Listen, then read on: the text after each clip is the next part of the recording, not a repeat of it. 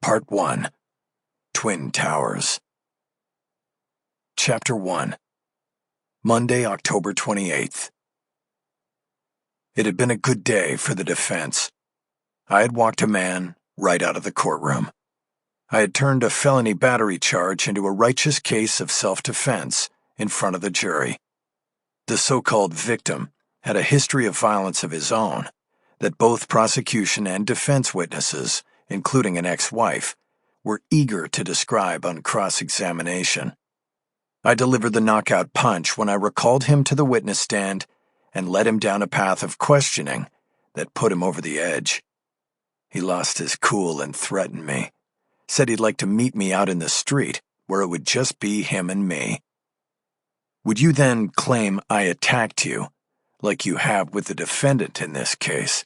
I asked. The prosecutor objected, and the judge sustained. But that was all it took. The judge knew it. The prosecutor knew it. Everybody in the courtroom knew it. I notched the NG after less than half an hour of jury deliberation. It wasn't my quickest verdict ever, but it came close. Within the informal downtown defense bar, there is a sacred duty to celebrate a not guilty verdict the way a golfer celebrates a hole-in-one at the clubhouse. That is, drinks all around.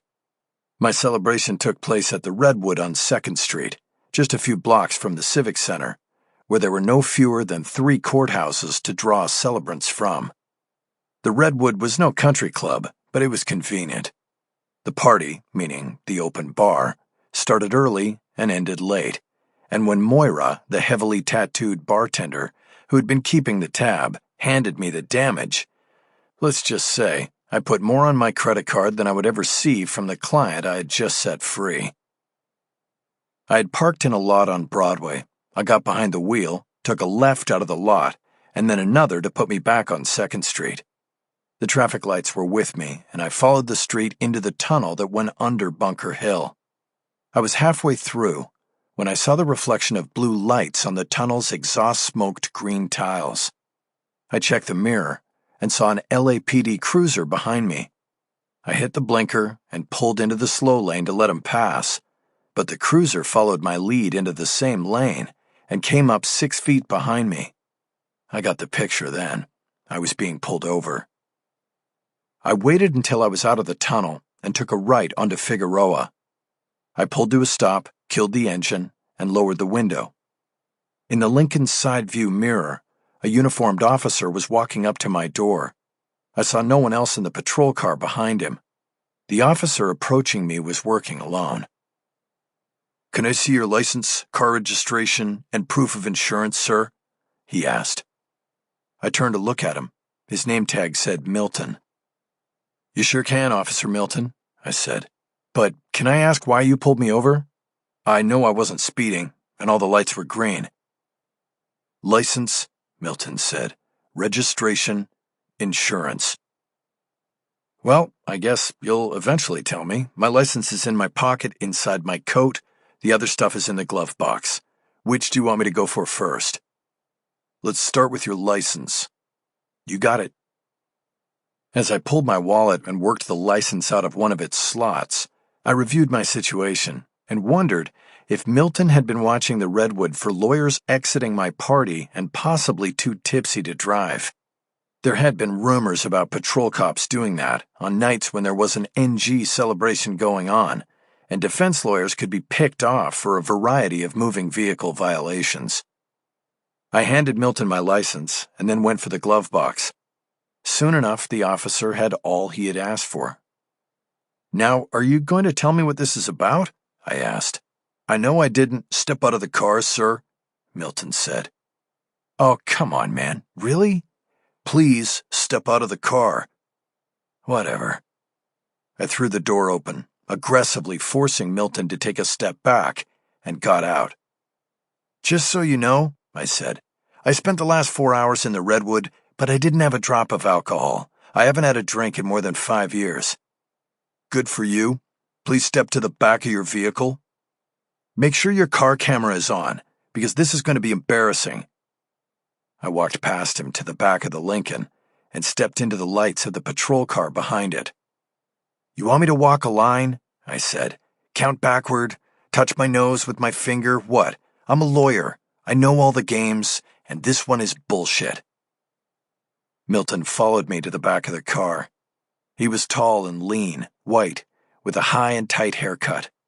I saw the Metro Division badge on his shoulder and 4 chevrons on his long sleeves. I knew they gave them out for 5 years of service each. He was a veteran Metro bullet head all the way. You see why I stopped you, sir? He said. Your car has no plate. I looked down at the rear bumper of the Lincoln. There was no license plate. God damn it, I said. This is some kind of prank. We were celebrating I won a case today and walked my client. The plate says I walk 'em, and one of those guys must have thought it was a joke to steal the plate. I tried to think about who had left the Redwood before I did, and who would have thought this was a funny thing to do. Daly, Mills, Bernardo. It could have been anyone. Check the trunk, Milton said. Maybe it's in there. No, they would need a key to put it in the trunk, I said. I'm going to make a call, see if I can. Sir, you're not making a call until we're finished here. That's bullshit. I know the law. I'm not in custody. I can make a call. I paused there to see if Milton had any further challenge. I noticed the camera on his chest. My phone's in the car, I said. I started moving back to the open door. Sir, stop right there, Milton said from behind me. I turned around. What? He snapped on a flashlight and pointed the beam down at the ground behind the car. Is that blood? He asked. I stepped back and looked down at the cracked asphalt. The officer's light was centered on a blotch of liquid beneath the bumper of my car. It was dark maroon at the center and almost translucent at its edges. I don't know, I said. But whatever it is, it was already there. Just as I said it, we saw another drop come down from the bumper and hit the asphalt. Sir, open the trunk, please, Milton demanded as he put the flashlight into a belt holster. A variety of questions cascaded through my mind, starting with what was in the trunk and ending with whether Milton had probable cause to open it if I refused. Another drop of what I now assumed to be bodily fluid of some sort hit the asphalt. Write me the ticket for the plate, Officer Milton, I said, but I am not opening the trunk. Sir, then I am placing you under arrest, Milton said. Put your hands on the trunk. Arrest? For what? I'm not... Milton moved in on me, grabbing me and spinning me toward my car. He threw all of his weight into me and doubled me over the trunk. Hey, you can't... One at a time, my arms were roughly pulled behind my back, and I was handcuffed. Milton then put his hand into the back collar of my shirt and jacket and yanked me up off the car. You're under arrest, he said. For what? I said. You can't just... For your safety and mine, I'm putting you into the back of the patrol car. He grabbed my elbow to turn me again and walked me to the rear passenger door of his car. He put his hand on top of my head as he pushed me into the plastic seat in the back. He then leaned across to buckle me in. You know you can't open the trunk, I said. You have no probable cause. You don't know if that's blood, and you don't know if it's coming from the interior of the car. I could have driven through whatever it is. Milton pulled back out of the car and looked down at me. Exigent circumstances, he said. There might be someone in there who needs help. He slammed the door. I watched him go back to my Lincoln and study the trunk lid for some sort of release mechanism. Finding none, he went to open the driver's door and reached in to remove the keys. He used the key fob to pop the trunk, standing off to the side should someone come out of the trunk shooting. The lid went up, and an interior light went on. Milton supplemented it with his own flashlight. He moved from left to right, stepping sideways and keeping his eyes on the beam on the contents of the trunk. From my angle in the back of the patrol car, I could not see into the trunk, but could tell by the way Milton was maneuvering and bending down for a closer look that there was something there. Milton tilted his head to talk into the radio mic on his shoulder and then made a call, probably for backup, probably for a homicide unit. I didn't have to see into the trunk to know that Milton had found a body. Chapter 2. Sunday, December 1st.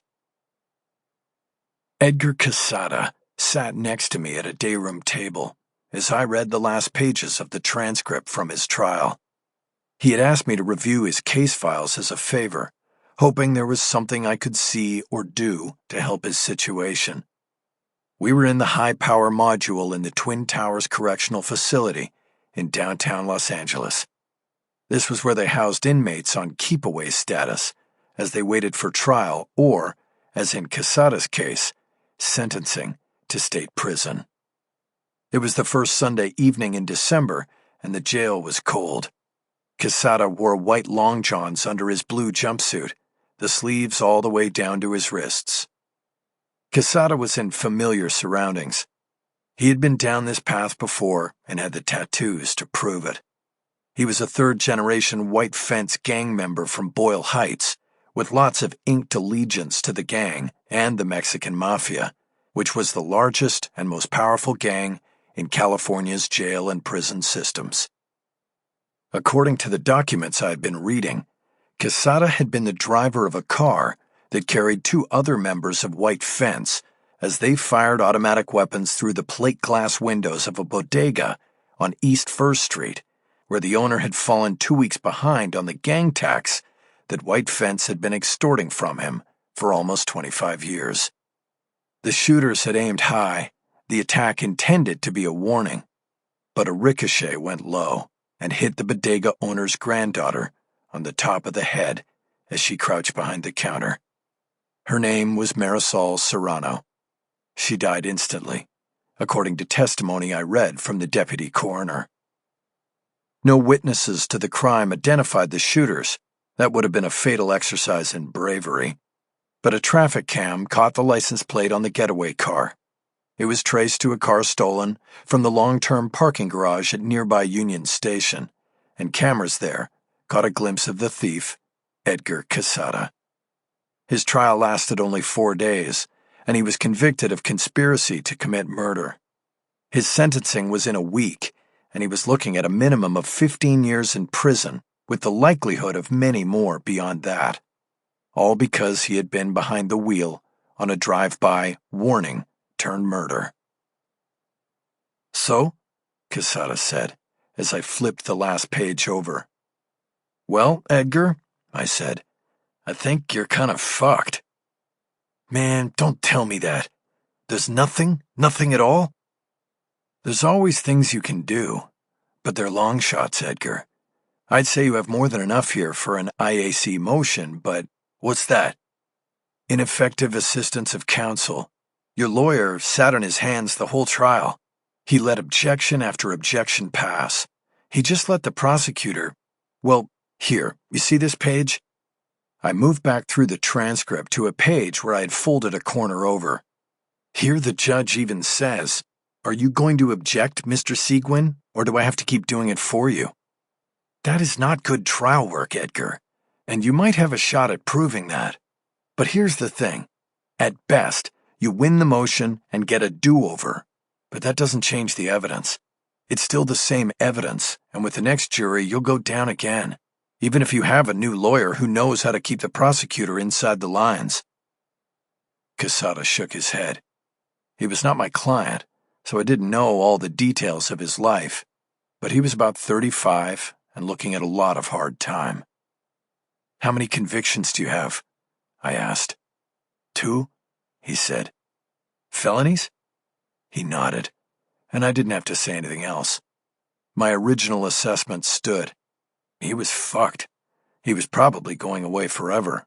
Unless... "You know why they got you here in high power instead of the gang module, right?" I said. "Any day now, they're going to pull you out of here, put you in a room, and ask you the big question. Who was in the car with you that day? I gestured to the thick transcript. There's nothing here that will help you, I said. The only thing you can do is deal the time down by giving up names. I said the last part in a whisper, but Casada didn't respond as quietly. That's bullshit, he yelled. I checked the mirrored window of the control room overhead, even though I knew I could see nothing behind it. I then looked at Casada and saw the veins in his neck start to pulse, even beneath the inked necklace of cemetery stones that circled it. Cool down, Edgar, I said. You asked me to look at your file, and that's all I'm doing. I'm not your lawyer. You should really talk to him about— I can't go to him, Casada said. Holler, you don't know shit! I stared at him, and finally understood. His lawyer was controlled by the very people he would need to inform on. White Fence. Going to him would almost assuredly result in a Mexican mafia-engineered snitch shanking, whether he was in the high-power module or not. It was said that the MA, as it was more informally known, could get to anybody, anywhere, in a California lockdown. I was literally saved by the bell. The 5-minute warning horn before bed check sounded. Casada reached across the table and roughly grabbed up his documents. He was through with me. He got up while still smoothing all the loose pages into a neat stack. Without a thank you or a fuck you, he headed off to his cell. And I headed to mine. Chapter 3. At 8 p.m., the steel door of my cell automatically slid closed with a metallic bang that jolted my entire being. Every night it went through me like a train. I had been in lockup for 5 weeks now, and it was something I couldn't and didn't ever want to get used to. I sat down on the 3-inch thin mattress and closed my eyes.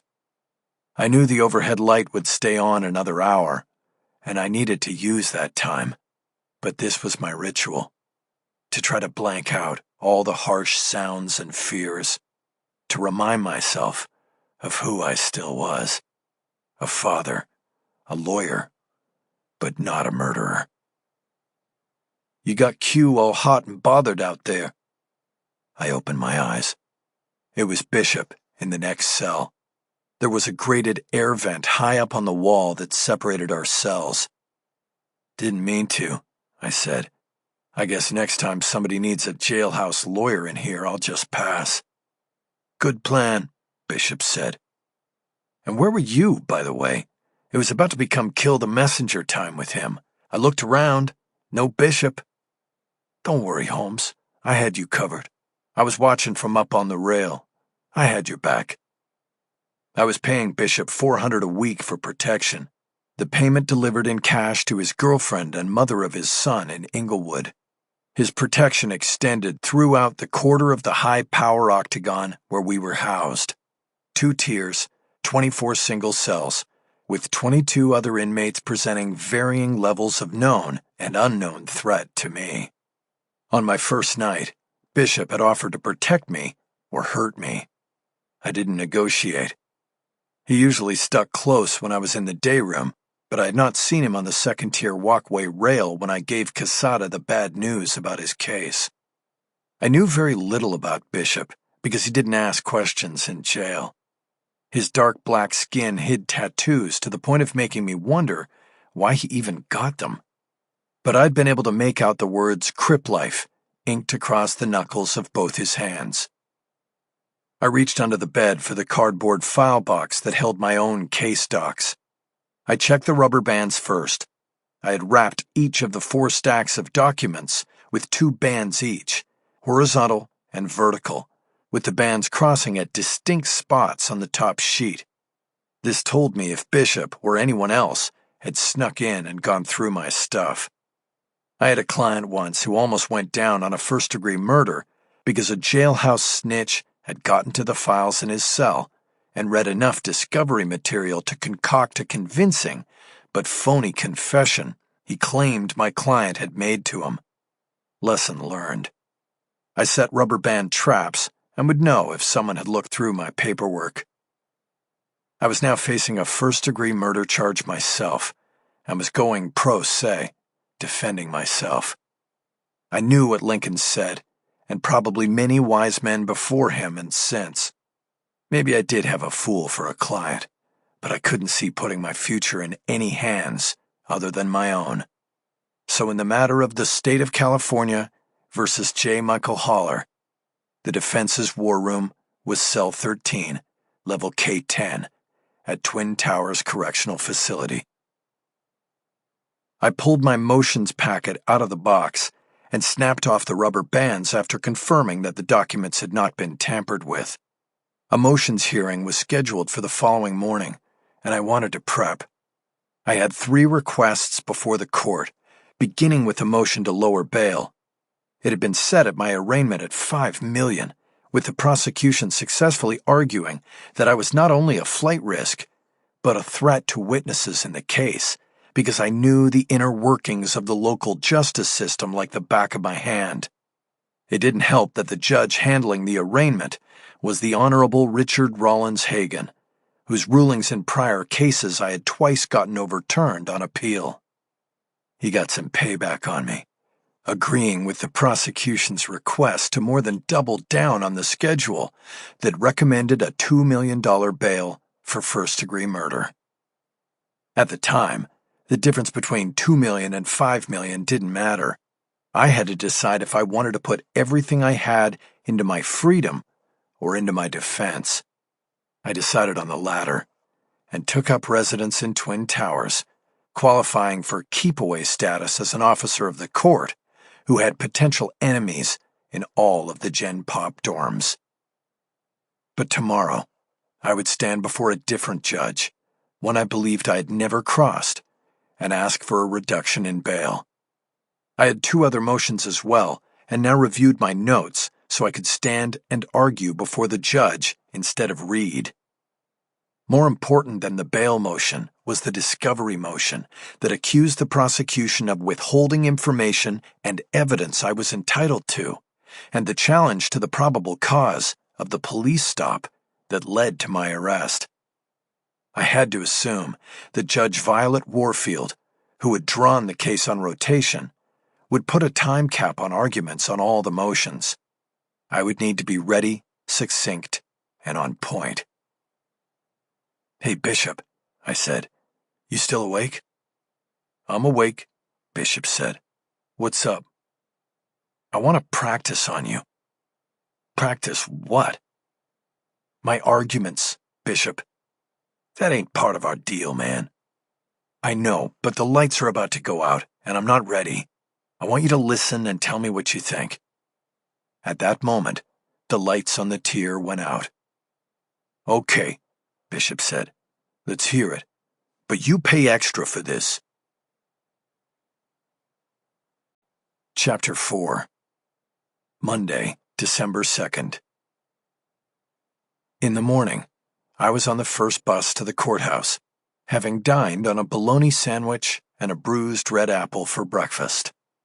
It was the same breakfast every morning, and it was served again at lunch for good measure. In my 5 weeks here, we caught a break from it on Thanksgiving only, when the bologna was replaced with a slice of pressed turkey and served at all 3 meals. I was long past any revulsion with the food at Twin Towers. It was the routine, and now I put it away quickly and easily, every breakfast and every lunch. Still, I estimated that I had already lost between 10 and 20 pounds during my incarceration, and I looked at it as getting down to fighting weight for what would surely be the bout of my life. On the bus, I was with 39 other inmates, most of whom were heading to morning arraignment court. As a lawyer, I had seen the wide-eyed look of fear in clients when I met them for initial consultation at first appearances. But that was always in court, and always with me calming and preparing them for what lay ahead. On the buses, I was surrounded by it. Men facing their first experience of incarceration. Men who had been in lockup many times before. Rookie or recidivist, there was a palpable sense of desperation coming from all of them. I found the bus rides to and from court to be my own moments of biggest fear. It was random selection when you were loaded on. I had no bishop, no bodyguard. Should anything happen to me, the deputies were behind an iron grate at the front, the driver and so-called safety deputy. Their role would be simply to sort out the dead and dying when whatever happened was over. They weren't there to protect and serve, just to move people along in the underbelly of the justice system. This time, it was one of the modern buses with compartmentalized seating, the sight of which filled me with even more dread. The newer fleet was designed after there had been full-scale riots on buses that had raged out of control.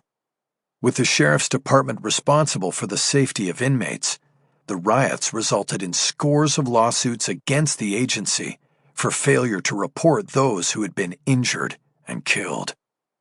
I had lodged a couple of those lawsuits myself, and so was aware of the weaknesses of the old and new designs. The new buses were sectioned off by steel fencing into seating compartments of 8 inmates each. This way, if a fight broke out, it was contained to a maximum of 8 combatants. The buses had 5 such compartments and were loaded back to front, filling the seats in the rear section first, and so on.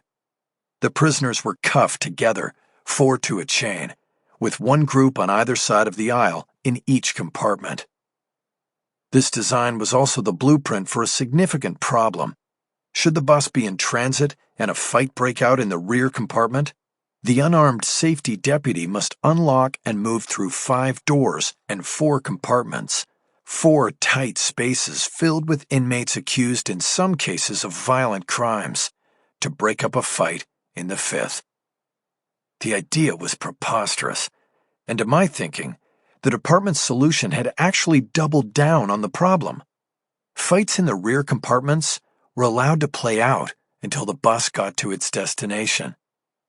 Those who could walk off did, and those who couldn't were tended to. The bus pulled into the cavernous garage beneath the Clara Shortridge Foltz Criminal Justice Center, and we were offloaded and escorted into the building's vertical maze of holding cells that served its 24 different courtrooms. As a pro se, I was entitled to some legal niceties not afforded most of the men and women who came off the buses. I was led to a private holding cell where I could confer with my investigator and stand-in attorney, the lawyer assigned as my backup, to handle the printing, filing, and in some cases fine-tuning of motions and other documents produced as part of the case. My investigator was Dennis Cisco Wojciechowski, and the stand-in was my law partner, Jennifer Aronson. Everything moves slowly in incarceration. My 4 a.m. wake-up at Twin Towers resulted in me getting to my private conference room at 8:40 a.m., a total travel distance of 4 blocks. I had brought one rubber-banded stack of documents with me, the motions, and was spreading them out on the metal table when my team was shown in by a detention deputy at 9 sharp. Cisco and Jennifer were required to sit across the table from me. No handshakes or hugs.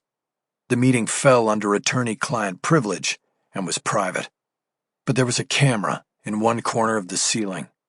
We would be watched, but the camera carried no audio back to the deputy who monitored it. Or so it was claimed. I didn't fully believe this, and during prior team meetings, I had occasionally made a remark or issued an order designed to send the prosecution off on a wild goose chase if they happened to be illegally listening in. I used the code word Baja in each statement to alert my team to the ruse. I was in dark blue scrubs with LAC detention stenciled across the front and back of my shirt. Like Edgar Casada the evening before, I wore long johns underneath. I had quickly learned during my stay with the county that the early morning bus rides and courthouse holding cells were unheated, and I dressed accordingly. Jennifer was dressed for court, in a charcoal gray suit and cream-colored blouse. Cisco, as was his routine, was dressed for a sunset ride down the Pacific Coast Highway on his classic Harley Panhead, Cody Jinks blasting on his helmet stereo, black jeans, boots, and t-shirt. It appeared that his skin was impervious to the cold, damp air of the conference cell. That he was originally from Wisconsin might have had something to do with that. "How's my team this fine morning?" I said cheerily. Although I was the one incarcerated and wearing the jailhouse scrubs, I knew it was important to keep my people engaged and not worried about my predicament. Act like a winner and you'll become a winner, as David Legal Siegel, my father's partner and the man who mentored me in the law, used to say. "All good, boss," Cisco said. "How are you doing?" Jennifer asked. "Better to be in the courthouse than the jail," I said. "Which suit did Lorna pick out?" Lorna Taylor was my case manager, as well as my sartorial consultant.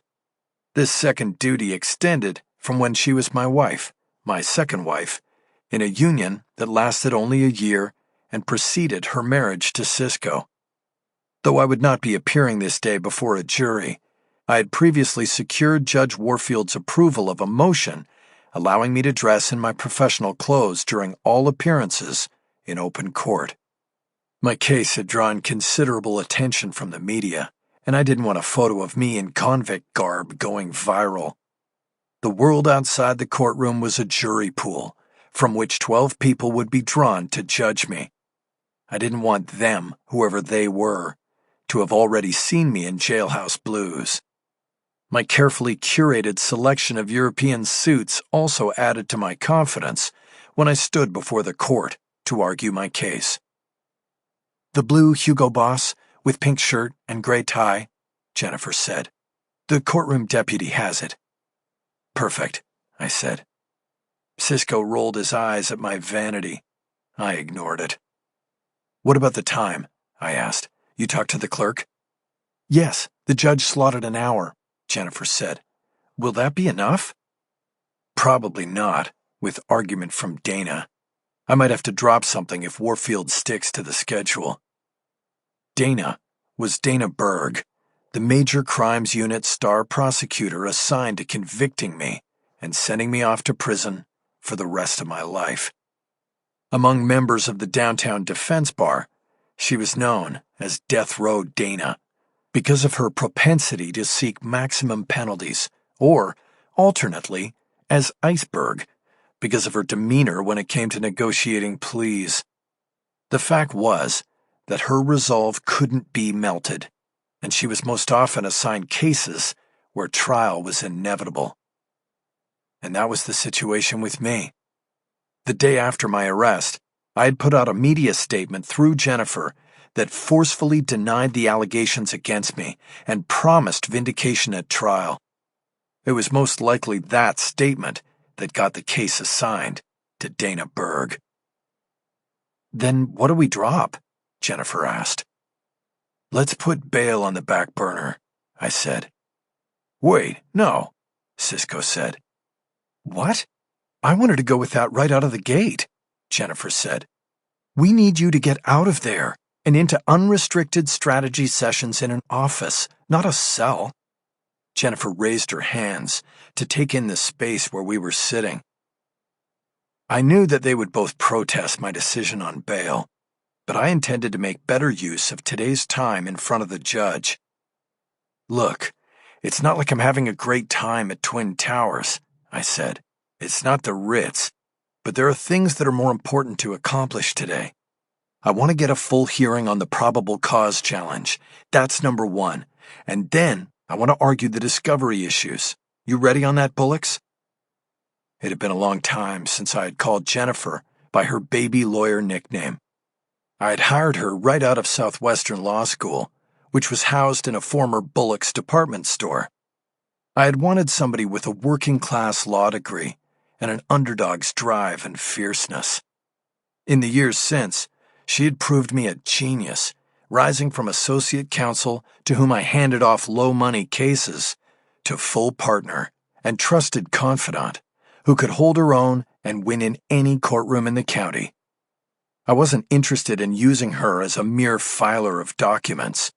I wanted her going toe-to-toe with Dana Berg on the prosecution's delays in discovery. This was the most important case of my career, and I wanted her side by side with me at the defense table. "I'm ready," she said, "but I'm also ready to argue bail. You need to be out so you can prepare for trial without needing a bodyguard watching your back while you're eating bologna fucking sandwiches." I laughed. I guessed I had complained a little too often about the Twin Towers menu. "Look, I get that," I said, "and I don't mean to laugh. But I need to keep payroll going, and I just don't want to come out of this thing bankrupt and with nothing left for my daughter. Somebody's got to pay for law school, and it's not going to be Maggie McPherce." My first ex-wife, and the mother of my child, was a prosecutor in the district attorney's office. Real name, Maggie McPherson. She made a comfortable living and had raised our daughter Haley in a safe neighborhood in Sherman Oaks, not counting a 2-year stint in Ventura County, where she went to work for the DA while waiting for a political fire to burn itself out down here. I had paid for private schools all the way, and now Haley was 1L at USC after graduating from Chapman in May. That carried a steep price tag that fell solely to me to pay. I had planned for it and had covered it in savings, but not if I pulled the cash and put it into a non-refundable bond just to spring myself loose to prep for trial. I had done the math, and it wasn't worth it. Even if we persuaded Judge Warfield to cut bail in half, I was still looking at needing $250,000 to buy a bond that really only amounted to 3 months of freedom.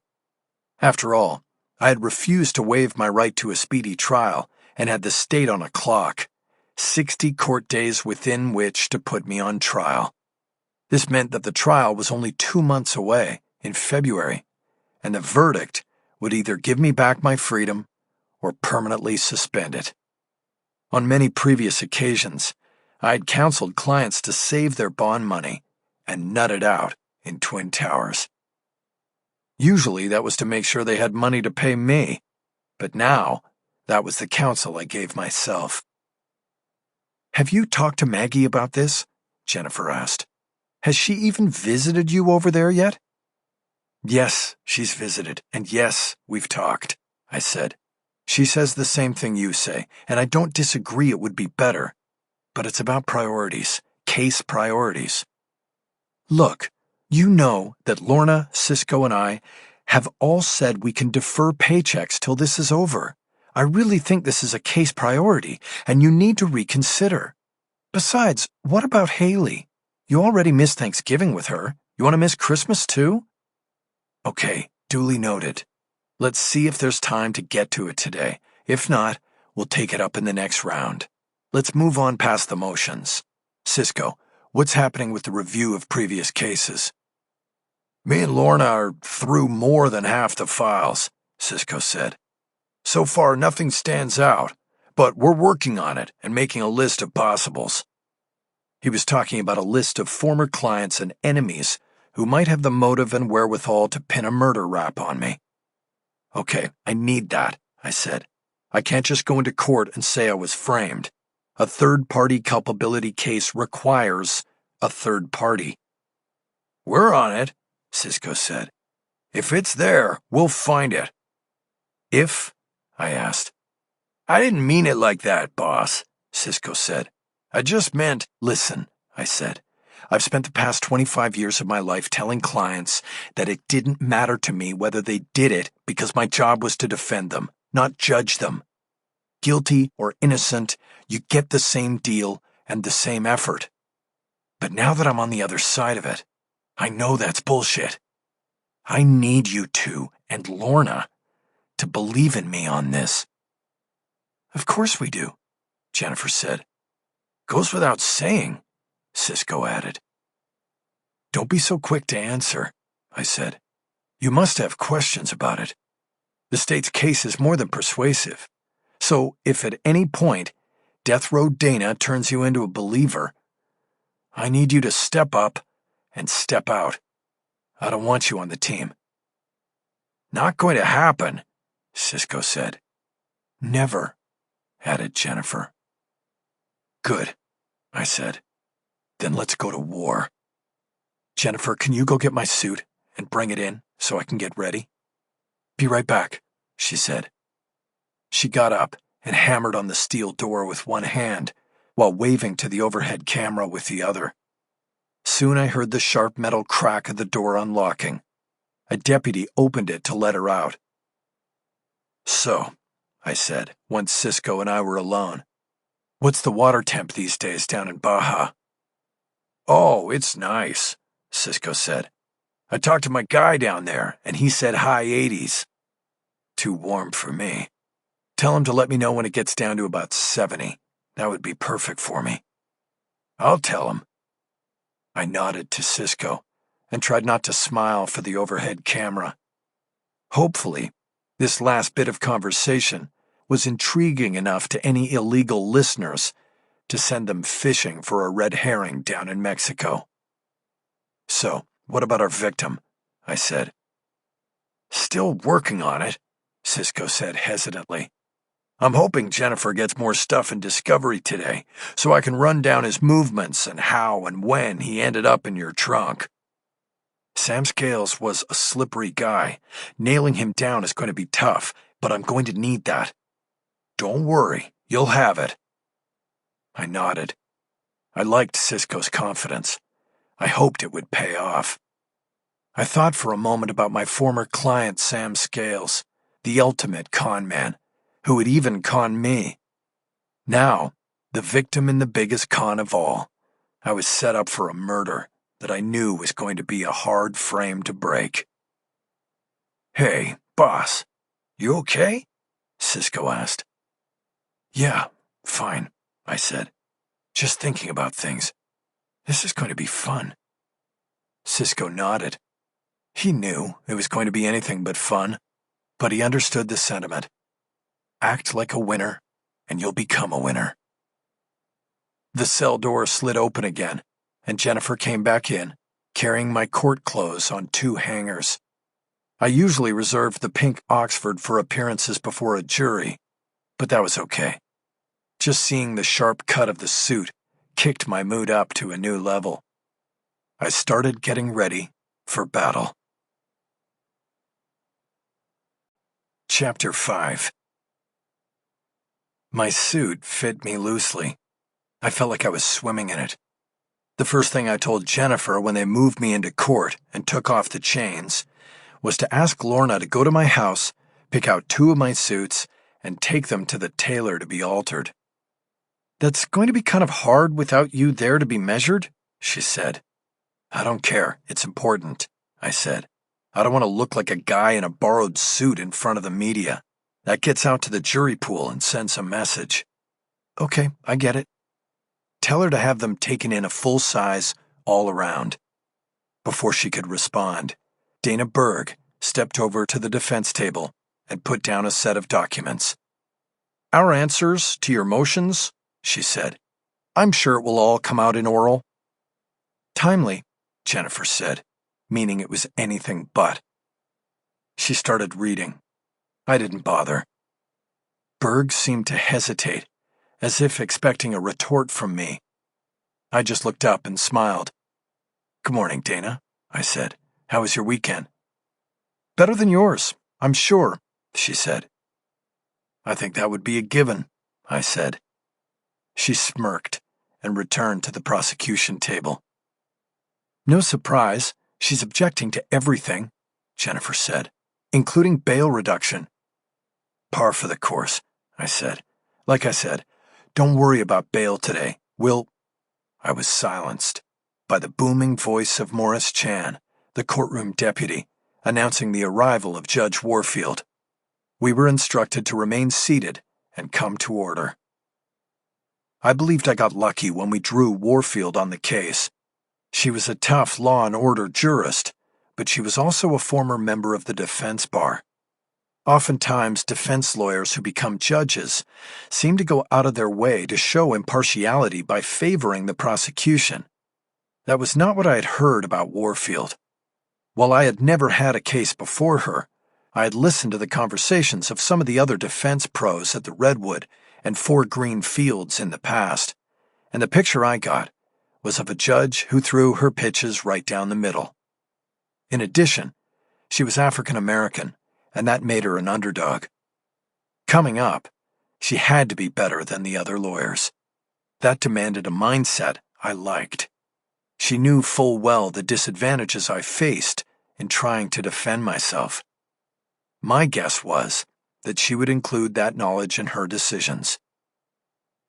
We're on the record in California versus Haller, and we have a series of defense motions to consider, the judge said. Mr. Haller, will you be offering argument, or will it be your co-counsel, Miss Aronson? I stood to reply. May it please the court, I began. We would like to tag team a little bit today. I would like to start with a motion to suppress. Very well, Warfield said. Proceed. Here's where it got tricky. I had filed what was technically a motion in limine to exclude evidence that had been unconstitutionally obtained. I was challenging the traffic stop that led to the discovery of the body of Sam Scales in the trunk of my car. If I won the motion, the case against me would probably be DOA. But it was a long shot to believe that a judge, even as impartial as I had heard Warfield to be, would throw such a wrench into the state's case. But that was what I was counting on, because I didn't want that to happen either. With any other client, I would want that ruling, but this was my own case. I did not want to win on a technicality. I needed to be exonerated. The trick here was to have a full-blown hearing on the constitutionality of the traffic stop that put me in jail. But I only wanted it in order to get Officer Milton on the stand so that I could draw out his story and lock it down under oath. Because I believed I was set up, and that the setup had to have included Milton in some way, whether knowingly or not. Carrying the printout of the motion, I walked to the lectern between the prosecution and defense tables.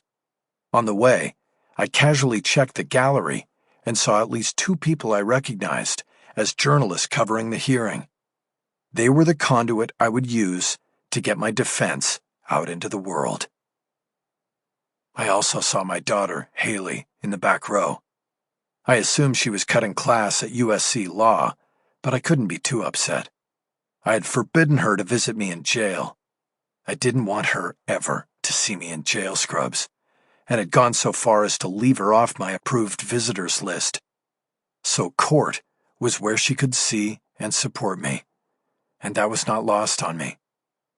I also knew that she was leaving the make-believe world of law school and getting a real education in the law by being here. I threw her a nod and a smile, but seeing her now reminded me how ill-fitting my suit was. It looked borrowed and announced that I was a convict to all courtroom observers. I might as well have been wearing the scrubs. I tried to shake off these thoughts when I got to the lectern, and I turned my attention to the judge. Your Honor, I said, as the motion before the court states, the defense contends that I was set up and framed in this case, and that setup came into play with the illegal and unconstitutional stop by the police on the night I was arrested. I have set up by whom, Mr. Haller? The judge asked. I was thrown by the question. As valid as it might have been, it was unexpected from the judge, especially before I finished my argument. Judge, that is irrelevant to this hearing, I said. This is about the traffic stop and whether it was constitutional. But you are saying you were framed. Do you know who framed you?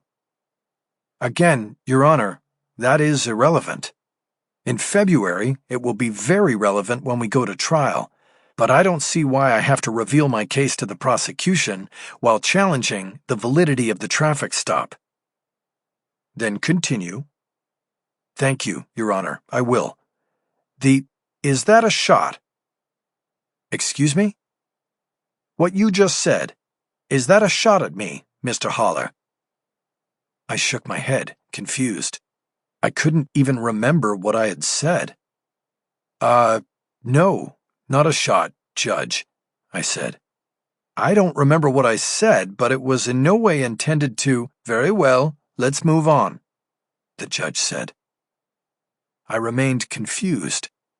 The judge appeared to be sensitive to anything she construed as a questioning of her skill or authority, but it was good to register this early in the process.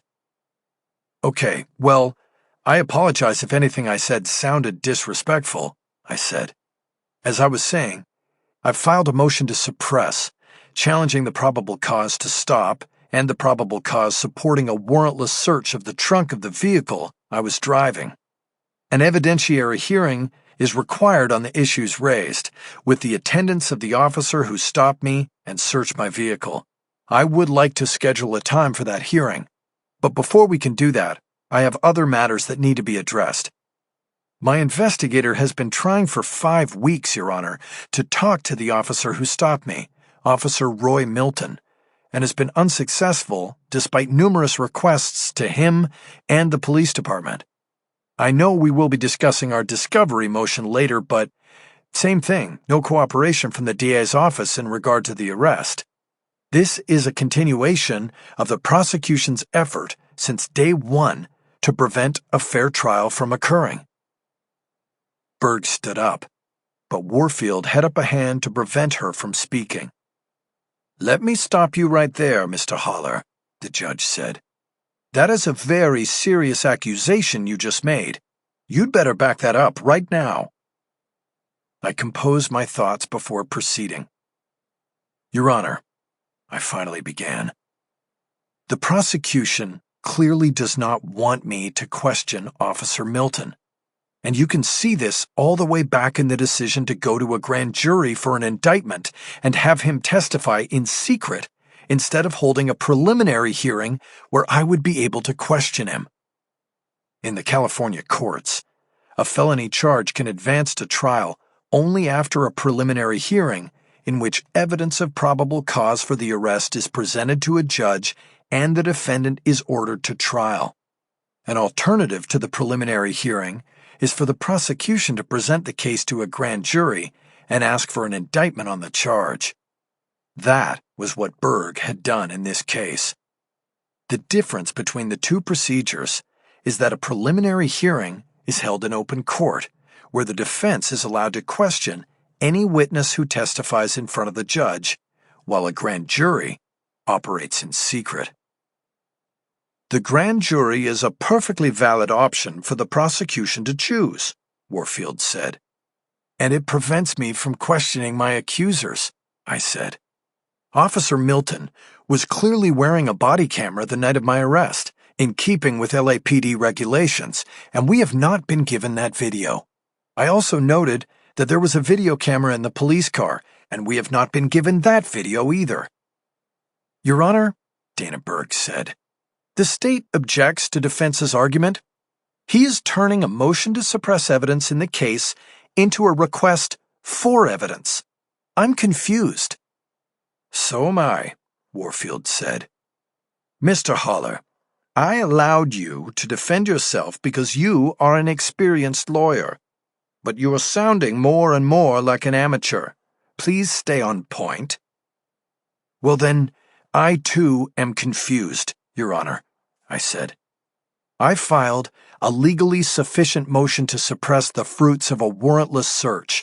Ms. Berg bears the burden of demonstrating the justification for the search, yet I don't see Officer Milton in the courtroom.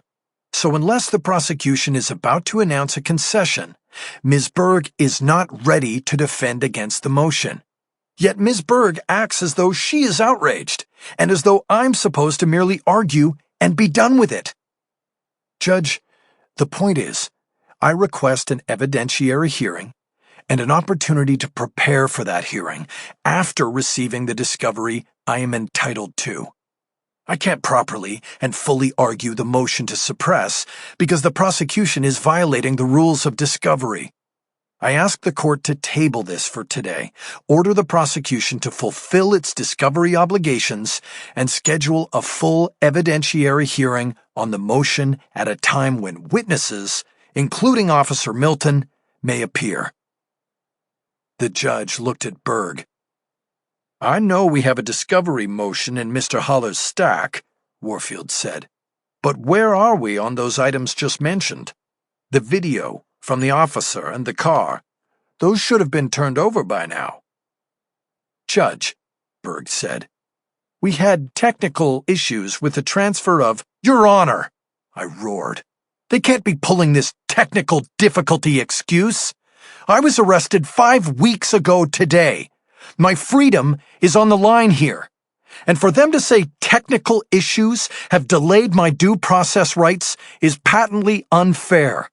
They are trying to keep me from getting to Milton, plain and simple. They did it when they went to a grand jury instead of a prelim, and they are doing it again here. I have not waived my right to a speedy trial, and the prosecution is doing anything and everything it can to push me toward a delay.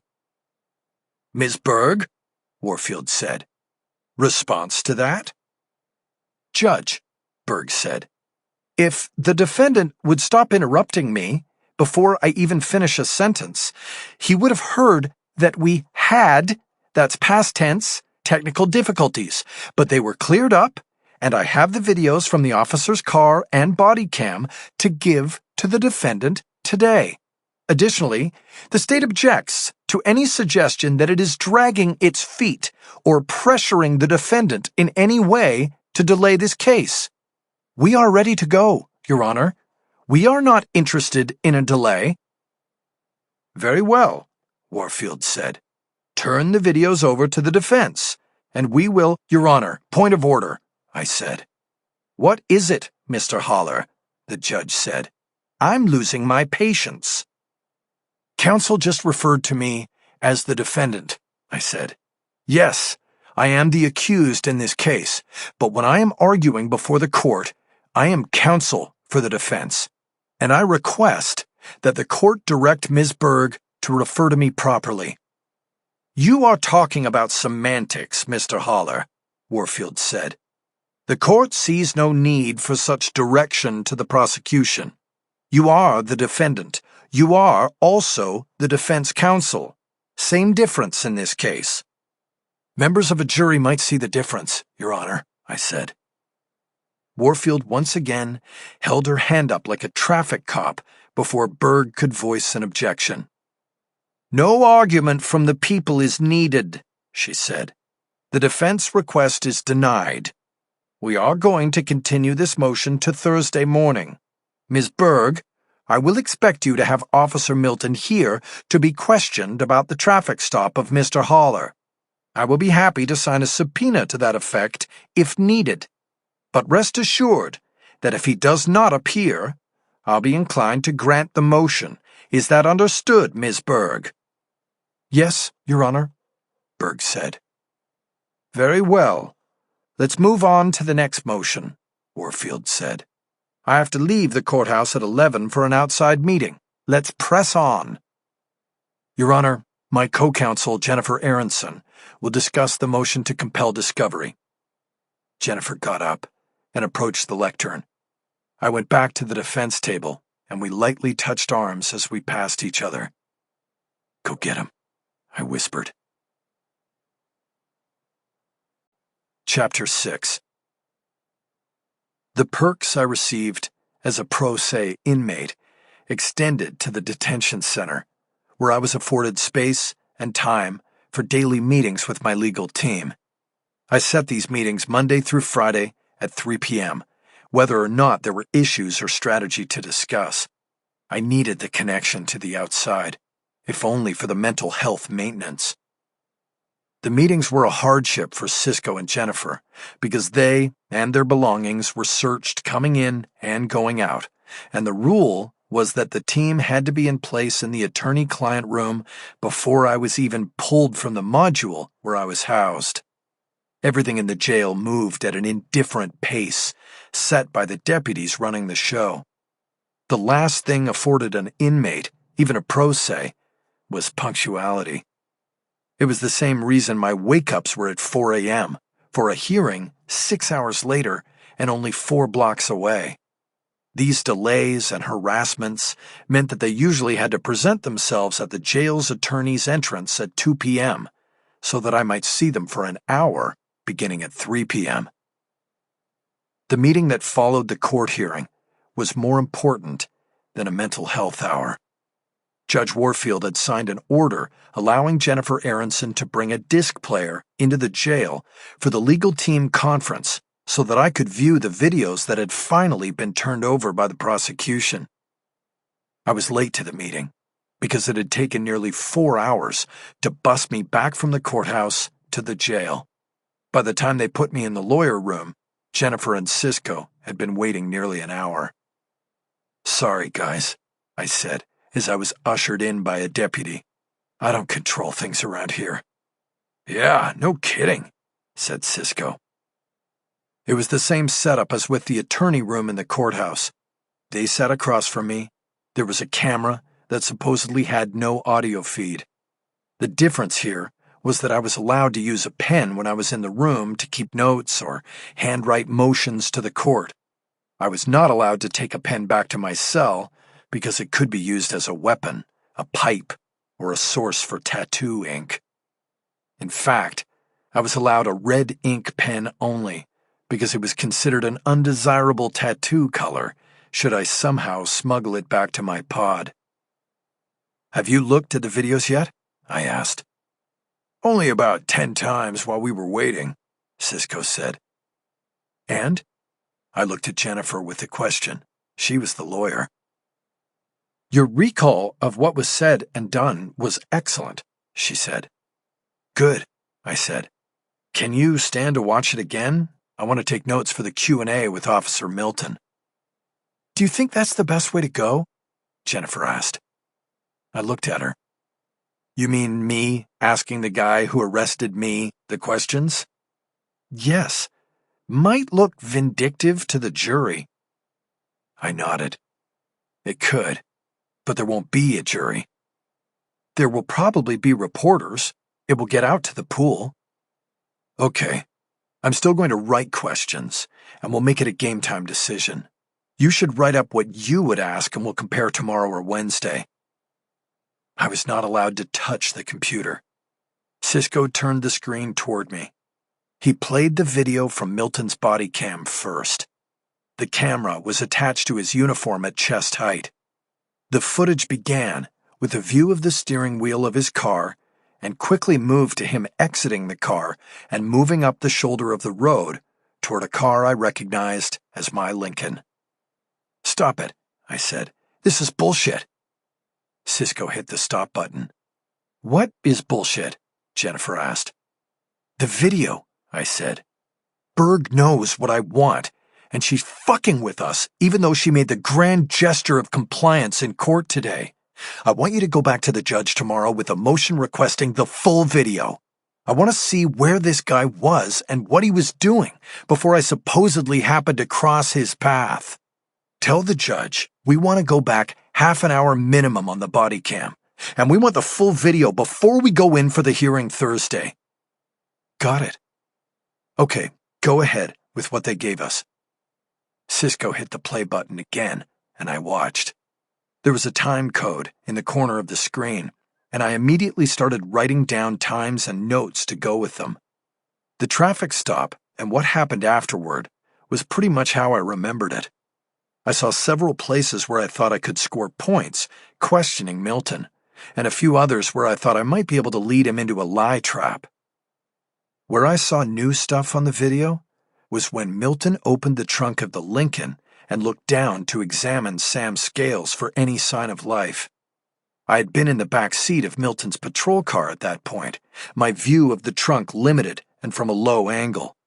Now, I was looking at Sam's body on its side, knees pulled up toward the chest and arms behind his back, secured with several wraps of duct tape. He was overweight and looked as though he was crammed into the trunk. I could see bullet wounds in the chest and shoulder areas, and what looked like an entrance wound on the left temple and an exit through the right eye. This wasn't new to me. We'd already gotten crime scene photos in the first batch of discovery from Berg, but the video lent a visceral realness to the crime and the crime scene. Sam Scales in life deserved no sympathy, but in death, he looked pitiful. Blood from his wounds had spread across the floor of the trunk and dripped out through a hole created by the bullet that exited his eye. "Oh shit," Milton could be heard saying. And then he followed his exclamation with a low humming that sounded like a stifled laugh. "Play that part again," I said, "after Milton says, 'oh shit.'" Sisko replayed the sequence, and I listened again to the sound Milton had made. It was almost like he was gloating. I thought it might be useful for a jury to hear. "Okay, freeze it," I said. The image on the screen froze. I looked at Sam Scales. I had represented him for several years, and through different charges, and had somehow liked him, even as I privately joined the public in their outrage at the scams he pulled. A weekly newspaper had once labeled him the most hated man in America, and it wasn't hyperbole. He was a disaster con artist. Without showing a scintilla of guilt or conscience, he set up websites to take donations for survivors of earthquakes, tsunamis, mudslides, and school shootings. Wherever there was a tragedy that caught up the rest of the world in horror, Sam Scales was there with the quickly built website, the false testimonials, and the button that said, "Donate now." Though truly believing in the ideal that everybody charged with a crime deserves the best defense possible, even I could not take Sam Scales for very long. It wasn't that he had refused to pay an agreed-upon fee for the last case I handled for him. The final straw came with the case I didn't handle: his arrest for soliciting donations to pay for coffins for children killed in a child care center massacre in Chicago. Donations poured into a website Scales had built, but as usual, the money went right into his pocket. He called me from jail after his arrest. When I heard the details of the scam, I told Sam our relationship was over. I got a request for his files from a lawyer with the public defender's office, and that had been the last I had heard about Sam Scales. Until he ended up dead in the trunk of my car. "Anything unique on the car cam?" I asked. "Not really," Sisko said. "Same stuff, different angle." "Okay, then let's skip that for now. We're running out of time. What else was in the latest discovery from Death Row Dana?" My attempt to inject a little levity into the discussion fell on deaf ears. The stakes were too high for these two to make jokes. Sisko answered my question in the full-on professional tone that contradicted his look and demeanor. "We also got video from the black hole," he said. "I haven't had time to go through it all, but it will be my priority once I get out of here." The black hole was what regular downtown commuters called the massive underground parking garage located beneath the Civic Center. It spiraled down into the earth 7 levels deep. I had parked there on the day of the Sam Scales murder, giving my driver the day off because I expected to be in trial all day. The prosecution's theory was that I had abducted Sam Scales the night before, put him in the trunk, and shot him, leaving his body there overnight and the next day while I was in court. To me, that theory defied common sense, and I was confident I could convince a jury of that. But there was still time between now and the trial for the prosecution to change theories and come up with something better. Time of death had been set at approximately 24 hours before the body's discovery by Officer Milton. This also accounted for the leakage under the car that had supposedly alerted Milton and led to the grim discovery of the trunk's contents. The body was beginning to break down and decompose, and fluids were leaking through the bullet hole in the floor of the trunk. Any theory on why the prosecution wanted those angles in the garage? I asked. I think they want to be able to say that nobody tampered with your car all day, Jennifer said. And if the camera angles are clear enough to show the dripping of bodily fluids under the car, then they have that too. We'll know more when I can get a look, Cisco added. A sudden chill went through me as I thought about how someone had murdered Sam Scales in my car, most likely while it was parked in my garage. And then how I had driven around with the body for a day. Okay, what else? I asked. This is new, Cisco said. We have a witness report from your next-door neighbor who heard the voices of two men arguing at your house the night before. I shook my head. Didn't happen, I said. Who was it? Mrs. Sjogren or that idiot Chasen who lives downhill from me? Cisco looked at the report. Millicent Sjogren, he read. Couldn't make out the words, just angry voices. Okay, you need to interview her, and don't scare her, I said. Then you talk to Gary Chasen on the other side of the house. He's always picking up strays in West Hollywood, and then they get into arguments. If Millie heard an argument, it was coming from Chasen's. Since it's a stepped neighborhood and she's at the top of the hill, she hears everything. What about you? Jennifer asked. What did you hear? Nothing, I said. I told you about that night. I went to bed early and didn't hear a thing. And you went to bed alone, Jennifer confirmed. Unfortunately, I said.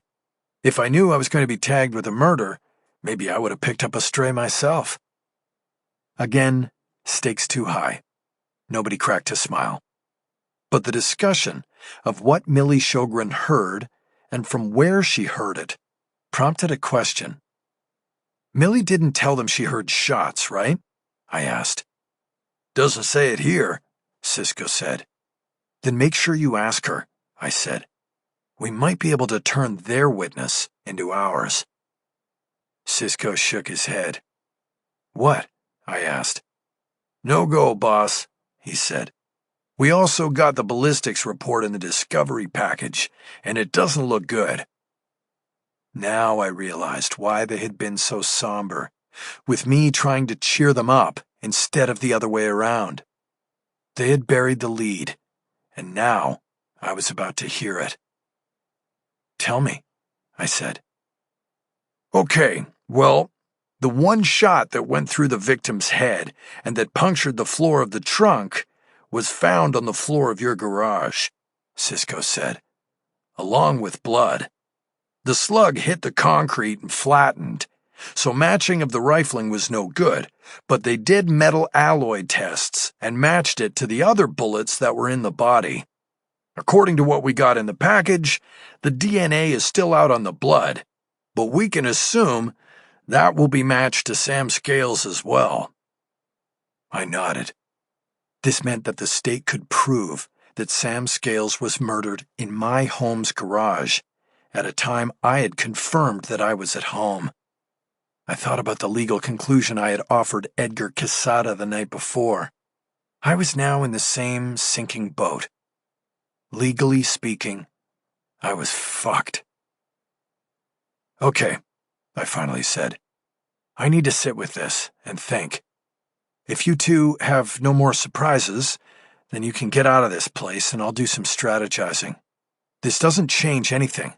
It's still a setup. It's just a fucking good one, and I need to close my eyes and figure things out.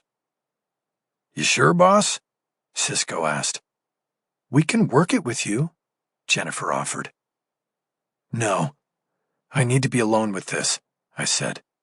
You two go. Cisco got up and went to the door, where he knocked hard on the metal with the side of his meaty fist. Same time tomorrow? Jennifer asked. Yes, I said. Same time. At some point, we have to stop trying to figure out their case and start building ours. The door opened, and a deputy collected my colleagues for exit processing. The door was closed, and I was left alone.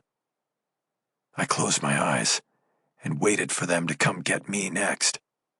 I heard the banging of steel doors and the echoing shouts of caged men. Echoes and iron were the inescapable sounds of my life at Twin Towers. Chapter 7. Tuesday, December 3rd. In the morning, I notified the day room deputy that I needed to go to the law library to do research on my case. It was 90 minutes before another deputy came to escort me there. The library was just a small room on B level, where there were 4 desks and a wall of shelves containing 2 copies of the California Penal Code and several volumes containing case law and reported decisions of the state's Supreme Court and lower appellate courts. I had checked a handful of the books on my first visit to the library and found them seriously out of date and useless. Everything was on computer these days and updated immediately upon the change of a law or the setting of a precedent. Books on shelves were for show. But that was not why I needed the library. I needed to write down my sleepless night's thoughts on the case, and I was allowed to check out and use a pen at the library. Of course, Bishop had long ago offered to rent me a pencil stub that I could surreptitiously use in my cell, but I declined because I knew that before it got to me, it would have come into the jail and been passed module to module in a series of visitor and inmate rectums. When not actually using the pencil, I would also be expected to hide it from the hacks in such a manner. I chose the law library instead and set to work, writing on the back of the pages of a motion that had already been filed and dismissed. What I put together was essentially a to-do list for my investigator and co-counsel. We'd had some setbacks in the early going. No cameras in the lot where I had parked the night of the Redwood party. No cameras that worked, at least, at my across-the-street neighbors. My own camera on the front deck of my house did not pick up a view of the garage or street below. But I felt that there was still much that could be done to shift things and get momentum going in our favor. First and foremost, we needed to get full data downloads off my cell phone and car, both of which were currently in police custody. We needed to file motions to examine these and retrieve the data. I knew that a cell phone was the best personal tracker on the planet. In my case, it would show that on the night in question, mine was in my home the entire night. Data off the Lincoln's navigation system would show that the car was parked in the garage all evening and night and through the estimated time of death of Sam Scales. This, of course, didn't mean I could not have slipped out in a borrowed car or with a co-conspirator to abduct Sam Scales. But then logic and common sense starts undercutting the state's case. If I had planned the crime so carefully, why did I then drive around for a day with the body in the trunk? The car and phone data would be 2 powerful points to put in front of a jury, and they would also serve to corner the prosecution in regard to opportunity, a key building block of guilt. The prosecution carried the burden of proof, and therefore would have to explain how I committed this crime in my own garage when it could not be proven that either my car or I had ever left the property. Had I lured Sam Scales to the house and then killed him? Prove it. Had I used a different vehicle to secretly leave the house to abduct Sam and then bring him back to place him in the trunk of my own car and then kill him? Prove it.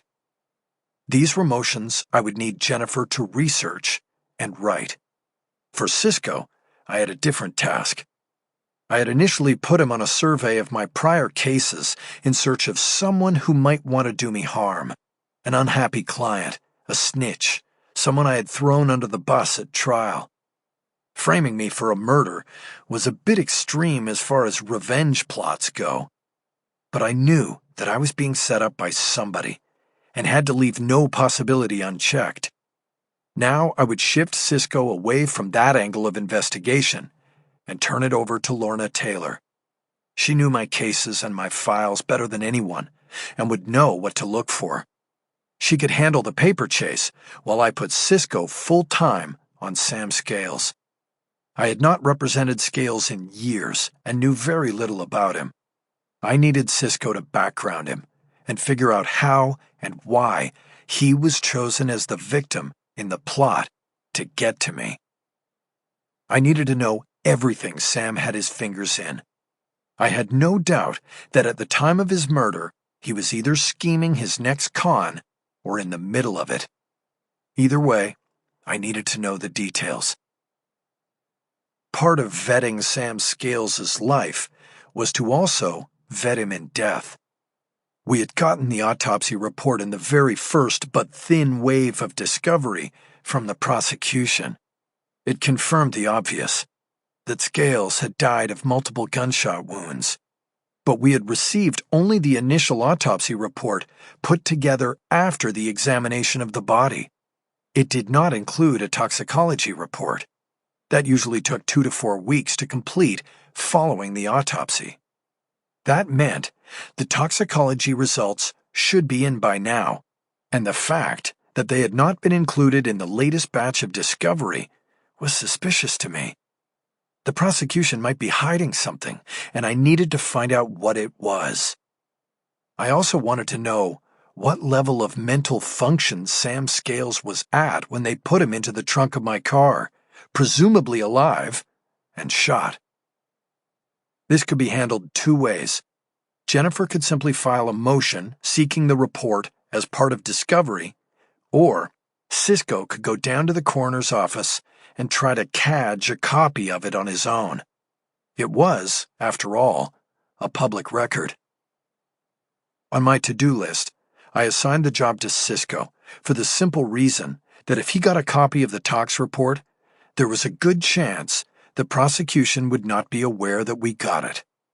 This was the better strategy.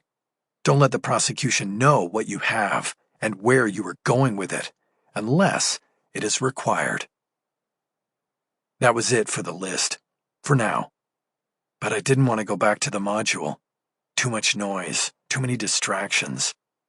I liked the quiet of the library, and decided that while I had a pen in hand, I might as well sketch out the brief on the motion to examine the cell phone and car. I wanted to hit Judge Warfield with it at Thursday's hearing so we could move expeditiously. If I outlined it for Jennifer now, she could easily have it ready to submit. But just as I began, the deputy assigned to the library got a call on his radio and told me I had a visitor. This was a bit of a surprise because I could be visited only by people I had put on the visitation list I filled out at booking.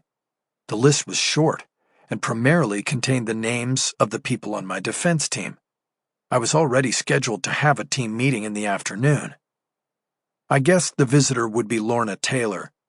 Though she managed my practice, she was neither a lawyer nor a licensed investigator, and that precluded her from being able to join the afternoon sessions with Jennifer and Cisco. But when I was escorted into the visitor booth and looked through the glass, I was pleasantly surprised to see the woman whose name I had written last on my list as a long-shot hope. Kendall Roberts was on the other side of the glass. I had not seen her in more than a year, not since she told me she was leaving me. I slid onto the stool in front of the glass and picked up the phone out of its cradle. She picked up the phone on the other side. "Kendall," I said, "what are you doing here?" "Well," she said, "I heard about you getting arrested, and I had to come. Are you okay?" "I'm fine. It's all bullshit, and I'll beat this in court." "I believe you." When she had left me, she had also left the city. When did you get here?" I asked. "Into town, I mean." "Last night, late." "Where are you staying?" "I'm at a hotel, by the airport." "Well, how long are you staying?" "I don't know. I have no plans." When is the trial? Not for, 2 months, but we're in court this Thursday. Maybe I'll come by. She said it as if I had invited her to a happy hour or a party. I didn't care. She looked beautiful. I didn't think she had cut her hair since I had last seen her. It now framed her face as it fell to her shoulders. The dimples in her cheeks when she smiled were there, like always. I felt my chest constrict. I'd been with my 2 ex-wives for a total of 7 years. I had spent almost as much time with Kendall, and it was good for every one of those years, until we started drifting apart, and she said she wanted to leave LA. I couldn't leave my daughter or my practice. I offered to make more time for travel, but I wasn't going to leave. So in the end, it was Kendall who left. She packed everything she owned one day while I was in trial and left me a note. I had put Cisco on it just so I had the comfort of knowing where she was and that she was all right, or so I told myself. He tracked her to Hawaii, but I left it at that. Never flew across the ocean to find her and beg her to return. I simply waited and hoped. Where did you come in from? I asked. Honolulu, she said. I've been living in Hawaii. Did you open a studio? No, but I teach classes. It's better for me not to be the owner. I just teach now. I get by. She'd had a yoga studio on Ventura Boulevard for several years, but sold it when she started getting restless. How long are you here? I told you, I don't know yet. Well, if you want, you can stay at the house. I obviously won't be using it. And you could water the plants, some of which I think are actually yours. Maybe. We'll see. The extra key is still under the cactus on the front deck. Thanks. Why are you here, Mickey? Don't you have bail or... Right now, they have me on $5 million bail, which means I could get out with a 10% bond. But you don't get that money back at the end, innocent or guilty, and that would be about everything I've got, including the equity in my house. I can't see giving all of that away for a couple of months of freedom. I've got them on a speedy trial clock, and I'm going to win this thing and get out without having to pay a bail bondsman a dime. She nodded. Good, she said. I believe you. The interviews were 15 minutes only, and then the phones would get cut off. I knew we were almost out of time. But seeing her made me think of all that was at stake. It is really nice of you to come see me, I said. I'm sorry the visits are so short, and you came so far.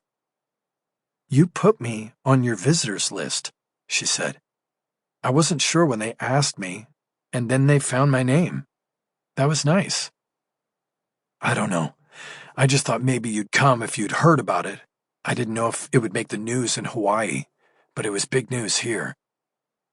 You knew I was in Hawaii? I had slipped up. Sort of, I said. When you left, like you did, I just wanted to make sure you were okay, you know? I had Cisco check things out, and he told me you flew to Hawaii. I didn't know where or anything like that, or if it was permanent, just that you had gone. I watched her think through my answer. Okay, she said, accepting it. How is it there? I asked, trying to move past my gaffe. You like it? It's been okay. Isolating. I'm thinking of coming back. Well, I don't know what I can do from here, but if there's anything you need, let me know. Okay, thanks. I guess I should be going. They said I only get 15 minutes. Yeah, but they just shut down the phones when your time is up. You think you'll come back to visit? I'm here every day, if I'm not in court. I smiled, like I was some sort of comedian hawking his stand-up act. Before she could answer, There was a loud electronic buzz on the phone, and the line went dead. I saw her speak, but didn't hear it. She looked at the phone and then at me, and slowly put it back in its cradle. The visit was over. I nodded at her and smiled awkwardly. She made a slight wave and then got up from her stool. I did the same and started walking down the line of visitor booths, all of them open behind the prisoner's stool. I looked through every window as I passed and caught a few glimpses of her moving parallel to me on the other side.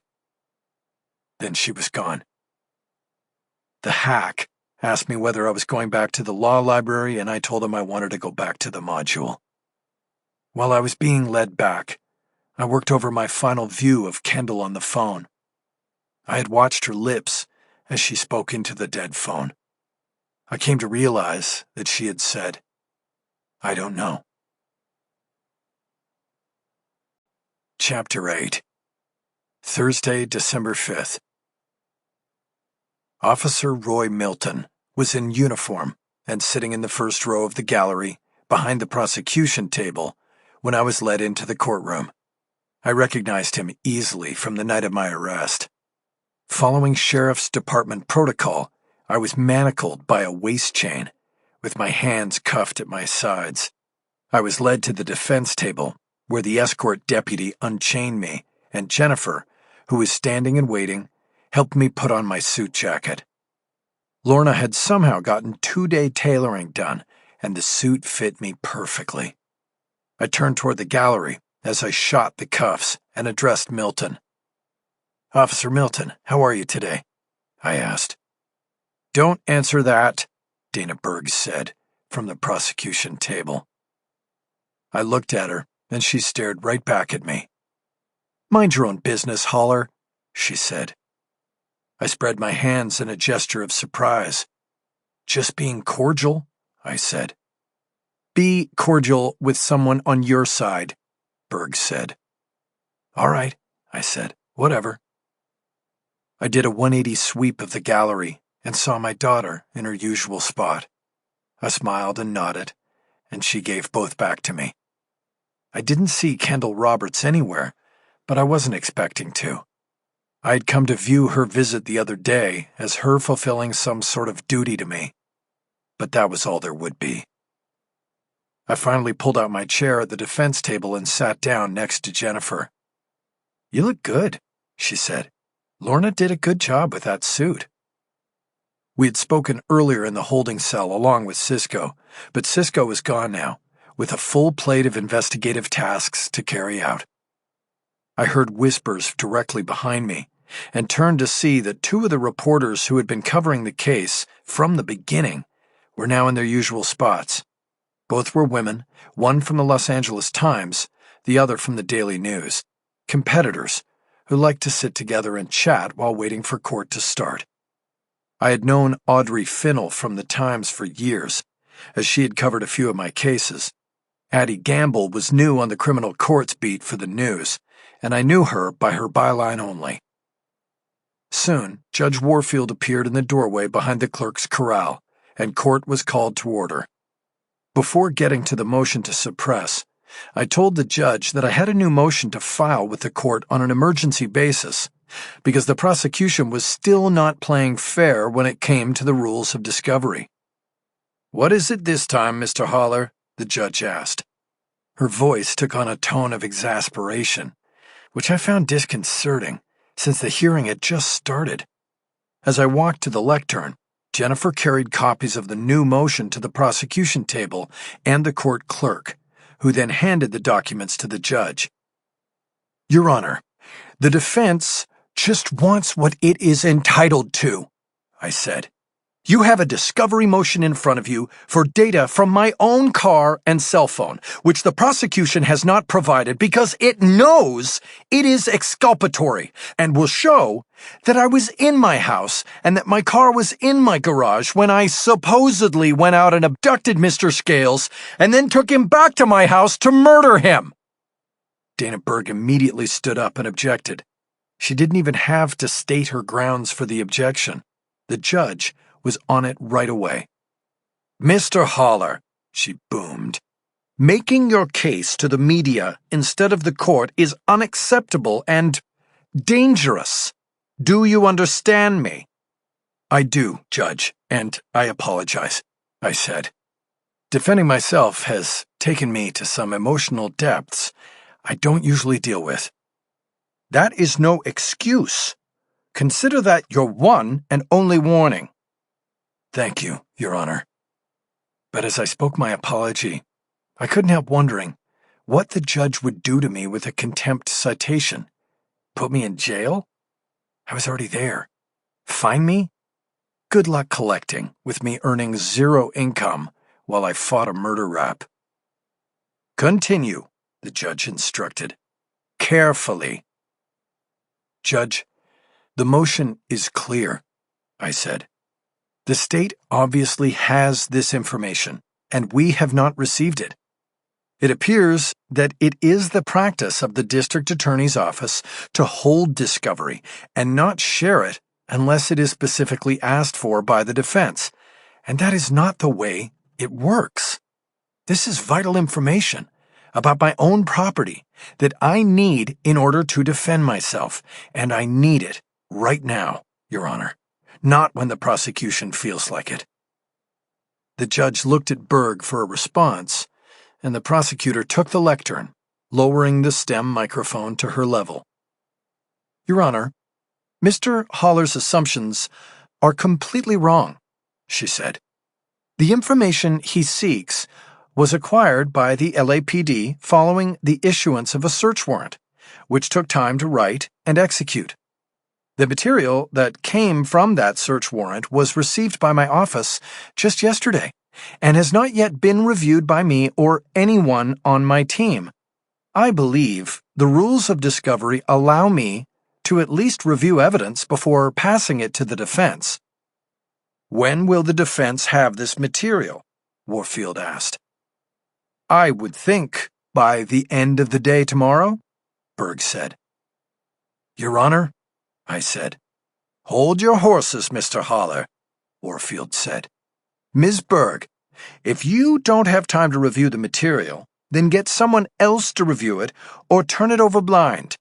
I want you to give it to the defense by the end of the day. That's today I am talking about.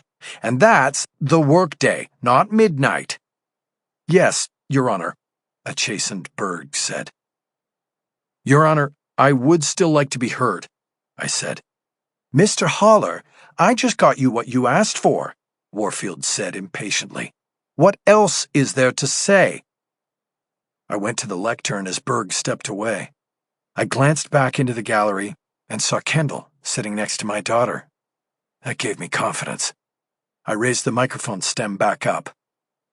Judge, I began. The defense is troubled by this absurd idea that discovery does not need to be completed until a review of the discoverable evidence occurs. Review is an amorphous word, Your Honor. What is a review? How long is a review? 2 days? 2 weeks? 2 months? I would ask the court to set out clear guidelines about this.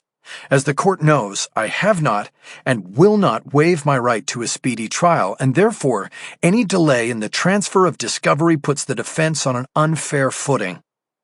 Your Honor, Berg said, may I be heard? No, Ms. Berg, there is no need for you to be heard, Warfield said. Let me make clear the rules of discovery in this courtroom. Discovery is a two-way street. What comes in must go out. Forthwith, no delay, no undue review.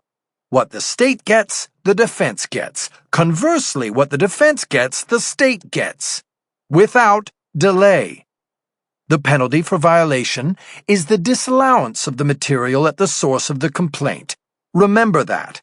Now, can we take up the cause that this hearing was scheduled for?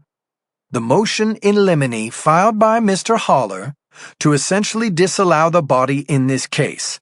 Ms. Berg, you bear the burden of justifying a warrantless search and seizure. Do you have a witness to call in this matter? Yes, Your Honor, Berg said. The people call Officer Roy Milton. Milton stood in the gallery, and walked through the gate and to the witness stand. He raised his hand and was sworn in. After he was seated and the preliminaries of identity were completed, Berg elicited Milton's version of my arrest. "You are assigned to Metro Division, correct, Officer Milton?" "Yes." "What is Metro's jurisdiction?" "Well, we have the whole city, I guess you could say." "But on the night in question, you were working downtown on 2nd Street, weren't you?" "That's correct." "What was your assignment that night, Officer Milton?" "I was on an SPU assignment and was posted near—" "Let me stop you right there. What is SPU?" "Special Problems Unit." "And what was the special problem that you were addressing that night?" "We were encountering spikes in crimes in the Civic Center, vandalism, mostly. We had spotters in the center, and I was in a support car posted just outside the zone. I was at 2nd and Broadway, with eye lines down both streets." "Eye lines for what, Officer Milton?" "Everything, anything. I saw the defendant pull out of the parking lot on Broadway." "You did, didn't you? Let's talk about that. You were stationary, correct?" "Yes. I was parked at the curb at the southeast corner on 2nd. I had a view up to the tunnel in front of me and down Broadway to my left. That was where I saw the vehicle leaving the pay lot." "Were you assigned that position, or did you choose it?" "I was assigned that general location, the top corner of the box we were putting over the Civic Center." "But didn't your position put you in a blind? The LA Times building would block any view of the Civic Center, would it not?" "Like I said, we had spotters inside, observers on the ground in the Civic Center. I was containment. I was placed in a position where I could react to anyone leaving the Civic Center on Broadway, or I could come into the box if needed." Step by step, she walked him through the pullover and the discussion with me at the rear of my car. He described my reticence to open the trunk to see if the license plate was there, then his spotting the substance dripping from the car. "I thought it was blood," Milton said. "At that point, I believed there were exigent circumstances and that I needed to open the trunk to see if someone was hurt inside." "Thank you, Officer Milton," Berg said. "I have nothing further?" The witness was turned over to me. My goal was to build a record I hoped would be useful at trial. Berg had not bothered to show any video during her questioning, because all she needed to do was establish exigent circumstances. But we had received the extended versions of both his body cam and the car cam video from the prosecution the day before, and had studied them during our 3 o'clock at Twin Towers. Jennifer had the body cam tape queued up on her laptop and ready to go now if needed. As I walked to the lectern, I took the rubber band off a rolled printout of an aerial shot of the downtown Civic Center. I asked permission of the judge to approach the witness, then unrolled the photo in front of him. "Officer Milton, I see you have a pen in your pocket," I said. "Would you mark this photograph with the position you had taken on the night in question?" Milton did as I requested, and I asked him to add his initials. I then took the photo back, rolled and banded it, and asked the judge to enter it as Defense Exhibit A. Milton, Berg, and the judge all looked a bit bewildered by what I had just done, but that was okay. I wanted Berg to be puzzled about what the defense was up to. I returned to the lectern and asked the court's permission to play both videos turned over to me in discovery. The judge gave her approval, and I used Milton to authenticate and introduce the videos. I played them back to back without stopping to ask any questions. When they were finished, I asked only two. "Officer Milton, do you believe those videos were an accurate accounting of your actions during the traffic stop?" I asked. "Yes, it's all there on tape," Milton said. "You see no indication that the tapes have been altered or edited in any way?" "No, it's all there." I asked the judge to accept the videos as Defense Exhibits B and C, and Warfield complied. I moved on, once again leaving the prosecutor and judge puzzled by the record I was building. Officer Milton, at what point did you decide to initiate a traffic stop on my car? When you made the turn, I noticed there was no license plate on the vehicle. It's a common capering move. So, I followed and initiated the traffic stop when we were in the 2nd Street tunnel. Capering, Officer Milton? Sometimes when people are engaged in committing crimes, they take the plates off their car so witnesses can't get the plate number. I see. But it appeared from the video we just watched that the car in question still had a front plate, did it not? It did. Doesn't that contradict your capering theory? Not really. Getaway cars are usually seen driving away. It's the rear plate that would be important to remove. Okay. Did you see me walk down the street from the Redwood and turn right onto Broadway? Yes, I did. Was I doing anything suspicious? Not that I recall. Did you think I was drunk? No. And you saw me walk into the parking lot? I did. Was that suspicious to you? Not really. You were dressed in a suit, and I thought you probably had parked a car in the lot. Were you aware that the Redwood is a bar frequented by defense lawyers? I was not. Who was it who told you to pull me over after I drove out of the lot? No one. I saw the missing plate when you made the turn from Broadway onto 2nd, and I left my position and initiated the stop. By that, you mean you followed me into the tunnel and then turned your lights on, yes? Yes. Did you have advance knowledge that I would be leaving that lot without a rear plate on my car? No. You weren't there, in that spot, specifically to pull me over?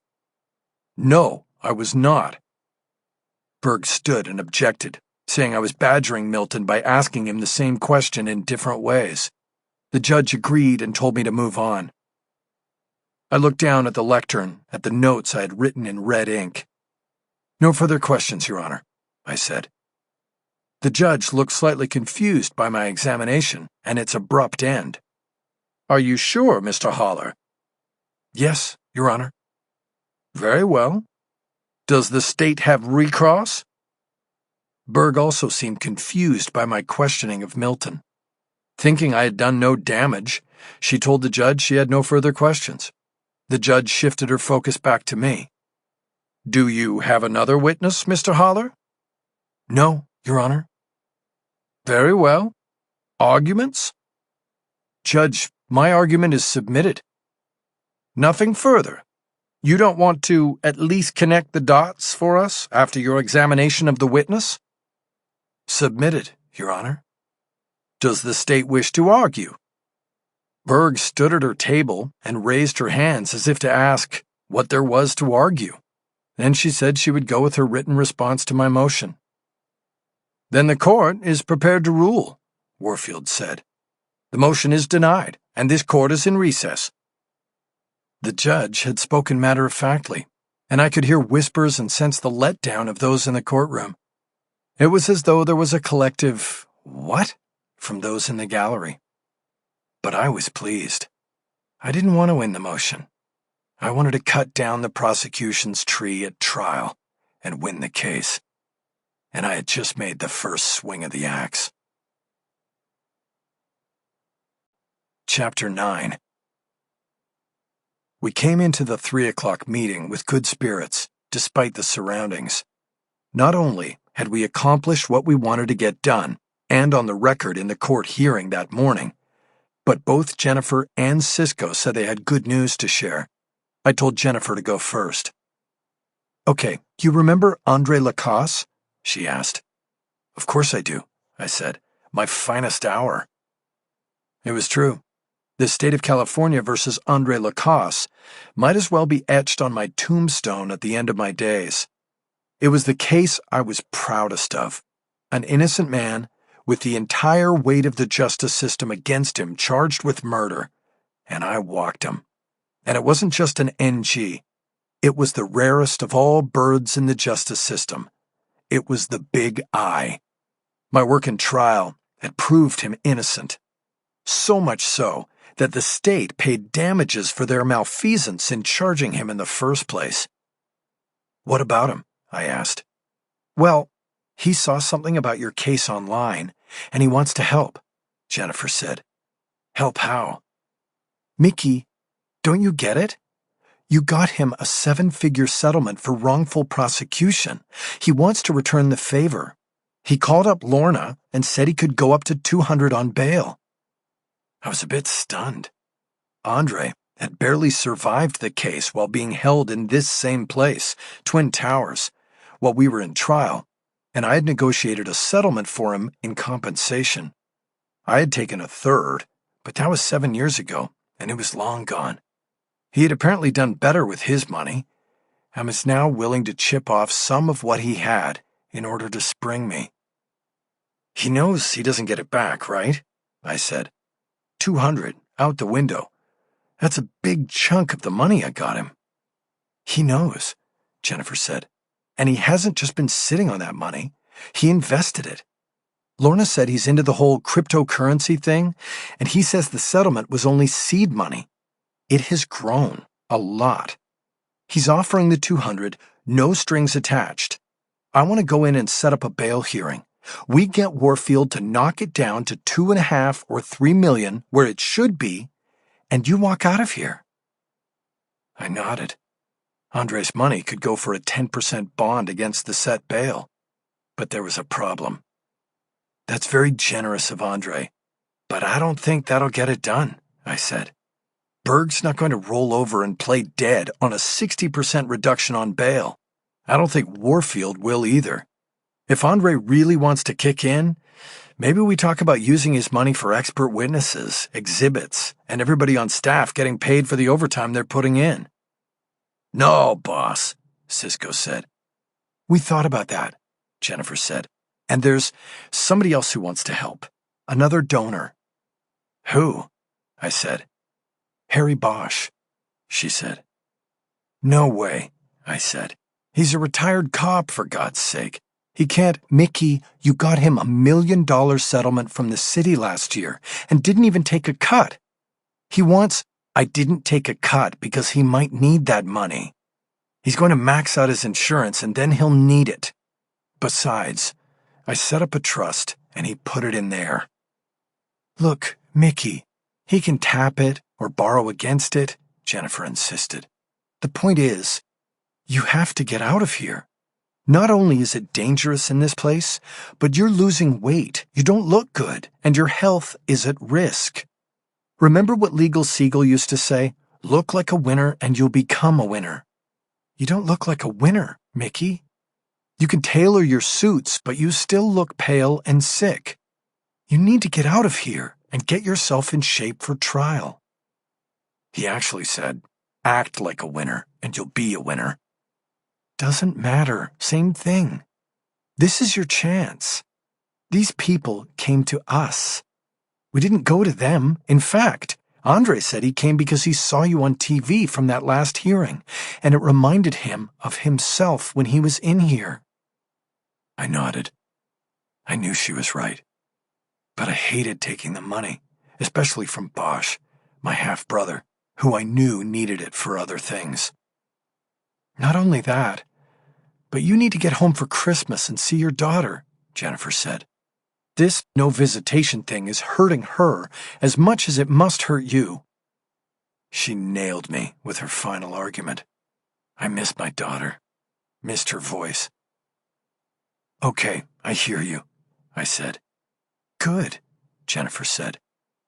I think we might be able to knock the bail down to 3 million, I said, but that's probably it. We can cover 3 million, Jennifer said. Okay, set it up, I said. Don't give any hint that we can go up to 3 million. I want Berg to think we're coming in hat in hand. She'll think dropping bail a couple million will still probably keep me in stir. We ask for 1 million, and she compromises at 2 or 3. Right, Jennifer said. And one last thing, I said. Are you sure Harry and Andre came in voluntarily with this? It wasn't the other way around? Jennifer shrugged and looked at Cisco. Scout's honor, boss, he said. "That's straight up from Lorna." I looked for any sign of deception and didn't see any, but I could tell something was bothering Jennifer. "Jennifer, what?" I asked. "On bail? What if the judge makes a monitor part of the deal?" she asked. "An ankle bracelet. Can you live with that?" I thought about it for a moment. It would be the ultimate invasion, having the state monitoring my every move while I was building my defense. But I recalled what Jennifer had said about spending time with my daughter. "Don't offer it," I finally said. "But if it comes up as part of the deal, I'll accept it." "Good," Jennifer said. "I'll file the motion as soon as we get out of here. If we're lucky, we'll get before the judge tomorrow and you'll be home for the weekend." "Sounds like a plan," I said. "There's one other thing from Harry Bosch," Jennifer said. "What's that?" "He said he also wants to help with the defense if we want him." This was cause for hesitation. There had always been a low-level friction between Cisco and Bosch that stemmed from their origins as investigators. Bosch was retired now, but from law enforcement. Cisco was from the defense side from the start. Bringing Bosch on could be extremely useful because of his experience and connections. It could also throw off the chemistry of my team. I didn't have to ponder the offer long before Cisco ended my uncertainty. "We need him," Cisco said. "You sure?" I asked. "Bring him on," he said. I knew what he was doing. He was casting all friction or animosity aside for me. If it had been any other case, he would have said we didn't need Bosch, and that was probably true. But with my life and freedom on the line, Cisco wanted any possible advantage we could get. I nodded my thanks to him and looked at Jennifer. "Get me out of here first," I said. "Then we meet with Bosch. Make sure he gets everything from the discovery file, especially all the crime scene photos. He's good with that stuff." "I'm on it," she said. "Is he on your visitors list here?" "No, but I can add him," I said. "He may have already tried to see me." I shifted my focus back to Cisco. "Okay, big man, what have you got?" I asked. "I got the full autopsy from a guy at the coroner's," he said. "You're going to like the tox report." "Tell me." "Sam Scales had flunitrazepam in his blood. That's what's on the report. You look that up on Google and you get Rohypnol." "The date rape drug," Jennifer said. "Okay," I said. "How much was in his blood?" "Enough to knock him out," Cisco said. "He wasn't conscious when they shot him." I liked that Cisco had said they. It told me he was all in on the theory that I had been framed, and most likely by more than one person. "So, what does this tell us in terms of when he got dosed?" I asked. "Not sure yet," Cisco said. "Jennifer, we're going to need an expert for trial," I said. "A good one. Can you work on that?" "On it," she said. I thought about things for a few moments before continuing. "I'm not sure it really helps us," I said. "The state's position will be that I dosed him, then abducted him, and took him to the house. We still need to get into Sam Scales, and where he was and what he was doing." "I'm on it," Cisco said. "Good," I said. "Let's talk about the garage next. Did Lorna get Wesley out to look at it?" Wesley Brower was the installer I'd used to replace the emergency release on my garage door. This happened 7 months earlier during fire season, when a rolling brownout left my house without power. I could not open the garage door and was due in court on a sentencing. I had long misplaced the key to the emergency release. I called out Brower to get the garage open, and he found that the keyed handle of the release pull was seized with rust. He still managed to get the door open, and I got to court, late. The next day, Brower came back and installed a new emergency release system. If my defense was going to claim that I was framed, then it would be my job at trial to explain to the jury exactly how that frame came together. And that would start with how the true killer or killers got into my garage to put Sam Scales in the trunk of my car and then shoot him. I had told my team to have Wesley Brower check the emergency release to see if it had been recently engaged or tampered with. Jennifer answered my question by raising a hand and wagging it side to side to say she had good news and bad news. Lorna got Brower out to the garage, and he checked the emergency release, she said. He determined that it had been pulled, but he can't say when. You put the new one in back in July, so all he can say is that it has been pulled since then. How does he know? I asked.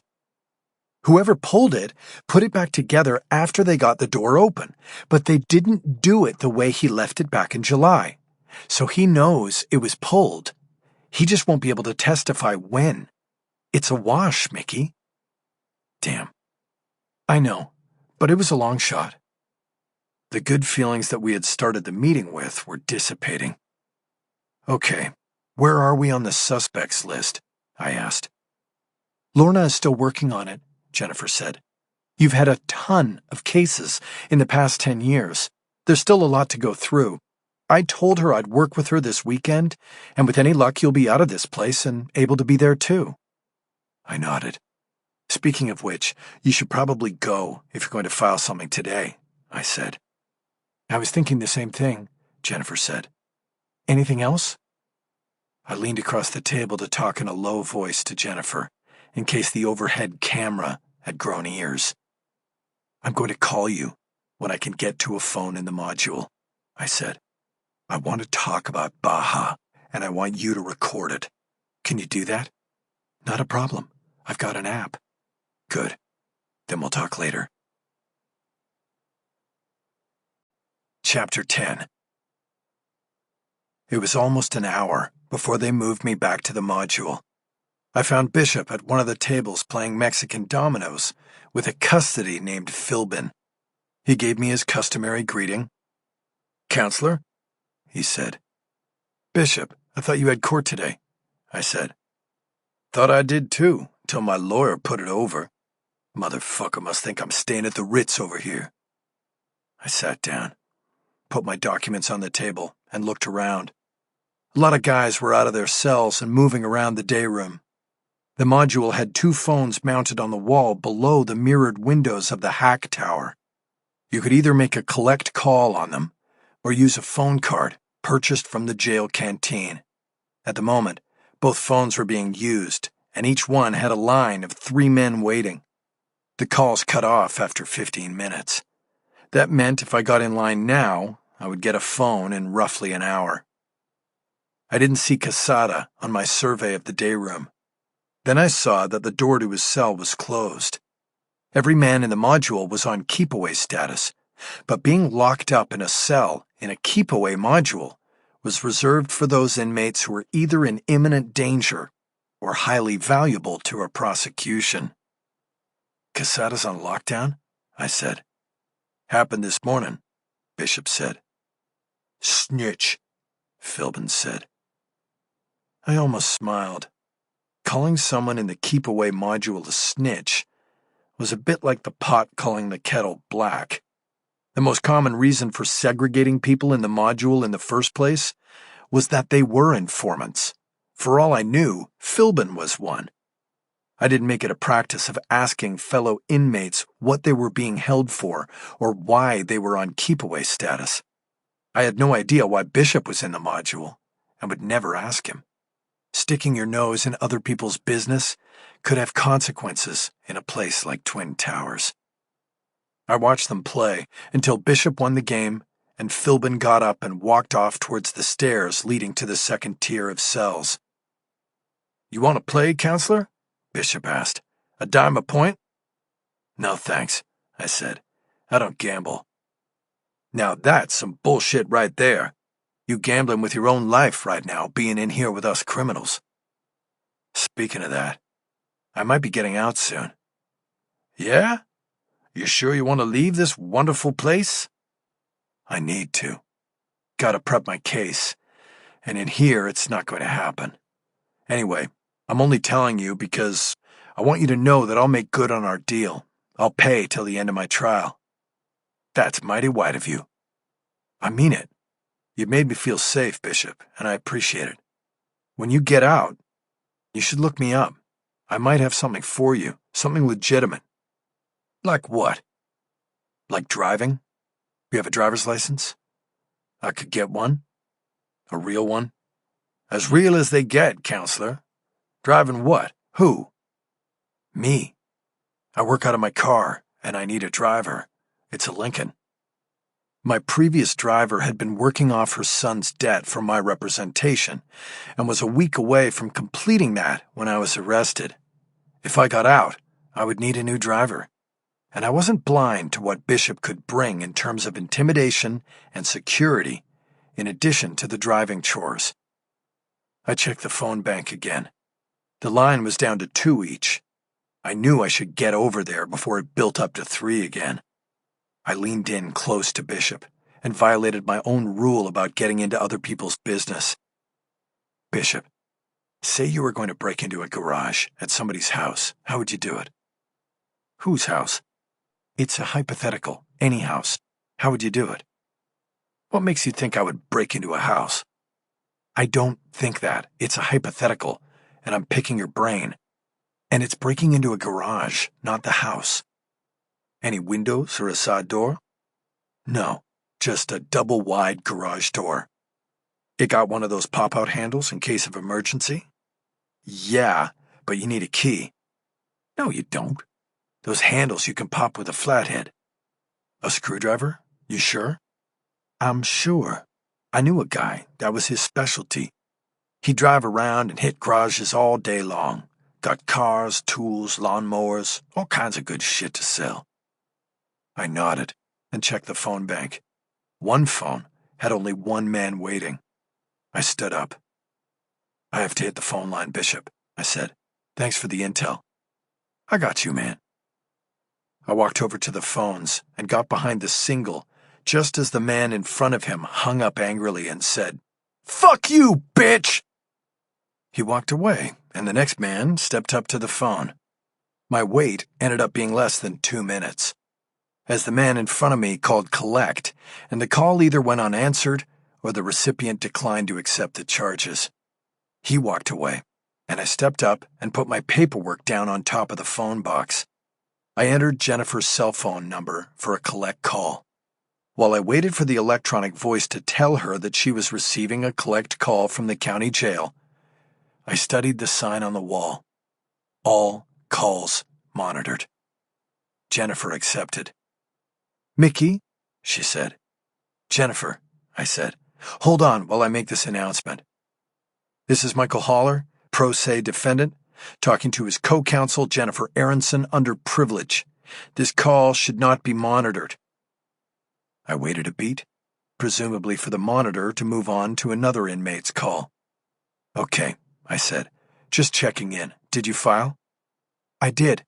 Notifications went out. Hopefully, we get a hearing tomorrow." "Did you and Cisco get that Baja thing set up?" Yes, we did." "The whole package? Travel? Everything?" "Yep, everything." "Good. And the money is ready?" "Yes." "What about the guy? You trust him?" There was a pause. I assumed Jennifer was realizing what I was doing with the call. "Absolutely," she finally said. "He has it down to a science." "Good," I said. "I'll only get one shot at this." "What if they make you wear a bracelet?" Jennifer had caught on fast. Her mention of the bracelet was pure gold. "Won't be a problem," I said. "We can use that guy Cisco used on that other thing that time. He'll know what to do." "Right," Jennifer said. "I forgot about him." There was another pause, while I thought about how to wrap it up. "So, you'll have to come down, go fishing with me," I said. "I'll have to brush up on my Spanish," she said. "Anything else to talk about?" "Not really." "Okay, then. I guess all I can do is wait on the hearing. See you then." I hung up the phone and stepped aside for the man who had lined up behind me. Bishop was no longer at the table where we had talked. I went up the stairs to the second tier and was halfway to my cell when I remembered my paperwork. When I got back to the phone bank, the documents were gone. I tapped the guy who was on the phone on the shoulder. He turned to me. "My paperwork," I said. "Where is it?" "What?" he said. "I don't have your fucking paperwork." He started to turn back toward the phone box. "Who took it?" I said. I hit him on the back again, and he turned angrily toward me. "I don't know who took it, motherfucker. Get the fuck away from me." I turned and scanned the day room. There were several inmates moving about the room or sitting in front of an overhead television screen. I looked at their hands, or what was beneath their chairs. I didn't see any paperwork there. My eyes went to the cells, the bottom tier first, and then the second level. I saw no one and nothing suspicious. I moved to a spot below the mirrored glass of the hack tower. I waved my hands over my head to get attention. Eventually, a voice came from the speaker below the glass. "What is it?" "Somebody took my legal papers." "Who?" "I don't know. I left them on the phone box and then 2 minutes later they were gone." "You're supposed to take care of your property." "I know that, but somebody took it. I'm pro se and I need the documents. You have to search the module." "First of all, you don't tell me what we have to do. And second, that's not going to happen. I'm going to report this to the judge. She's not going to be happy." "You can't see me, but I'm shaking." "Look, I need to find those documents. They're important to my case." "Then I guess you should have taken better care of them." I just stared up at the mirror for a long moment before turning away and heading to my cell. I knew at that moment that it didn't matter how much money it cost. I needed to get out of this place. Chapter 11. Tuesday, December 10th. Dana Berg claimed she needed time to prepare her opposition to Jennifer Aronson's motion to reduce bail. That meant I got to spend another weekend and then some in my cell at Twin Towers.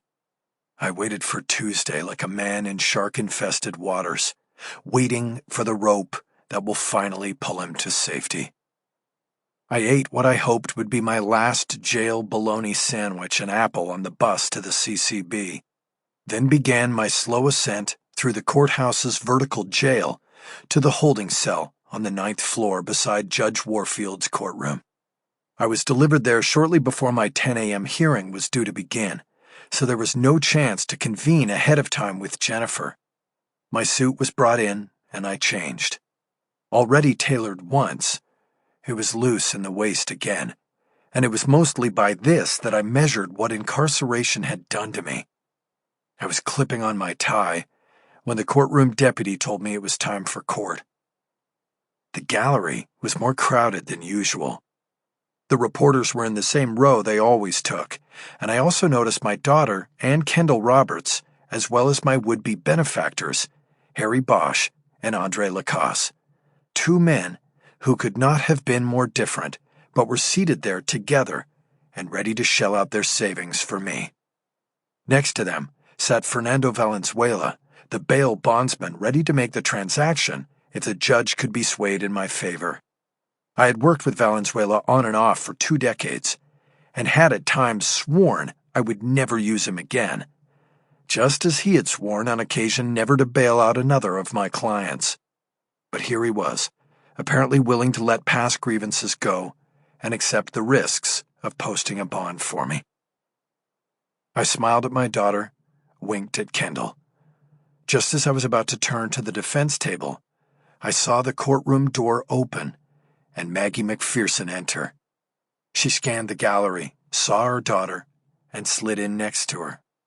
Haley was now sitting between Maggie and Kendall, who had never met. She was making introductions when I took my seat next to Jennifer at the defense table. "Did you ask Maggie McPherson to be here?" I whispered. "Yes, I did," Jennifer said. "Why would you do that?" "Because she's a prosecutor, and if she says you won't flee, then that will carry a lot of weight with the judge." Also a lot of weight with her bosses. You shouldn't have put that kind of pressure on. Mickey, my job today is to get you out of jail. I'll use every tool I can get my hands on, and you would too. Before I could respond, Deputy Chan called the courtroom to order. A second later, Judge Warfield stepped through the door behind the clerk's station and moved quickly up the steps to the bench. "Back on the record in California versus Holler," she began. "We have a motion to reduce bail. Who will be arguing for the defense?" "I will," Jennifer said, standing at the defense table. "Very well, Miss Aronson," Warfield said. "I have the motion before me. Do you have further argument before we hear from the people?" Jennifer moved to the lectern, with a legal pad and a stack of documents to distribute. "Yes, Your Honor," she said. "In addition to the cases mentioned in the moving papers, I have additional case law here that supports the motion for a lower bail. This is not charged as a case with extenuating or aggravating circumstances, and at no time has the state even hinted at an argument that Mr. Holler is a risk to the community. As far as being a flight risk, he has shown nothing since his arrest except the absolute intention to fight this charge and exonerate himself, despite this baseless attempt to hamper his pro se defense by keeping him locked up and unable to fully prepare his case. Put simply, the prosecution wants to keep Mr. Holler in jail because they are afraid and want to go to trial on a slanted playing field." The judge waited a beat in case there was more. Berg stood up at her spot at the prosecution table and waited to be recognized. "Additionally, Your Honor," Jennifer said, "I do have a number of witnesses here who are willing to testify, if need be, to the character of Mr. Holler." "I'm sure that will not be necessary," Warfield said. "Ms. Berg, I see you are waiting to respond." Berg moved to the lectern as Jennifer vacated it. "Thank you, Judge Warfield," she said.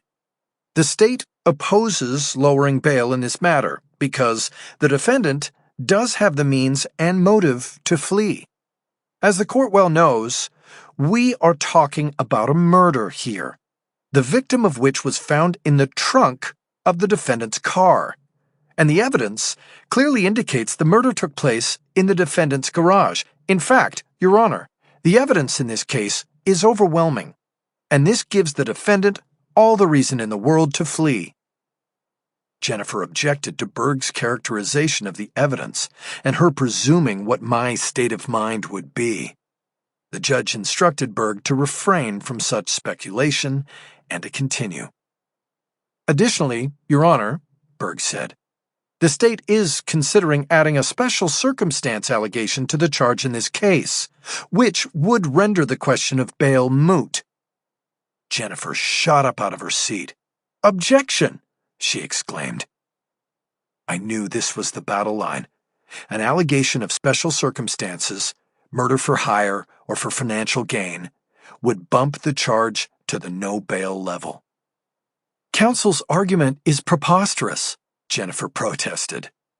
"Not only is there no special circumstance that could be applied in this case, but the defense motion was filed last week, and if the state was considering a valid special circumstance allegation, it would have added it by now.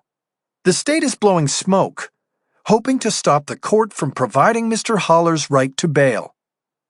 Warfield's eyes moved from Jennifer to Berg. "Defense counsel makes a good argument," the judge said.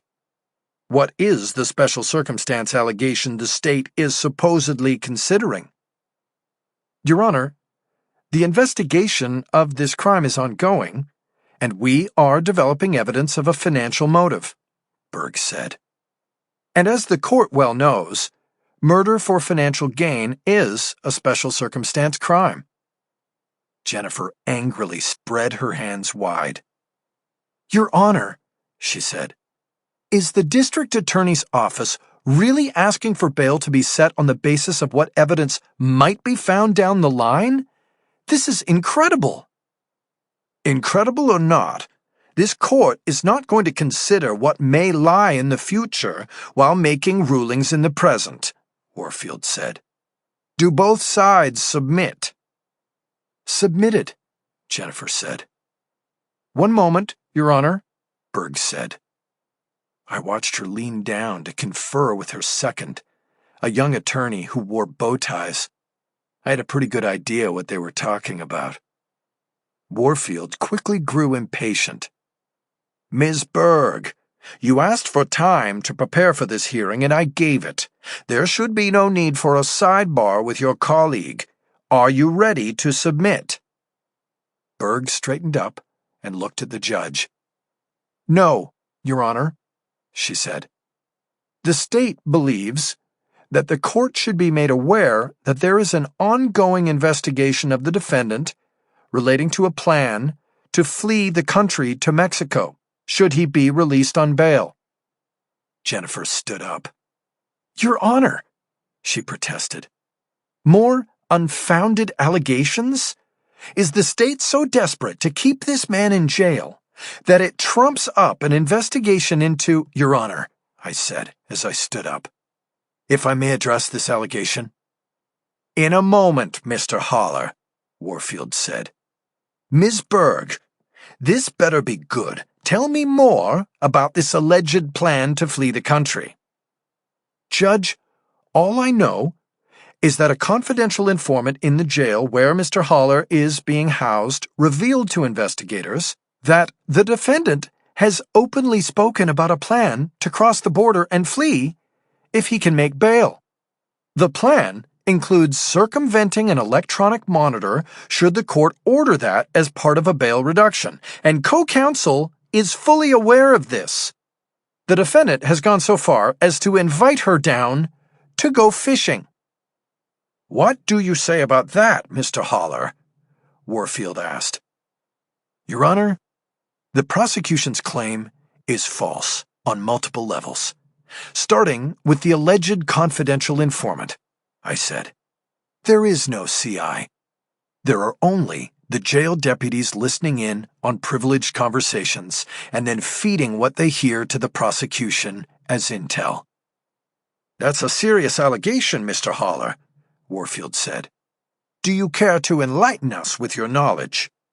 The judge gestured toward the lectern, and I stepped over. Judge Warfield, thank you for the opportunity to bring this matter before the court, I began.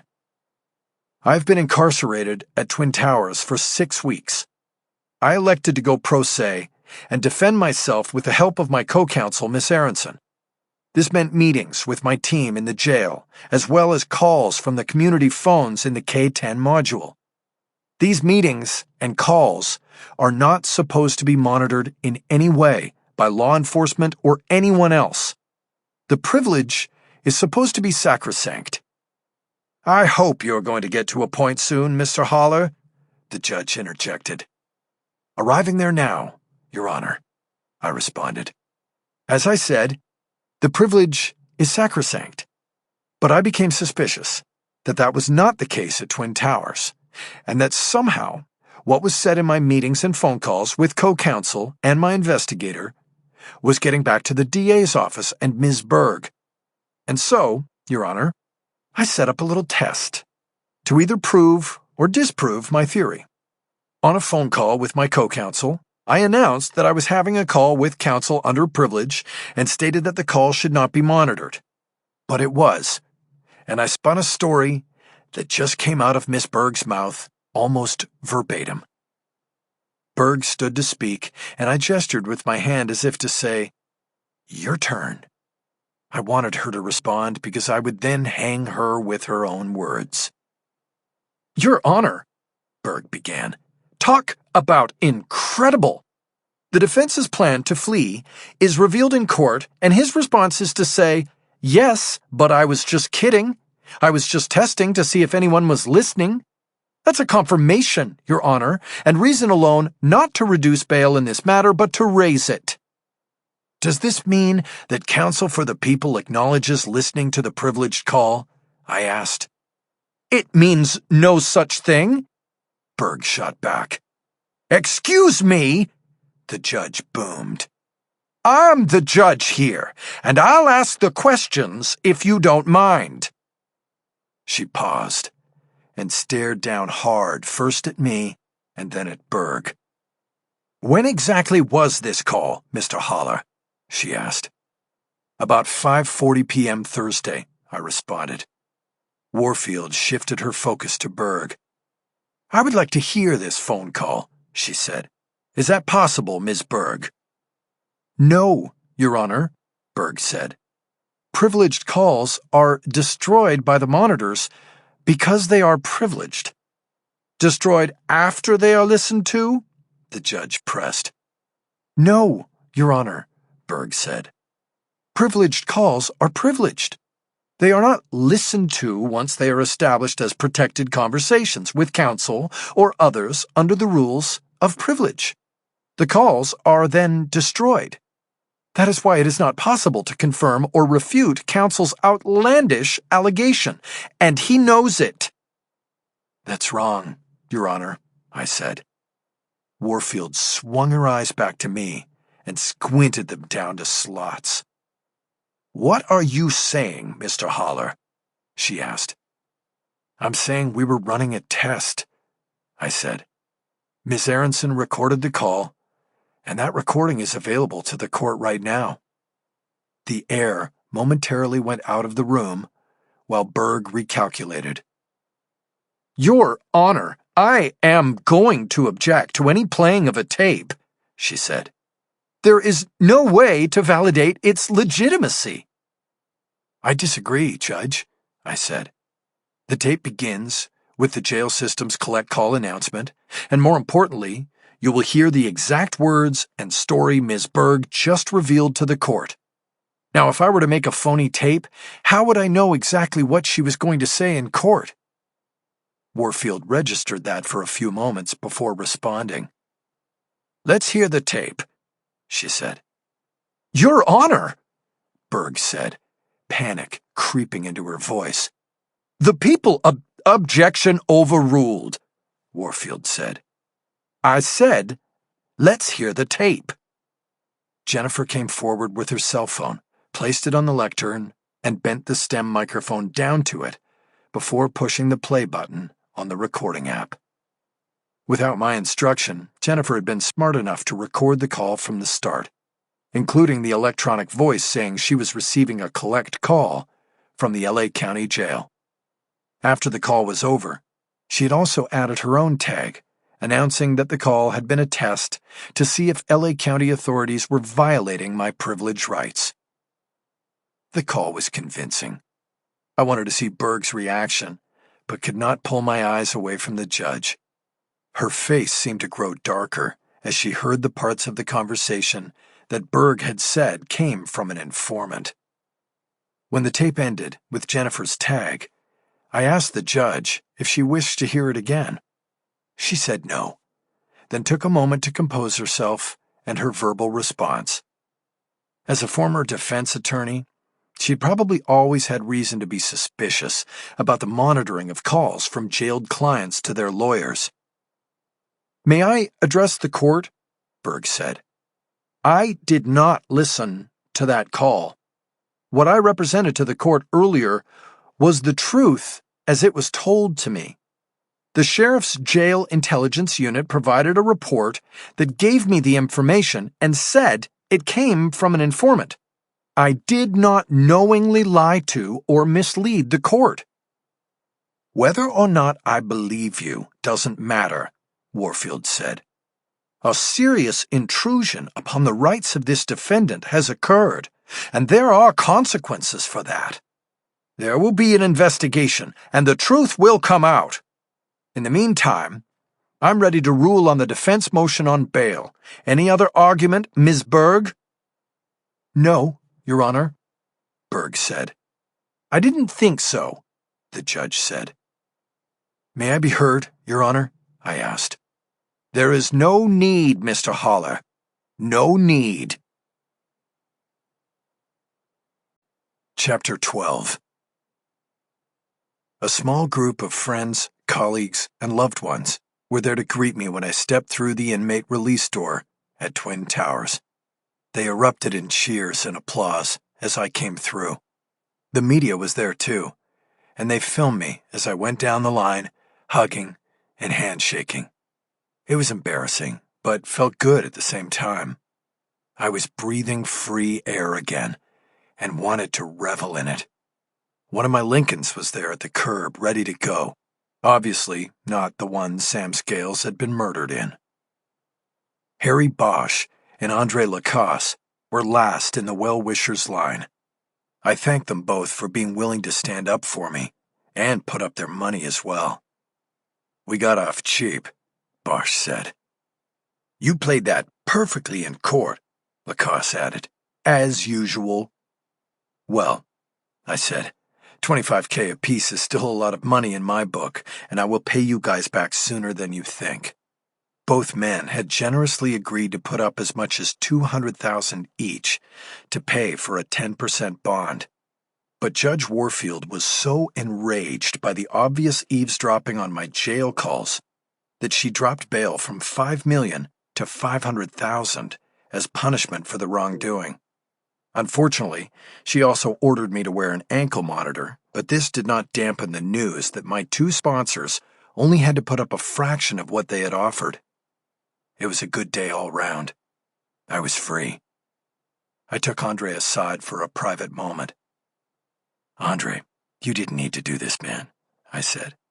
"I mean, Harry's my brother, there's blood there, but you're a client, and I hate like hell taking any of the money you earned with your own blood." "Yes, I did," he said. "I had to do it. I wanted to do it." I nodded my thanks again and shook his hand. As I did so, Fernando Valenzuela walked up. He had missed the cheering section. "So, don't burn me on this, Holler," he said. "Val, my man," I said. We bumped fists. "When I first heard that shit in court about Mexico, I thought, what the fuck?" Valenzuela said. "But then, man, you had it wired. Good show." "Ain't no show, Val," I said. "I had to get out." "And now you are. I'll be monitoring you." "I'm sure you will." Valenzuela moved off, and the others crowded around me again. I looked for Maggie, but didn't see her. Lorna asked what I wanted to do. "Meet with the team? Be by yourself? What?" she asked. "You know what I want?" I said. "I want to get in that Lincoln, open all the windows, and just drive out to the beach." "Can I go?" Haley asked. "Me too?" Kendall added. "Of course," I said. "Who's got my keys?" Lorna put the keys into my hand. Then she handed me a phone. "The police still have yours," she said. "But we think we have all your contacts and email on this." "Perfect," I said. Then I leaned down and whispered to her. "Let's get the team together later," I said. "Call Christian at Dantana's and see if we can get in. I've been eating bologna for 6 weeks. Tonight I want steak." "You got it," Lorna said. "And ask Harry to come," I added. "Maybe he's had a chance to look at the discovery file, and we'll have something to say." "Will do." "One other thing. Did you talk to Maggie in court? She kind of disappeared, and I'm wondering if she's pissed off at us for bringing her there as a character witness." "No, she's not mad. Once the judge said she didn't need any testimonials. She told me she had to get back to work, but she was there for you." I nodded. It was good to know. I unlocked the Lincoln with the remote and walked around to the driver's side. "Fall in, ladies," I said. Kendall gave up the front seat to Haley and took the back. That was nice of her, and I smiled at her in the rear view. "Eyes on the road, Dad," Haley said. "Right," I said. We pulled away from the curb. I worked my way down to the 10 freeway and headed west. At that point, it was time to put up the windows so we could hear one another talk. "How do you feel?" Kendall asked. "Pretty good for a guy still charged with murder," I said. "But you're going to win, right, Dad?" Haley asked urgently. "Don't worry, Hay. I'm going to win," I said. And that's when I'll go from feeling pretty good to feeling pretty great, okay? Okay, she said. We rode in silence for a few moments. Can I ask a dumb question? Kendall said. There are no dumb questions when it comes to the law, I said. Only dumb answers. What happens next? She said. Now that you're out on bail, will the trial get delayed? I won't let them delay it, I said. I have them on speedy trial. What exactly does that mean? Kendall asked. I looked over at my daughter. You're 1L, I said. Why don't you answer that? I only know the answer because of you, not law school, Haley said. She turned to look back over the seat at Kendall. If you're accused of a crime, you're entitled to a speedy trial, she said. In California, that means they have 10 court days from your arrest to hold a preliminary hearing or seek an indictment from a grand jury. Either way, you then get formally arraigned on the charges and the state must take you to trial within 60 calendar days or drop the charges and dismiss the case. I nodded. She had it right. What are calendar days? Kendall asked. That just means work days, Haley said. It's 60 days excluding weekends and holidays. My father was indicted and arraigned right before Thanksgiving, November 12th, to be exact, and the 60 days push us into February. They count 2 days at Thanksgiving and a whole week from Christmas to New Year's as holidays. Then you add in Martin Luther King Day and President's Day when the courts are closed. It all adds up to February 18th. D-Day, I said. I reached over and squeezed Haley's knee, like the proud father I was.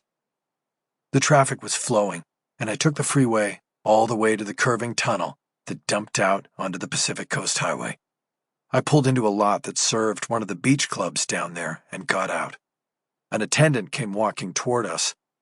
I reached into my pocket but realized all the belongings from my pockets the night I was arrested were in an envelope I had handed off to Lorna so I could shake hands and hug people. I don't have any money, I said. Either of you have a $5 we can give this guy for 10 minutes on the beach? I got it, Kendall said. She paid the man, and we all walked across the pedestrian and bike paths and across the sand toward the water. Kendall took off her heels and carried them in one hand. There was something very sexy about her doing that. Dad, you're not going to jump in, right? Haley asked. Nah, I said. I just want to hear the waves. Everything sounds like echoes and iron where I've been. I need to wash it out of my ears with something good. We stopped on a berm that was just above the wet sand where the surf washed in. The sun was slinking down toward the blue-black water. I held both my companions' hands and said nothing. I breathed deeply and thought about where I had been. I resolved at that moment that I had to win the case because there was no way I was going back into lockup. I would take all extreme alternatives to that. I let go of Haley's hand and then pulled her close. All this is about me, I said. How are you doing, Hay? I'm good, she said. What you told me about first year being a bitch is true. Yeah, but you're smarter than I ever was. You'll do fine. We'll see. How's your mom? I saw her in court, and Jennifer said she was going to vouch for me if needed. She's good. And yeah, she was ready to speak up for you. I'll call her and thank her. That would be nice. I turned and looked at Kendall. It almost felt like she had never left me for Hawaii. And you? I said. You doing all right? I am now, she said. I didn't like seeing you in the courtroom. I nodded. I got that. I looked out at the ocean. The pounding of the waves seemed to echo in my chest. The colors were vibrant, not the gray of my last 6 weeks. It was beautiful, and I didn't want to leave. Okay, I finally said. Time's up. Back to work. The traffic was not as kind heading in the opposite direction. It took almost an hour to get Haley to her apartment in K-Town. After she turned down my invitation to dinner, in favor of her weekly study group. This week's subject, the rule against perpetuities. After dropping her off, I stayed on the curb and called Lorna. She told me that dinner was set up at Dantana's at 8 p.m. and that Harry Bosch would be in attendance. "I think he has something to discuss," Lorna said. "Good," I said. "I'll want to hear it." I disconnected and looked at Kendall. "So," I said, "the dinner with my team is at 8, and it sounds like they really want to work and discuss the case. I don't think—" "That's okay," she said. "I know you want to get to it. You can just drop me off." "Where?" "Well, I took you up on your offer. I've been at your place. Is that okay?" "Of course. I forgot, but that's great. I want to go there anyway to change. This is the suit I was arrested in. It doesn't fit me anymore, and it smells like jail to me." "Good, then. You'll be taking off your clothes." I looked at her, and she smiled provocatively. I thought we were broken up," I said. "We are," she said. "That's why this is going to be so much fun." "Really? Really? Okay, then." I pulled the Lincoln away from the curb. Chapter 13. Somebody once said that a person's favorite restaurant is where they know you. That might be true.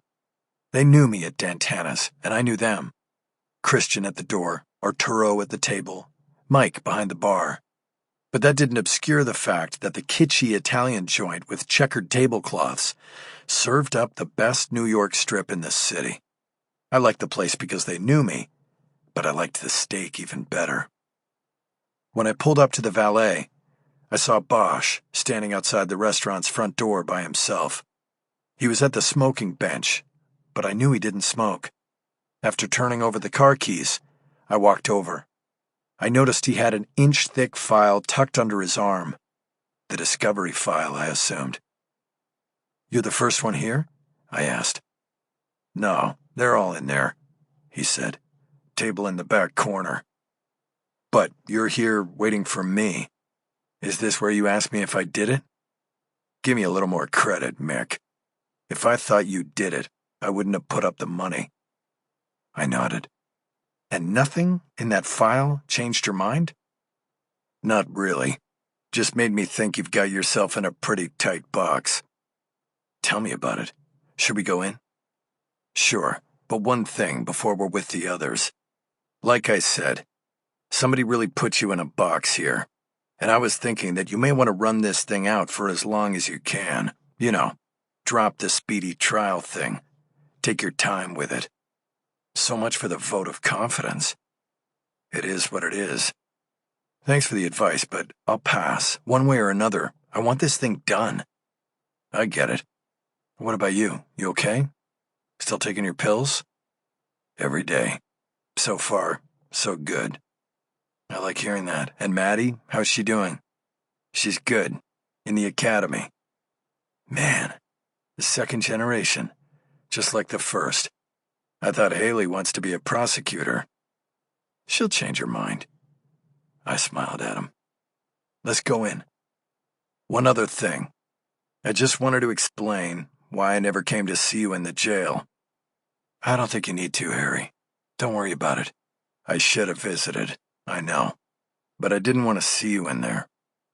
"I know. Lorna told me. To be honest, I didn't even put you on my list. I didn't want you to see me in there either."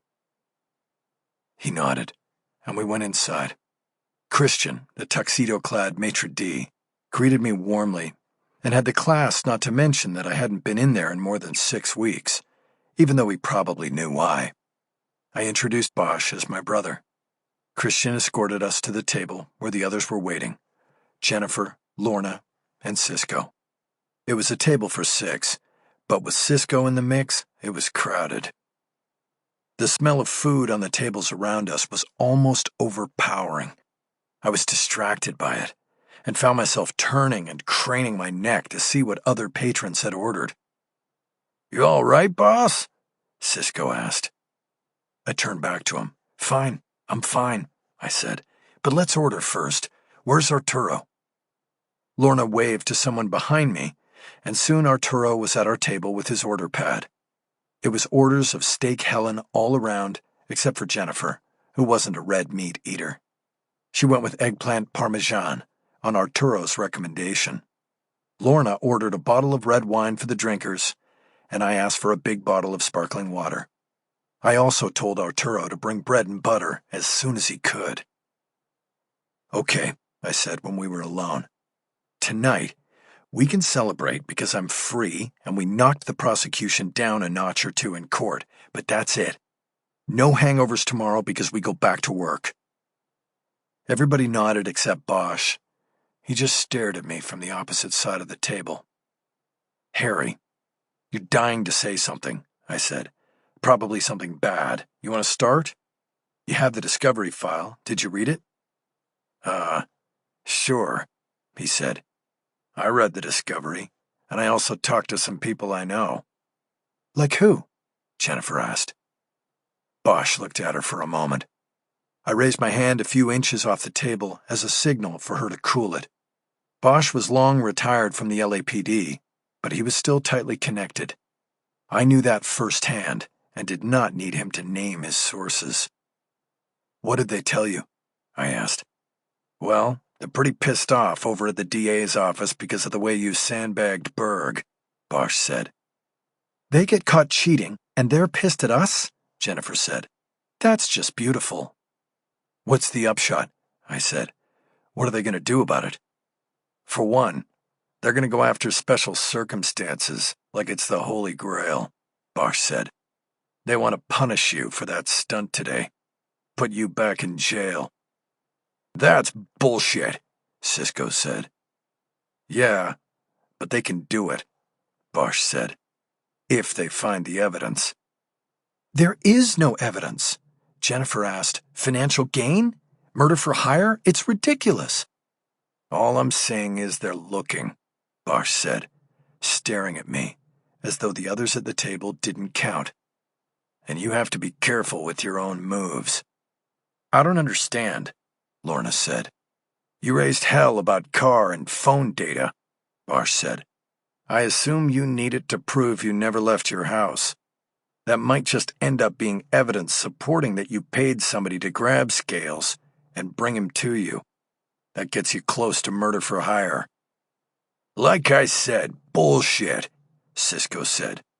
"I'm saying this is how they're thinking," Bosch said. "It's how I would think." "Sam owed me money," I said. "Never paid me the back end on the last case, and we sued him. What was it, Lorna? $60K? 75, Lorna said. "With interest and penalty, it's over 100 now. But we did it just to get a judgment and lien. We knew he'd never pay." "Still, they could point to that. Make it look like murder for financial gain," I said. "If they could prove Sam had money, the lien would carry over in death." "Did he?" Bosch asked. "Have money? They have a news clip that says he ripped off $10 million through all his cons. Where'd it go?" "I remember that article," I said. "The most hated man in America, they called him. It was exaggerated and didn't make me any friends, especially at home. But Sam was always on the con. He always had money coming in. It went somewhere." "But this is crazy," Jennifer said. "They think you would kill a former client for an unpaid bill? For $75,000? $100,000? "No, they don't think that," I said. "That's not the point. The point is, they're pissed. And if they can push this into special circumstances, my bail is pulled and I go back to Twin Towers. That's what they want, to fuck me over. To tilt the table their way. Doesn't matter if the added charge doesn't hold up later in court." Jennifer shook her head. "It still makes no sense," she said. "I think your sources are crap." She looked pointedly at Bosch. He was the new guy, the outsider, and was suspect in her eyes. I tried to push past the moment. "Okay, so how long do I have before they pull this shit?" I asked. "They have to find the money and prove you knew about it," Bosch said. If they get there, they'll drop the current charges and go back to the grand jury. Then they refile with special circumstances. That will restart the speedy trial clock and mean the money posted today for bond goes down the toilet, Jennifer said. You go to jail, the bond is forfeited. That's bullshit, Cisco said again. Okay, well, we should be ready to go in to see Warfield the minute this all breaks, I said. Harry, you let us know what you hear when you hear it. Jennifer, we'll need an argument. There's subverting speedy trial, maybe vindictive prosecution, something. I'm on it, Jennifer said. This makes me so fucking mad. Don't let your emotions into it, I cautioned. Let's not go in mad. Let's make the judge mad. I saw some of that today when we played the tape. I know it took her back to when she was a defense attorney. If the DA is doing this just to fuck with me, then Warfield will see it before we say it. Both Jennifer and Bosch responded with nods. Fucking cowards, Cisco said. Afraid to go straight up with you, boss. I liked that my team seemed angrier about the prosecution's end run than I was. It would help keep them sharp in the days and weeks running up to trial. I returned my attention to Bosch. I realized more than the others what an incredibly good break it was to have him in our court. I had taken his side the year before, and now he was taking mine. But the moral support paled in comparison with what he brought as an investigator. Harry, did you ever work with Drucker and Lopez? I asked. Kent Drucker and Rafael Lopez were the LAPD leads on the case. They worked out of the elite robbery homicide division, where Bosch had worked until the end of his LAPD career. Never directly on a case, Bosch said. They were in the squad, but there wasn't a lot of crossover on things. They were good detectives, though. You don't get to RHD if you're not. The question becomes, what do you do when you get there? Rest on your laurels or keep chopping wood? The fact that they were assigned this case answers that one. I nodded. Bosch looked hesitant. I wondered whether he'd heard more. Something he didn't realize was valuable or was holding back until he could fill it out. What? I asked. You have something else? Sort of, he said. Might as well get it out so we can discuss it, I said. Well, one of my last cases at RHD, I had an investigation where there was a financial fraud involved, Bosch said. A guy was embezzling funds, got found out, killed the guy who found out to shut him up. Pretty clean, but we couldn't find the money. His lifestyle showed nothing. He wasn't spending it, he was hiding it. So we hired a financial forensics analyst to follow the money, help us find it. Okay, I said. Did it work? Yeah. We found the money offshore and made the case, Bosch said. I bring it up now because my partner from back then is still on the job in RHD. She told me that Drucker came to her and asked her for the contact info for the financial forensics guy. We should look into getting our own, Jennifer added. She wrote a note down on a small pad on the table in front of her. Let's look again through our files on Sam's past cases, I said. Maybe there's something in them with info on how he moved and hid cash. Harry, anything else? I looked over my shoulder for Arturo. It wasn't that I was starving, but I couldn't wait to have a real meal for the first time in 6 weeks. Just on the discovery file, Bosch said. I've been through the photos and the autopsy. It was all pretty self-explanatory, no surprises. But then I saw this. He was looking through his copy of the discovery and pulled out 2 documents and a crime scene photo. He handed them around the table and waited a moment until everyone had a look and they came back to him. The autopsy report stated that the victim's fingernails were scraped for samples of what looked like dirt or grease, he said.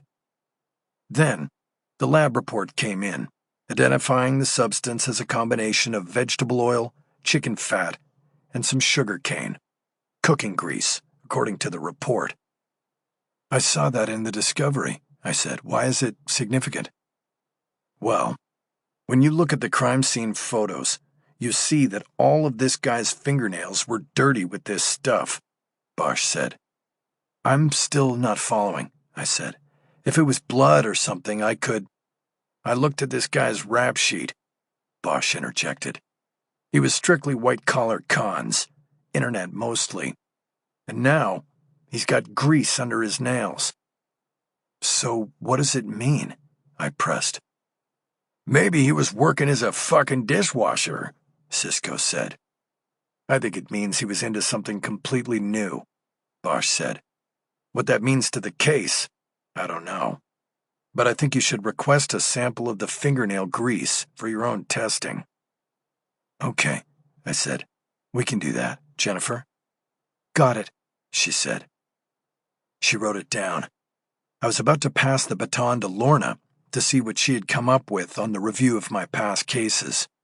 But Arturo brought the steaks to the table at that moment, and I kept my mouth closed until we were all served. I then started devouring my strip like a man who has eaten only apples and bologna sandwiches for a month and a half. I soon became aware that I was being watched by the others. I spoke without looking up at them. What? You never seen a guy eat a steak before? I asked. Just never seen one eat it so fast, Lorna replied. Well, stand back. I might order another, I said.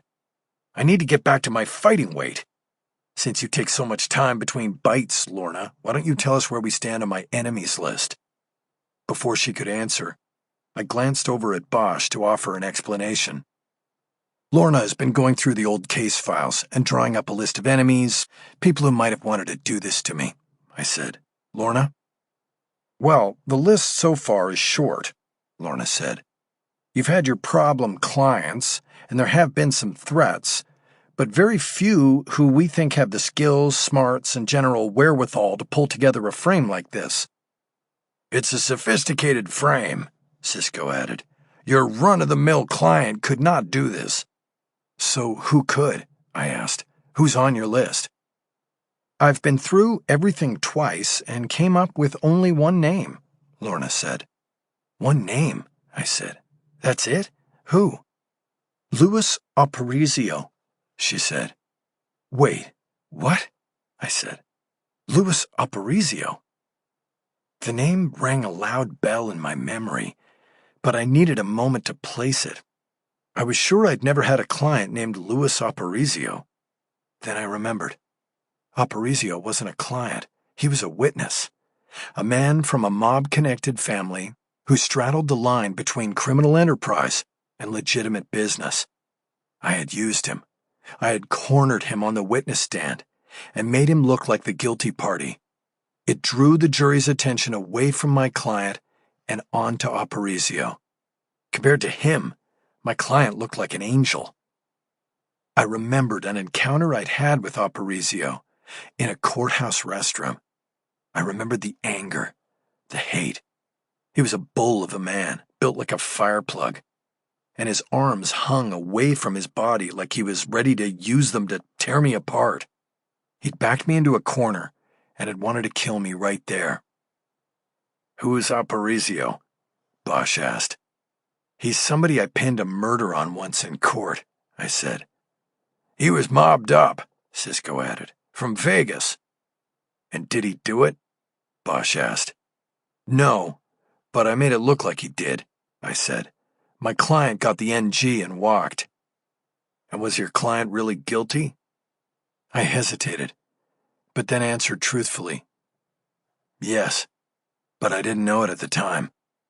Bosch nodded, and I took it as a judgment, as though I had just confirmed why people hate lawyers. So, he said then, would Aparicio, wanting to return the favor and pin a murder on you, be out of the question? No, not at all, I said. What happened in court back then? It cost him a lot of problems and cost him a lot of money. He was a sleeper. He was trying to move mob money into legitimate fields, and I sort of blew that up when I had him on the stand. Bosch thought about that for a few moments, and nobody interrupted. "Okay," he finally said. "Let me take Aparicio, find out what he's up to. And Cisco, you stay with Sam Scales. Maybe we cross paths somewhere, and then we know why this whole thing went down." It sounded like a plan to me, but I was going to let Cisco decide. It seemed we were all looking at him, waiting, when he nodded his approval. "Okay," he said. "Let's do it." Chapter 14. I got home late and parked on the street. I didn't want to park in the garage and wasn't sure I ever would again. I entered to find the house completely dark. In that moment, I thought Kendall was gone, that she had realized, now that I was out, that she didn't want to live here with me again. But then I saw movement in the darkened hallway, and she appeared. She was wearing just a robe. "You're home," she said. "Yeah, it went late," I said. "A lot to discuss." "You've been waiting in the dark?" "Actually, I've been asleep since earlier. We never turned on any lights when we got here. We just went straight to the bed." I nodded that I understood. My eyes started adjusting to the shadows in the dark. "So you didn't eat?" I said. "You must be hungry." "No, I'm fine," she said. "You must be tired." "Sort of, yeah." "But still excited about being free?" "Yeah." I had woken that day in a jail cell. I was now about to sleep in my own bed for the first time in 6 weeks, my back on a thick mattress and my head on a soft pillow. And if that wasn't enough, my ex-girlfriend had come back and was standing in front of me with her robe open and nothing on underneath. I was still accused of murder, but it was amazing how my fortunes had changed in a single day. As I stood there, I felt that nobody could ever touch me. I was golden. I was free. "Well," Kendall said, smiling, "I hope not too tired." "I think I can manage," I said. She turned and disappeared into the darkness of the hallway leading to the bedroom, and I followed. Part 2. Follow the Honey. Chapter 15. Thursday, January 9th. I had no illusions about my innocence. I knew it was something only I could know for sure. And I knew that it wasn't a perfect shield against injustice. It was no guarantee of anything. The clouds were not going to open for some sort of divine light of intervention. I was on my own. Innocence is not a legal term. No one is ever found innocent in a court of law. No one is ever exonerated by the verdict of a jury. The justice system can only deliver a verdict of guilty or not guilty. Nothing else, nothing more. The law of innocence is unwritten. It will not be found in a leather-bound code book. It will never be argued in a courtroom. It cannot be written into law by the elected. It is an abstract idea, and yet it closely aligns with the hard laws of nature and science. In the law of physics, for every action, there is an equal and opposite reaction. In the law of innocence, for every man not guilty of a crime, there is a man out there who is. And to prove true innocence, the guilty man must be found and exposed to the world. That was my plan. To go further than a jury verdict, to expose the guilty and make my innocence clear. It was my only way out.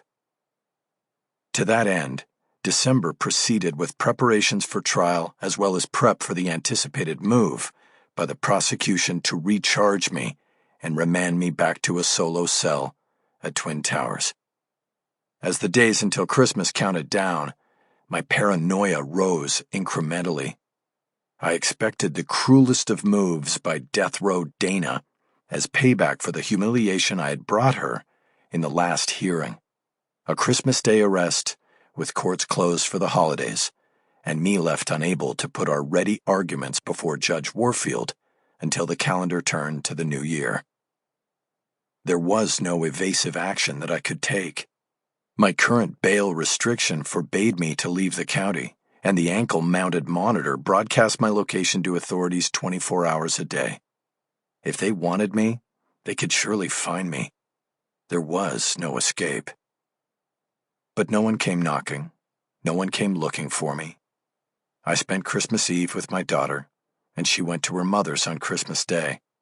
And I got an early dinner with her a week later before she went off with friends to celebrate the changing of the year. Kendall was with me the whole time, and even told me on New Year's Eve that she was having all her belongings shipped back from Hawaii.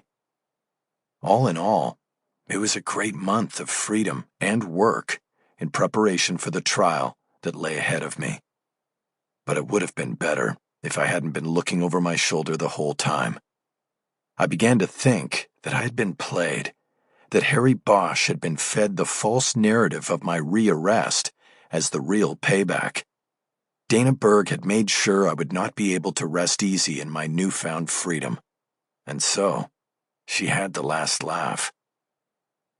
As far as the investigation into eavesdropping on privileged conversations at Twin Towers that Judge Warfield had promised, Berg escaped unscathed. The illegal activity was laid squarely at the door of the jail intelligence unit.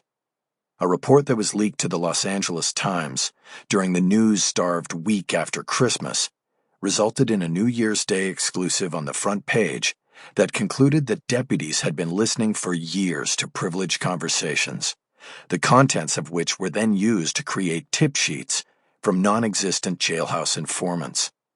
These were then turned over to police and prosecutors. It was one more black eye for the Sheriff's Jail Division, which in the prior decade had been the target of multiple federal investigations. Horror stories had abounded of jail deputies staging gladiator fights, putting inmates in cells with enemies, using gang members to carry out punishment beatings and rapes of other prisoners. Indictments had come and heads had rolled.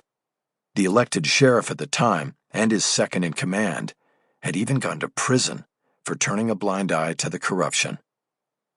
Now, the eavesdropping scandal promised more scrutiny and disgrace. Most likely, the feds would be back in play, and the new year was sure to bring a free-for-all for defense attorneys looking to overturn convictions in cases affected by the illegal activity. This caused me to double down on my resolve not to be returned to Twin Towers. Every deputy in the jail would know that the latest scandal that had befallen them was caused by me. I could clearly imagine the retribution that would be awaiting me if I went back. I finally got a call from Harry Bosch. I had not heard from him since well before Christmas, despite leaving messages of holiday greetings and requests for updates on his part of the investigation. I knew that nothing had happened to him. My daughter had reported seeing him at his house when she visited her cousin Maddie over the break. And now, finally, he called. He appeared not to be aware of my efforts to contact him over the past weeks. He simply said he had something he wanted me to see. I was still at home, having a second cup of coffee with Kendall, and he agreed to swing by and pick me up. We drove south in his old Jeep Cherokee, the one with the squared-off design and the 25-year-old suspension. Shake, rattle, and roll. The car shook every time its tires hit a seam in the asphalt, rattled with every pothole, and threatened to roll on every left turn as the aging springs compressed and the car tilted to the right. He kept KNX News on and had the uncanny ability to engage in conversation while still keeping an ear on the radio and from time to time throwing comments on the news of the day into the conversation. Even when I turned the volume knob down to respond, he would then turn it back up. "So," I said, once we were down out of the hills, "where are we going?" "It's something I want you to see first," Bosch said. "It's about Aparicio, I hope. I mean, you were working on him and then you disappear for like a month." "I didn't disappear. I was working the case.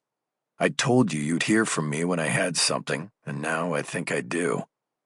Well, I hope it's a connection to Sam Scales and the case. Otherwise, you've been chasing a pipe dream. You'll know soon enough. Can you at least tell me how far we're going, so I can tell Lorna when I'll be back? T.I. What? They're not going to let me in with this thing on my ankle. We're not going to the prison. I just want to show you something. And a photo wouldn't do? I don't think so. We drove in silence for a while after that. Bosch took the 101 south into downtown, and then jumped onto the 110, which would be a straight shot down to Terminal Island, at the Port of Los Angeles. There was nothing awkward or uncomfortable about the stall in the conversation. We were half-brothers and comfortable with the silences. Bosch listened to the news, and I tuned it out with thoughts about the case. We were going to trial in under 6 weeks, and I still had no grounds for a defense. Bosch may have gone silent, but at least he had something he wanted me to see. My other investigator, Cisco, had been staying in close contact, but his efforts to background Sam Scales had so far been fruitless. I figured I was a week away from doing the unthinkable, throwing aside my right to a speedy trial and asking for time for a continuance. But I worried that such a request would reveal too much. It would show desperation, panic, and maybe even signal guilt. I would be acting like someone delaying the inevitable. "Where the hell is Wuhan?" Bosch said. His words rescued me from the downward spiral of my thoughts. "Who?" I asked. He pointed to the radio. "Not who," he said. "It's a place, somewhere in China. Were you listening?" "No, I was thinking," I said. "What was it?" "They've got a mystery virus over there, killing people." "Well, at least it's there and not here." "Yeah, for how long?" "You ever been over there, China?" "Just to Hong Kong." "Oh, right, Maddie's mom. Sorry I brought it up." "Long time ago." I attempted to change the subject. "So, what's Aparicio like?" I asked. "What do you mean?" Bosch responded. "Well, I just remember when I had him on the stand 9 years ago, he was restrained at first, but then out came the animal. He wanted to jump out of that chair and tear my throat out or something. He seemed more Tony Soprano than Michael Corleone, if you know what I mean." "Well, so far I haven't laid eyes on the guy. That's not what I've been doing." I looked out the window and tried to blunt my shock and upset. I then turned back to engage. "Harry, then what have you been doing?" I asked. "You had Aparicio, remember? You should have—" Hold on," he said. "I know I have Aparicio, but it wasn't about putting eyes on him. This isn't a surveillance job. It's about finding out what he was doing and whether or not it somehow connects to Scales and you, and that's what I've been doing." "Okay, then stop with the whole mystery trip thing. Where are we going?" "Just take it easy. We're almost there, and then you'll be enlightened." "Really? Enlightened? Like divine intervention or something?" "Not quite, but I think you'll like it." He was right about one thing. We were almost there. I looked around to get my bearings and saw that we had crossed the 405 and were just a few miles from the end of the Harbor Freeway at Terminal Island. Through the windshield and to the left, I could see the giant gantry cranes that loaded containers on and off cargo ships. We were in San Pedro now. Once a small fishing village, it was now part of the giant Port of Los Angeles complex, serving as a bedroom community for many of those who worked on the docks and in the shipping and oil industries. It had once had a full courthouse where I appeared regularly on behalf of clients accused of crimes. But the justice complex was shuttered by the county in a cost-cutting move, and the cases moved up to a courthouse by the airport. The San Pedro courthouse had now stood abandoned for well over a decade. "I used to come down to Pedro a lot on cases," I said. "I used to come down when I was a teenager," Bosch said. "Sneak out of whatever place they put me, come down to the docks. I got tattooed down here once." I just nodded. It looked like he was reliving the memory, and I didn't want to intrude. I knew very little about Bosch's early life beyond what I had read once in an unauthorized profile in the Times. I remember foster homes and an early enlistment in the Army with Vietnam as the destination. This was decades before we learned of our blood connection. We crossed the Vincent Thomas, the tall green suicide bridge that connected to Terminal Island. The entire island was dedicated to port and industrial operations, with the exception of the federal prison at the far end. Bosch exited the freeway and used surface streets to get us moving along the northern edge of the island and next to one of the deep port channels. "Taking a wild guess," I said, "Aparicio has some kind of smuggling operation here? Stuff coming in on cargo containers? Drugs? Humans? What?" "Not that I know of," Bosch said. "I'm going to show you something else. You see this area?" He pointed through the windshield toward a vast parking lot filled with plastic-wrapped cars fresh off the boats from Japan. "There used to be a Ford Motor plant here," Bosch said. "It was called Long Beach Assembly, and they made the Model A. My mother's father supposedly worked there in the 30s on the Model A line." "What was he like?" I asked. "I never met him, only heard this story. And now it's Toyotas." I gestured toward the vast parking lot of new cars, ready to be disseminated to dealers across the West. Bosch turned onto a crushed shell road that ran alongside a rock jetty lining the channel. A black and white oil tanker the length of a football field, including the end zones, was slowly making its way down the channel to the port. Bosch pulled to a stop by what looked like an abandoned railroad spur and killed the engine. "Let's walk up to the jetty," he said. "I'll show you what we've got as soon as this tanker goes by." We followed an uphill walk to the top of a berm that ran behind the jetty as a barrier against high tides. By standing on top of it, we got a solid view across the channel of the various petroleum refining and storage facilities vital to the operations of the port. "Okay, so this is the Cerritos Channel right here, and we are looking north," Bosch said. "That's Wilmington, directly across the water, and Long Beach to the right." "Okay," I said. "What exactly are we looking at?" "The center of the California oil business. You've got the Marathon, Valero, Tesoro refineries right there. Chevron is farther up. The oil comes in here from all over, even Alaska. Comes to port by supertanker, barge, rail, pipeline, you name it. Then it goes over there to the refineries, and it gets processed from there into distribution, into tanker trucks and out to your local gas station, and then into your own gas tank." "What's it all got to do with the case?" "Maybe nothing. Maybe everything. You see that refinery at the end there with the catwalks around the tanks?" He pointed to the right, and at the small refinery with a single stack billowing a white plume of smoke into the sky. An American flag was draped around the upper section of the stack. There were two side-by-side storage tanks that looked to be at least 4 stories tall and were surrounded by multiple catwalks. "I see it," I said. "That's BioGreen Industries," Bosch said. "You won't find Luis Aparicio's name attached to any of the ownership documents, but he holds the controlling interest in BioGreen. No doubt about it." Bosch had my undivided attention now. "How did you find that out?" I asked. "I've followed the honey," Bosch said. "What's that mean?"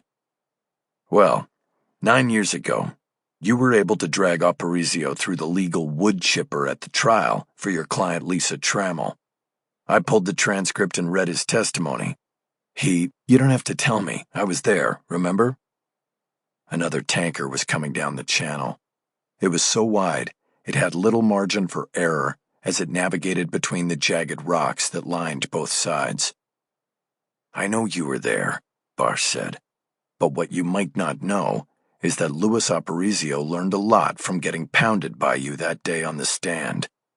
Number 1, he learned never again to be connected by legal documentation to any of his companies, legit or not. He currently owns nothing in his name and is connected to no company, board, or reported investment to anything. He uses people as fronts. I'm damn proud I was able to teach him how to be a better criminal. How did you get around it? The internet is still a pretty useful tool. Social media, newspaper archives. Aparisio's father died 4 years ago. There was a service in New Jersey and a virtual visitation book. Friends and family signed in, and damn if the funeral home's website doesn't still have it online. More like hot damn, you got lots of names. Names and connections. I started tracing, looking for stuff out here. 3 Aparicio associates are vested owners of BioGreen and comprise a majority interest. He controls it through them. One of them is named Jeannie Farino, who in the last 7 years has risen from a Vegas stripper with a couple of possession pops on her record to part owner of a variety of businesses from there to here and back again. I think Jeannie is Aparicio's side piece. Follow the honey. Right to BioGreen. This is getting good, Bosch. I pointed down the channel to the refinery. But if Aparicio has a secret ownership in businesses from here to Vegas, why are we looking at this one? Because this is where the biggest money is. You see that place? It's not a typical refinery. It's a biodiesel plant. Basically, it makes fuel from plants and animal fat. It's recycling waste into an alternate fuel that costs less and burns cleaner. And right now, it's the apple of the government's eye because it reduces our national dependence on oil. It's the future, and Louis Aparicio is riding the wave. The government is propping this business up, paying companies like BioGreen a premium on each barrel just to make it. That's on top of what they get for then going out and selling that barrel. And where there's government subsidy, there is always corruption. You got that right. I started pacing along the worn footpath on top of the berm. I was trying to see the connections and how this could all work. So there's a guy, Bosch said, a lieutenant who runs the bureau at Harbor Division. I trained him 25 years ago when he came through Hollywood Detectives as a D1. Can you talk to him? I asked. Already did. He knows I'm retired, so I told him I was fishing around for a friend who was interested in BioGreen as an investment. I wanted to know if there were any red flags, and he told me, yeah, there's a big red flag, an FBI flag on the place. Meaning what? Meaning he's supposed to take no action on anything that comes across his plate from BioGreen. He's supposed to alert the Bureau and stand down. You understand what that means? That the Bureau's working on something there, or at least keeping an eye on it. I nodded. This was getting better and better in terms of building a smokescreen for trial. But I knew I needed to do more than provide smoke. This wasn't work for a client, it was for me. Okay, so all we need is a connection to Sam Scales, and we have something I can tee up in court, I said. I'll call Cisco and see we already have it. Bosch said. What are you talking about? Where does he connect? The autopsy. Remember the fingernails? The scrapings showed vegetable oil, chicken fat, sugar cane. That's biofuel, Mick. Sam Scales had biofuel under his fingernails. I looked down the channel at the BioGreen refinery.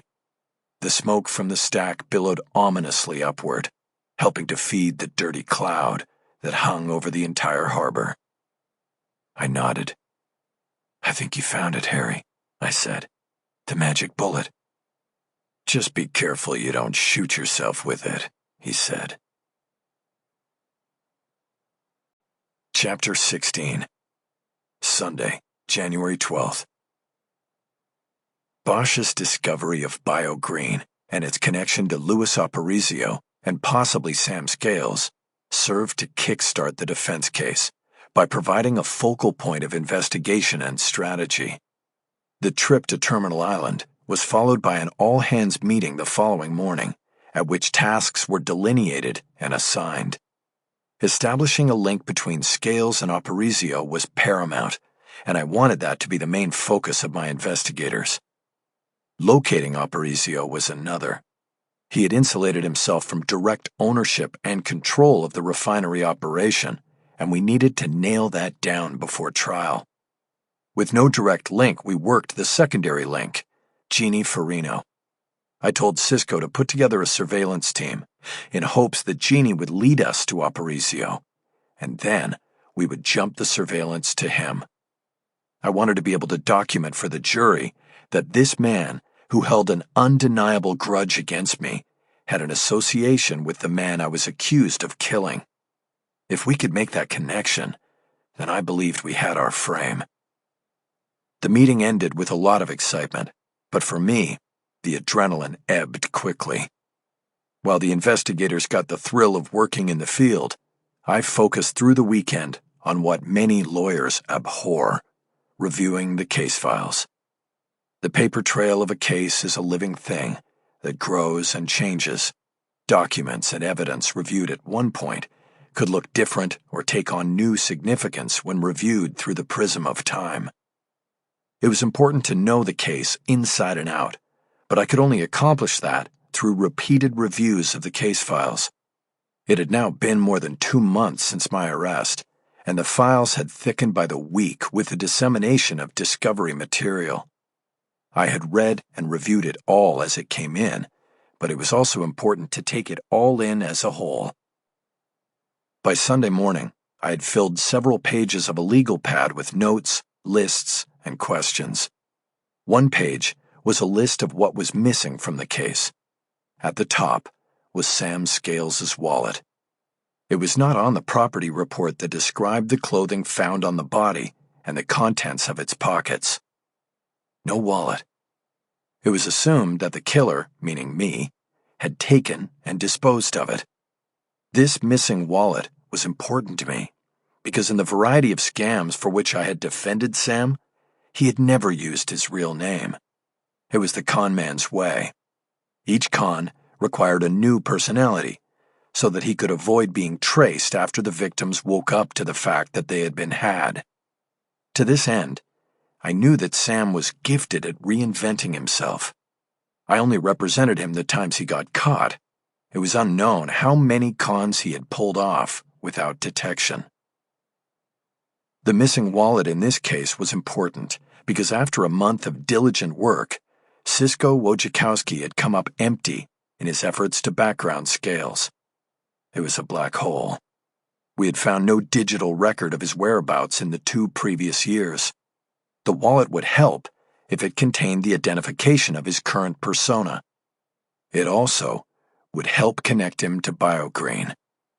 If he was working there or involved in some kind of scheme with Aparicio, his current identity would be key to tracing it. It was only when I reviewed the case file for a 3rd time on Sunday evening that I noticed a discrepancy that appeared to flip the case over and give me one more grievance to take to Judge Warfield. After strategizing next moves, I called Jennifer Aronson and spoiled her dinner plans. I told her to draw up an emergency motion to compel discovery from the prosecution.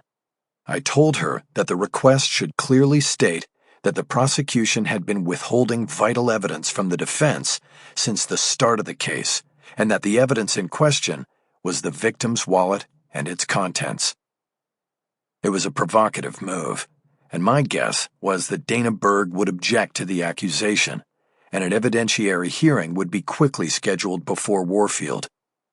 That was exactly what I wanted.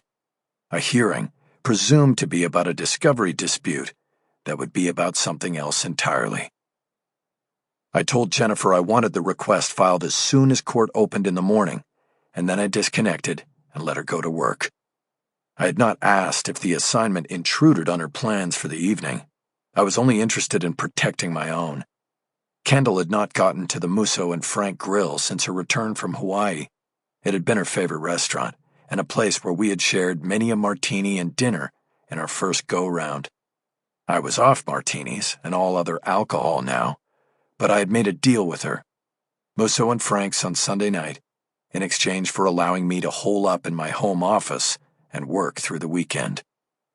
That work had paid off big time, and now I was looking forward to the night out as much as Kendall was. I passed the case baton to Jennifer and told her I would meet her at the Nickel Diner in the morning after she filed. I asked her to tell the whole defense team to come for breakfast so we could update one another on the prior 72 hours. Despite having to witness many martinis being prepared, served, and consumed, I found dinner at Musso's a welcome distraction from thoughts on the case, if only for a few hours, and it pulled Kendall and me back toward the relationship we had shared for 7 years before her departure for Hawaii. What drew me closest to her was her assumption that there would be no interruption in our relationship going forward. The idea that I could be found guilty of murder a month from now and be locked away in prison for the rest of my life had never entered her thinking or her discussion of our renewed life together. It was naive, yes, but also endearing. It made me not want to disappoint her, even as I understood that disappointing her would be the least of my problems if I didn't win the case. You know, I said, being innocent is no guarantee of a not guilty verdict. Anything can happen in trial. You always say that, she said, but I know you're going to win. But before we make any great plans, let's get the verdict, okay? It doesn't hurt to plan. As soon as this is over, I want to go somewhere and lie on a beach and forget all about this. That will be nice. And I left it at that. Chapter 17. Monday, January 13th. At breakfast the next morning, Jennifer was the last to arrive. By then, we had been around the whole table with team members reporting on their efforts since the last meeting. There had been little advancement, largely because of the weekend. Cisco said that he had had a surveillance team on Jeannie Farino since Friday evening, but there had been no sign of Luis Aparicio having contact with her. Meanwhile, Bosch told us he was working his law enforcement contacts to try to determine why BioGreen was on the FBI's radar. Jennifer had not heard the updates and asked a few questions to catch up. Is there any confirmation beyond his dirty fingernails that Sam Scales was somehow involved with BioGreen? She asked. Well, not under that name, Bosch said. I dummied in a call to check on employment for a car loan, and they said they had no record of a Sam Scales working there now or ever. What about the FBI? Jennifer asked. Do we know what they're up to? Not yet, Bosch said. I don't think we wanted to take a head-on approach to that question, so I'm sort of sniffing around the edges while trying to get a line on Scales. I followed a tanker truck out of there Friday afternoon, Cisco added. For the hell of it. Just wanted to see where it went. But he went through a security gate at the port and I had to hold back. About a half hour later, he comes driving out and goes back to the refinery. I think he either picked up or dropped off a load. Are we thinking Sam Scales was driving a truck? Jennifer said. What's the scam in that? Maybe he went straight, Cisco said. No, I said. I knew Sam. He was never going to go straight. He was up to something, and we still need to find it. There was silence for a few moments while I thought about what Bosch had said. I had spent the entirety of my career laboring in state courts and had few interactions with FBI agents or the federal government. Though Bosch had once been married to an FBI agent, I knew he had a history of antagonism when it came to his federal counterparts. The rest of my team were also outsiders when it came to the feds. We've got trial in a month, I said. What do you think about switching to a head-on approach to the Bureau instead of sniffing around the edges? We can do that, Bosch said. But you have to remember, the feds only respond to threat of exposure. Whatever they've got going down there, they want to keep it quiet, and they'll only take you seriously if they see you as endangering their secrecy or their investigation. That's what a head-on approach is. You make yourself a threat. That's how we always did it at the LAPD. I nodded and thought about that. Monica, one of the owners of the Nickel, brought over a variety plate of donuts to go with the pancakes and eggs we had already eaten. Jennifer, the only one who hadn't had breakfast yet, reached for the chocolate frosted entry. "Anyone want to share this?" she asked. There were no takers. Jennifer continued. "I was going to say, we should file a Freedom of Information Act request," she said, "but those take forever. They probably wouldn't even acknowledge receipt until after your trial." I nodded in agreement, and then changed my mind. We could do that, but then back it up with a subpoena requesting files on scales, I said. The FBI can ignore a subpoena, Jennifer countered. They don't have to answer questions about federal investigations in state court. Doesn't matter, I said. Just delivering the subpoena would be the threat Harry's talking about. They would be on notice that this is coming up at my trial. It might bring them out of the shadows. Then we see what we can get. I looked at Bosch for confirmation. He nodded. It could work, he said. Let's do it, Jennifer said. Jennifer, I know I'm putting everything on your plate, I said. But can you add the subpoena and FOIA request? No problem, she said. The FOIA's probably an online request. It'll be done by the end of the day. I'll work on the subpoena first. What are the parameters? Sam Scales and any and all aliases, I said. Then include Louis Aparicio and BioGreen Industries. Anything else? Jennifer received a call on her cell and got up from the table to take it outside. The rest of us continued to talk through the subpoena idea. Even if it does bring them out, I'm not sure what you'll get, Bosch said. You know what they say, the FBI doesn't share. It eats like an elephant and shits like a mouse. Lorna laughed. It made me realize that Cisco had been silent through the whole discussion. Cisco, what do you think? I asked. I think another way to get information about that place is for me to go down there and ask if they're hiring, Cisco said. Maybe I get inside there and see what's going on, even if they don't hire me. Put a hard hat on and you look the part, I said with a smile. But no, if they're running a con, they'd do a deep dive checking you out, and your name would connect to mine. I think I'd rather have you working with the Indians on Aparicio. Cisco called the men on his surveillance team the Indians. Political correctness aside, he likened them to the Indians in the old westerns, who watched the wagon trains from the cliffs without the settlers having any clue. Well, ready to go if you need it, Cisco said. Surveillance gets a bit boring, you know? Then I'll tell you what, I said. If you were okay leaving your team on Aparicio and Farino, why don't you spend a couple days on Milton, the cop who pulled me over? Cisco nodded. I could do that, he said. I still don't buy his story, I said. If he was doing somebody's bidding, I want to know whose and why. On it, Cisco said. What about me, Mickey? Lorna said. What do you need from me? I had to think fast about that. Lorna wouldn't want to be left out of the case. Go back into our files on Trammell, I said. Pull out anything that has to do with our background work on Aparicio. I don't remember everything, and I have to be ready to go at him again if we ever find him. Jennifer came back to the table from her call, but didn't sit down. She looked at me and held up her phone. We're on, she said. Warfield set a hearing on the motion to compel for 1 o'clock today. She told Berg to bring her lead investigator, too. I was surprised. That was quick, I said. We must have struck a nerve. That was Andrew, Warfield's clerk, Jennifer said. We definitely struck a nerve with the prosecution.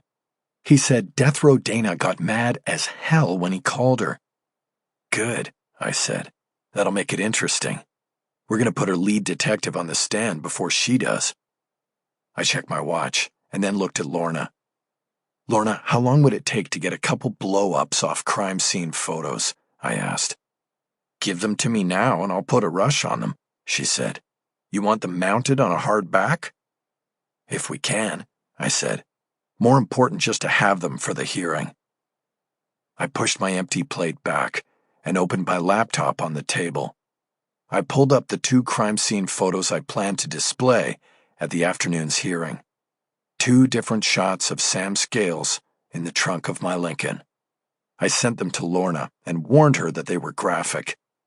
It wasn't her delicate sensibilities I was trying to protect. It was the photo technician at the FedEx store that I wanted her to warn. Chapter 18.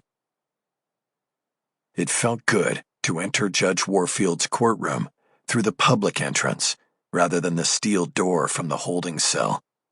But at the same time, the free man's entrance put me in a heavy confluence of post-lunch returnees to the courthouse, including Dana Berg, who mad-dogged me on the elevator like an OG from lockdown. I ignored it and saved my own enmity for court. I held the door for her, but she declined to say thanks. The media twins were already in their usual spots when we entered. "I see you alerted the press," Berg said. "Not me," I said. "Maybe they're just vigilant. Isn't that what we want in a free society? A vigilant press?" "Well, you're barking up the wrong tree this time. They're going to see you get your ass handed to you by the judge." "For the record, Dana, I don't blame you. I actually like you, because you're fierce and focused. I wish all our government people were. But you have people working for you who are not doing you any favors." We split as we went through the railing. She went left to the prosecution table, while I went right to the defense table. Jennifer was already seated there. "Anything from Lorna?" I asked. "She just parked and is on her way," she said. "Hope so." I opened my briefcase and pulled out a legal pad I'd worked on while doing final prep in the first-floor cafeteria. Jennifer leaned over to look at my scribbling. "You ready?" she asked. "Yep," I said. I turned in my seat and checked the gallery. I had sent a text about the hearing to my daughter, but it was last minute, and I was unsure of her Monday afternoon class schedule. I had not heard back from her, and she was not in the courtroom. Judge Warfield was 10 minutes late starting the afternoon session, and that gave Lorna enough time to get to the courtroom with the photo exhibits. We were locked and loaded when Deputy Chan called the room to order and Warfield took the bench. I held my pad in hand and was ready to be called to the lectern. It was my motion, my prerogative to go first. But Berg stood and addressed the court.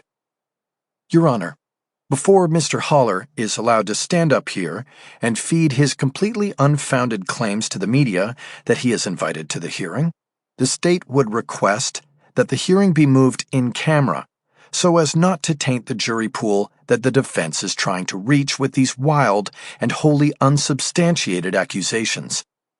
I was standing before she was finished and the judge cued me. "Mr. Haller?" "Thank you, Judge. The defense objects to the motion to move this hearing to chambers. Just because Ms. Berg doesn't like what she will hear is no reason to cover up what is said and presented.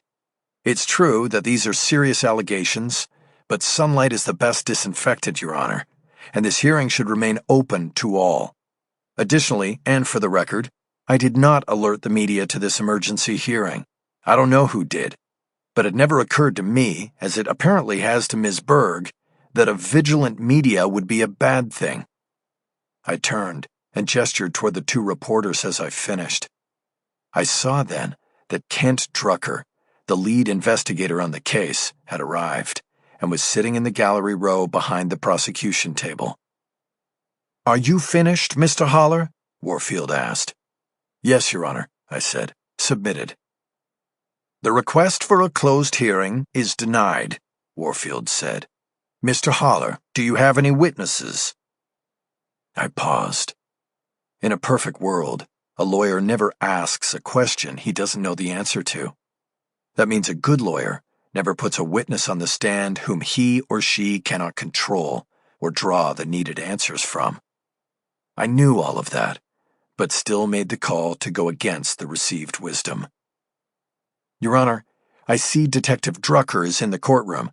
Let's start with him as the first witness. Drucker went through the gate to the witness stand and was sworn in. He was a seasoned investigator, with more than 20 years on the job, half of it working homicides. He wore a nice suit and carried his copy of the murder book with him. If he was surprised I had called on him, he didn't show it. Since we were not in front of a jury, I skipped the soft introductory questions and got right to the heart of the matter. Detective, I see you brought your murder book with you. Yes, sir, I did. Would you mind going to the property report that was filed in regard to the belongings of the victim in this case, Sam Scales? Drucker opened the thick binder on the flat surface at the front of the witness box, leafed through it, and quickly found the report.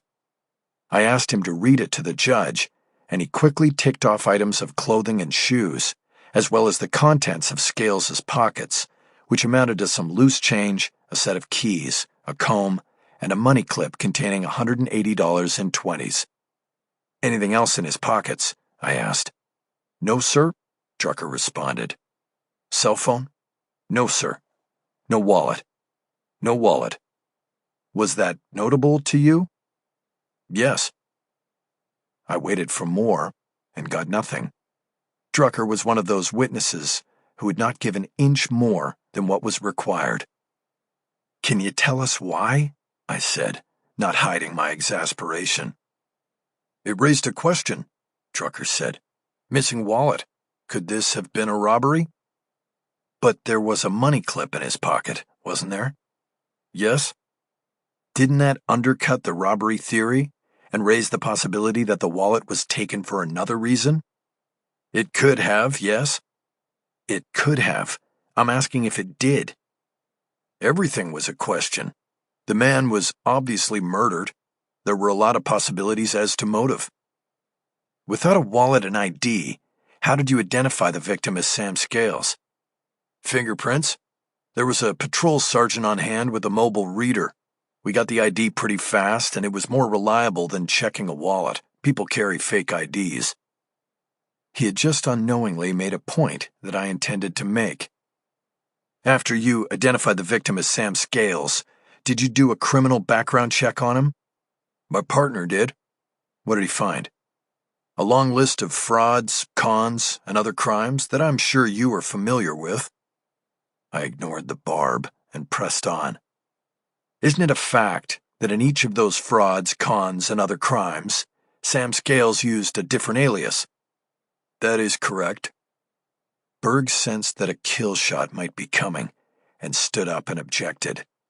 Your Honor, this is a motion to compel discovery, and counsel is leisurely walking the witness through the entire investigation of the case. Is there a purpose here? It wasn't much of an objection, but it did serve to knock me out of my rhythm. The judge admonished me to get to the point of my questioning or move on. Detective Drucker, knowing that the victim of this murder used different aliases, wouldn't it have been important to the investigation to recover his wallet to see what alias he was using at the time of his death? Drucker digested the question for a long moment before responding. Hard to say, he said. I knew with that answer that I would never get what I wanted from Drucker. He was too wary of me to ever break free of the short answers that imparted very little information of value. Okay, let's move on, I said. Detective, could you turn to the crime scene photos in your murder book and look at photographs 37 and 39? While Drucker found the relevant pages in the murder book, I quickly set up 2 portable easels in front of the empty jury box, and on them placed the 24 by 18 blow-up shots Lorna had gotten made that morning. Each was a photograph of Sam Scales lying on his side in the trunk of my Lincoln. The second shot was a little tighter than the first. Did you find the photos, Detective Drucker? Yes, I have them here. Do your photos 37 and 39 correspond with the blow-ups I've put up for the court to see? Do they correspond? Do they match, Detective? Are they identical? Drucker made a display of looking down at his photos and then at the 2 shots I had put up on the easels. They appear to be the same, he finally said. Perfect, I said. Can you tell us for the record what the two photos depict? They're both shots of the victim in this case in the trunk of your car. One of the photos is zoomed closer in than the other. Thank you, Detective. The victim is lying on his right side, correct? That is correct. Okay. And can I now draw your attention to the victim's left hip, which is up toward the camera? Do you see the left rear pocket of the victim's pants? I see it. Do you see the rectangular-shaped distension of the pocket?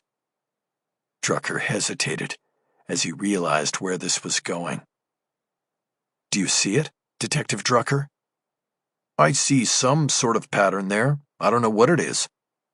You don't think that it is indicative of a wallet in that back pocket, Detective?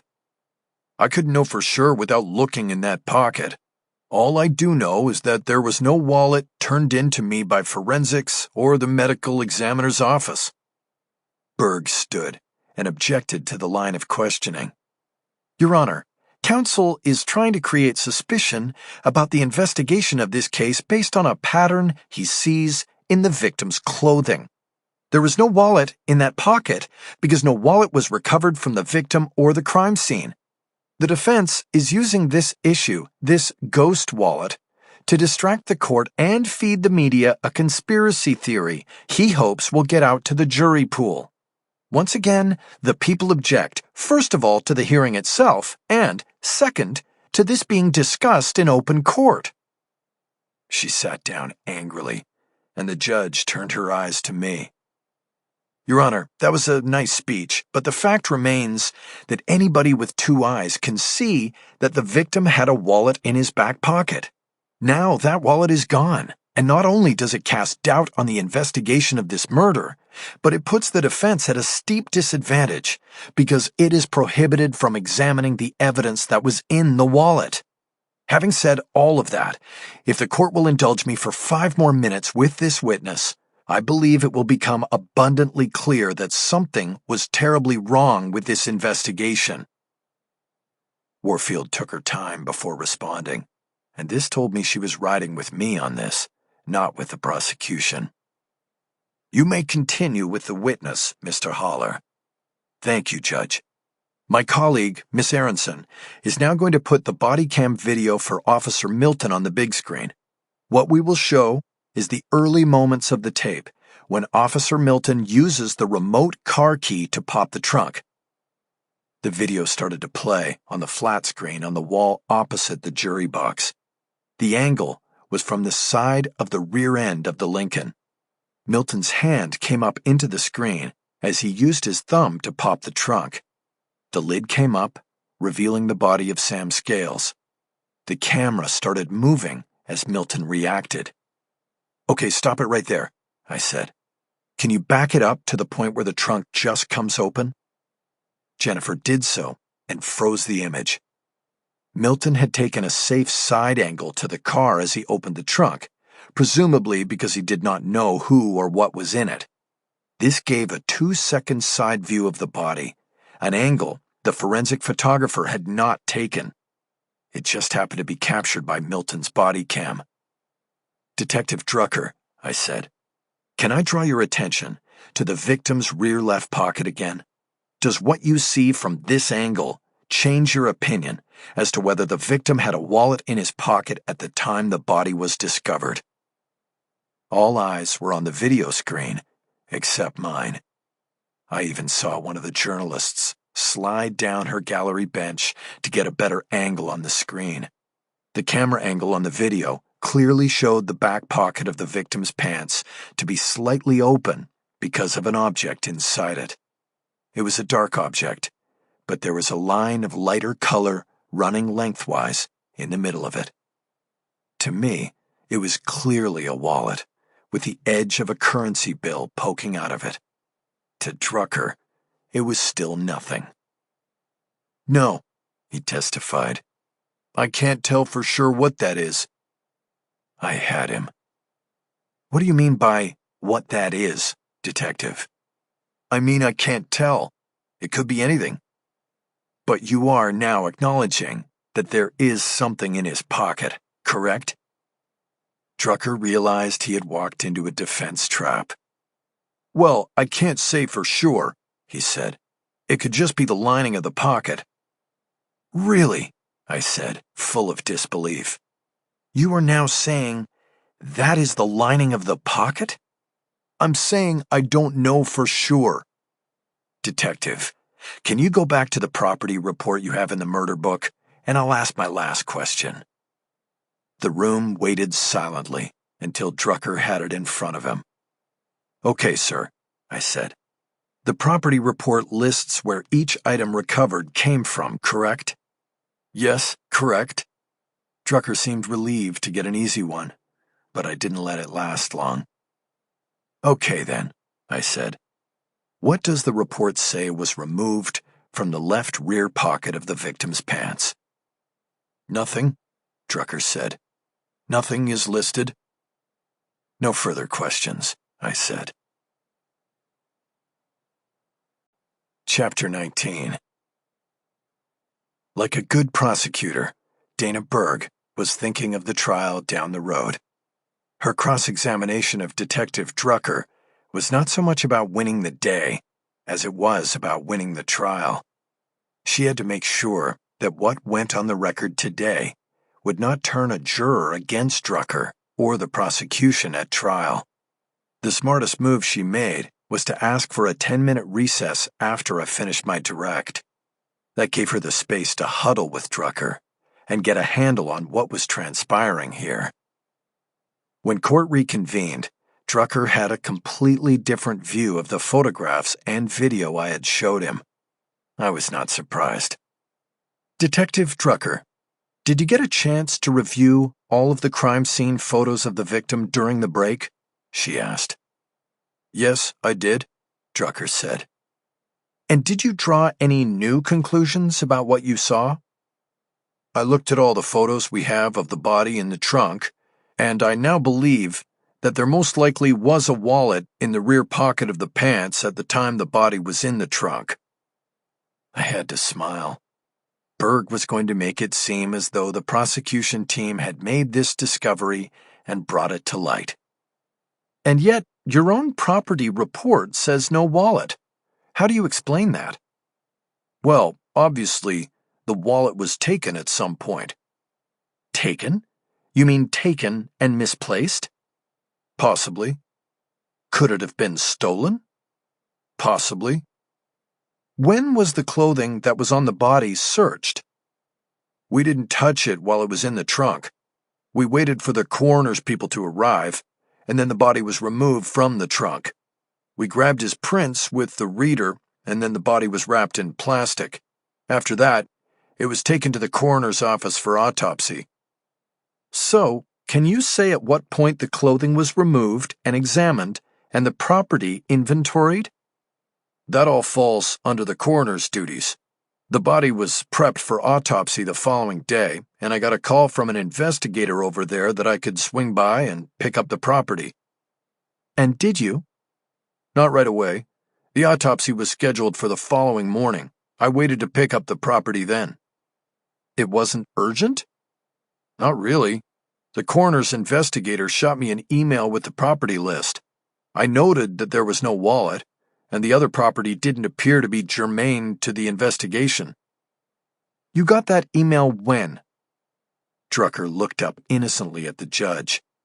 Can I refer to my records? He asked. You may, Warfield said. Drucker flipped through pages in the murder book and then stopped to read. I have the email here, he said. Got it at 4:20 the afternoon after the call-out. So, doing the math, Berg said, the first you knew that there was no wallet was about 17 hours after you were called to the murder scene to begin the investigation, correct? Correct. And during that time, you did not have custody of the victim's clothing or personal belongings, correct? Correct. Anything could have happened to the wallet in that time. It could have been stolen or misplaced? Correct. Did you take the wallet, Detective Drucker? No, I never even saw it. Did you intentionally hold it back from the discovery package I asked you to put together for the defense? I did not. No further questions, Your Honor. I had to give Berg credit. She had skillfully pulled Drucker from the credibility scrap heap and would live to fight another day with him at trial. He was dismissed from the witness stand, and I told the judge I had no other witnesses and was ready to argue. Berg also said she was ready to go. My opening salvo was short and to the point. Your Honor, we have a situation here where the state has mishandled a key piece of evidence, hidden their malfeasance from the defense, and now it is the defense that is left damaged by their failure. Whether or not their actions were intentional, my right to a fair trial has been more than infringed on. It's been trampled. I knew the victim, I knew his history, and I knew his MO. He changed aliases the way some people change their shoes. The loss of this wallet, which contained the current identification of Sam Scales at the time of his death, has prevented my team from adequately being able to investigate the victim's activities and therefore learn of potential threats and killers. That is my argument. If you buy their explanation of the wallet being innocently misplaced or stolen by someone skulking around the halls of the coroner's office. Personally, I don't believe any of it. This was an intentional effort to subvert a fair trial. This was the prosecution and police getting together, and Berg jumped up and objected to my casting aspersions on the actions and motives of the prosecution. This is argument, I said. I can say whatever I want. To a degree, Warfield said. I'm not going to let you stray from what is on the record. I think you have made your argument. Do you wish to add anything else? Berg had effectively knocked me off the rails, and the judge wasn't going to let me back on. No, Your Honor, I said. Submitted. Ms. Berg, the judge said, I hope you will be as succinct. Berg went to the lectern and began. Your Honor, the histrionics of defense counsel aside, there is no evidence that exists or was submitted here that indicates some great conspiracy to prevent a fair trial in the case, and, most important of all, no evidence or indication of a plan to hold back or subvert the discovery process. Yes, the victim's wallet went missing, but it was defense counsel himself who brought this to light, only this morning. To come here and cry foul play and conspiracy, counsel is simply grandstanding for the media, and the state asks the court to dismiss the motion. I stood to respond, but the judge did not allow it. I think I have heard enough, Mr. Haller. I know what you will say, and then I know what Miss Berg will say in return, so let's save the time, shall we? I got the message and sat down. The court finds the information revealed today to be very troubling, Warfield continued. The state concedes that there was a wallet in the victim's pocket, but it now cannot produce that wallet for examination by the defense. Whether the wallet disappeared through negligence or something more sinister, the situation still leaves the defense in a reduced position. As Mr. Haller has suggested, the wallet could have contained an alternate ID used by the victim. That in turn could lead to evidence supporting Mr. Haller's position. Warfield paused there and appeared to be studying her notes for a moment before continuing. At this time, the court doesn't know what the remedy is, but is going to take 48 hours to consider it, and it will give the state those same 48 hours to either find the wallet or determine exactly what happened to it. I'm continuing this hearing until Wednesday at 1 o'clock, and my suggestion to the prosecution is to not come back empty-handed. We are adjourned. Warfield then turned in her chair and stood up. She moved down the 3 steps from the bench quickly and gracefully, her robe flowing behind her, as she reached the door leading to her chambers and disappeared. Good work, Jennifer whispered in my ear. Maybe, I whispered back. We'll see in a couple days. Did you get that subpoena printed? Got it. Let me go see if I can get her while she's feeling it for the defense. While Jennifer opened her briefcase to get the document, Berg stopped by the defense table on her exit. You really think I had something to do with that? That I even knew about it? I looked up at her for a moment, then answered. I don't know, Dana. All I do know is that from day one, you've been trying to tilt the board so all the pieces roll to your side. So give me a reason not to believe it. Go find the wallet. She frowned and walked away without a response. Here, Jennifer said. I took the subpoena and got up. I'm going to go, she said. Let me know if there's a problem. Will do. Let's talk tomorrow morning. And thanks for jumping on this today. No problem. You'll get it to Cisco? Yeah, but I think I'm going to go with him, see if I can rattle the cage a little bit. Good luck with that. The FBI doesn't usually rattle. I walked over to Warfield's clerk and asked him to call the judge before she settled into chambers and see if I could come back to get a subpoena signed. He reluctantly made the call, and I could see the slight surprise on his face when the judge apparently told him to send me in. The clerk opened a half door in his corral and buzzed me through the door to chambers. It led me into a hallway that was an extension of the clerk's domain, with file cabinets on one side and a large printer and work table on the other. I passed through to another hallway, this one lined with doors to individual judges' chambers. Warfield was one down to the left, and her door was open. She was behind her desk and had hung her black robe on a coat rack. You have a subpoena for me? She said. Yes, Judge, I said. A subpoena for records. I handed the document Jennifer had prepared across the desk. I remained standing while the judge studied it. This is federal, she said. It's for the FBI, but it's a state subpoena, I explained. I can see that, but you know you're spinning your wheels. The FBI won't respond to a state subpoena. You have to go through the U.S. Attorney's Office, Mr. Haller. Some would say that going through the USA's office would be spinning wheels, Judge. She kept her eyes on the subpoena and read out loud. All documents related to interactions with Samuel Scales or aliases. Now she dropped the paper on her desk, leaned back, and looked up at me. You know where this will go, right? She said. The circular file. It may, I said. You're just fishing? Trying to get a reaction? I'm working on a hunch.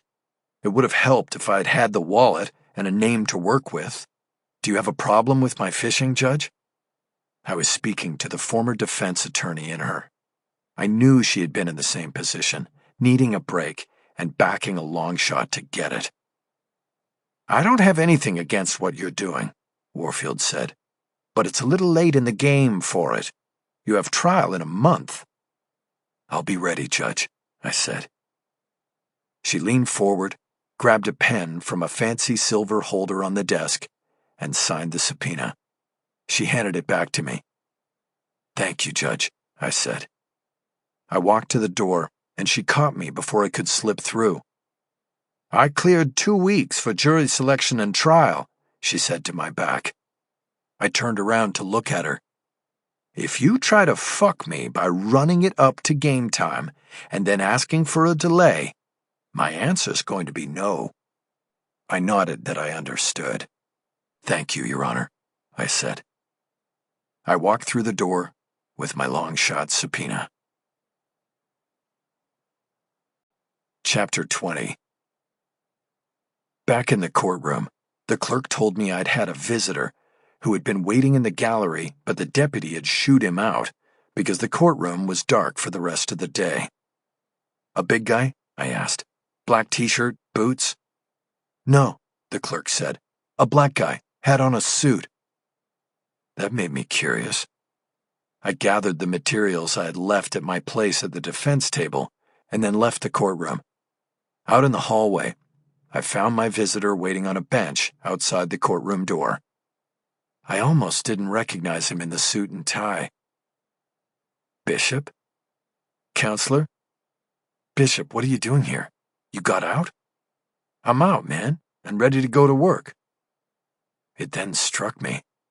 I had offered him a job when he got out of jail. Bishop read my hesitation. It's okay, man, if you don't have it. I know you got your trial and shit to worry about. No, it's okay. It's a surprise, that's all. Well, you need a driver? I do, actually. I mean, not every day, but I need a guy on call, yeah. When do you want to start? Bishop spread his arms, as if to display himself. I got my funeral suit on, he said. I'm ready to go. What about a driver's license? I asked. Got that too. Went to DMV as soon as I got out. When was that? Wednesday. Okay, let me see it. I'll have to shoot a photo of it and add you to the insurance. No problem. He pulled a thin wallet out of a pants pocket and gave me a brand new license. It looked legit to me as far as I could tell. I saw for the first time that his name was Bambajan Bishop. I pulled my phone and took the photo. Where's that name come from? I asked. My mother was from Ivory Coast, he said. Her father's name. So I have to go out to Westwood to drop a subpoena. You want to start right now? I'm here, ready to go.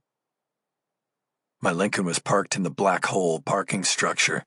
We walked over, and I gave Bishop the keys and took the back seat. We worked our way up to the ground level exit, and I paid careful attention to his driving skills as I gave him the rundown on how the job worked. He was essentially on call 24/7, but most of the time, I would need him during weekdays only. He needed to have a phone I could text him on. No burners, no alcohol, no weapons. He didn't have to wear a tie, but I liked the suit. He could shed the jacket whenever he was in the car. On the days I needed him, he would have to get to my house where the car was kept and go from there. No overnight take-homes of the car. I got a phone, he said when I was finished. It ain't no burner. Good, I said. I need the number. Any questions? Yeah, what am I getting paid? The $400 I was paying you for protection is now suspended because you're out and I'm out. I'll pay you $800 a week to drive me. There will be a lot of downtime and days off. I was thinking 1,000. I was thinking 8. Let's see how you do. Then we can talk about 1,000. As soon as I get through this trial and I'm back to making money, we'll talk. Do we have a deal? Yeah, deal. Good. Where are we going in Westwood? The Federal Building at Wilshire and the 405. With all the flagpoles out front. That's it. We got out of the underground parking, and Bishop worked his way to the 10 freeway and headed west without my having to issue instructions. That was a good sign.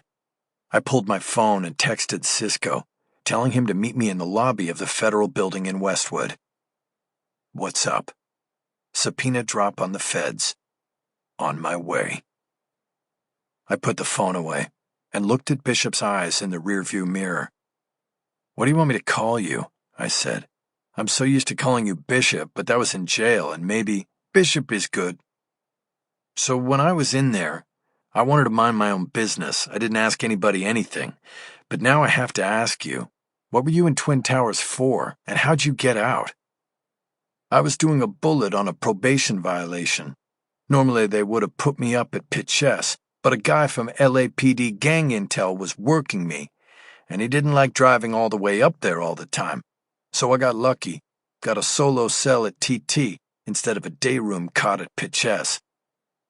So, those times you said you had court, you were actually off snitching to gang intel? He glanced at me in the mirror, picking up the tone in my voice. I worked him, he said. He didn't work me. So you're not going to have to testify in a case, I pressed. I don't want to make myself a target here, Bishop. There is no case, counselor. I worked it until my year was up and then I was out. If any comes around now, I can tell him to fuck off. His story tracked right. A bullet was a year, and convicts serving a year or less usually weren't sent to state prison.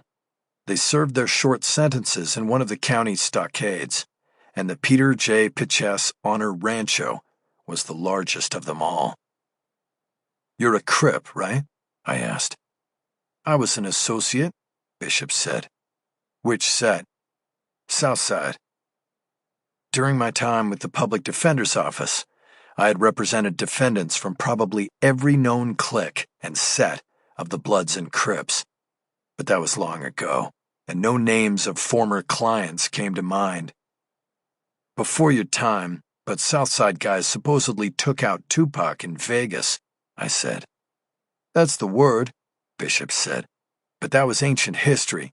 None of those OGs were around when I was." "What were you on probation for?" "Slinging." "So, why do you want to work for me when you could go back to your homies and sling dope? More money in that." "You know why, man. I got a girl and a kid now. I'm gonna get married and be done with all that." "You sure, Bumpajan?" "You check me, man. You'll see. I never was a user, and I'm out of that life. I'm gonna find a place up here to rent and never go back down there." Bishop transitioned onto the northbound 405 to get off on Wilshire Boulevard. The federal building rose 17 floors next to the freeway, a building that looked like a giant gray tombstone. Soon we were in the vast parking lot that surrounded it.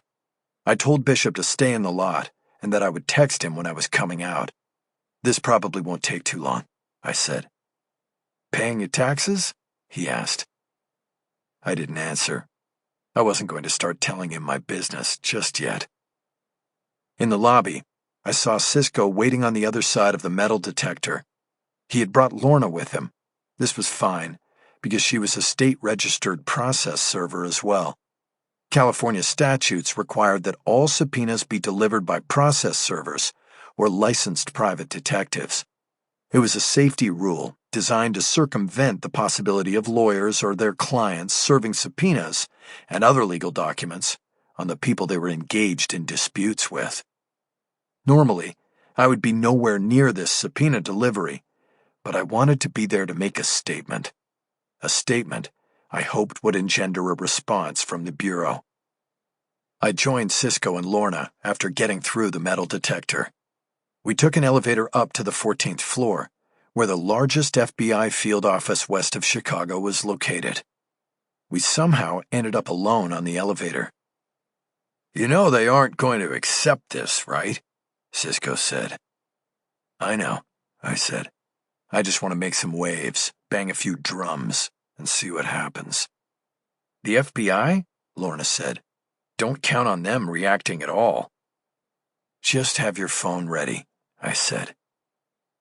Keeping with the rules, I handed Cisco the subpoena that Judge Warfield had signed.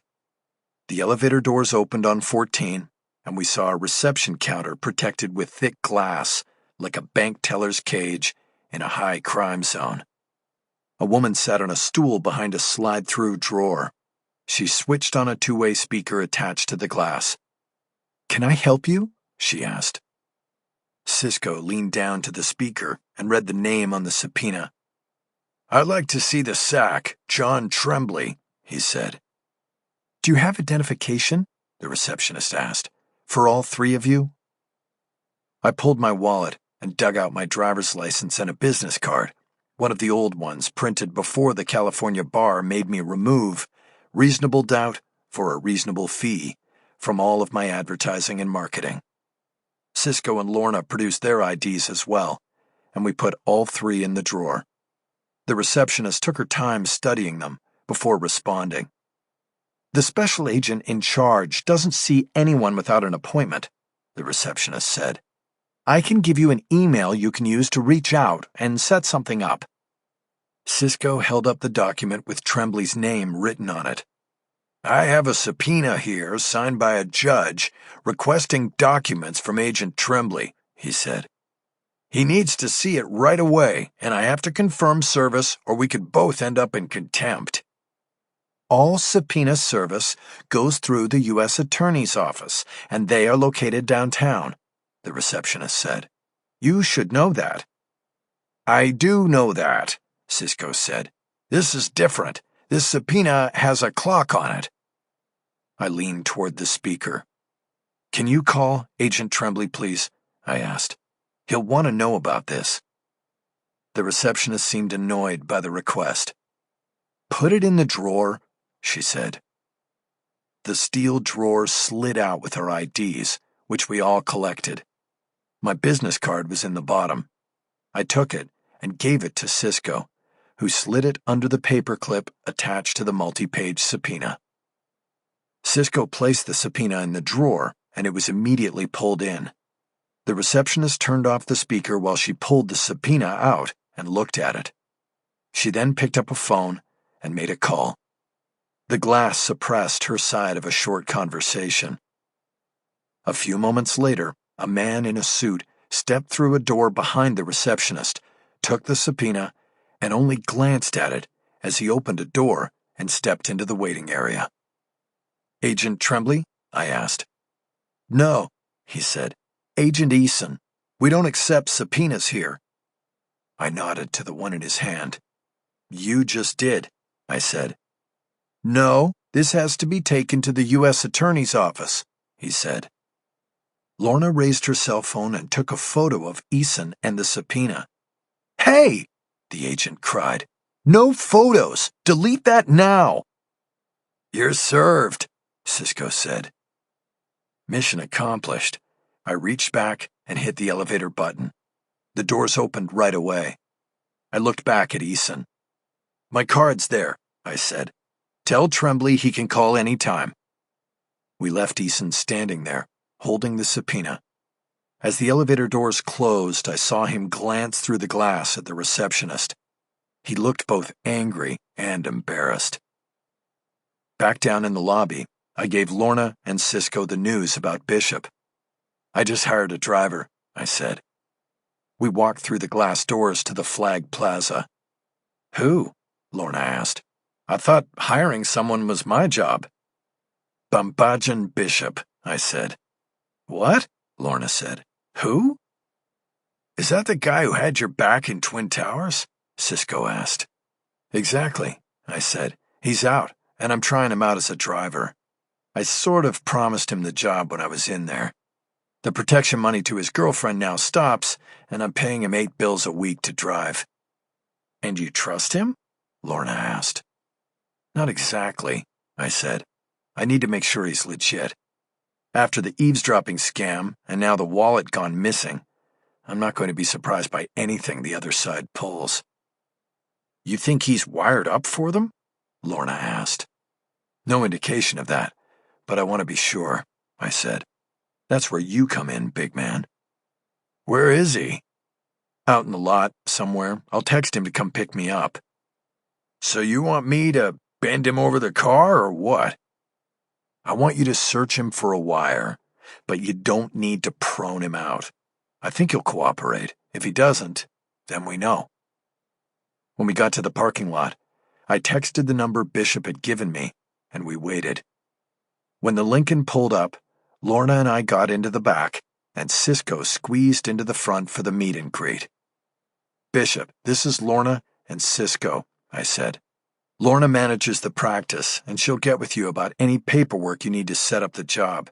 And Cisco's my investigator, and he needs to check you. Check me for what? Bishop said. A wire, Cisco said. Just a little pat-down.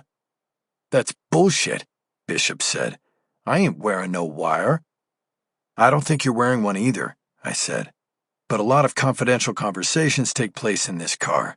I need to be able to guarantee my clients that they are, in fact, confidential. Whatever, Bishop said. I got nothing to hide. Cisco turned in his seat and reached his big hands toward Bishop's chest. It took him less than a minute to make a determination. He's clean, Bishop said. Good, I said. Welcome to the team, Bishop. Chapter 21. They came that night to my home, a knock so sharp that Kendall nearly shrieked. She was binging the last season of The Sopranos and was already on edge. I was sitting next to her on the couch, going through the files from the old Sam Scales cases I had handled. I opened the door, and a man and woman stood there.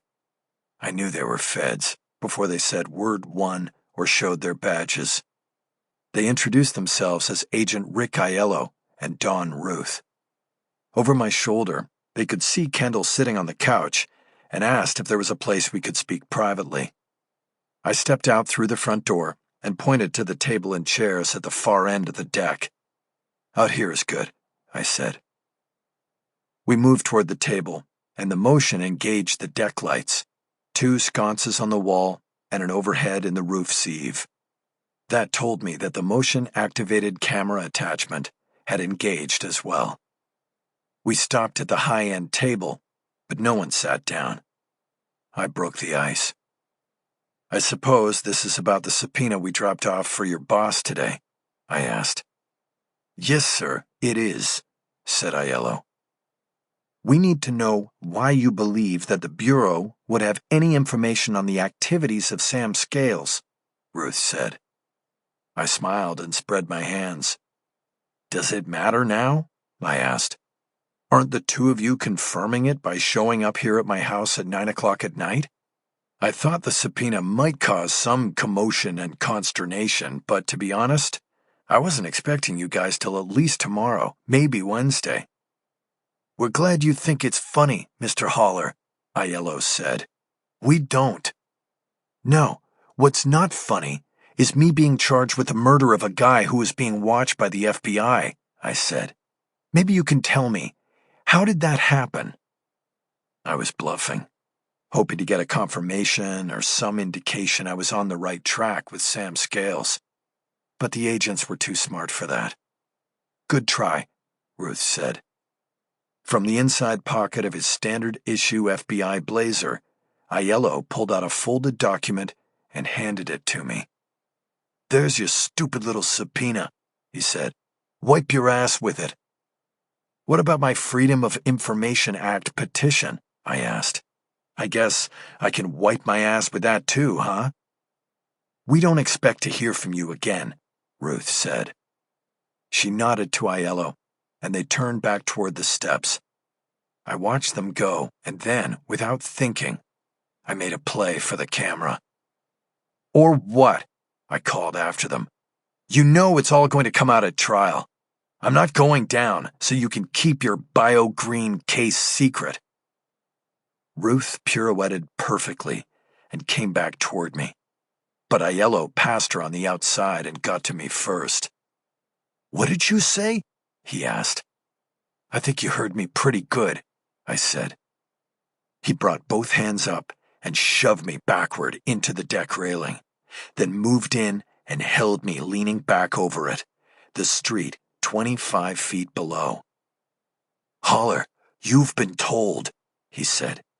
"Any attempt by you to compromise a federal investigation that has zero to do with your situation is going to be met with a very harsh response." Ruth made an effort to pull her partner off me, but she didn't have the weight or muscle. "What's going on at that plant?" I asked. "What's Aparicio got going? I exposed that guy for what he was 9 years ago. You're kind of late to the game." Aiello put his own weight into leaning me farther over. It was a wooden railing, and I felt it hard against my backbone. I was afraid the rail might give way, and we would both fall to the street. "Rick!" Ruth yelled. "Let him go! Now!" Aiello finally pulled me by the collar back onto steady ground and pointed at my face. "You don't know what you're dealing with," he said. "Just barking up the wrong tree, huh?" I said. "Is that what—" "You're barking up the wrong planet, Haller," Aiello said. "Stay away from it, or you'll bear witness to the power and might of the federal government." "Is that a threat?" I asked. "It is what it is," Aiello said. Ruth yanked her partner away by the arm. "Have a good evening," she said. She pulled him toward the steps. They passed Kendall, who now stood in the open doorway to the house, drawn from the television by the raised voices. I watched them go, this time deciding not to bother baiting them further. They descended the stairs to the street. I heard Ruth admonish Aiello in a tense whisper. "What the hell was that?" she said. "Get in the car." I heard the doors of their car open and close. Then the engine turned over, and the tires shot gravel as they took off and drove down the hill. "Who were they?" Kendall asked. "FBI," I said. "What? What did they want?" "To scare me. Let's go in." The first thing I did when I got back inside was go to my Ring camera app and check whether the confrontation on the front deck could be seen and heard clearly. It was all there, but the sound was sketchy in places. I had no doubt that it could be teased out by a sound expert if I ever needed it. I sent the video to Cisco and Jennifer so they would have copies. I also wrote a short note to accompany the file transfer. Looks like we touched a nerve. I returned to my spot on the couch next to Kendall, but found it hard to get back into the grind of going through the case files. "What exactly did they want?" Kendall asked. "I rattled their cage today," I said. "They wanted to rattle mine." "Did they?" "Nope." "Good. You want to keep working?" "Nah, I think I'm done for the night." "Then let's go to bed." "Good idea." But the move to the bedroom was interrupted by Cisco, who called after viewing the video I had sent. I told Kendall I'd be in a few minutes. "I looked a little testy," Cisco said. "They definitely aren't happy with the subpoena we dropped on them," I said. "Whatever they've got going at BioGreen, they don't want us in the picture." "But we stay with it, right?" "Right. You hear anything from the Indians after this morning?" "I got a report on the side piece. Still no sign of Aparicio." "We have to find him. What about that other thing you were doing?" "Yeah, I was going to fill you in tomorrow. There was nothing there tonight, no flags. After he left you at the house, he walked down the hill to Sunset, ordered food right there at Zanku Chicken, and waited for a ride. Then I see a car pull up and it's his girlfriend." "How'd you know it was his girlfriend?" "Because I've been dropping off cash to her every week since you got popped." "Right, forgot." "She had the kid in the car, too. They picked him up with dinner and went home to Inglewood, and that was it." "He didn't make any calls?" "A couple, but I had eyes on him. They were social calls. He was smiling, animated, not like he was reporting in as a CI. Still, if we get the chance, we should check the phone. Get the call log. I want to be sure." I realized that my tone indicated that I was disappointed Bambajan Bishop didn't appear to be snitching for the prosecution or the police. And I guess I was. If he was snitching, I could use that to my advantage. Plus, get the ultimate payoff when it came time to expose the wrongdoing in court. "I think after the jail surveillance thing, and now the missing wallet, they'd be crazy to try to submarine us," Cisco said. "You're probably right," I acknowledged. "But stay on him one more night. You never know." "Done." "Okay, Cisco, thanks. We'll talk tomorrow." As soon as I disconnected, I thought about Bosch. I had not sent him the video of the confrontation with the 2 FBI agents. I called him directly, and he picked up after 2 rings. "Hold on," he said. "Let me get clear." I heard the distinctive sounds of a casino in the background, slot machine bells, people shouting. Then it got quiet, and Bosch said hello. "It's Mick. Where the hell are you?" "Vegas. You couldn't tell? I just checked in at the Mandalay." "What are you doing there? I thought you were working for me." I immediately regretted my choice of words. "With me, I mean." "I am. That's why I'm here. Following something." "Well, we struck a big nerve today with the Bureau. 2 agents just showed up here to tell me we're barking up the wrong tree with BioGreen, while confirming that we're barking up the right tree. They like to do that.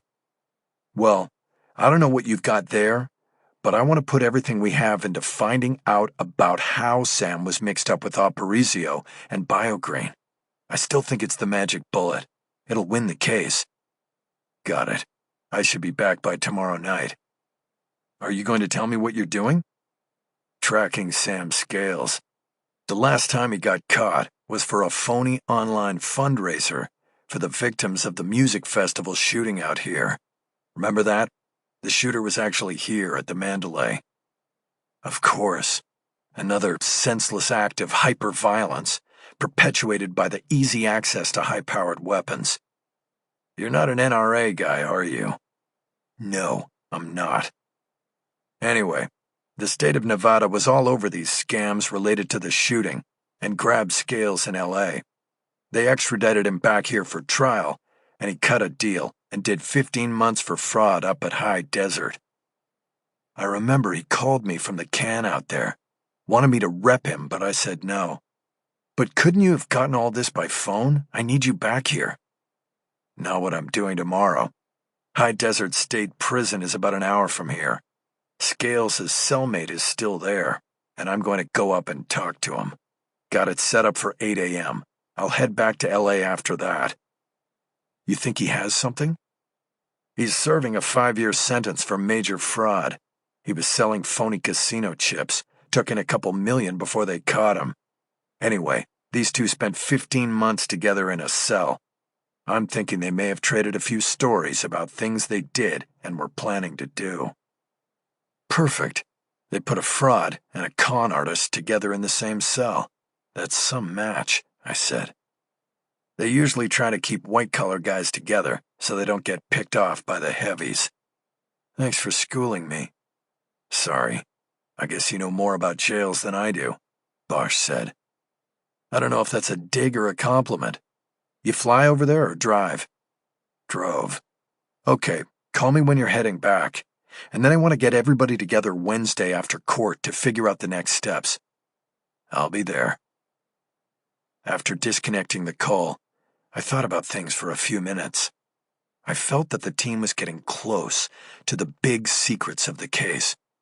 We had a momentum that could lead us to truth and triumph. It was just a question of whether we would get there in time. Kendall called down the hall from the bedroom. Are you coming to bed or not? I stacked all the files I had spread around and got up from the couch. I dumped the files into my briefcase and clicked it closed. Coming. I headed into the hallway, and she was standing there in her bathrobe. I stopped short. Scared me, I said. You know, this has happened before, she said. What did? You know. You let your work take over your life, our lives, night and day. And then what we had disappeared. And here we are, back together, and already you're doing it again. I reached out and gently grabbed the robe's terry cloth belt, which she had loosely cinched around her waist. I tugged it playfully. Come here. This isn't the same thing, babe. This is me. My case. I have to put everything into it, or there might not be any future for us. We've got a month until trial. I just need you to put up with this for a month, okay? Can you give me that? I moved my hands up her arms to her shoulders and waited. She said nothing. She just looked down at the floor between us. You can't give me the month? I asked. She shook her head. It's not that, she said. I can give you the month, but sometimes it's like you're talking to me like a juror, like you're trying to convince me you're not guilty. I let go of her shoulders. And what? You think I am? No, I'm talking about the way you talk to me. I don't know what you mean, I said, but if you think I'm trying to play you, then maybe you should go to bed and I should go back to work. I have to figure out how to convince a real jury I'm not a killer I left her there in the hallway. Chapter 22. Tuesday, January 14th. I worked late and fell asleep on the couch.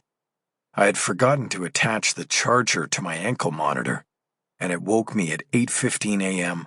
with a sharp, intermittent beeping that told me the device's battery would be dead in an hour, and I would be in violation of the terms of my bail.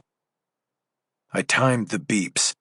At the moment, the alarm was on a 5-second interval, but I knew that would get shorter and the device would get ear-piercingly louder as the hour counted down. I couldn't casually go into the bedroom to get the charger without the alarm waking Kendall, who liked to sleep in most mornings. But with no choice in the matter, I timed my move, went swiftly into the room, and managed to plug the charging cord into the ankle device before the next beep. It appeared that Kendall had slept through. She was on her side, turned away from me, and I could see her arm moving with each rhythmic breath of sleep. I now had an hour to pass while the device charged, but I had left my phone, laptop, and briefcase in the living room. I could unplug the charger and race with it out of the room, but I felt I was pressing my luck already. And if the alarm sounded again, it would definitely wake up Kendall. The bedroom TV remote was on the bed within reach, having been left there by Kendall the night before. I turned on the flat screen and immediately muted the sound. I switched on the closed captions and started reading the news. The House was planning to send articles of impeachment to the Senate for what everybody in the country knew was a non-starter, but it was monopolizing the news feed. I watched and read captions for 20 minutes before another story broke in for a few seconds of airtime. It was a report on rising concerns in Asia after the mystery virus originating in Wuhan, China, was confirmed as having jumped borders to other countries. I heard my phone ringing out in the living room. I checked my watch. It was now 8:45, and I believed the ankle monitor had sufficiently charged to the point where there would be no alarm beep if I disconnected it. I quickly yanked out the charging line and moved quickly to get the phone. I missed the call, but saw it had come from Bosch. I called him right back. "Mick, there's an issue with the cellmate," he said. "You're at the prison?" I asked. "I'm here, and I saw the guy. His name is Austin Niederland, but he won't talk to me. Says he's got a name that will tell us all we need to know about what Sam Scales was into, but he wouldn't give me the name. What's he want? He's got to be through his appeals by now." "He wants you, Mick." "What's that mean?" "He said he would give only you the name. He knows about you. Scales must have told him you were a good lawyer. Niederland says he'll give you the name if you just come up, sign in as his lawyer, and talk to him. See if there's anything to be done on his case, I guess. He's still got 2 years on his sentence. That means he still has to do 18 months. "You mean today? Come there today?" "Can you? I'll set it up and wait here for you." "Harry, I can't. I've got an ankle monitor and bail restrictions. I can't leave the county." "Shit, I forgot. What about a video connection? Can we set up something like that?" I checked, and the prison only does it for court hearings. No teleconferencing interviews or attorney-client meetings.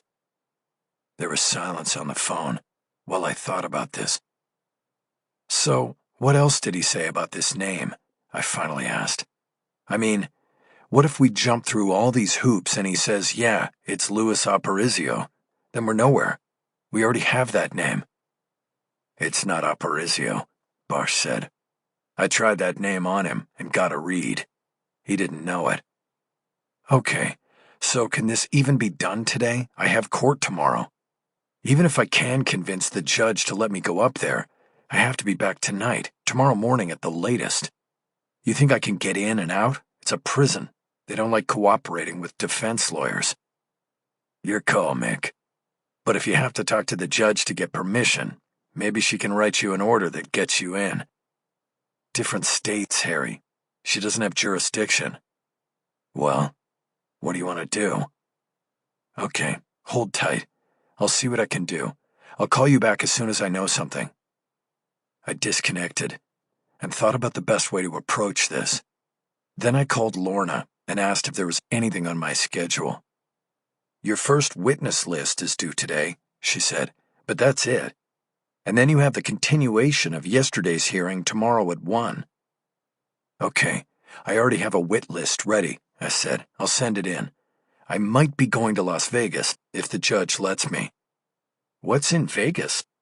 A prison where Sam Scales last served time. I want to talk to the guy he shared a cell with. Good luck with that. Let me know. I next called Judge Warfield's courtroom and got her clerk, Andrew. I said I wanted to set up a teleconference with the judge, requesting that I be allowed to leave the county for the day to pursue a witness. The clerk said he would check with the judge and call me back. I reminded him that Dana Berg would need to be alerted. While I waited, I decided to act as if I would gain the judge's permission, and I booked flights on Jet Suite out of Burbank to Las Vegas. The outbound left in 2 hours. 30 minutes went by with no return call from the judge or her clerk. I called the courtroom back and pushed for an answer. Andrew said the judge was okay with the teleconference, but Dana Berg had not responded to a message left for her. Can the judge just talk to me then? I asked. This is time sensitive. I can see this potential witness today only and need to know whether I can go. If you leave a message for Berg saying when the conference is taking place, my guess is she'll respond and be on the call. If you just wait for her to call back, we're going to be waiting all day. The clerk took what I said under advisement and said he would get back to me. Another 20 minutes went by, and Andrew called, saying he was connecting me to a conference call with the judge and Deputy DA Dana Berg. My plane was leaving in 70 minutes. Soon, I heard the judge's voice on the phone. I think we have everybody here, she said. Mr. Haller, you are asking for a deviation in bail restrictions? Yes, Your Honor, just for 1 day, I said. I need to go to Las Vegas to see a witness. Las Vegas, really, Mr. Haller? It's not what you think, Judge. I won't be anywhere near the Strip. Sam Scales was last incarcerated at High Desert State Prison, about an hour north of Las Vegas. His cellmate is still there, and I want to talk to him. The prosecution has given us nothing through discovery regarding Scales' activities leading up to the murder. The cellmate could be an important witness for the defense. One of my investigators is at the prison as we speak. He said the inmate will only talk to me. I've booked an 11:40 flight to Vegas and a 7 o'clock flight back. That was a bit presumptuous, was it not, Mr. Haller? No, Your Honor. I did not anticipate how the court would rule. I just wanted to make sure I could get there should the court allow it. Ms. Berg, are you still with us? Does the prosecution object to the defense request? Here, Your Honor, Berg said. I would first like to ask the name of the inmate he's going to see. Austin Niederland, I said. He's at High Desert State Prison. Your Honor, Berg said.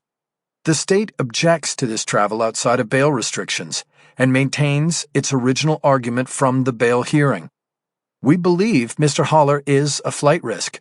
More now than before, because the closer we get to trial, the clearer it becomes to Mr. Haller that his conviction and permanent incarceration are certain. Judge, the prosecution statement is ridiculous, I said quickly. I've now been out of custody for 5 weeks, and I've done nothing but prepare for my defense, even with the handicap of being pitted against a prosecution that does not like to play by the rules. Your Honor, there is no handicap and there is no evidence that the prosecution doesn't play by the rules, Berg said forcefully. Defense counsel has been engaged since the beginning of— Stop it! Stop it! Warfield shouted. I do not intend to start my day playing referee to you two. I'm growing very weary of that. Now, as to the request, has counsel explored the possibility of teleconferencing this interview? Yes, Your Honor, I said.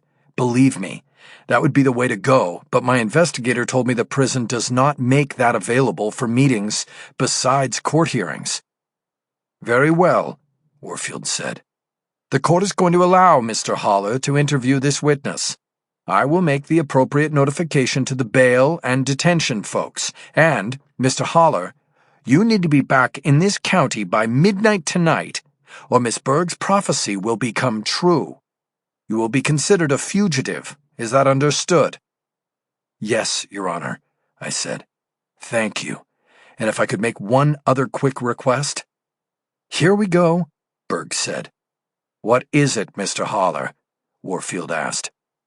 Your Honor, I have the ankle monitor, and I'm sure that's going to be a problem at the prison in Nevada, I said. No way! Berg jumped in forcefully. You can't be serious. We are not going to accept him taking off the monitor. The state— I'm not asking for that, I cut in. I'm asking for a letter from the court that maybe Your Honor's clerk could write up quickly and email me, explaining my standing if it comes into question.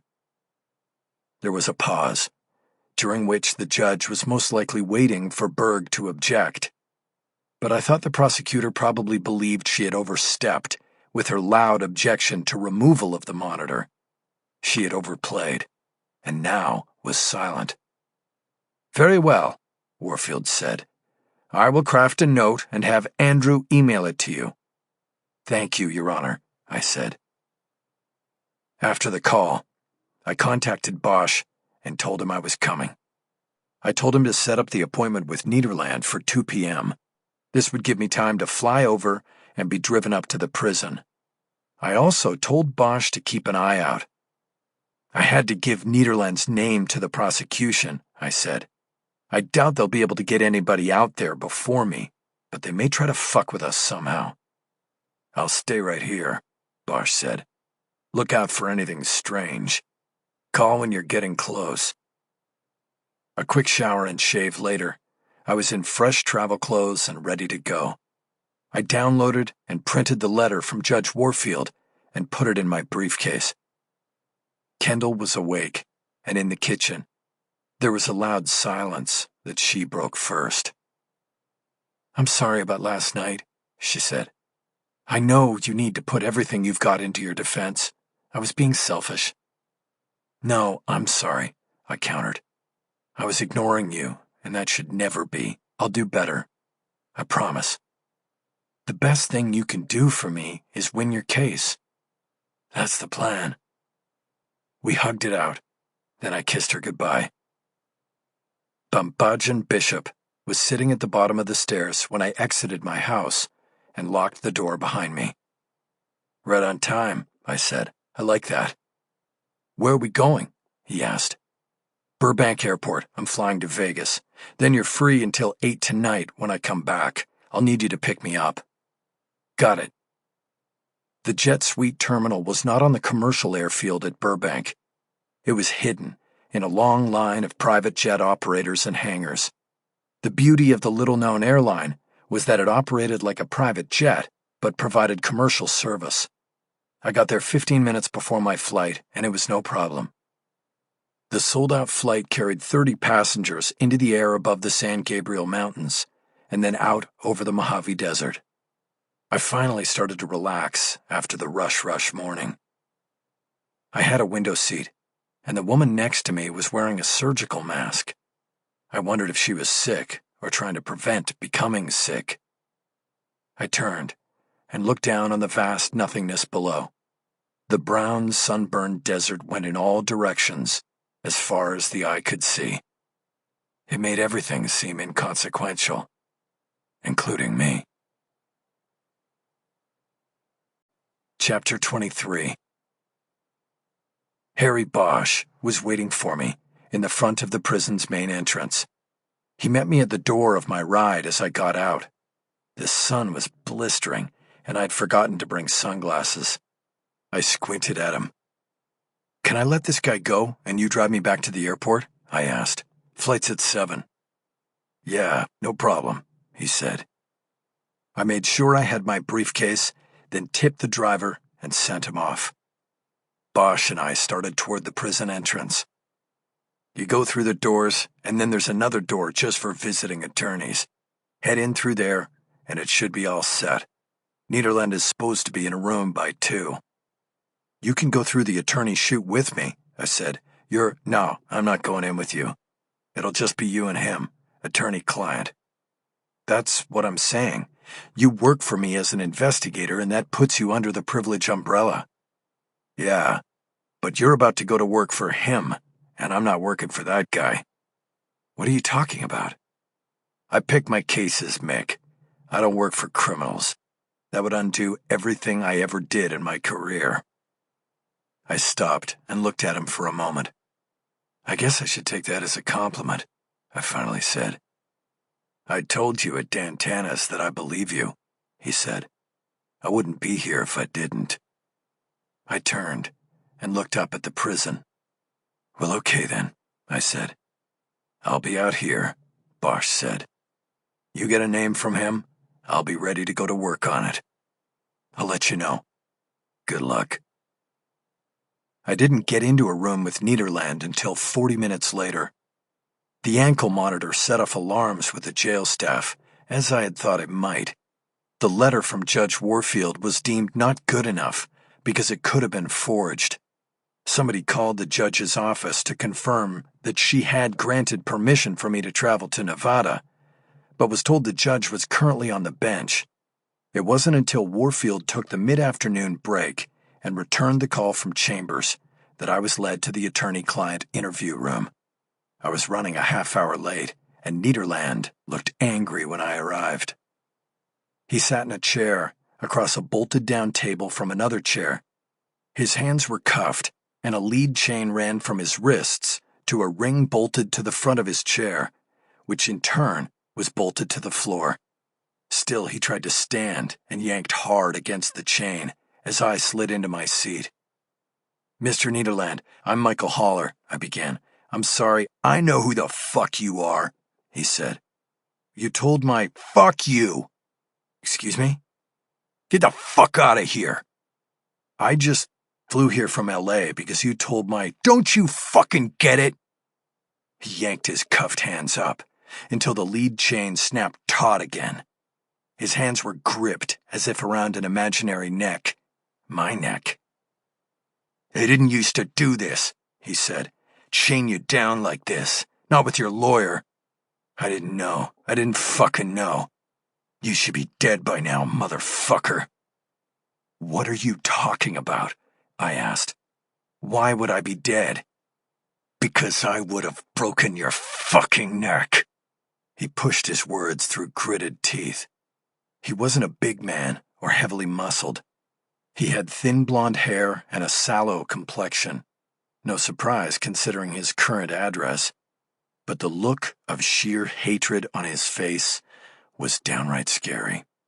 My first thought was that somehow there'd been a setup, and he was working for Louis Aparicio, a hitman in an elaborate scheme to take me out. But then I dismissed it. The circumstances of my visit defied such a plan, and there was clearly emotion behind the hate on Nederland's face. You were going to kill me, I said. Why? Because you killed my friend, he said, again through clenched teeth. I didn't kill Sam Scales. That's why I'm here. I'm trying to find the person who did, and you just wasted a whole fucking day of my time and my investigator's time. You may not believe me, and I may even go down for it, but know this. There's someone else out there who did it and walked away, and by not helping me, you help him. I got up and turned to the steel door, raising my arm to pound on it. I was frustrated and angry, and wondering whether there would be an earlier flight back so that my entire day would not be wasted. Wait a minute, Nederland said. I turned back to him. Prove it, he said. That's what I'm trying to do, I said. And it doesn't help when I go off on a wild, no, I mean prove it right here. How do I do that? Sit down. He nodded to the empty seat. I reluctantly sat down. "I can't prove it to you," I said. "Not yet, at least." "He told me you betrayed him," Nederland said. "Yeah, the famous Lincoln lawyer. You went Hollywood when they made a movie about your ass and left all the people who counted on you in the gutter." "That's not what happened. I didn't go Hollywood. Sam stopped paying me. That was one thing, but the truth is, I just couldn't do it anymore. He was hurting a lot of people, taking their money, making them feel like fools. He got off on it, but I'd had enough. I couldn't take another case." Nederland didn't respond. I tried again. I wanted to win him over, because I still thought he could be helpful. "You were really going to kill me?" I asked. "With less than 2 years to go in here?" "I don't know," Nederland said. "But I was going to do something. I was mad. I still am."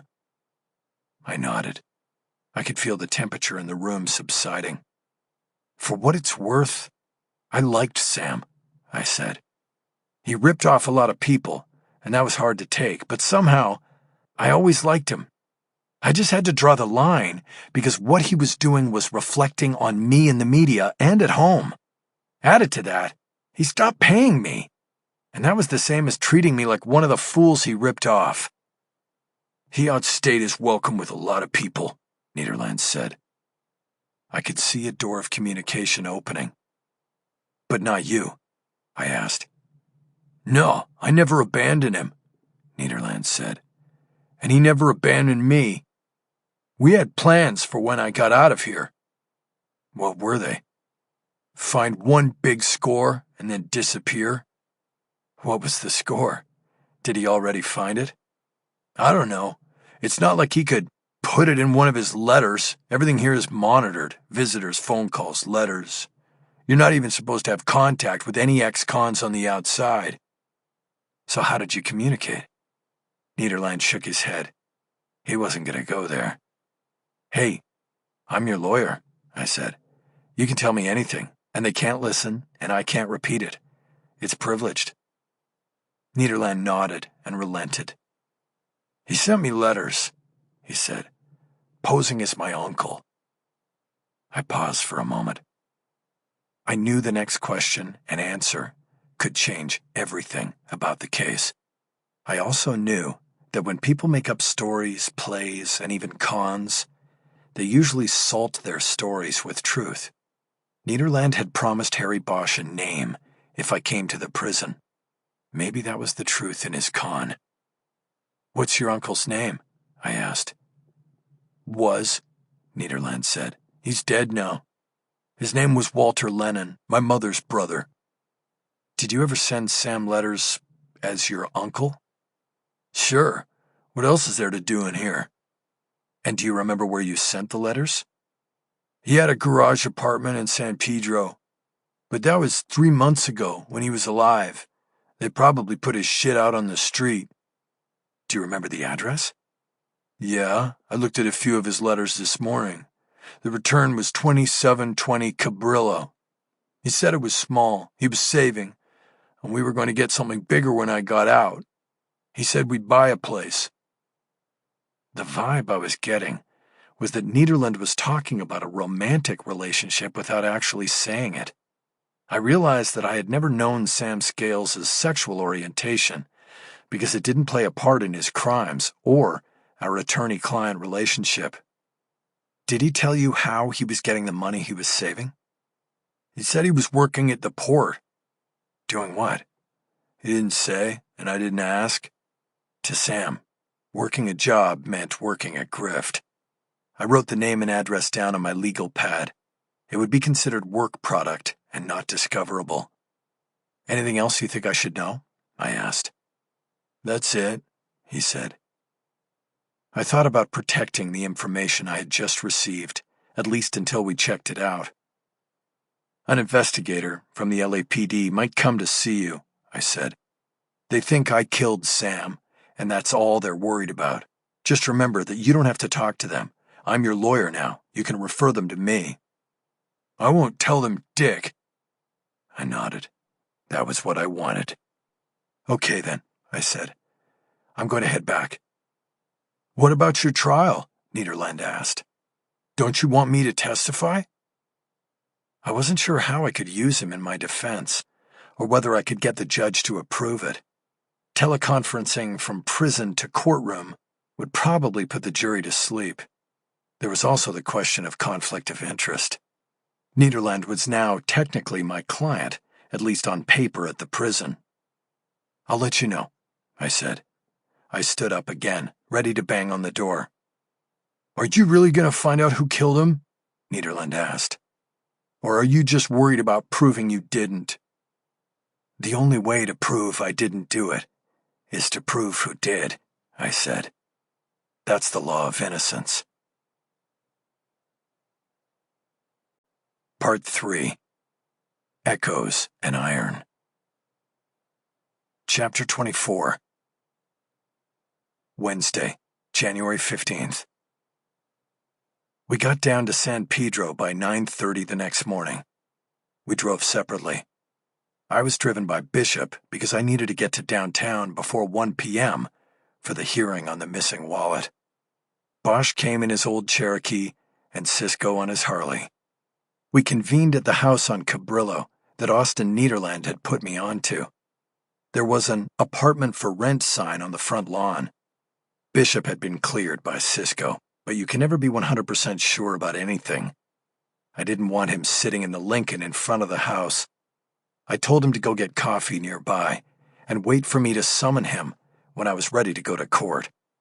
I then approached the house with my investigators and knocked on the door. A woman in a bathrobe answered. I held up a business card and went with a script I had written in my head based on what I knew from Niederland. Hello, ma'am. I'm Michael Haller, an attorney involved in the situation regarding the estate of Walter Lennon, and we're here to ascertain and review any property he left behind. Estate? Does that mean he's dead? Yes, ma'am. Mr. Lennon passed in late October. Well, no one told us. We just thought he took off. He was paid up through November, but then December went by, and no sign of him and no rent check.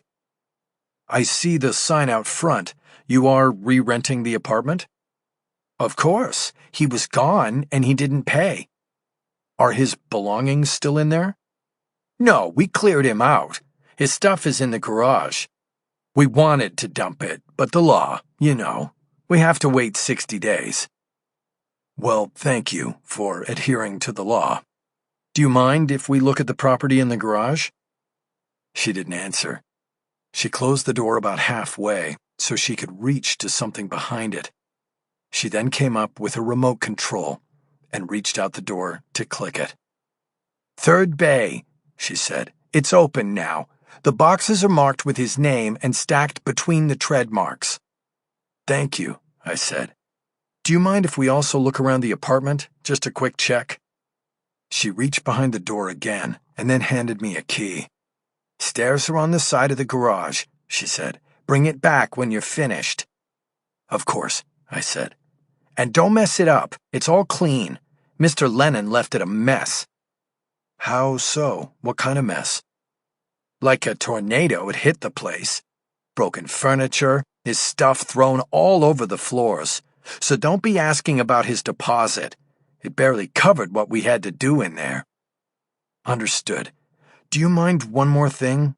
We'd like you to look at a photo to confirm that the Walter Lennon we are talking about is the Walter Lennon you are talking about. I guess so.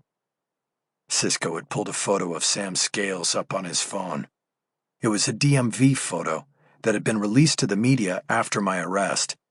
He held it up to the woman at the door, and she nodded after getting a look at it. That's him, she said. Thank you, ma'am, I said. We won't take long. Just bring the key back, she said. We started with the apartment, which was a small one-bedroom flat over the garage. The place had been cleaned and prepped for a new renter. We weren't expecting to find anything in plain sight, especially since the landlord's description indicated that it had already been searched. But Sam Scales was a lifelong con artist who might have reason to hide things in his home that a quick search might miss. The lead on this went to Bosch, who'd had many years of experience searching the homes of criminals. Bosch had brought a little tool bag with him. His first stop was the kitchen, where he was methodical about checking the underside of drawers, unscrewing and checking behind the kickboards beneath the cabinets, opening the insulation spaces in the refrigerator and freezer doors, and examining the light and fan assembly over the stove. When I realized how long his full search might take, I decided to change things up. I left Bosch in the apartment, while Cisco and I went down to the garage. I had to make sure I got to the courthouse in time. There were 2 stacks of 4 cardboard boxes in the middle of the third bay, between the tread marks presumably left by renters' cars over time. The boxes were sealed, and each was marked with the name Lennon and the date 12/19. Cisco started with one stack, and I started with the other. My first box contained clothes. There was a car in the second bay of the garage. I laid the clothes out on its hood, and then went through each item, checking pockets before returning it to the box. The second box contained shoes, socks, underwear, and nothing else. I checked the shoes inside and out, and found a set of lace-up work boots with oily debris stuck in the treads. It reminded me of the oily substance found under Sam Scales's fingernails. I put the shoes aside and checked on Cisco. He was also dealing with clothes from the first 2 boxes. My third box contained personal items, including toiletries, a plug-in alarm clock, and several books. I fanned the pages of each, but found nothing hidden among them. They were all novels, except for one book, which was a 2015 owner's manual for a Mack Pinnacle tanker truck. I knew this fit in with Bio Green, but wasn't sure how. I set the manual aside on the hood of the car in the second bay. My fourth box contained more of the same.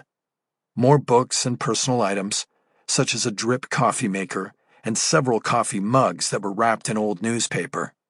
A layer of unopened mail was at the bottom of the box, probably put there to further cushion the fragile glass coffee pot and mugs. The mail was mostly junk, with the exception of an AT&T phone bill and an unopened letter from Austin, Nederland, with a return address, Nevada's High Desert State Prison. I put the prison letter unopened back into the box. It was apparent from my interview with Nederland that he didn't know what scams Sam Scales was into. I didn't think the letter would be of much use. Instead, I ripped open the phone bill to see if it included a list of numbers called.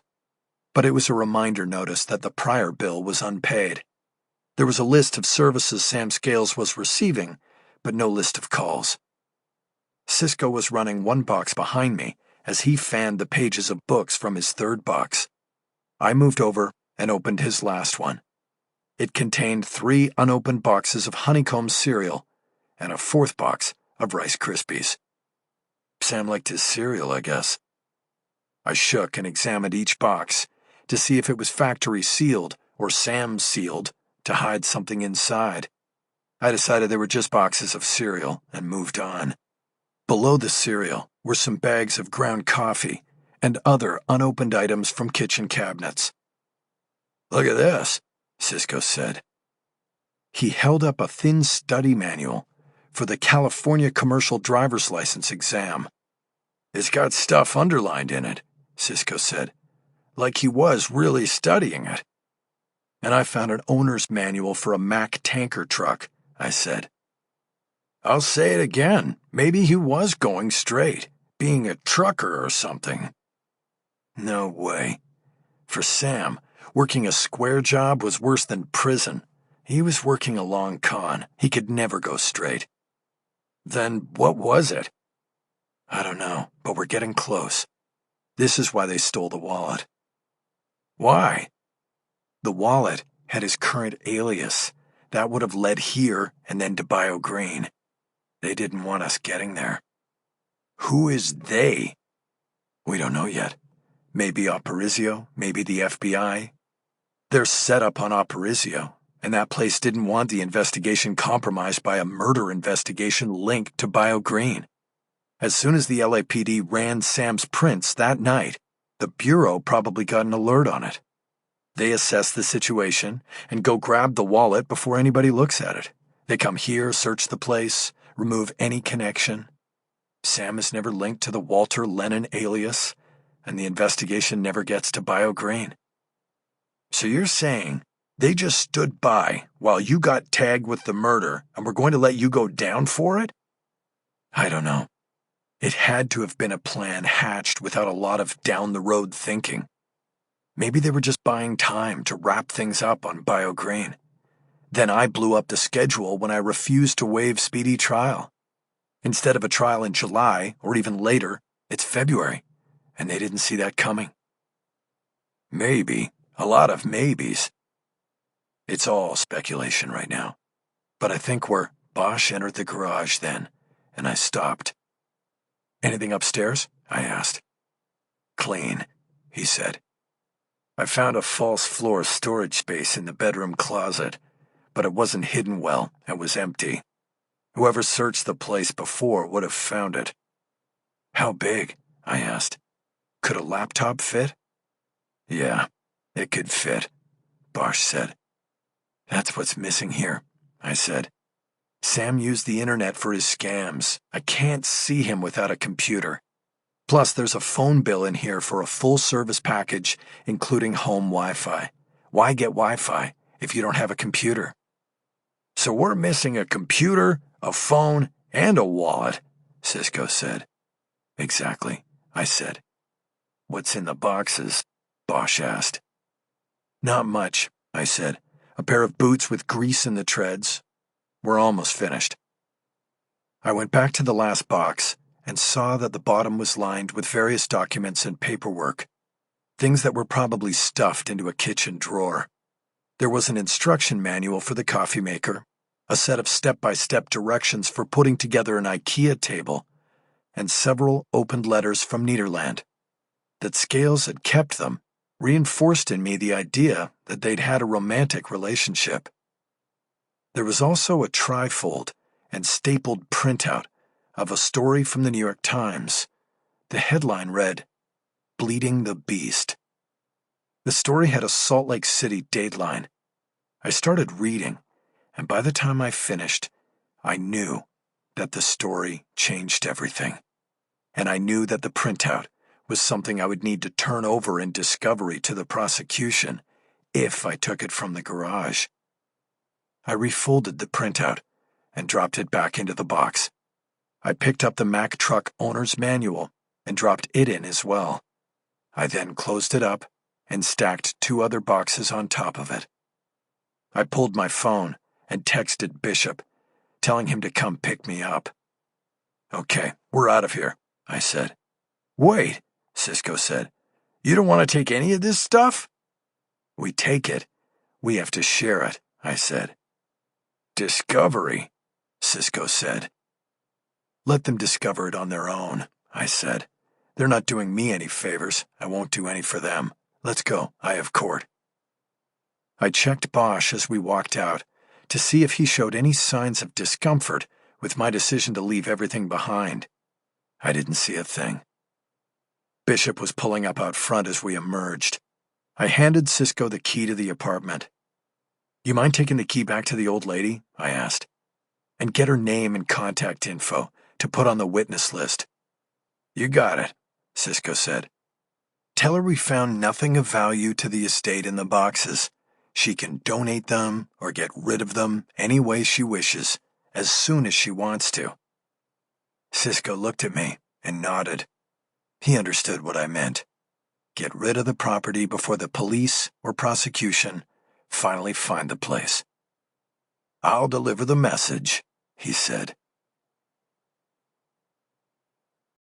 Chapter 25. Things had changed rapidly since the first hearing on Sam Scales' missing wallet.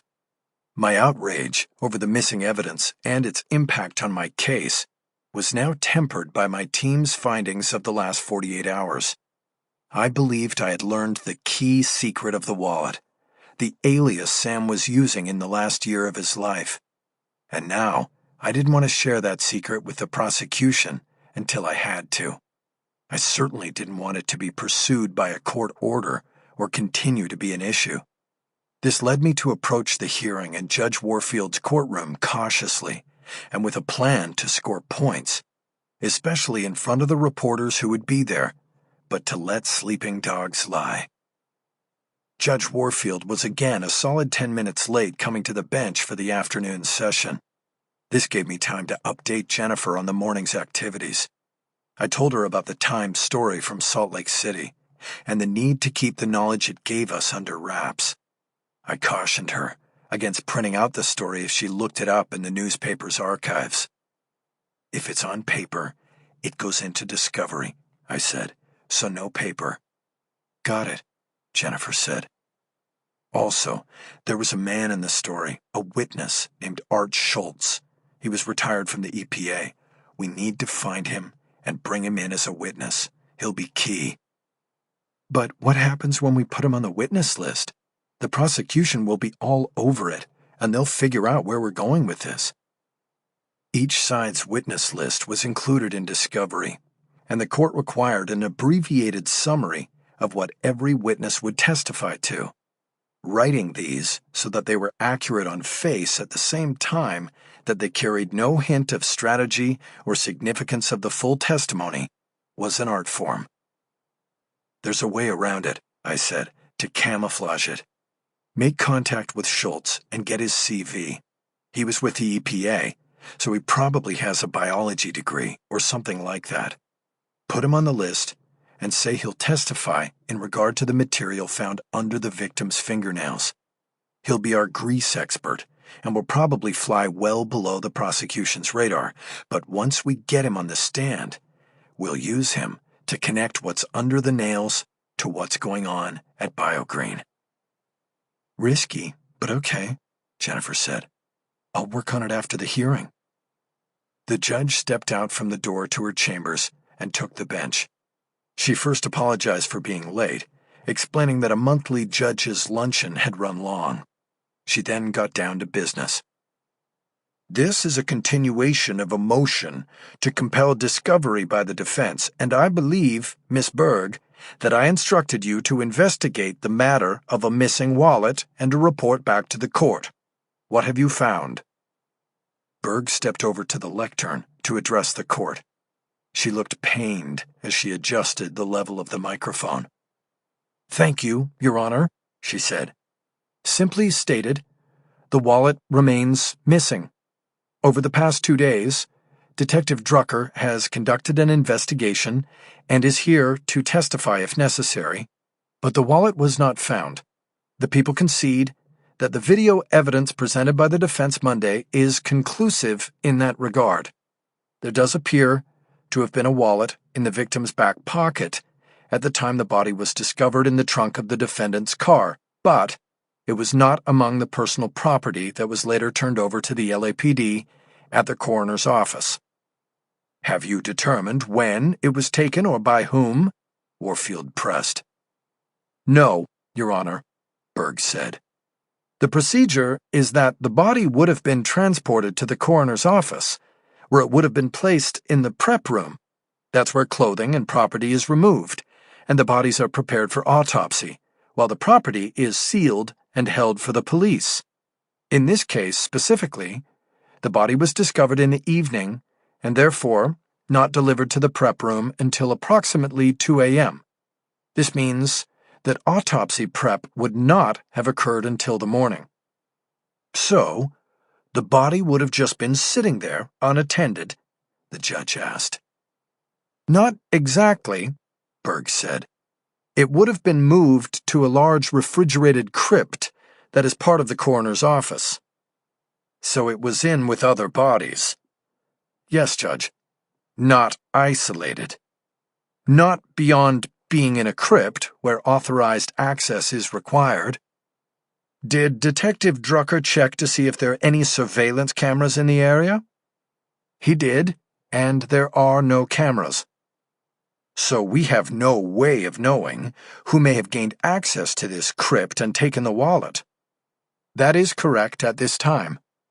At this time? Do you think that is going to change? No, Your Honor. What is it that the people suggest I do about this, Miss Berg? Your Honor, the people make no excuse for the loss of this property. However, it is a loss that impacts both sides equally. Neither the people nor the defense has the opportunity to access the wallet and whatever case information, if any, it contained. Therefore, it is the people's position that while we accept responsibility for the loss, the damage, if any, is equal. Warfield digested that for a few moments before responding. Something tells me that Mr. Haller is not going to agree with that assessment, she said. Would the defense like to respond? I was up quickly and to the lectern almost before Berg had time to step away. Yes, Your Honor is exactly right, I said. The damage to the defense and prosecution can in no way be considered equal. The state sits fat and happy with the case just as it is, Your Honor. They have a body in the trunk of a car, and they've charged the driver. No need to dig deeper than that. Case closed. They didn't even raise a question about the missing wallet until the defense did. They clearly weren't interested because the wallet and what ID the victim was using could lead to what Sam Scales was up to on the last days of his life, and that might not fit with the neat package they have put together on me. It is clear, Judge, that the damage here is to the defense, not the prosecution. Say I agree with you, Mr. Haller, Warfield said. What is the remedy the defense seeks? There is no remedy. The defense wants the wallet. That's the remedy. Then what is the penalty? There appears to be no evidence of sinister behavior by those involved in the investigation. The wallet appears to have been stolen by someone who had access to the body while it was in custody of the coroner's office. The matter will certainly be referred for internal investigation by the coroner, but the court does not feel inclined to punish the prosecution for this unfortunate set of circumstances. I shook my head in frustration, even though I knew this was heading toward the outcome I had expected and, based on the morning's discoveries, wanted. Your Honor, I said, for the record, then, I want it noted that the investigation of the missing evidence carried out by the prosecution was conducted by the same detective who is in charge of protecting the crime scene and the evidence in this case. So noted, Mr. Haller, Warfield said. Any other matters before we adjourn? Yes, Your Honor, Berg said. I relinquished the lectern to her and headed back to my seat, shaking my head as if frustrated by the judge's ruling. Excuse me, Ms. Berg, Warfield said. Mr. Haller, I noted your demonstration. Are you upset with the court's decision? I stopped in my tracks. Your Honor, I'm just frustrated, I said. I'm trying to put together a defense, and it seems that at every turn I am thwarted. The people lost the wallet by negligence or malfeasance doesn't really matter, and I will pay for it. That's all. I advise counsel on both sides to keep their emotions and demonstrations in check, Warfield said, particularly when we go to trial. The court will have no patience for such outbursts then, not in front of a jury. Judge, I would not call it an outburst. I was just, are you going to argue with the court now as well, Mr. Haller? No, Your Honor. I continued to my seat, and Warfield tracked me with her eyes in case I so much as frowned. Finally, she broke away and looked at the prosecutor. Ms. Berg, continue, she said. Judge, yesterday, we received the first witness list from the defendant, Berg said. It had only 2 names on it, the defendant himself and his investigator. This from a defendant who has twice come before this court to complain about discovery issues, and he has the audacity to put just 2 names down on his witness list? Warfield looked like she was either weary of the constant crossfire between the prosecution and defense, or was being hit with fatigue from the 2 martinis she'd probably had at the judge's lunch. I was sure the alcohol was what had inspired her to snap at me. Before I could object to Berg's complaint, Warfield held her hand up to me, indicating that she was not interested in my response. "It's early, Miss Berg," Warfield said. "We are still almost 30 days out, and there will be an update on the lists from both parties next week and every week after. Let's wait a bit before we panic about whom he plans to call. Anything of a more serious nature?" "No, Your Honor," Berg said. "No, Your Honor," I said. "Very well," Warfield said. "Then we are adjourned." Chapter 26. Having not had time to eat before the hearing, I went to the Little Jewel for a shrimp po' boy sandwich directly after court. I was joined by everyone on the defense team except Bosch. He was apparently off doing his own thing again and was incommunicado. I told the team that the defense had turned a corner with the case knowledge gathered in the last 48 hours, and that it was time to start thinking in terms of presenting the case to a jury. We could clearly anticipate what the prosecution presentation would be, because it had not really changed since the start of the case. We could prepare for that, but what was more important was preparing to tell our story. A trial often comes down to who is a better storyteller, the prosecution or the defense. There is evidence, of course, but physical evidence is at first interpreted for the jury by the storyteller. Story A. A man kills an enemy, puts the body in the trunk, and plans to bury it late at night, when there will be no one around to see it. Story B. A man is set up for the murder of a former client and unwittingly drives around with the body in the trunk until he is pulled over by police. The physical evidence fits both stories. One might be more believable than the other when writ small, but a skilled storyteller can even the scales of justice, or maybe even tip them the other way, with a different interpretation of the evidence. This was where we were now, and I was starting to get the visions I got before all trials. Visions of witnesses on the stand, visions of me telling my story to a jury. "We are clearly going for third-party culpability," I said, "and the guy we point the finger at is going to be Louis Aparicio.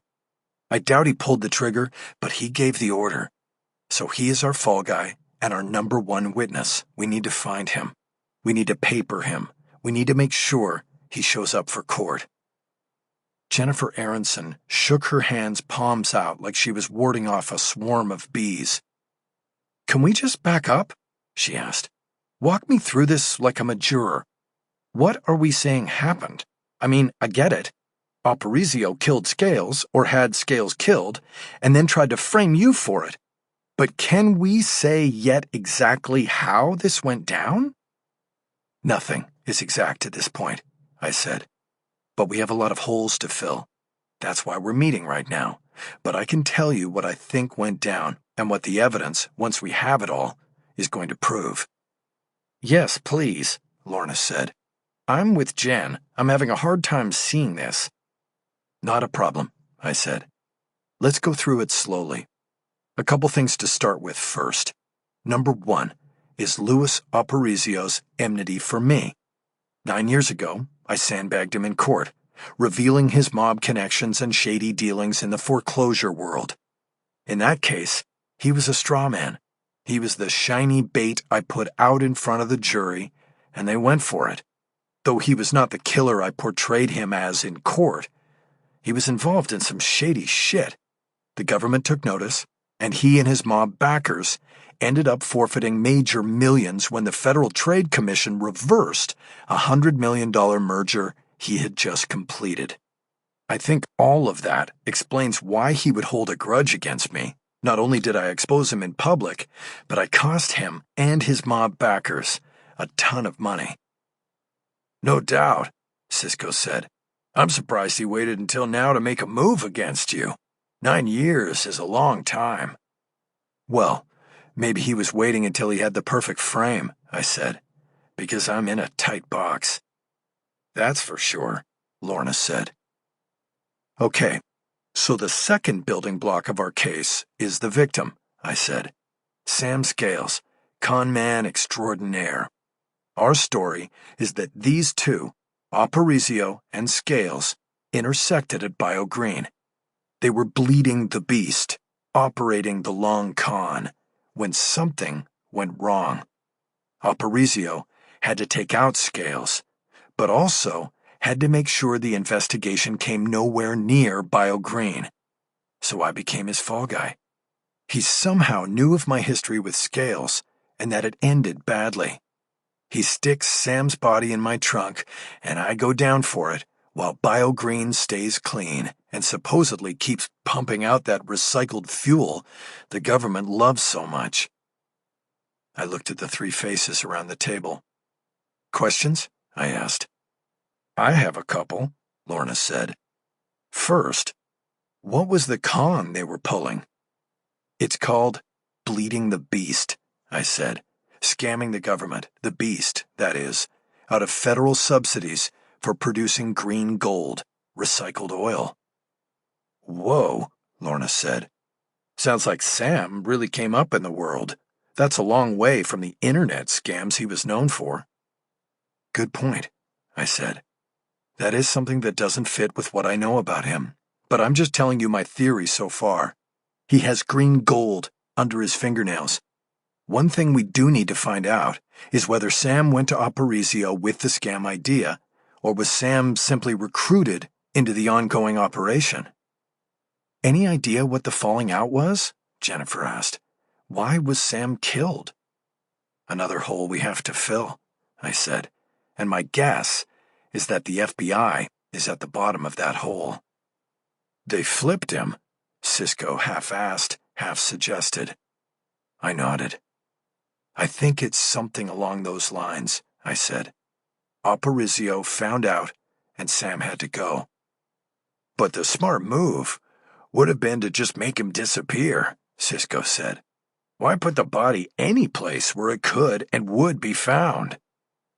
Right, I said. That goes on the list of unknowns. But I think that simply disappearing Sam might have brought in more scrutiny from the feds. Doing it the way they did would help insulate Bio Green and maybe make it look like it had nothing to do with the scam down there.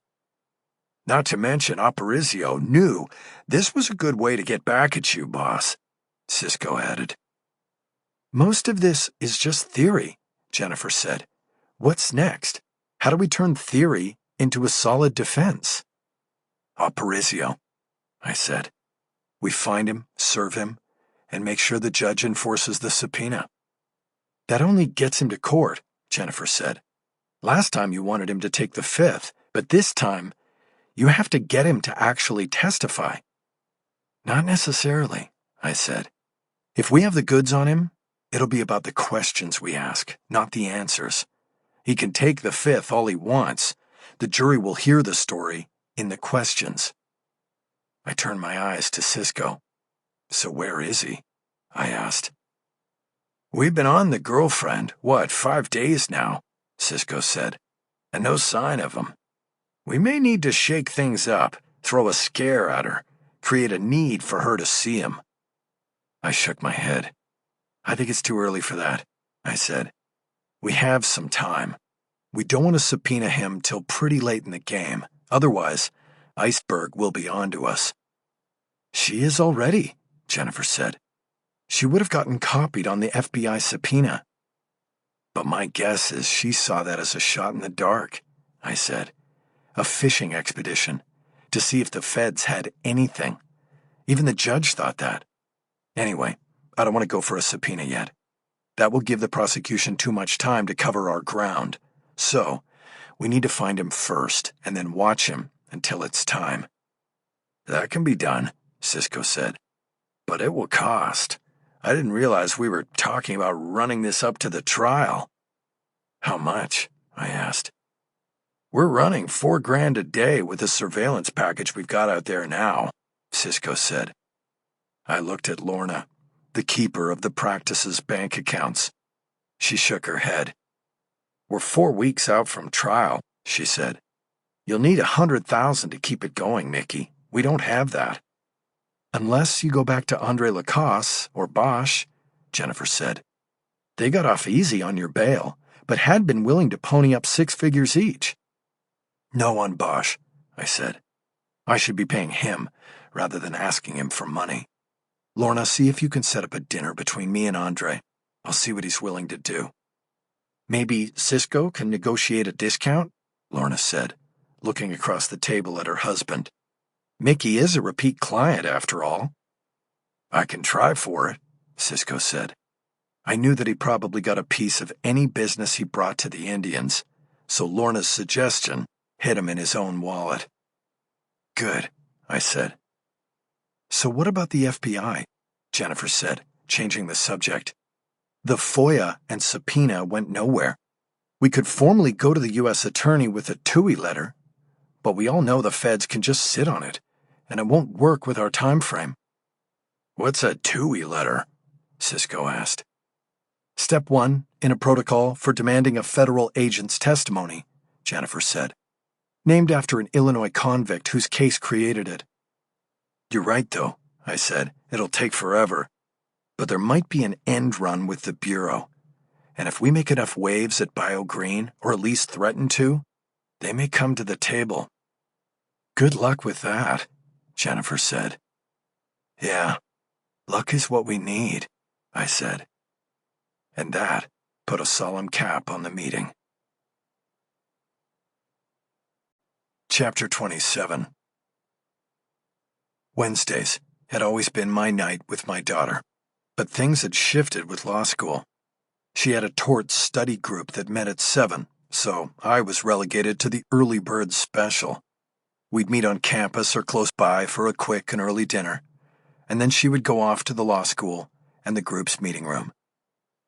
I had Bishop drop me off at the gate on Exposition Boulevard. Before getting out, I handed $60 over the seat to him. Pick me up here in 2 hours, I said. Meantime, use that money to buy me a prepaid burner and then get yourself something to eat with the rest. If there's time after that, set up the burner. I'll need to make a call on it when I get back. You got it, Bishop said. You want to be able to text? Not necessary. If it goes right, I'll make one call and receive another. That's it. I walked across campus from there to Morton Fig in the Student Center. I found Haley at an outside table near the towering tree the restaurant was named for. And to my surprise, she was sitting with her mother. They were on the same side of the table, so when I sat down, I was facing them both. Well, this is a nice surprise, I said. Good to see you, Mags. Good to see you, too. Are you going to eat? Maggie asked. That's why I'm here, I said, and to see our daughter. Well, you don't look like you're eating, she countered. You've been out of lockup for, what, a month? And it looks like you're still losing weight. What's going on with you, Mickey? What is this, an intervention? I asked. We're worried about you, Dad, Haley said. I asked Mom to come. Yeah, well, try being charged with a murder you didn't commit, I said. It wears you down, whether you're in jail or not. How can we help? Maggie said. I paused before answering, while a waitress brought us menus. Maggie refused a menu, saying she wasn't going to eat. You're here to tell me that I have to start eating, but you're not going to eat? I said. I know these dinners are special, Maggie said, for both of you, going all the way back to when you used to get pancakes at the Dupars that isn't there anymore. I just wanted to see you and ask how you're doing, then let you two be together. You can stay, I said. We would always make room for you. No, I have plans, Maggie said. I'm going to go, but you didn't answer my question. How can we help you, Mickey? Well, I said, you could start by telling your colleague, Iceberg, that she's so blinded by the idea of having me as a trophy on her shelf that she's not seeing the case for what it really is. A set. Maggie waved her hands to cut me off. I'm talking about what we could do outside the courtroom, she said. This is an extremely awkward work situation, as you know. They've kept me far away from the case because of the conflict of interest. But I don't even have to see the case or the evidence to know there's no way you did this. Just as I know you're going to win the case.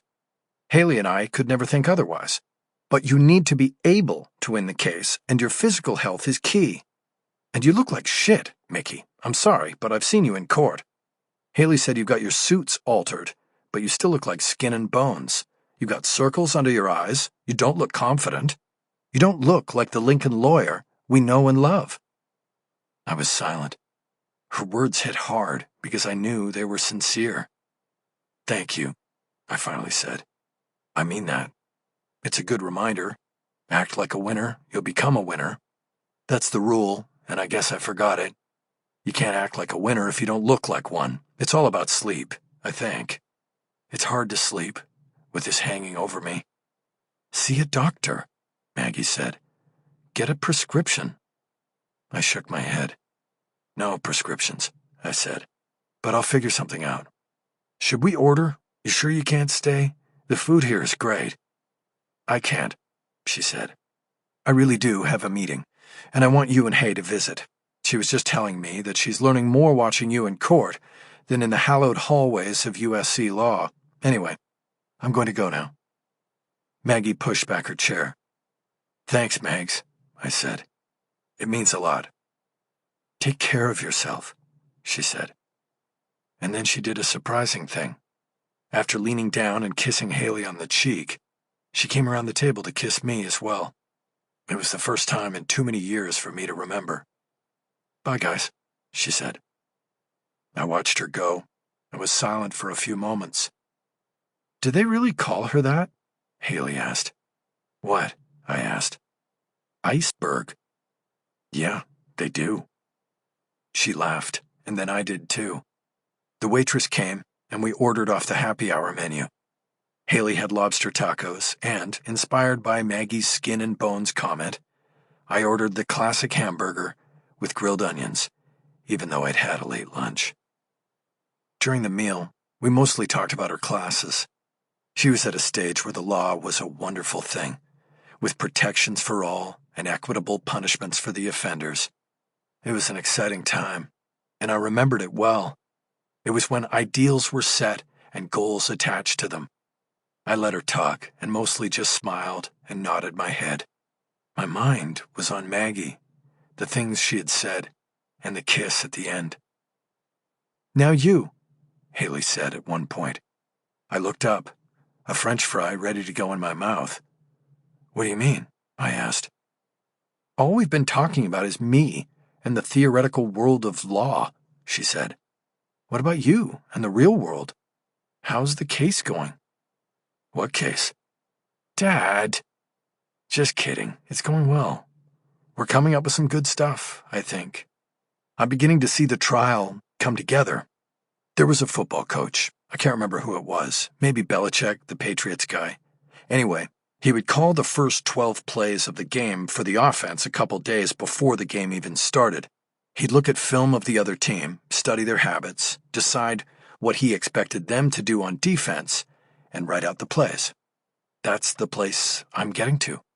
I can see things falling into place, witnesses, evidence. But you don't get to go until after the prosecution. True, but I pretty much know what they're going to do. I mean, we're 4 weeks out, so there's plenty of time for things to change, and maybe they surprise me. But right now, I'm thinking about my case, not the state's, and I'm beginning to feel good about it. That's great. I already talked to all my professors and told them I needed to be there. Look, I know you're with me on it, but you don't have to be there and miss school. Maybe come for openers, and then I'll let you know if there's something you might want to see, then the verdict and the celebration afterward. I smiled, hoping she would share my optimism. Dad, don't jinx yourself, she said instead. Is that what they teach you at USC Law? I said. How not to jinx a case? No, that's third year. Funny girl. We went our separate ways outside the restaurant. I walked off, but then stopped to watch her make her way through the plaza. It was dark now, but the campus was well lit. She walked with confidence and a fast step. I watched until she disappeared between two buildings. Bishop was waiting for me at the appointed spot. I got in the rear passenger door. He handed a cheap flip phone over the seat to me, as well as change from my 60. "Did you get something to eat?" I asked. "I went over to Tam's on Fig," he said. "I had a hamburger too." "Hit the spot. So, where to?" "Just hold right here a minute while I make a call." On my real phone, I Googled the number for the FBI's Los Angeles field office and called it on the burner. It was answered by a male voice and a curt, "FBI." "Yes, I need to get a message to an agent." "There's nobody in right now. Everybody's gone home." "I know. Can you please get a message to Agent Dawn Ruth?" "You'll have to do that tomorrow." "It's an emergency call from a confidential informant. Tomorrow will be too late." There was a long pause, and then he relented. "Is this the number she needs to call?" "Yes, and the name is Walter Lennon." "Walter Lennon, got it. Please call her now. Thank you." I closed the burner and looked over the seat at Bishop. "Okay, drive. I'm going to be moving if she calls back. Harder to track us that way." "Anywhere?" "Tell you what, head toward your place. I can drop you off tonight instead of you dropping me and taking an Uber." "You sure?" "Yeah, go. I want to be moving." Bishop pulled the Lincoln away from the curb and started driving. He was soon on the 110 freeway going south. I knew he would connect to the 105 and turn west toward Inglewood. We were in the carpool lane and making good time. As we took the exit to the 105, the burner phone started to buzz with a call. Caller ID was blocked. I flipped it open, but didn't speak. Soon I heard a woman's voice. "Who is this?" "Agent Ruth, thanks for calling. It's Mick Holler." "Holler? What the hell are you doing?" "Is this a private line? I don't think you want this recorded." "Yes, it's private. What exactly is this about?" "Well, it's about Walter Lennon, and the fact that you called me back so quick pretty much confirms you know exactly who he is. Make that was." "Holler, you have about 3 seconds before I hang up. Why are you calling me?" "I'm taking a gamble, Agent Ruth. The other night when your partner Aiello wanted to throw me off the deck, you pulled him back. I've seen a lot of tape in my time of the good cop, bad cop routine, and I don't think that's what was going on there. You didn't like what he was doing. I'm asking you one more time before hanging up, what do you want?"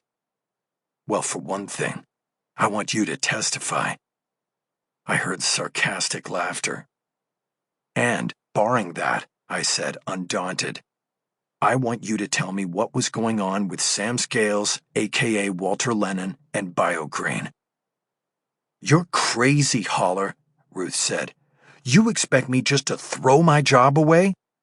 "I expect you to do the right thing is all. Isn't that why you became an FBI agent? I'm basing this on what happened the other night, but I'm guessing that whatever is going on, this cover-up, you're not down with it. Your partner may be all in, but you're not. You know I didn't kill Sam Scales, and you can help me prove it. I'll say it again. You're crazy if you think I'm going to throw away my career for you. And no, I don't know whether or not you killed Sam Scales." "Well, maybe you don't have to throw away your career. Maybe you can do the right thing and still keep it. I know this. Your partner isn't keeping his." "What are you talking about?" "He was going to throw me off the deck." "Please, you're exaggerating. He was over the top, I'll give you that. But you were pushing our buttons, Holler. And he wasn't threatening to push you over. That's totally insane." I didn't respond, so she kept going. "Besides, it would be your word against 2 agents. Do the math on that."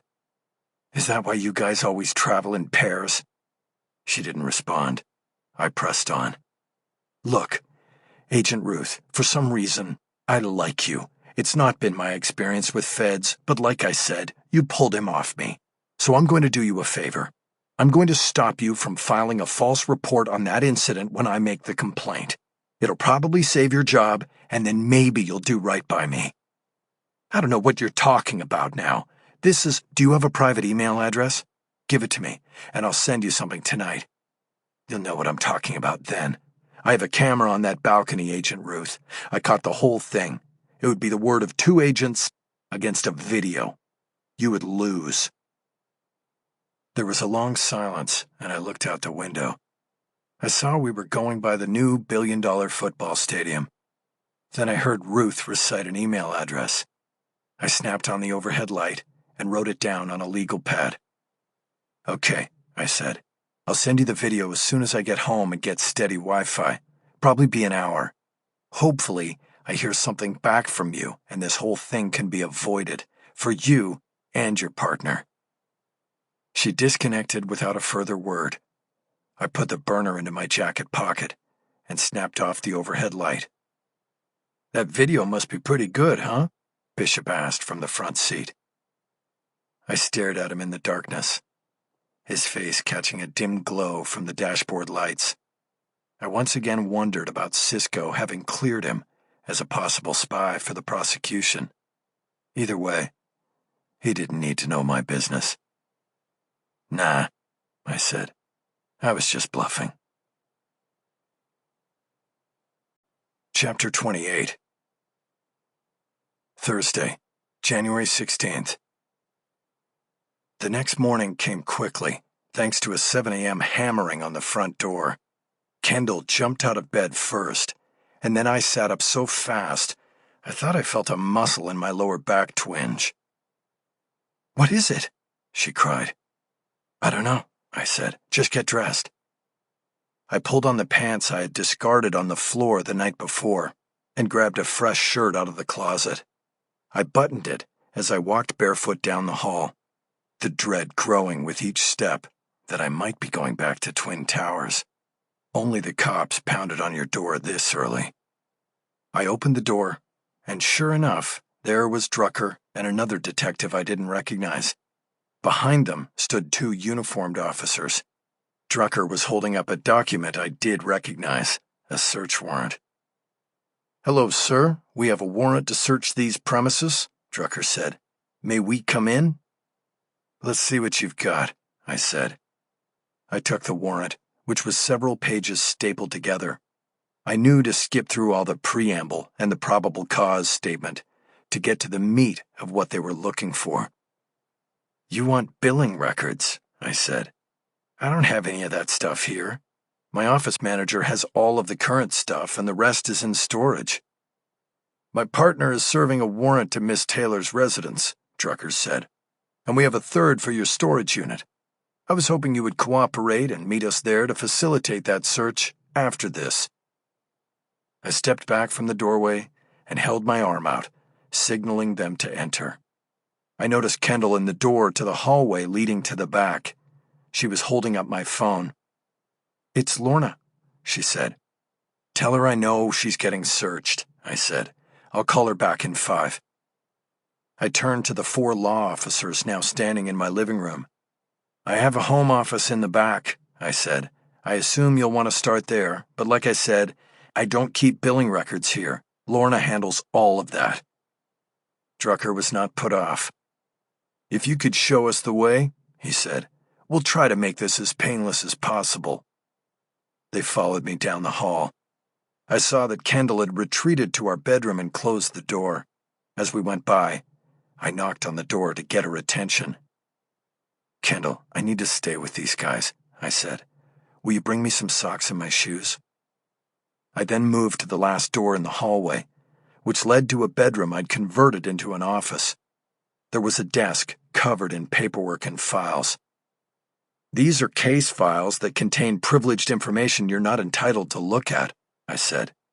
I reached down and started opening drawers in the desk so they would see they were mostly empty. "Knock yourself out, but as you can see, no billing records," I said. "You're wasting your time and mine." I moved back around from behind the desk so there was room for the searchers. There was a couch in the office where I slept on occasion. I sat down as Kendall entered with a fresh pair of socks and my black lace-up Ferro Aldo boots. She also handed me my cell phone. "You people are unbelievable," Kendall said. "Why don't you just leave him alone?" "It's okay, Kendall," I said. "They're wrong, but they're just doing their job.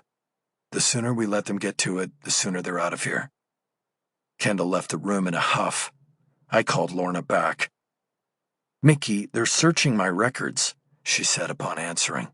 "I know," I said. "They can look at the billing. Just make sure they're not looking at privileged material."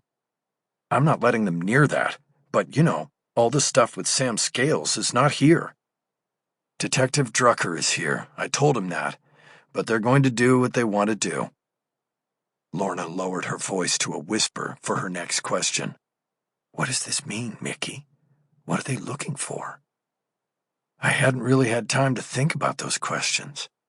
I told Lorna I would call her back and disconnected. I then sat on the couch, unmoving, as I watched Drucker and the unnamed detective going through the drawers of my desk. The uniformed officers were milling about in the hallway. They were there to enforce the search if there was pushback. But since I was cooperating, they had nothing to do but stand with their hands on their equipment belts. I knew that Death Row Dana was shoring up her case. I guessed that this search was about accounts receivable and motive. They were looking for documentation that Sam Scales had stiffed me. They wanted my own records to prove it, and that told me that the murder for financial gain charge was still in play. A few minutes later, Drucker closed all the drawers in the desk and looked at me. "Let's check the garage," he said. "There's nothing in the garage," I said.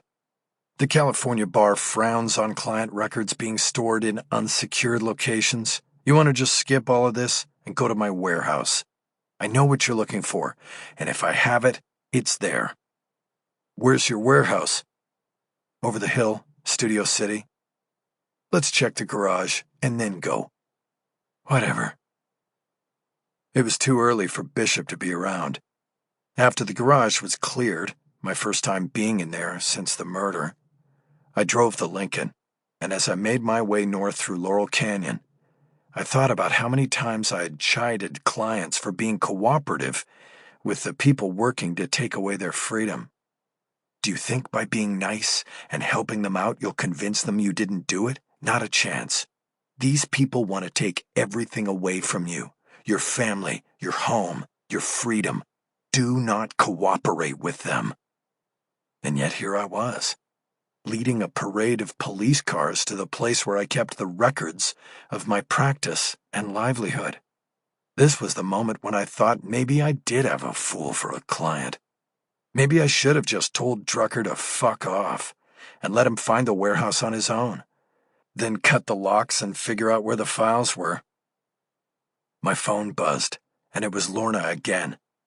"I thought you were going to call me back." "Sorry, I forgot." "Well, they're gone.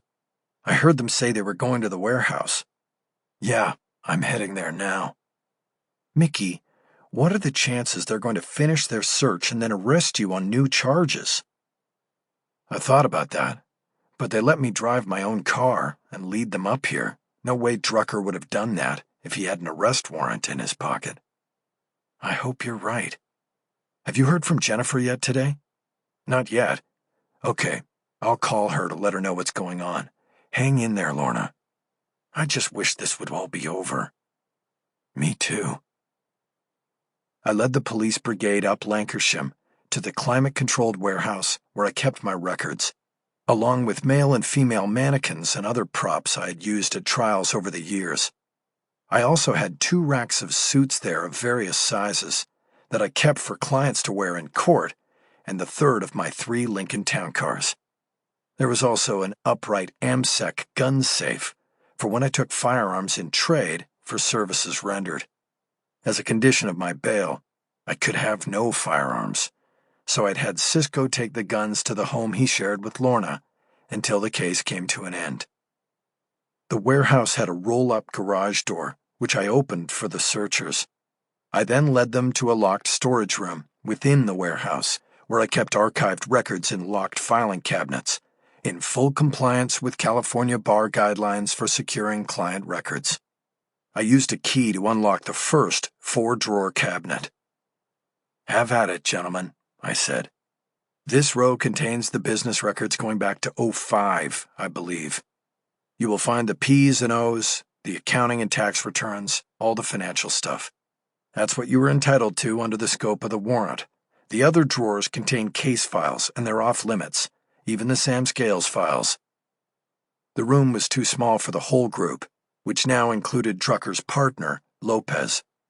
I backed out of the room to where the uniformed cops stood, and I hovered by the doorway, where I could keep a watch on the search. There was a folding table in the file storage room that I used when I had to look through old case files. The detectives remained standing, but opened the files they were interested in on the table. If there was something they wanted to take, they placed it to the side. With the 3 of them working it, the search was conducted quickly, and by the time they were finished, they had placed 4 documents aside to seize under the authority of the search warrant. I asked to see them.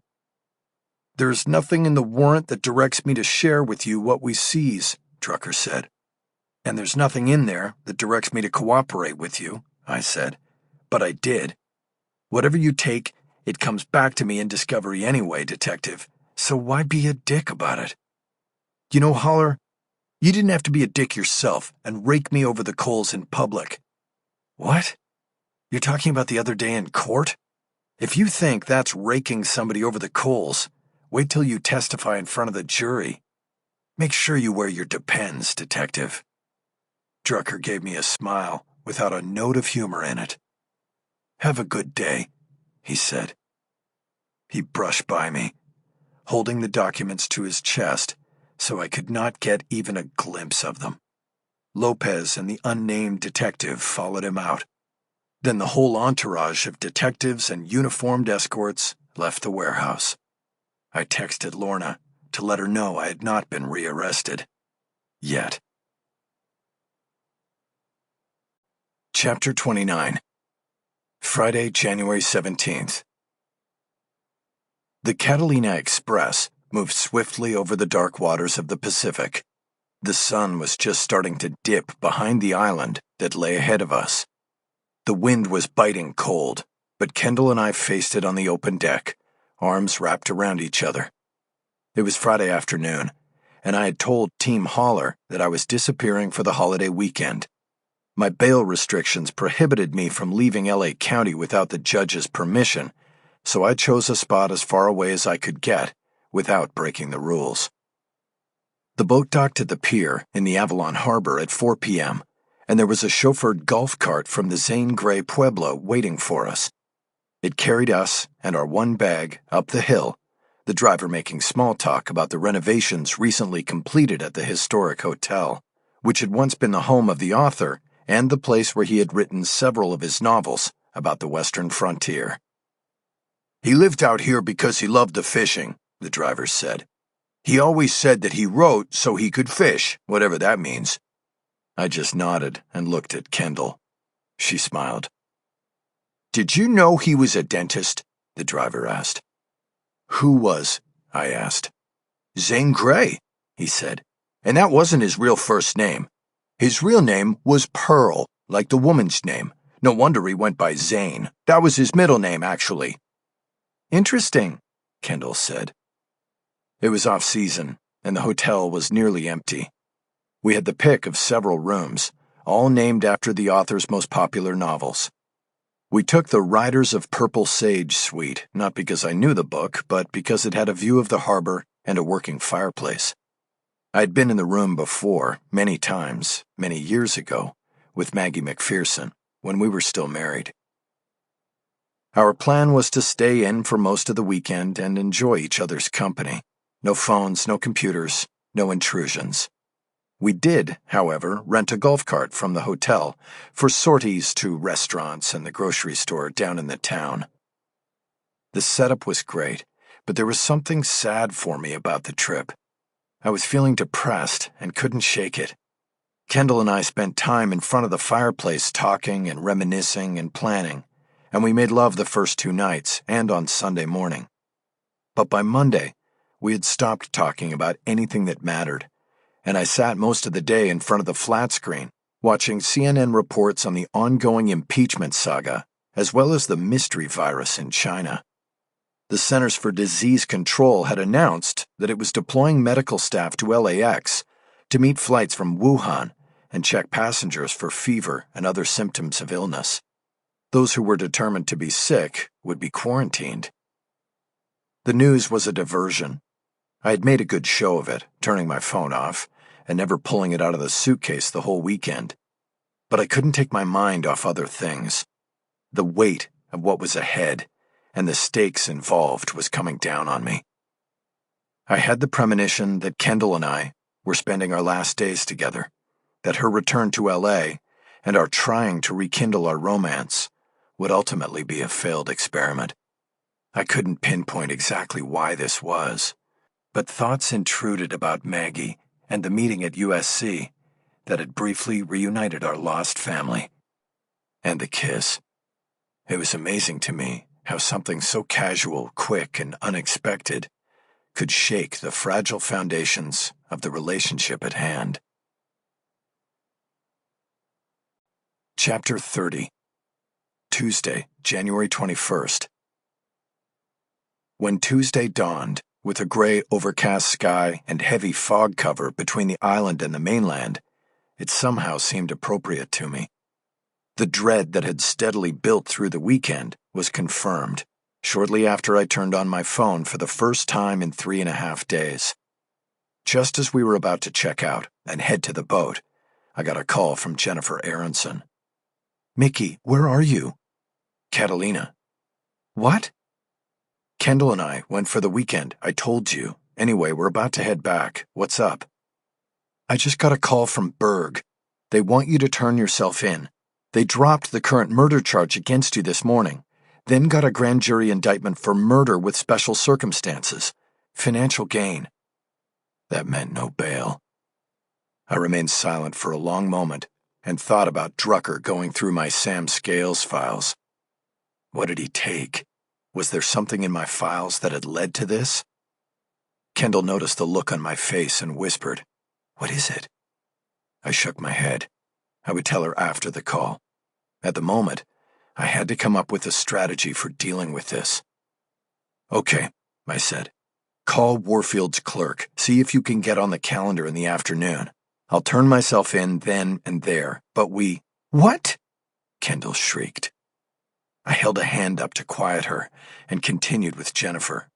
"We ask for a probable cause hearing on the special circumstances allegation. This is bullshit." "But the grand jury indictment obviates a preliminary hearing. It presumes probable cause." "Doesn't matter. We need to get in front of the judge and convince her that this is a bullshit attempt by the prosecution to tilt the board and reset the game clock." "Okay, that's the angle. Speedy trial. I can work on that. You need to get back here and be ready to argue. I think this is one where you need to address the court." "Absolutely. You take probable cause, and I'll take the speedy trial argument. I'm on my way. Let me know if they're going to wait till the hearing or try to pick me up ahead of that. I've got the ankle monitor so they can find me if they want to." "I'm on it." We disconnected, and I turned to Kendall. "We have to go. They're going to arrest me again." "How can they do that?" "They dropped the original case, then went to the grand jury and got an indictment, and it all starts again." "You're going to jail?" She put her arms around me and hugged me as though she wouldn't let them take me away. "I'm going to do my best to get in front of the judge and argue against it, so we should go." The ride on the Catalina Express back to San Pedro was through a thick fog. This time, Kendall and I stayed inside the cabin, sipping hot coffee and trying to remain calm. I walked her through the steps Berg had taken in turning me into a wanted man. Untrained in the law, Kendall said it was unfair even if it was a valid legal maneuver, and I couldn't argue with that. The prosecutor was using completely legal means to subvert a completely legal process. The crossing was slowed by the thick blanket of fog, and it was an hour before I heard and felt the boat's big engines thrum down as we slowly approached the harbor. I had not heard back from Jennifer and didn't know if I would be met at the dock by police who had tracked my monitor. I got up and moved to a forward-viewing window. If I was about to be arrested, I needed to prep Kendall on what to do and whom to call. The fog started to thin as we entered the harbor, and I saw the green span of the Vincent Thomas Bridge appear in the mist. Soon, I saw the ferry terminal, but I noticed no sign of law enforcement on the dock. The parking lot where I had left the Lincoln was not in view because of the terminal building. I returned to Kendall and handed her the keys to the Lincoln. "In case they're waiting for me," I said. "Oh my God, Mickey, do you think they are?" she said. "Take it easy. I didn't see anybody on the dock, and that's where they'd most likely be waiting. It'll probably be fine, but just in case, you have the keys and can drive back. But before you go anywhere, you call Jennifer and tell her what's happening. She'll know what to do. I'm going to text you her contact." "Okay." "Then call Haley and tell her too." "Okay, I can't believe they're doing this." She started to cry, and I hugged her and assured her that everything would be okay. Privately, I wasn't as certain as I sounded. We got off the boat and to the Lincoln without being stopped. My phone buzzed as we were getting in the car. It was Jennifer, but I didn't answer. I was paranoid and felt like a sitting duck. I wanted to get out of the parking lot and onto the freeway. A moving target was always harder to get a bead on. Once we were on the 110 going north, I called Jennifer back. "We're on the calendar for 3 o'clock. "Good, and they aren't going to try to grab me in the meantime?" "That's what Berg told the judge. You'll be allowed to surrender in her courtroom following a hearing at 3. "Did Berg object to the hearing?" "I don't know, but probably. But Warfield's clerk tipped me that the judge is a bit upset about this, about the bail part, since she's set bail and now the DA's trying to take it away. So we'll have that going for us when we go in." "Good. When and where do you want to meet beforehand?" "I need time to work on points for your argument. How about 1? We could meet in the cafeteria at the courthouse." I checked the dashboard clock. It was already 10:30. 1 is good, but not the courthouse. Too many badges around there, and somebody might try to be a hero and hook me up. Let's not get to the courthouse till it's time for the hearing." "Got it. Where then?" "How about Rosso Blue? Since I might be back on a bologna diet after today, I'm going to eat some pasta for lunch." "Okay, I'll be there." "One more thing if you have time. Get a message to the twins who've been covering this for the papers. Make sure they know about the hearing. I'd do it, but I want to be able to say I didn't if Berg accuses me of it again. Still, the media should be there to see this bullshit." "I'll call them." We disconnected, and Kendall immediately spoke. "I want to be with you in court." "That would be nice, and I'll call Haley when we get home. I need to put on a suit and work a little bit on what I'm going to say to the judge, and then we'll go to lunch." I knew it was going to be a working lunch, and Kendall shouldn't be there because she was outside the privileged circle. But I also knew that my freedom could be down to these last few hours. I didn't want to exclude her. It took us almost an hour to get to the house. I parked at the curb next to the stairs, still not wanting to use the garage. Bishop was sitting on the stairs, waiting. I had told him Friday we would start at 10 on Tuesday, and he had been waiting. I had forgotten about him. Kendall went up the stairs while I got our suitcase out of the trunk. "Let me help you with that," Bishop said. "You're my driver, not my valet, Bishop," I said. "You've been waiting long?" "Not too long." "Sorry about that, but you're going to have to wait another hour while I get ready and do some work inside. Then we'll head downtown. You might be driving Kendall back by herself." "What about you? I go back for you?" "I don't think so. They're going to try to put me back in jail today, Bishop." "They can do that? You got bail." "They can try. They're the government, the beast, and the game is always rigged in the beast's favor." I lugged the suitcase up the stairs and through the front door. Kendall was standing in the living room, holding an envelope out to me. "Somebody slid this under the door," she said. I took the envelope and studied it while rolling the suitcase to the bedroom. It was a plain white envelope with nothing written on either side of it. The flap was not sealed. After putting the suitcase on the bed for unpacking, I opened the envelope. It contained a single, folded document. It was a photocopy of the face sheet of a Ventura County Sheriff's Department arrest report dated December 1st, 2018. The suspect arrested on suspicion of fraud was identified on the form as Sam Scales. The summary stated that Scales had used the name Walter Lennon to set up a funding site to raise money for the families of victims killed in a mass shooting the month before in a bar in Thousand Oaks. I didn't need the arrest report to remember the incident at the Borderline Bar and Grill. A sheriff's deputy and 12 customers were killed. The money-raising scam appeared to be very similar to the one Scales went to prison in Nevada for. I walked into the home office to the desk, where I had left my case files. I was sure that the Ventura County arrest was not on the rap sheet we had received in discovery from the district attorney's office. I opened the victim folder and found the arrest record. There was no listing of the arrest in December 2018. Kendall followed me into the office. "What is it?" she asked.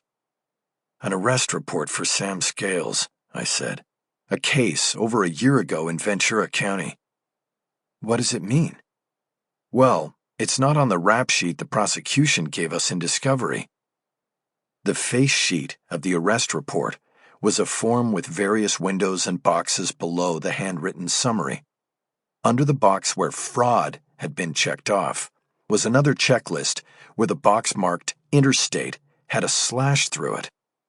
At the bottom of the list was a line where the author of the form had written FBI LA.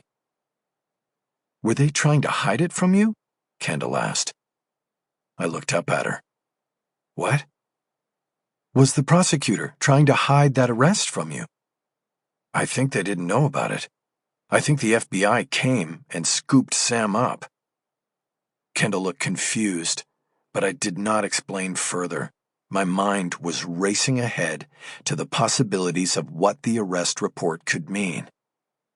"I have to make a call," I said. I pulled my phone and called Harry Bosch. He answered right away. "Harry, it's me. I'm meeting Jennifer for lunch downtown, then I have to go to court. Can you meet us? I have something you need to see." "Where?"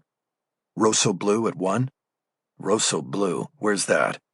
"City Market South, off 11th. "I'll be there." I disconnected. I felt a push of momentum. The arrest report could confirm a lot of things about Sam Scales and the case. It could also be a way to penetrate the FBI wall. "Who put that under the door?" Kendall asked. I thought about Agent Ruth, but didn't say her name. "I think it was somebody who wanted to do the right thing," I said. Chapter 31. In anticipation of my return to custody, the courtroom had 3 times the number of deputies usually on hand for a hearing involving a non-custodial defendant. They were posted by the door, in the gallery, and on the other side of the gate. It was clear from the start that no one was planning on my leaving the way I had come in. My daughter had been unable to take me up on an invitation to lunch because of a class, but now was in the front row of the gallery, directly behind the defense table. She sat next to Lorna, who sat next to Cisco. I hugged Haley and spoke to each of them, trying to be encouraging, even though it was hard for me to be encouraged myself. "Dad, this is so unfair," Haley said.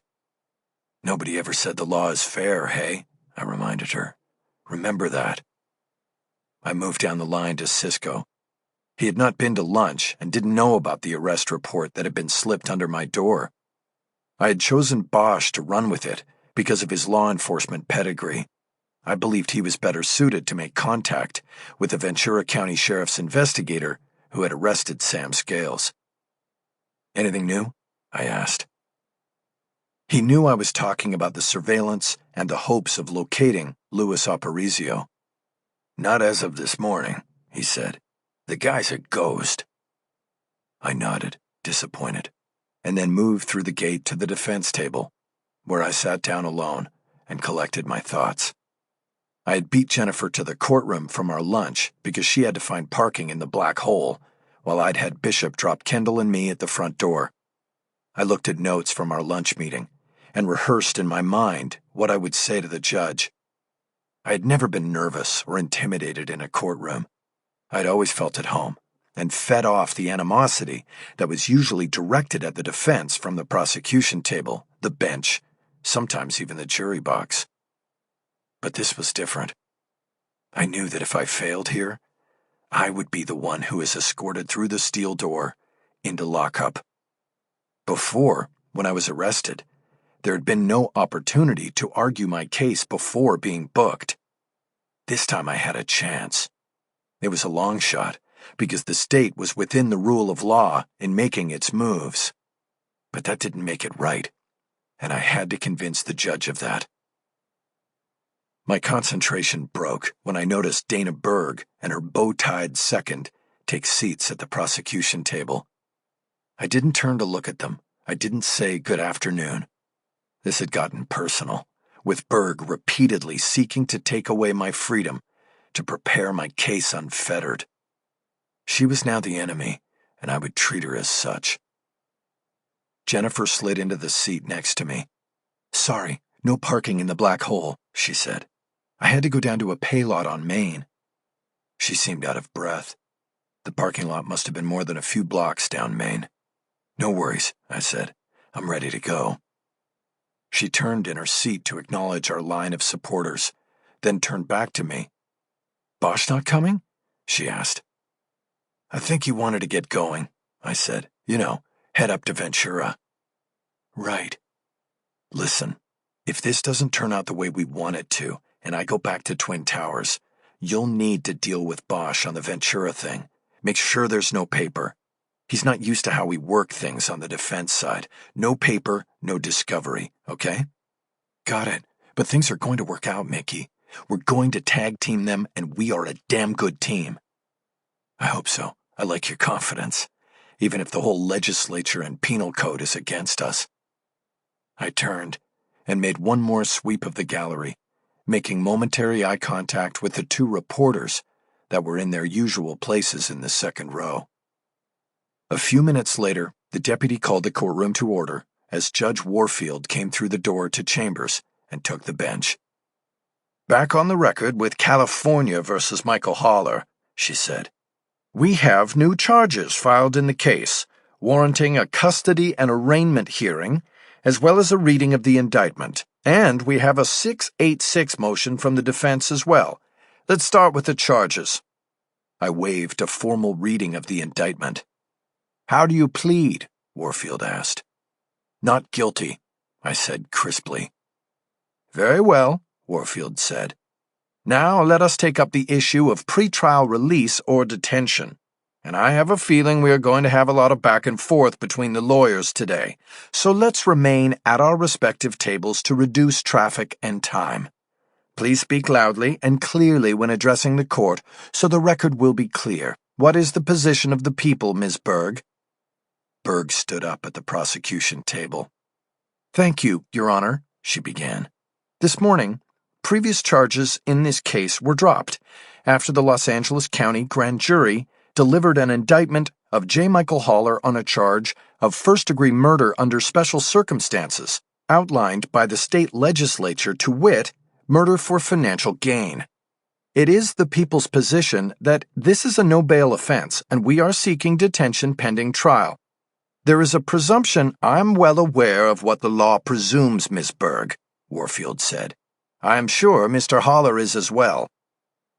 Warfield seemed annoyed by the state's effort to incarcerate me, and also by having her hands tied in the matter. She appeared to write something on a document up on the bench. She took a few moments to finish, before looking down at me. "Mr. Haller, I assume you want to be heard?" she asked. I rose from my seat. "Yes, Your Honor," I said. "But first, I'd like to know whether the state is seeking the death penalty under this new charge." "Good question," Warfield said. "That would change things considerably, Ms. Berg. Has your office decided to seek the death penalty in your case against Mr. Haller?" "No, Your Honor," Berg said. "The people will waive the death penalty." "You have your answer, Mr. Haller," the judge said. "Do you have anything else?" "Yes, I do, Judge," I said. "Legal precedent holds that once the death penalty has been taken off the table, this is no longer a capital case, notwithstanding that I face a sentence of life without parole. Ms. Berg must also convince the court that guilt is evident and the presumption thereof is great. In and of itself, the indictment is insufficient to prove that guilt is evident, and Miss Aronson will further address this issue." Jennifer stood. "Your Honor, Jennifer Aronson, representing Mr. Haller on this issue," she said. "Mr. Haller will argue the 686 motion himself when that comes up.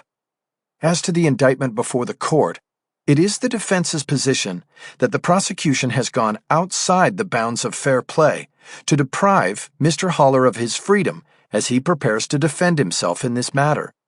This is no more than a ploy to handicap Mr. Haller's ability to defend himself by putting him in a jail cell, where he cannot work full-time on his defense, is in constant danger from other prisoners, and risks his health as well." She looked down at her notes before continuing. "The defense also challenges the allegation of special circumstances in this case," she said. "Though we have not seen this new evidence that the prosecution claims will show Mr. Haller's financial gain from the murder of Samuel Scales, it is preposterous to think, let alone prove, that his death would in any way result in gain to Mr. Haller." Warfield was again writing when Jennifer finished, and Berg took the opportunity to respond. She stood and addressed the judge while the pen was still moving in her hand. "Your Honor, the indictment by the grand jury precludes a preliminary hearing on the charges, and the state would object to turning this hearing into a determination of probable cause. The legislature is quite clear on that." "Yes, I know the rules, Miss Berg," Warfield said. "But the legislature also gives a superior court judge in this state the power of discretion. I join Ms. Aronson in being troubled by this move by the prosecution. Are you prepared for the court to use its discretion and rule on bail in this matter without providing further support of probable cause?"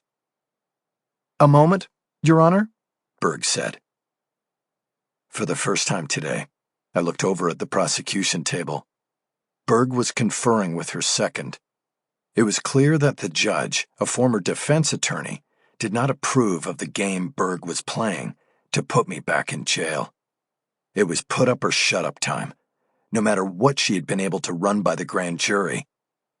I saw the second open one of the files in front of him and take out a document. He handed it to Berg, who then straightened up to address the court. "May it please the court, the people wish to call a witness in this matter," she said. "Who is the witness?" Warfield asked. "Detective Kent Drucker. He will introduce a document that I am sure the court will see in support of probable cause regarding the special circumstances allegation." "Call your witness." I had not seen Drucker earlier, but there he was in the front row of the gallery. He got up and went through the gate. He was sworn in and took the stand. Berg began by eliciting from him the details of the searches conducted of my home and warehouse, as well as the home of Lorna Taylor. "Let's talk specifically about the records you searched at the warehouse," Berg then said. "What exactly were you looking at there?" "These were non-privileged files relating to the business of Michael Haller's law practice," Drucker said. "In other words, the billing of clients." "Correct." "And was there a file relating to Sam Scales?" "There were several, because Haller had represented him in a number of cases over the years." "And in searching these files, did you find any documents pertinent to your investigation of his murder?" "I did." Berg then went through the formality with the judge of gaining approval to show the witness a document he had found in my files. I had no idea what it could be until the prosecutor dropped off a copy at the defense table after handing the judge's copy to her clerk. Jennifer and I leaned toward each other so we could read it at the same time. It was a copy of a letter apparently sent to Sam Scales in 2016 while he was awaiting sentencing for a fraud conviction. Dear Sam, this will be the last correspondence from me, and you will have to find yourself a new attorney to handle your sentencing next month if you do not pay the legal fees agreed to during our meeting of October 11th. My agreed-to fee for handling your case was $100,000 plus expenses, with a $25,000 retainer. This agreement was made regardless of whether your case went to trial or was handled in disposition. It subsequently was handled by disposition, and sentencing is set. The remainder of the fee, $75,000, is now owed. I have handled several prior cases involving you as a defendant, and know that you keep a legal fund so that you can pay your lawyers for the good work they perform for you. Please pay this invoice or consider this the termination point of our professional relationship, with more serious action to follow. Sincerely, P.P. Michael Haller. Lorna wrote this, I whispered. I never saw it. Besides, it means nothing. Jennifer stood and objected. Your Honor, may I voir dire? She asked. It was a fancy way of asking if she could question the witness about the origin and relevancy of the document before the judge accepted it as a prosecution exhibit. You may, Warfield said. Detective Drucker, Jennifer began. This letter is unsigned, true? That is true, but it was in Mr. Haller's files, Drucker said. Do you know what the PP before Mr. Haller's printed name means? It's Latin for per something. Per procurationem. Do you know what it means? That it was sent under his name, but he didn't actually sign it. You said you found this in Mr. Haller's files, so it was never mailed. We believe it is a copy, and the original was sent. Based on what? Based on it being found in a file marked correspondence. Why would he keep a file full of letters he didn't send? It makes no sense.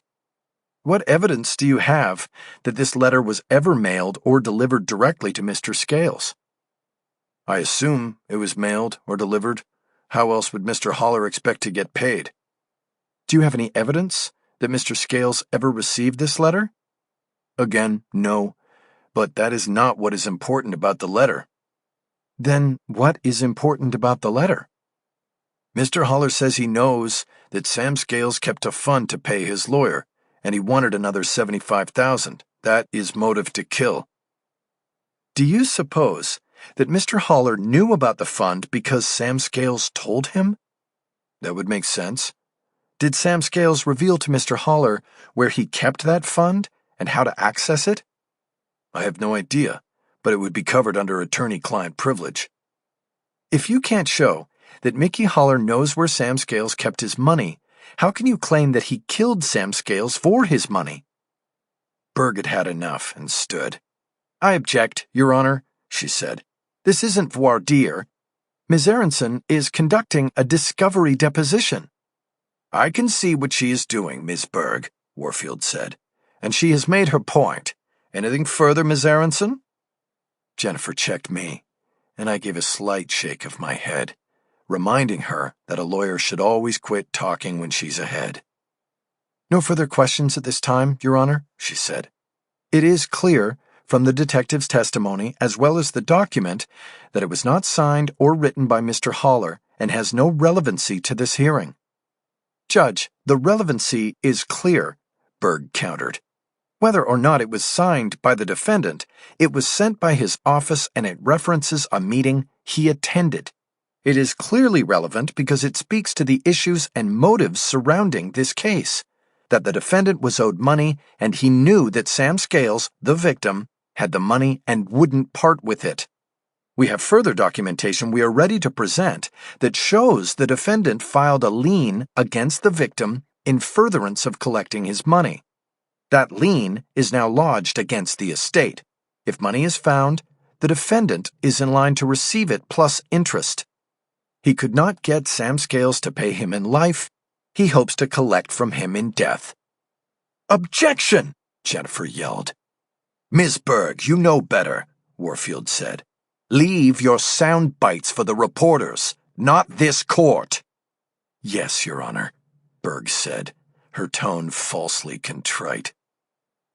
The judge dismissed Drucker from the witness stand. I knew it was fruitless.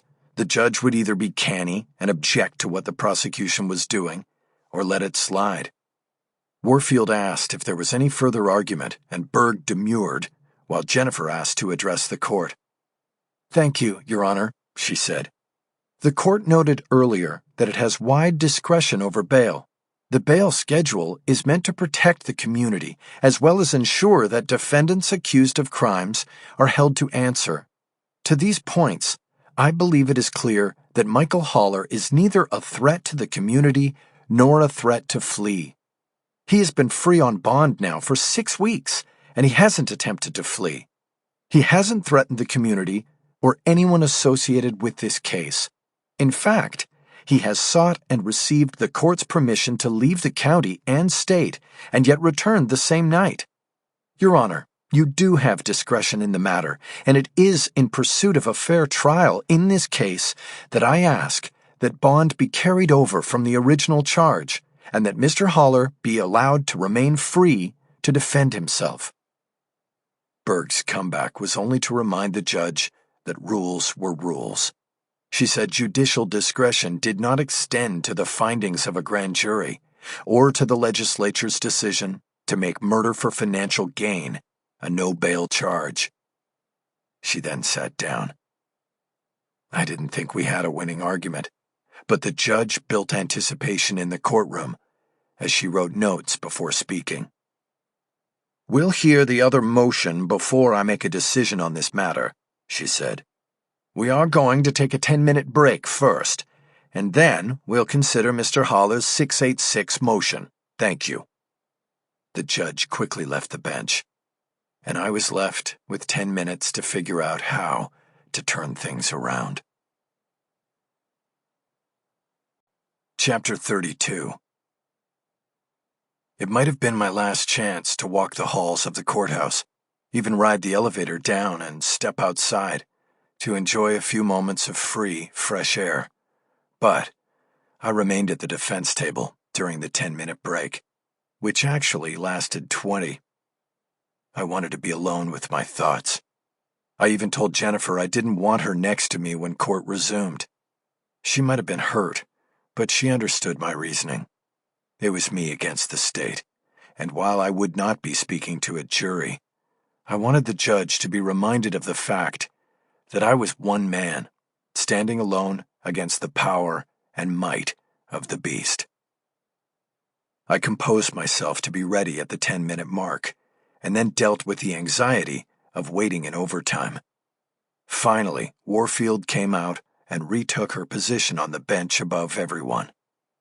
"Very well, back on the record," she said. "We have a motion from the defense to compel a speedy trial. Mr. Haller, I see you are now alone at the defense table.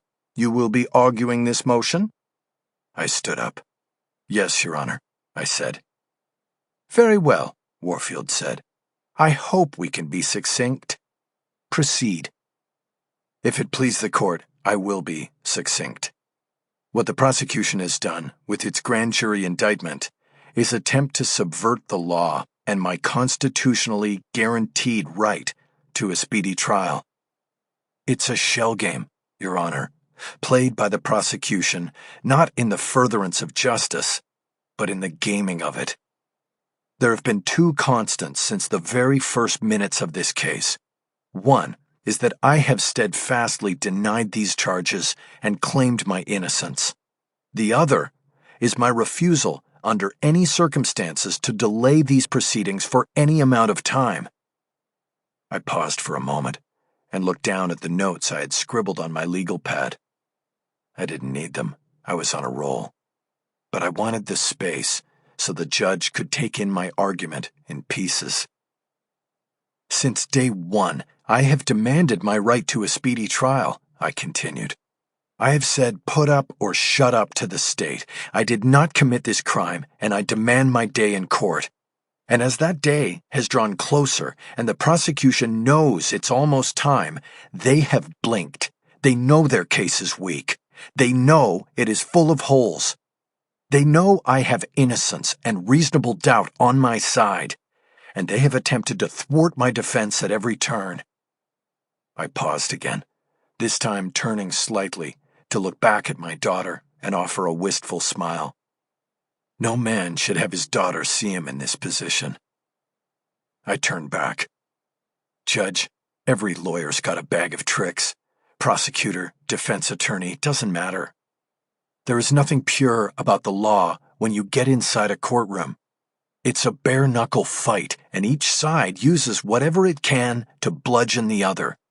The Constitution guarantees me a speedy trial, but by dropping the original charge and talking a grand jury into a new one, the prosecution is trying to bludgeon me in two ways. Stick me in a jail cell so I am handicapped in preparing my defense, and restart the game clock so the state has more time to wield its power and might and shore up their losing case against me. This time I kept my eyes on the judge as I paused before the wind-up. Is it legal? Is it within code? Perhaps. I'll give them that. But is it fair?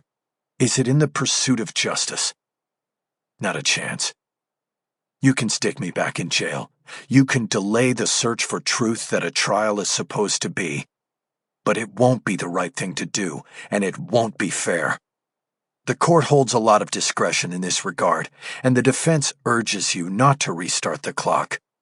Let's get to the search for the truth now, instead of later, instead of at the prosecution's convenience. Thank you, Your Honor. If my words had any impact on Warfield, she didn't show it. She didn't write down anything, as she had during the earlier motion. She simply swiveled 6 inches in her high-backed leather chair so that her gaze shifted from me to the prosecution table. Ms. Berg, she said, would the state like to respond? Yes, Your Honor, Berg said. I promise to be more succinct than the defense. In fact, Mr. Haller made my argument for me. What we have done with the refiling of the case through grand jury indictment is firmly within the bounds of the law, as well as something that happens routinely in this courthouse and courthouses across the country. It is not a do-over or a delay tactic. I am charged with seeking true justice for the victim of this cold-blooded murder. Through the grand jury and the presentation of evidence from the ongoing investigation, we have elected to upgrade the charges in the pursuit of justice. In my peripheral vision, I saw Berg glance my way as she threw my own words back at me. I did not give her the satisfaction of a look back. Your Honor, the case against the defendant is strong and getting stronger as the investigation of this crime continues. That's what the defendant knows. That is what he is trying to subvert. A search for truth with all the evidence on the table. It is his hope that by hurrying into trial, he can stop the mounting evidence from crushing him. That won't happen, because the truth is inevitable. Thank you. The judge paused before speaking, possibly waiting to see whether I would stand to object or respond to Berg. She even swiveled her chair back toward me as if expecting it. But I held my ground. I had made my points, and there was no need to restate them. This is a novel situation, Warfield began. It has been my experience as a judge and as a defense attorney in a prior life that it is the defendant who most often seeks delays, seemingly in an effort to put off the inevitable, but not in this case. And so, the arguments today give me pause. Mr. Haller clearly wants this behind him, no matter the outcome. He also wants to be free to build his case. The judge swiveled toward Berg. On the other hand, the state gets only one shot at this, she said. There are no do-overs, and therefore time to prepare is key. There are new charges in the case, and the state bears the responsibility of being able to support those charges to a level far above the probable cause threshold found by the grand jury. The burden of proof, proving guilt beyond a reasonable doubt, is just as heavy as the burden carried by the defense. The judge straightened her seat and leaned forward, clasping her hands together.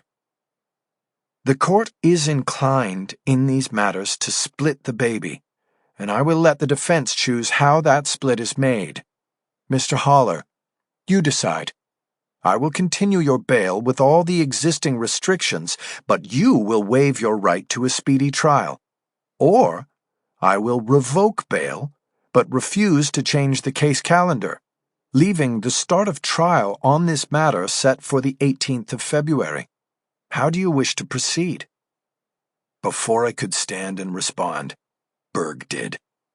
Your Honor, she said urgently, may I be heard? No, Ms. Berg, the judge said. The court has heard all it needs to hear. Mr. Haller, will you make a choice, or would you like me to allow Ms. Berg to choose?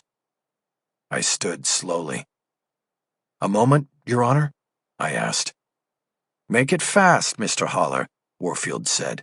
I am in an uncomfortable position that I will not hold for long. I turned toward the railing behind the defense table and looked at my daughter. I signaled her closer, and she slid forward on her seat, putting her hands on top of the rail. I leaned down and put my hands on top of hers. Haley, I want this over with, I whispered. I didn't do this, and I think I can prove it. I want to go in February. You going to be okay with that? Dad, it was so hard when they had you in jail before, she whispered back. Are you sure? It's like what you and your mother and I talked about. I'm free right now, but inside I feel like I'm still locked up as long as this is hanging over me. I need it to be over. I know, but I worry. From behind me, I heard the judge. Mr. Haller, she said, we are waiting. I kept my eyes on my daughter. It's going to be all right, I said. I quickly leaned over the rail and kissed her on the forehead. I then glanced at Kendall and nodded. I could tell by the look of surprise on her face that she expected more. She expected to be consulted. That I had sought my daughter's approval on this choice rather than hers might doom our relationship. But I did what I felt I had to do. I turned back to the judge and announced my decision. Your Honor, I suspend myself to the court at this time, I said, and I will be ready to defend myself on the charges on February 18th as scheduled. I am innocent, Judge, and the faster I can get to a jury to prove it, the better. The judge nodded, seemingly not surprised but concerned by my decision. Very well, Mr. Haller, she said. She made it official with rulings from the bench, but not without a final objection from the prosecution. Your Honor, Berg said, the people ask that your ruling on the trial date be stayed while under review by the 2nd District Court of Appeal. Warfield looked at her for a long moment before replying. It is always a risky move to tell a judge you are appealing a ruling from the bench when you still have a whole trial before the same judge ahead of you. Judges are supposed to be impartial, but when you announce you were going to a higher court to complain that your lower court judge was in error, well, there are ways for that jurist to even the score down the line. A perfect example is what Judge Hagan did to me at my first appearance on this case. I had reversed him twice on appeal. He paid me back by slapping me with a $5 million bail. He all but winked and smiled at me when he did it. Berg was walking a similar line with Warfield now, and it looked like the judge was giving her a few seconds to reconsider. But Berg waited her out. Miss Berg, I'll now give you a choice, Warfield finally said. I won't stay the ruling on the 686 motion without staying the ruling on Mr. Haller's bail revocation. So if you want to stay while you appeal, then Mr. Haller remains free under the current bail arrangement until you get a ruling from the appellate court. The two women locked eyes for a tense 5 seconds before the prosecutor responded. "Thank you, Your Honor," Berg said coldly. "The people withdraw the request for a stay." "Very well," Warfield responded with just as much ice. "Then I think we're adjourned here."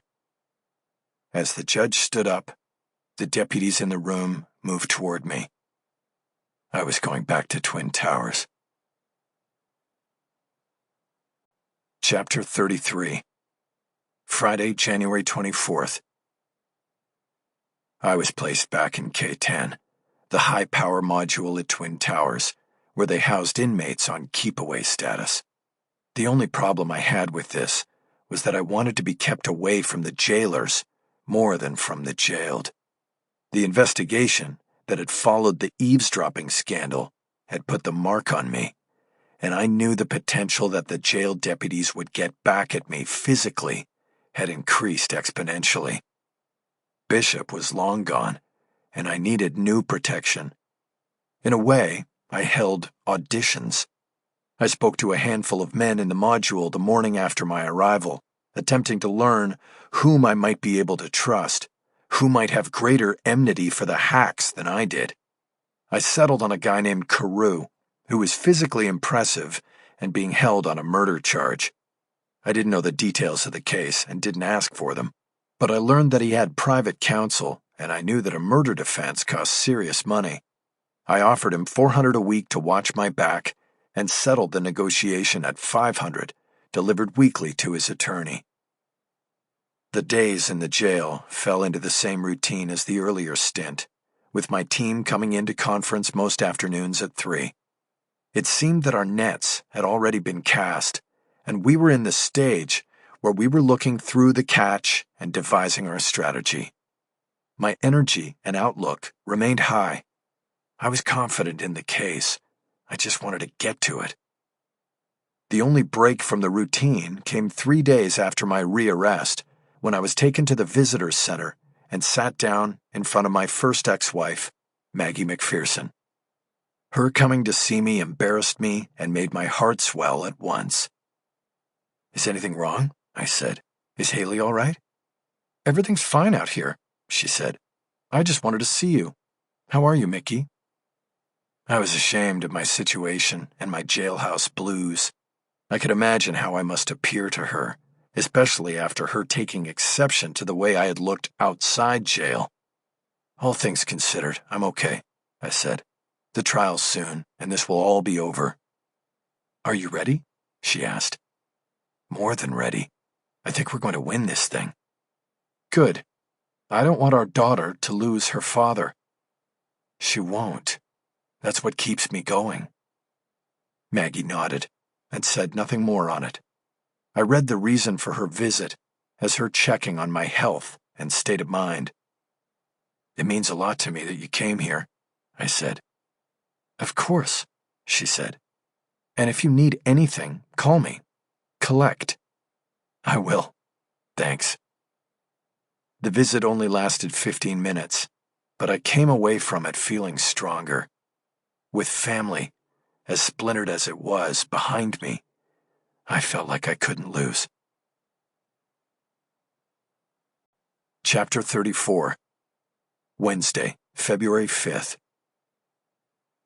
The silk suit felt good against my skin. It eased the itch from the prison rash I'd developed over most of my body. I sat quietly next to Jennifer Aronson at the defense table and savored the moment of pseudo-freedom and relief. I had been taken to court for a hearing requested by the prosecution, which was seeking sanctions for alleged foul play on the part of the defense. But no matter what the cause, I was happy to be pulled out of Twin Towers for any reason, for any amount of time. Over the years, I'd had many incarcerated clients who exhibited and complained about prison rash. Visits to the jail clinic didn't cure it or explain it. Its origin was unknown. It had been suggested that the industrial detergent used on jail bedding and laundry caused it, or that there was something in the material used in the thin mattresses in cells. Others said it it was an allergic reaction to confinement. Still others called it the manifestation of guilt. All I knew was that I didn't get it the first time around at Twin Towers, and then I got it bad the second. The difference was that, in between stays, I had been the root cause of another damaging internal investigation of the jail system. This made me think that the jail deputies were behind it, that the rash that kept me itching and awake at night was a form of payback. They had spiked my food or my laundry or my cell in some way. I kept this belief to myself to avoid being considered paranoid. My physical decline and weight loss was continuing, and I wanted no one to add concerns about mental acuity to the question of whether I could adequately defend myself. Maybe it was the suit, or maybe it was the courtroom. All I knew was that my preoccupation with the malady went away as soon as I left the jail and was put on the bus. On the way over, the bus had passed 2 painted murals depicting Kobe Bryant. The famed Lakers basketball star had been killed with his daughter and others in a helicopter crash only 10 days earlier, and already the street memorials were up in solemn testimony to his transcending mastery of his sport to reach iconic status in a city where the climb to that level was already so crowded. I heard the soft thud of the courtroom door closing and turned to see that Kendall Roberts had entered. She gave a secretive wave as she came down the center aisle. I smiled. She moved down the first row and sat directly behind the defense table. "Hey, Mickey." "Kendall, you didn't have to come all the way down. This probably is going to be a pretty quick hearing. It's still better than the 15 minutes they give you at the jail." "Well, thanks.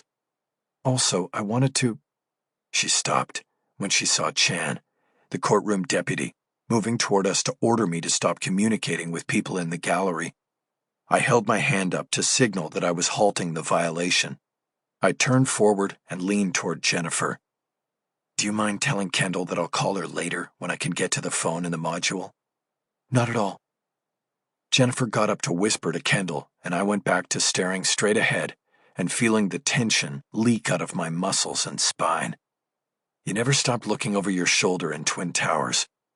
I savored these moments when I didn't have to worry.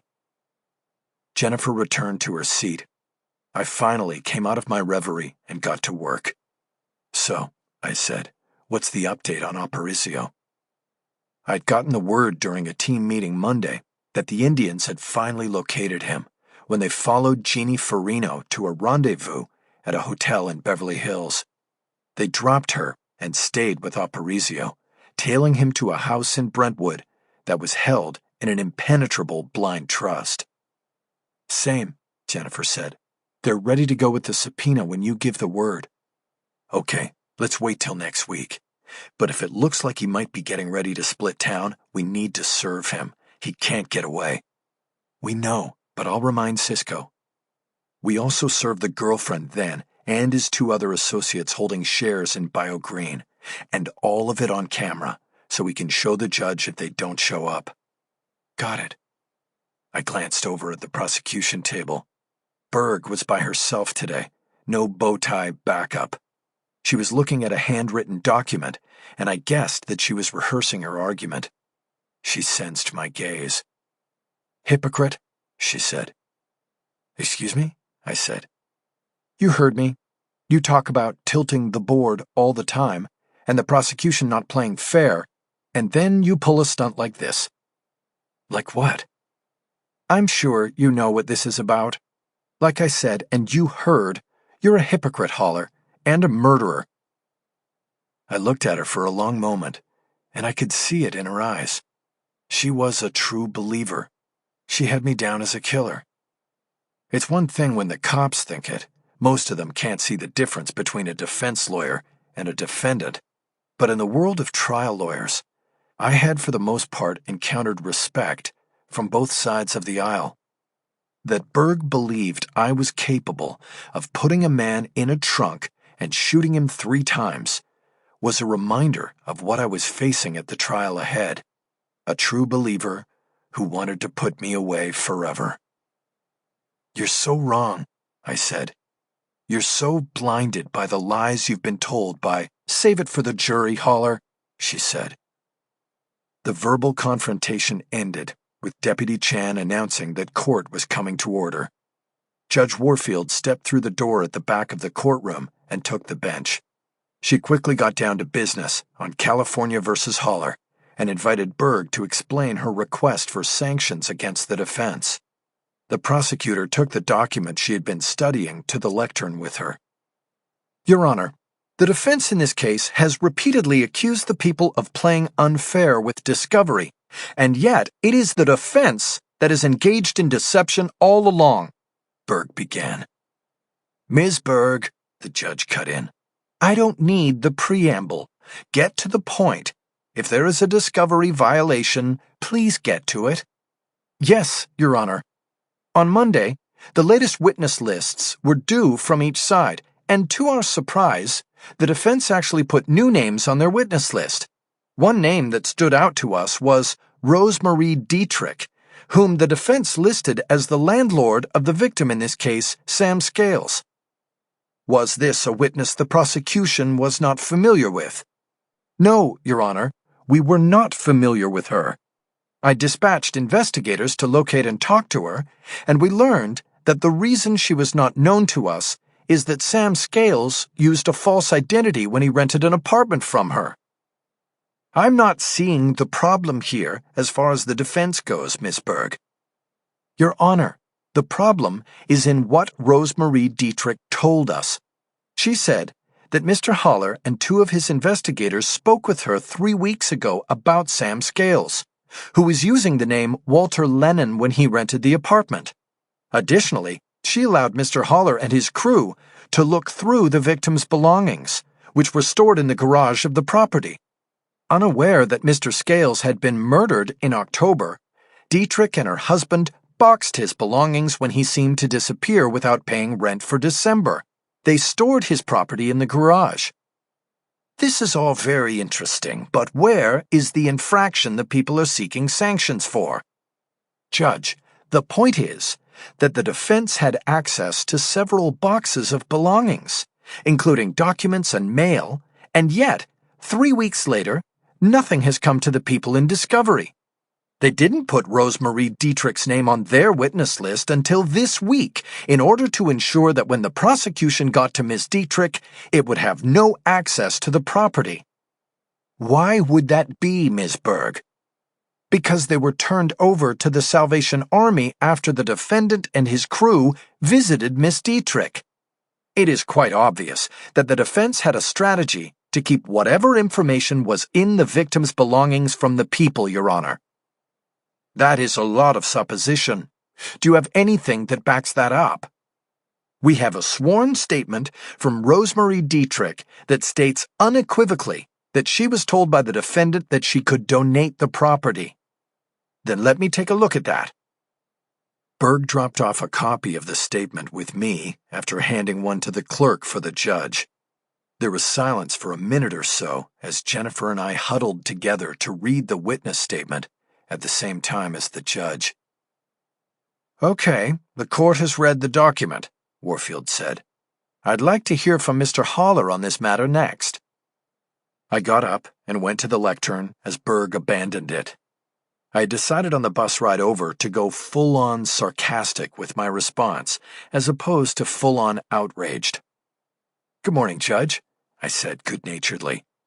"I would like to begin by saying that normally I would welcome any opportunity to leave the spare accommodations afforded me at the Twin Towers Correctional Facility, courtesy of Ms. Berg, to be in court. But this time, I am baffled by the reason I'm here and the logic of her argument. It seems to me, Your Honor, that she should be seeking sanctions against her own team of investigators, not the defense." "Mr. Haller," Warfield said in a tired tone, "as I said to Ms. Berg, let's stay on point. Please respond directly to the discovery issue that the prosecution has raised." "Thank you, Judge. My response is to say there has been no discovery violation. I have no documents to turn over, and I have hidden nothing from the prosecution. Yes, We went to the address in question and looked through the contents of the boxes stored there. I took nothing from those boxes, and I guarantee that Miss Berg's investigators asked Rosemarie Dietrich what we took. Unhappy with the response they got to that question, Miss Berg chose not to include the answer in this piece of paper she claims is a statement of fact. It's got some facts listed here, Judge, but not all of them. Judge, Berg said, rising from her seat. Your Honor, I'm not finished, I said quickly. Miss Berg, you had your turn, Warfield said. Let counsel finish, and then you will get a chance to respond. Berg sat back down and started writing furiously on her legal pad. In closing, Your Honor, I said, there is no subterfuge here. The court recalls that 3 weeks ago, in a teleconference hearing that Miss Berg was party to, I asked permission to leave the county and state. I assume the court reporter has a record of that hearing, and it will reveal that the prosecution asked specifically whom I was going to see at High Desert State Prison in Nevada, and I said I was going to visit the former cellmate of the victim in this case. If Miss Berg, or any of the many investigators at her disposal, had bothered to follow up and talk to that man in Nevada, they would have gotten the same address and alias for Sam Scales that I got, and in fact, could have beaten me to the location we're talking about here. Your Honor, again, I say that this is nothing but sour grapes. The discovery obligations of the defense require that I turn over to Miss Berg a witness list and copies of anything I intend to offer into evidence.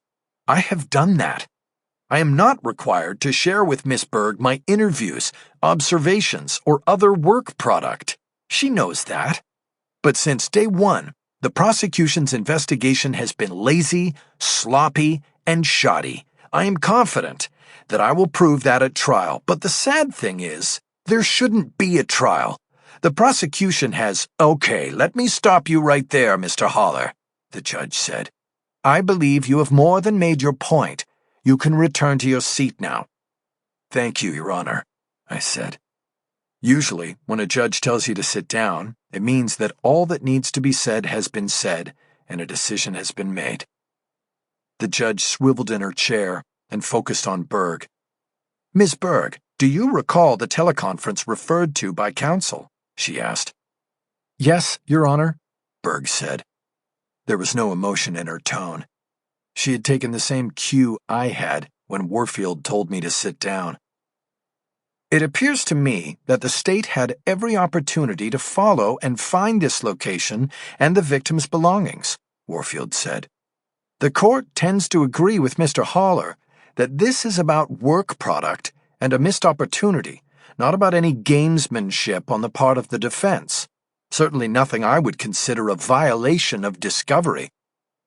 Berg stood, but did not move to the lectern, a sign that her protest was going to be half-hearted, no matter what she had scribbled on her legal pad. He waited 3 weeks to put her on the witness list, she said. He was hiding her importance. There should have been a written report about the interview and the search of the property. That is exactly what the spirit and intention of discovery is. I started to rise to object, but the judge made a signal with her hand, gesturing me back into my chair. Ms. Berg, the judge intoned, the first note of annoyance in her voice. If you are suggesting that Mr. Haller is under an obligation to document his investigation with reports of his moves and interviews, just like a law enforcement agency, and then immediately decide whether he will call Miss Dietrich as a witness, then you must take me for a fool. No, Your Honor, Berg said quickly. Not at all. Very well, then. We're done here. The motion for sanctions is denied.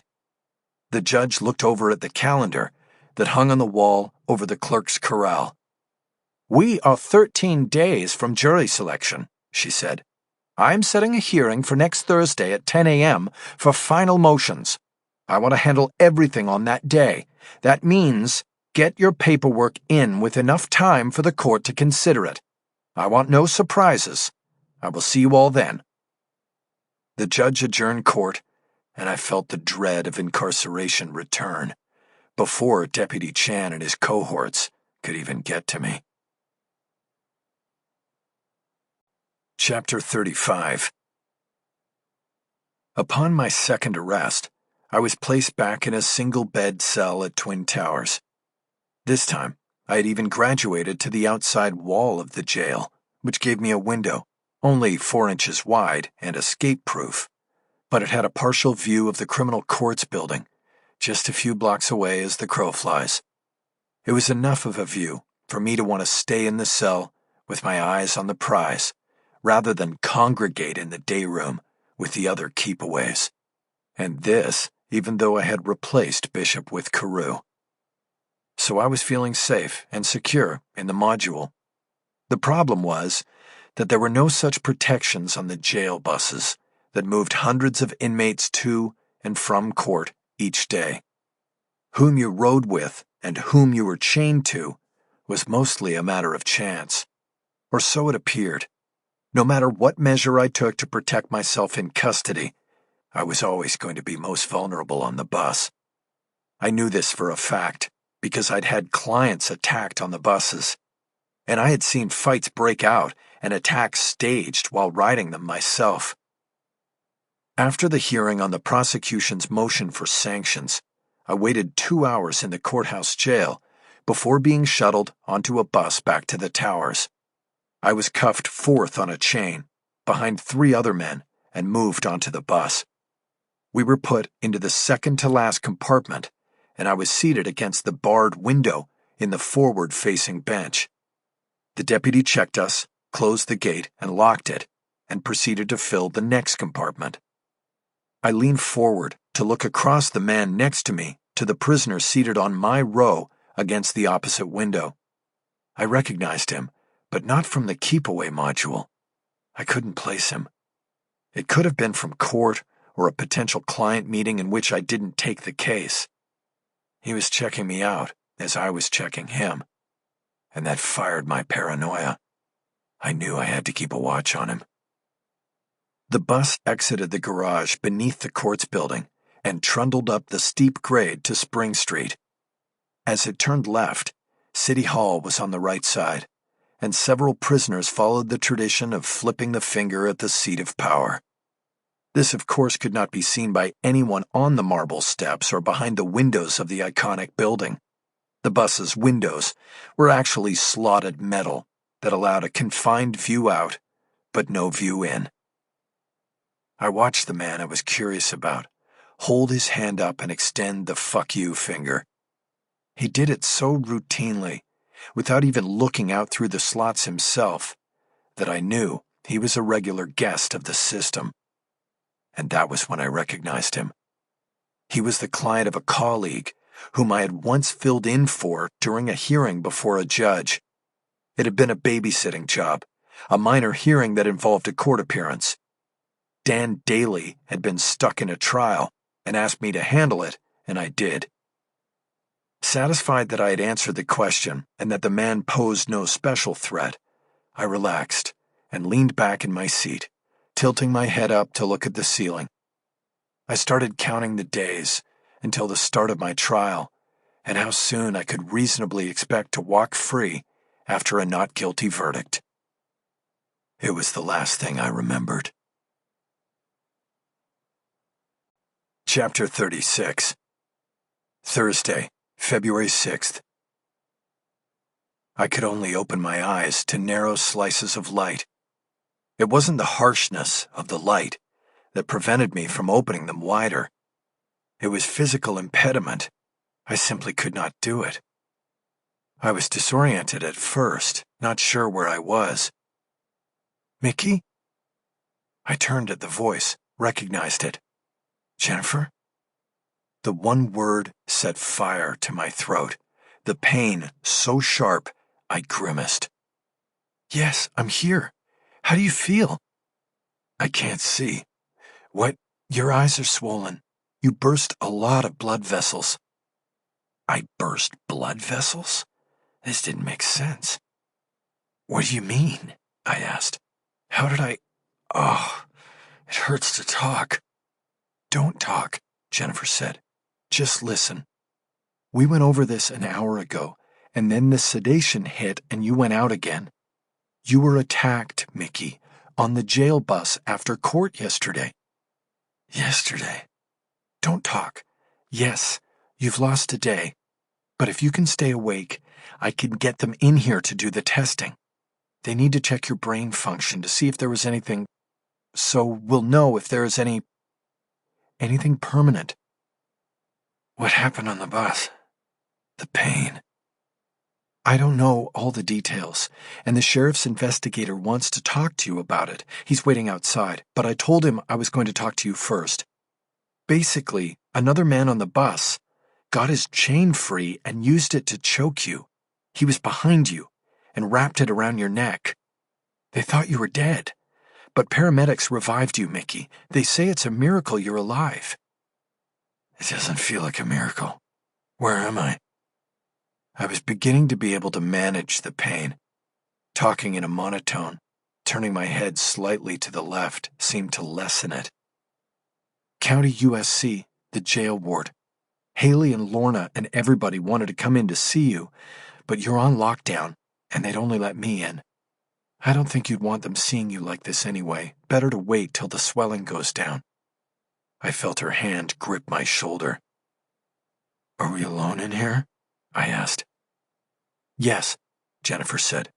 This is an attorney-client meeting. There's a deputy outside the door, but it's closed. Also, the investigator's out there, waiting to talk to you. Okay, listen. Don't let them use this to delay the trial. Well, we'll see, Mickey. You need to be tested to make sure you... No, I'm fine. I can tell. I'm already thinking about the case, and I don't want to delay it. We have them where we want them, and I don't want to give them time to catch up to us. That's it. Okay, I'll object if they try. Who was the guy? What guy? The one who choked me with the chain. I don't know. I only got his name, Mason Maddox. Lorna put it through the conflict of interest app, and there were no hits. You have no prior history with him. He was convicted last month of 3 murders. I haven't gotten the case details yet. He was in court for a motions hearing. Who's his lawyer? The PD. I don't have that information yet. Why'd he do it? Who put him up to it? If the sheriff's department knows, they're not sharing it with me. I have Cisco looking into it, and a call in to Harry Bosch. I don't want to pull Cisco off trial prep. That could be the whole motive behind it. No, because he tried to kill you and probably thought he did.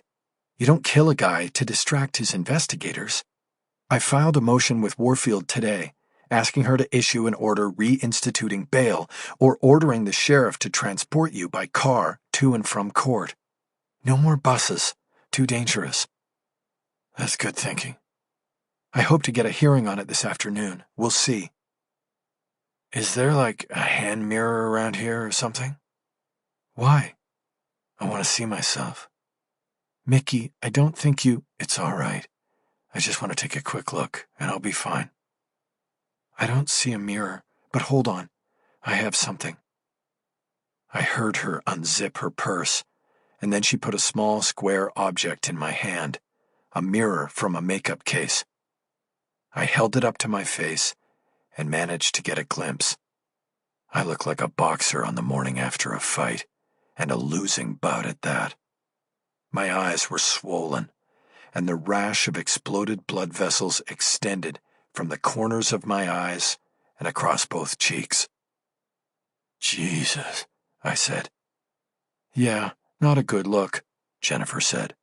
I still think you should let the doctor test you. I'm going to be fine. Mickey, there could be something, and you should know. But then the prosecution could know, and they'll use it to ask for a delay.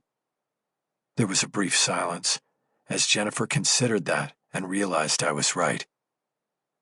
Okay, I'm getting tired, I said. Send in the investigator. Let's see what he says. Are you sure? She asked. Yes, and don't pull Cisco off trial prep.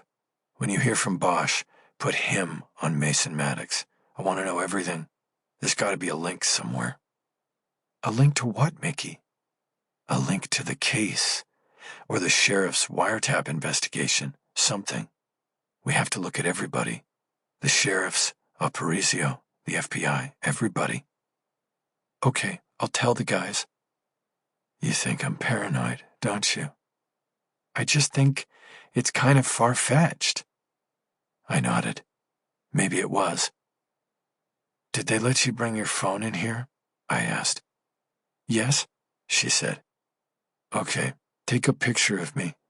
You might want to show it to the judge when you make your argument for protection. Good idea. I heard her getting her phone out of her purse. I'm sure Berg will object to it, she said, but worth a try. If the judge knows there's a photo, she'll want to see it, I said. Human curiosity. I heard her snap the shot. Okay, Mickey, she said. Rest up. That's the plan, I said. I heard her step toward the door. Jennifer, I said. I heard her steps come back to the bed. Yes, I'm here, Jennifer said. Look, I can't really see yet, but I can hear, I said. Okay. And I hear doubt in your voice. No, you're wrong. Look, it's a natural thing to question things. I think you... It's not that, Mickey. Then what is it? Okay, look. It's my father. He's gotten sick. I'm worried about him. Is he in the hospital? What's wrong? That's the thing. We're not getting straight answers. He's in a care home up in Seattle, and my sister and I are not getting answers. Is your sister there?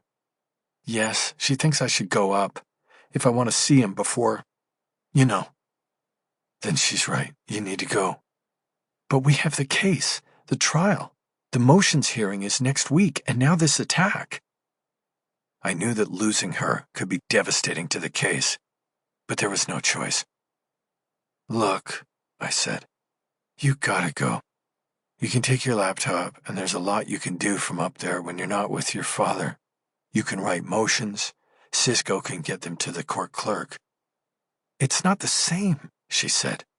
I know it's not, but it's what we can do. You need to go. I feel like I'm leaving you all alone. I'll figure something out. Go up there, see him, and who knows, maybe he'll start feeling better and you can get back down for trial.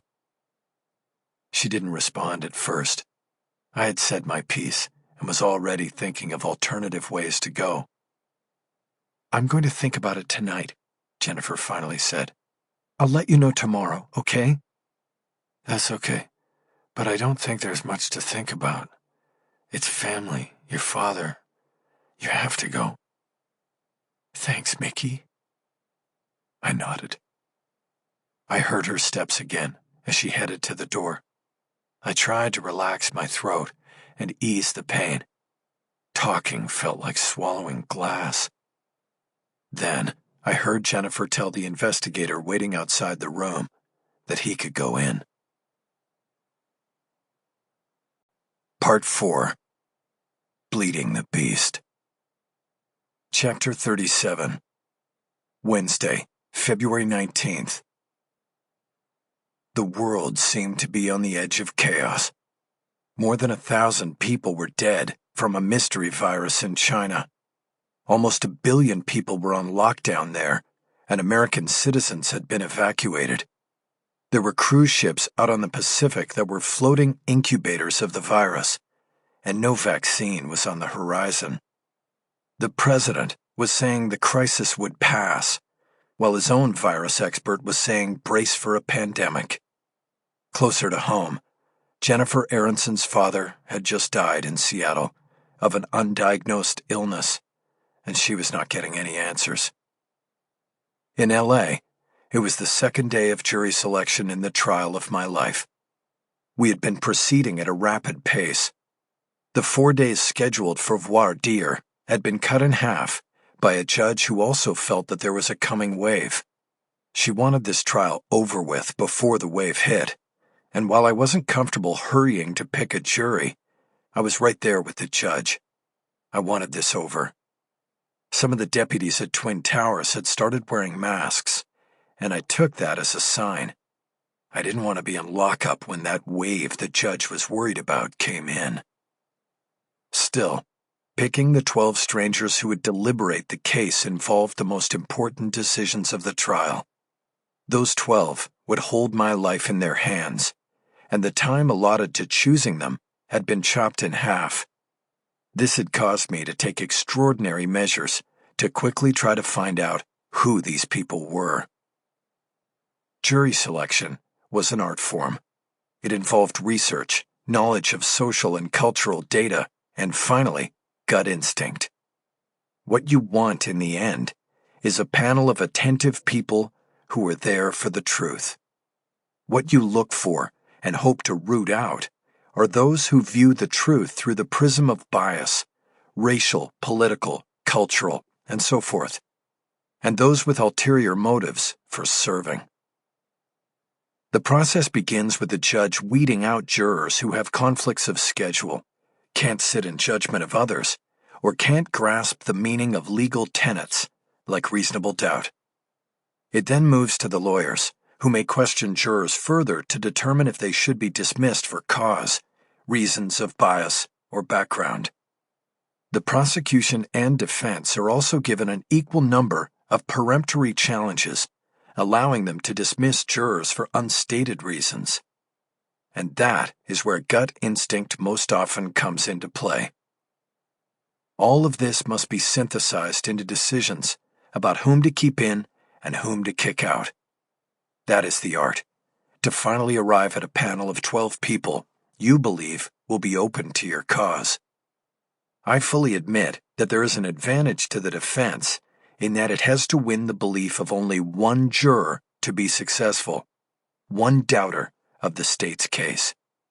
One holdout for the defense can hang a jury and force the state to start over or even reconsider whether to go forward with a second trial at all. The state must win all 12 hearts and minds to get a conviction. Still, the state's advantages beyond this one are so enormous as to make the defense's jury advantage negligible. But you take what you are given, and therefore, jury selection has always been sacred to me. Made all the more so this time, because I was the defendant. It was 2 p.m., and the judge was demanding, that a jury be impaneled by the close of court in 3 hours. I could push it into the next day because the judge ultimately wouldn't want to enforce a demand that was potentially reversible on appeal. But if I did force the issue, there would be consequences down the line in terms of rulings from the bench. Besides that, I was down to my last peremptory challenge, and I knew there was no way I would be able to milk it for 3 more hours. We would fill the box before the courtroom went dark, and the prosecution in the murder of Sam Scales would begin in the morning. The good news was, the panel was largely set with jurors who I believed ranged on the defense meter from yellow, the middle ground, to deep green for pro-defense. Because of long embedded and rightful distrust of police in minority communities, black and brown jurors were always prized by the defense because they tended to view the testimony of police officers with suspicion. I had managed to keep 4 African Americans and 2 Latinas on the panel, fending off Dana Berg's efforts to jettison the blacks in particular. When one black panelist revealed under questioning that she had once made a donation to the local Black Lives Matter organization, Berg first asked for the woman to be dismissed for cause. Making the request to an African American judge took a certain level of courage, but it also underlined Berg's singular purpose in convicting me. When the judge denied the motion, the prosecutor then attempted to use a peremptory challenge. That was when I swung in with an objection that the move was based on race, a clear exception to the rules of peremptory challenges. The judge agreed, and the juror was seated. The ruling put Berg on notice in regard to future efforts to sculpt the jury along racial lines, but then allowed me to do just that. It was a big win for the defense, but the last round of challenges had left 3 new faces in the box, and I had just 1 peremptory. All three were white, 2 women and 1 man. And this was where my extraordinary juror profiling came into play.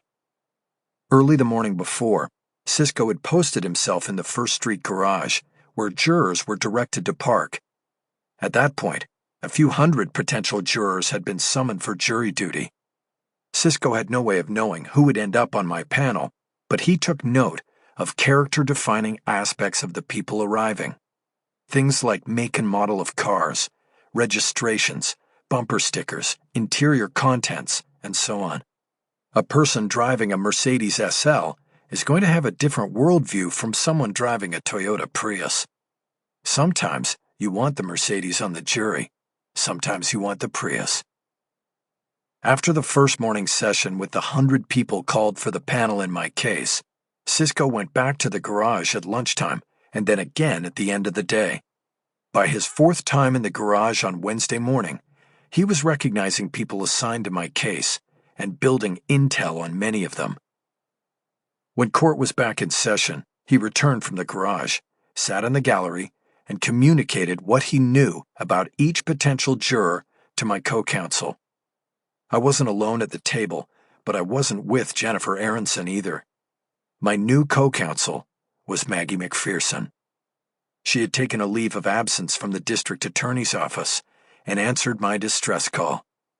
I could think of no one better to be sitting next to as I faced the most difficult challenge of my life.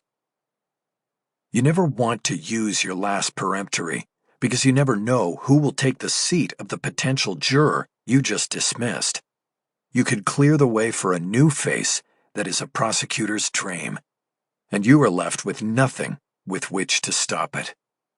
So you always hold back the last peremptory for emergency circumstances only. I learned this the hard way as a baby lawyer when I was defending a man accused of assaulting a police officer and resisting arrest.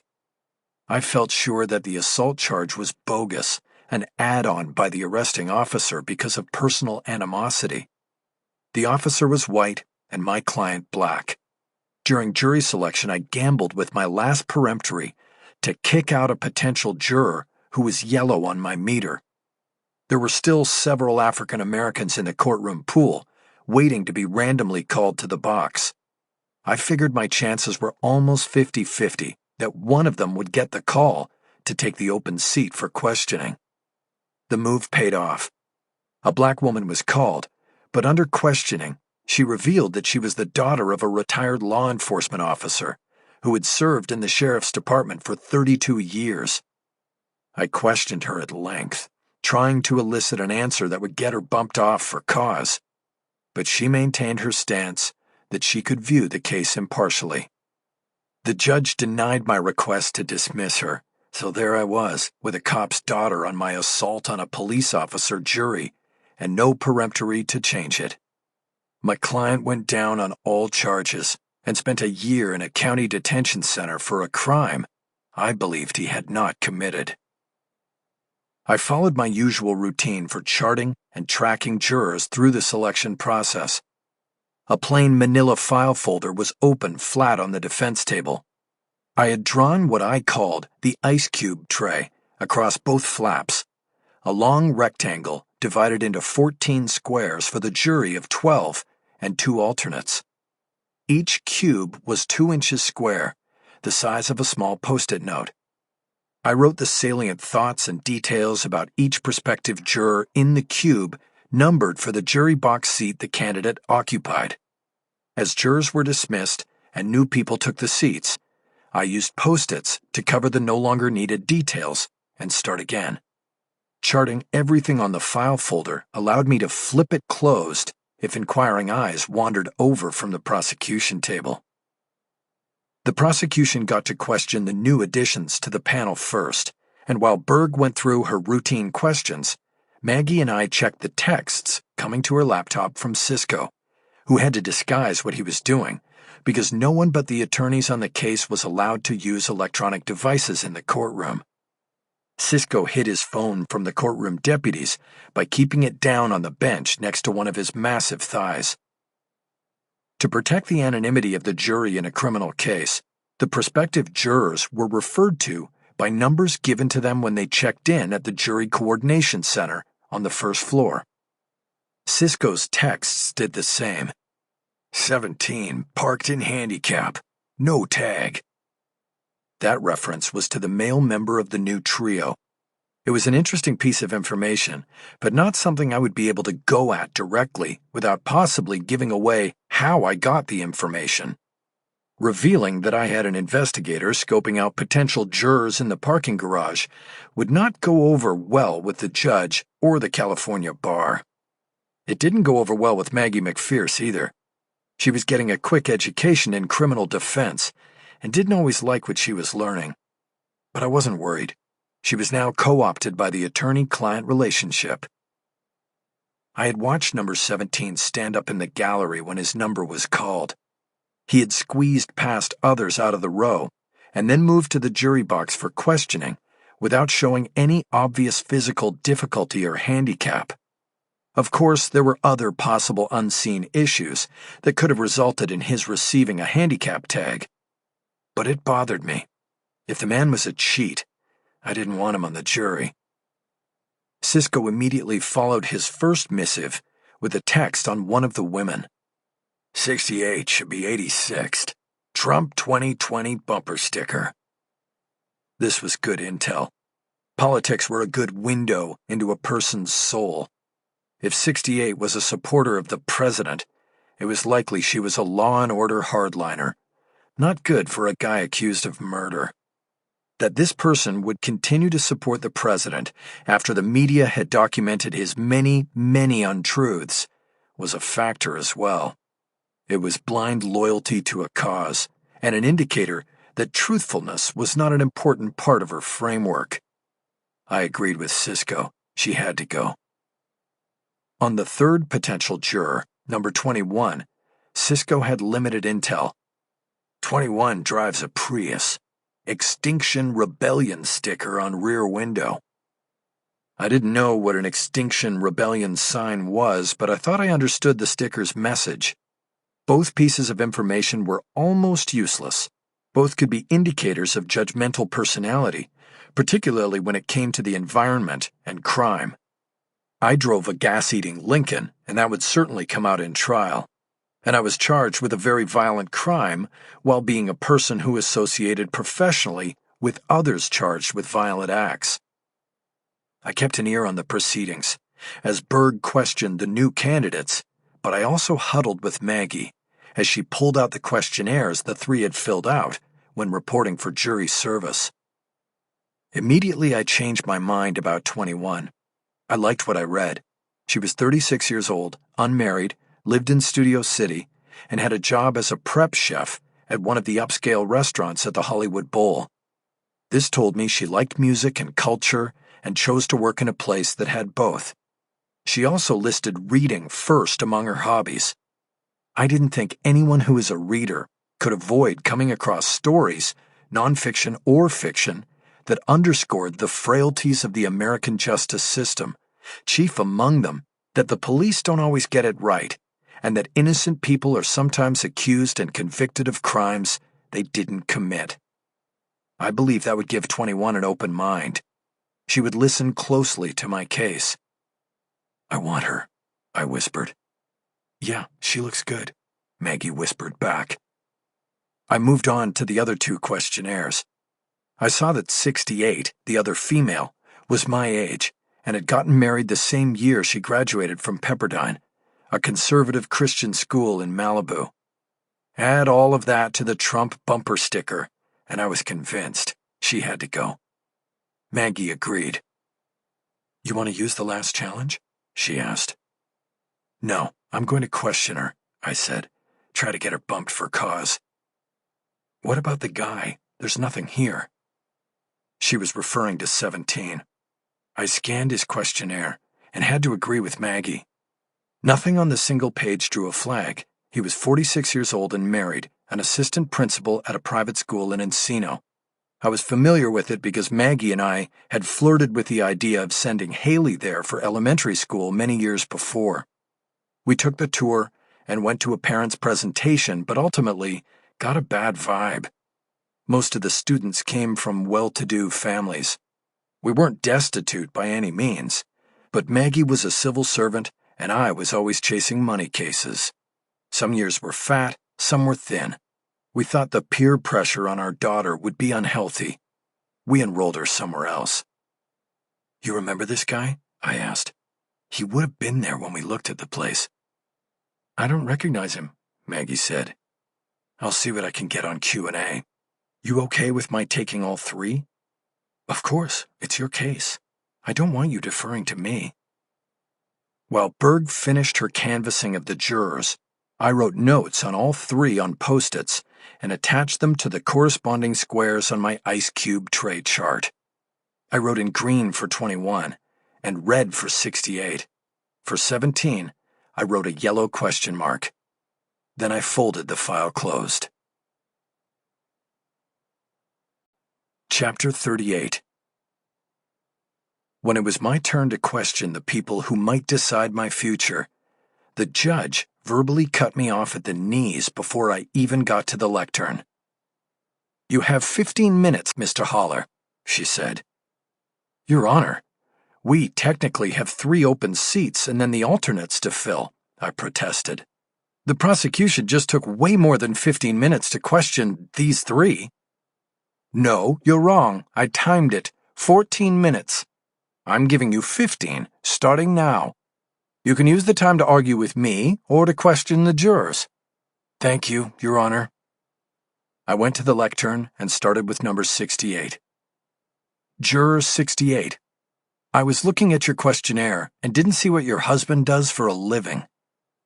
"My husband was killed in Iraq 17 years ago."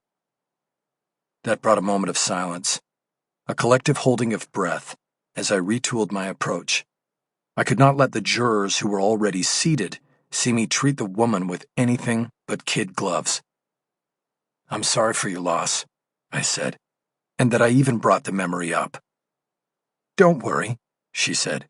"The memory never goes away." I nodded. Though I had stumbled into this, I had to find a way to finesse my way out. On the questionnaire, you didn't check that you had been a victim of a crime. Don't you consider the loss of your husband to be, in a way, a crime?" "That was war. That was different. He gave his life for his country." God and country, a defense lawyer's nightmare on a jury. "Then he was a hero," I offered. "And still is," she said. "Right, he still is. Thank you." "Have you been on a jury before, ma'am?" It was one of the questions on the form. "No, I have not. And please don't call me ma'am. Makes me feel like my mother." There was a slight tickle of laughter in the courtroom. I smiled and pressed on. "I will refrain from doing that. Let me ask you a question. If a police officer testifies to one thing, and then a regular citizen testifies and says the opposite, whom do you believe?" "Well, I guess you just have to weigh what each one says and try to figure out who's telling the truth. It could be the officer, but it might not be." "But do you give the police officer the benefit of the doubt?" "Not necessarily. I would have to hear more about the officer, you know, who he is, how he comes across, like that." I nodded. It was becoming clear that she was a jury Judy, someone who wants to be on the jury and gives the right answers to every question, whether or not it reflects her true sentiments. I am always suspicious of people who want to be on a jury, who want to judge others. "Okay, and as the judge explained yesterday, you know that I am both the defendant and defense attorney in this case. If at the end of this trial you think that I probably committed the crime of murder, how do you vote in the jury room?" "I would have to trust my instincts after weighing the evidence." "Which means what? How would you vote?" "If I'm convinced beyond a reasonable doubt, I vote guilty." "Is thinking I probably did it convincing? Is that what you mean?" "No, like I said, I would have to feel you are guilty beyond a reasonable doubt." "What does reasonable doubt mean to you, ma'am?" Before 68 could answer, the judge cut in. Mr. Haller, are you trying to bait the juror? Warfield said. She asked you not to call her that. No, Judge, I said. I just forgot. My southern manners. I apologize. That's all well and good, but I know you were born right here in Los Angeles because I knew your father. Just a figure of speech, Your Honor. I won't say the offending word again. Very well, continue. You're using up all your time on this one juror. I'm not giving you an extension. 15 minutes to interview the people who might decide your fate. I thought I had my first point of appeal should the trial not go the way I wanted it to. I turned my attention back to the woman in the jury box. If you could, can you tell us what you believe reasonable doubt to mean? Just that there's no other possible explanation. Based on the evidence and your evaluation of it, it couldn't have been anybody else. I realized I wasn't going to be able to make any headway with her. She had her answers rehearsed. I had to wonder whether she had been following the case in the media. Yesterday morning, the judge asked for a show of hands for anyone who had read about this case in the media. You did not raise your hand, correct? That's correct. I had never heard of it before. I didn't believe her. She knew about the case, and for some reason wanted to be on the jury. I checked my watch and moved on to Mr. 17. I had no choice. Sir, you are an assistant principal at a private elementary school, correct? Yes, that's right. I see on the questionnaire that you have a master's degree in education and are working on a doctorate. Yes, part-time on the doctorate. Is there a reason why you haven't chosen to teach at the university level? Not really. I like working with younger kids. That's where I get my fulfillment. I nodded. It says you also coach the boys' basketball team at the school. Does that require a lot of physical activity on your part? Well, I think the boys should see their coach as someone who can keep up with them, someone in shape. You do strength training exercises with them. Sometimes. You run with them? I do laps in the gym with them. What is your philosophy on sport? Winning is everything?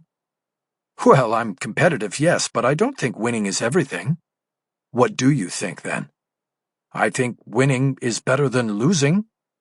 That drew some polite laughter, and I changed the direction of my questions. Your wife, according to the info sheet, she is a teacher as well? Yes, same school. We met there. So I assume you carpool to school together. No, I have the coaching after school, and she has a part-time job at a craft store, so different schedules, different cars. Do you think that there are serious crimes and not serious crimes? Excuse me? Do you think that there are some crimes that shouldn't be considered crimes? I don't really understand. I guess I'm talking about the highs and lows. Murder, that's a crime, right? Yes, of course. And those who murder should pay for their crimes, you agree? Of course. What about smaller crimes, crimes where there are no victims? Should we bother with those? A crime is a crime. The judge intervened again. Mr. Haller, do you intend to question Juror 21 with the time you have left? She asked. I was annoyed at the interruption. I was building toward a decision with 17, and she shouldn't have interrupted. As soon as I'm finished here, Your Honor, I said, my frustration clear in my voice. Can I proceed? Go ahead, Warfield said. Thank you. You're welcome, Mr. Haller. I turned back to 17 and attempted to gather my splintered momentum. Sir, is a crime, no matter how big or small? Yes, of course. What about jaywalking? It's against the law, but do you think it's a crime? Well, if that's what the law is, then yes, I guess it's a crime, a minor crime. What about parking in a handicap zone when you have no handicap? It was a gamble. All I knew about 17 was what I had read on the questionnaire and what I learned in the text from Cisco about his parking in a handicap spot. I had to make a call on him, but could only dance around the essential question. Was he a cheater? We stared at each other in silent communication before 17 finally spoke. There might be a reasonable explanation for someone doing that, he said. There it was. He didn't believe he needed to play by the rules. He was a cheater, and he had to go. So what you're saying is that Warfield interrupted again. "Your time is up, Mr. Haller," she said. "Counsel, approach." I cursed under my breath and turned away from 17. We had been handling challenges at the bench so the objections to jurors, possibly embarrassing to them, were not made in open court. But when I got to the bench, I was too hot to worry about keeping my voice down. "Your Honor, I need time to question the last juror," I said. "You can't arbitrarily set my time based on what time the state needed. That is patently unfair to the defense." Maggie had joined the conference at the bench. She now lightly touched my arm as the judge responded. It was a warning to tread carefully. "Mr. Haller, your time management is not my problem," Warfield said. "I made it abundantly clear from the start of day yesterday, start of day today, and at the start of your most recent questioning of potential jurors, we are going to finish jury selection today and opening statements are tomorrow. We are now approaching 3 o'clock, and we still have alternates to seat, and I imagine at least 1 or 2 jurors. Your time was up. Now does either of you have a challenge?" Before Berg could say a word, I spoke. "I would like to confer with counsel first," I said. "Could we take the afternoon break and then consider challenges?" "Very well," the judge said. 10 minutes. Step back." The lawyers returned to our tables, while the judge informed the courtroom of the afternoon break. She sternly said that court would resume in 10 minutes sharp. I slid into my seat and huddled with Maggie. "This is crazy," I said. 15 minutes to question 3 jurors? She's nuts, and this is reversible." "Look, you have to calm down, Mick," Maggie said. "You can't cross swords with a judge before the trial even starts. That's suicide." I know. I'll be calm. "Now what are we going to do? We only have one challenge." Before answering, I looked over and saw that Berg was also huddling with her co-counsel, the bow-tie guy. I had an idea. I looked back at Maggie. "How many challenges do they have left?" I asked. She looked at a score sheet she was keeping. 3, she said. "I don't want to give up ours," I said. "I want to try something. I want you to go into the hall for the break. Don't come back until the 10 minutes are up." "What?" "Don't worry about the challenges yet. Just go." She tentatively got up and went out through the gate toward the door to the hall. I checked the prosecution table and then turned toward Chan, the courtroom deputy, and signaled him over. I opened my file, revealing the ice cube tray chart. I quickly switched the post-its I had used to mark jurors 21 and 17, putting the green light on the school teacher. The deputy stepped over. "I gotta use the can," I said. "Can somebody take me back?" "Stand up," he said. I did as instructed. Chan handcuffed me and walked me to the custody door. "You've got about 5 minutes," he said. "I only need 2, I said. He led me into the secured holding area and into a cell where there was an open toilet. There were 2 men sitting on a bench in the cell, at this hour most likely waiting to be transported back to Twin Towers after their court appearances. I stood at an angle, preventing them from seeing my business, and urinated into the toilet while Chan waited in the hallway outside the cell. I took my time washing my hands in the sink next to the toilet. I wanted to give the bow-tie guy enough time to see that I had left my chart open on the defense table. "Let's go, Haller," Chan said from outside the tank. "Coming," I said. After I returned to my seat at the defense table, I closed the file and looked over at the prosecution table. Berg and her cohort were no longer talking, but looking straight ahead and waiting for court to resume. Soon, several members of the jury pool were returning to the courtroom. Maggie came back to the defense table and sat down. "So, what are we doing?" she asked. "I'm going to try to get 68 kicked for cause," I said, "and I'm hoping the state boots the teacher." "Why would they do that? He's perfect for them," I know I'd want him if this was my case. I flipped open the file and pointed to the post-its.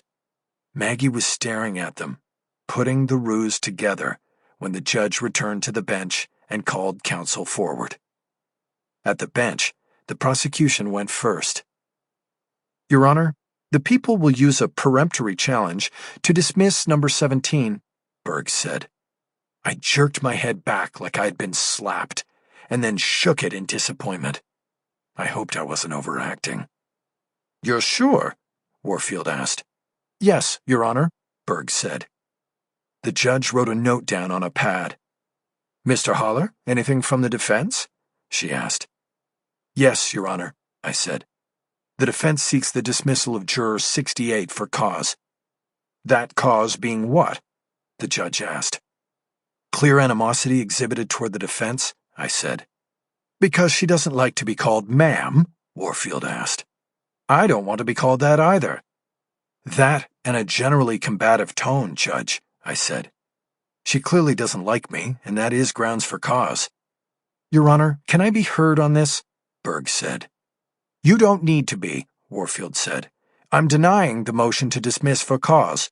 My tally shows you have one last peremptory, Mr. Haller. You want to use it? I paused for a moment to consider. If I used my last peremptory, I would have nothing left, while we sat the replacements for 68 and 17. I didn't want the trumper on the jury, but it was risky being unable to control the last two slots on the panel. The alternates would be handled separately, with additional peremptory challenges. Mr. Haller, the judge said, I am waiting. I pulled the trigger. Yes, Your Honor, I said. We thank and excuse Juror 68. And that is using your last challenge? Warfield asked. Yes, Your Honor. Very well, you can step back. I knew it would be useless to ask for additional challenges. Berg would oppose it, and the judge, with her hardline adherence to her schedule, would be disinclined to be generous. I returned to my place at the defense table and decided to dwell on the one good thing that had just happened. I had managed to get rid of two potentially problematic jurors with one challenge. I would never know whether leaving my chart open to the potential spying eyes of the prosecution table had played a part in the dismissal of the schoolteacher, but I had to think it did. I listened as the judge thanked and dismissed him, along with the widow of the war hero. For the moment, the chef from the Hollywood Bowl was secure. The judge quickly referred to a list of numbers randomly selected by a computer and called the next two prospective jurors into the box. We had little more than an hour to finish. Chapter 39. Thursday, February 20th. It was time. It was Thursday morning at 10 a.m., and the trial would now move past the preliminaries to opening statements from the lawyers. The jury and alternates had been seated the day before without additional angst from me.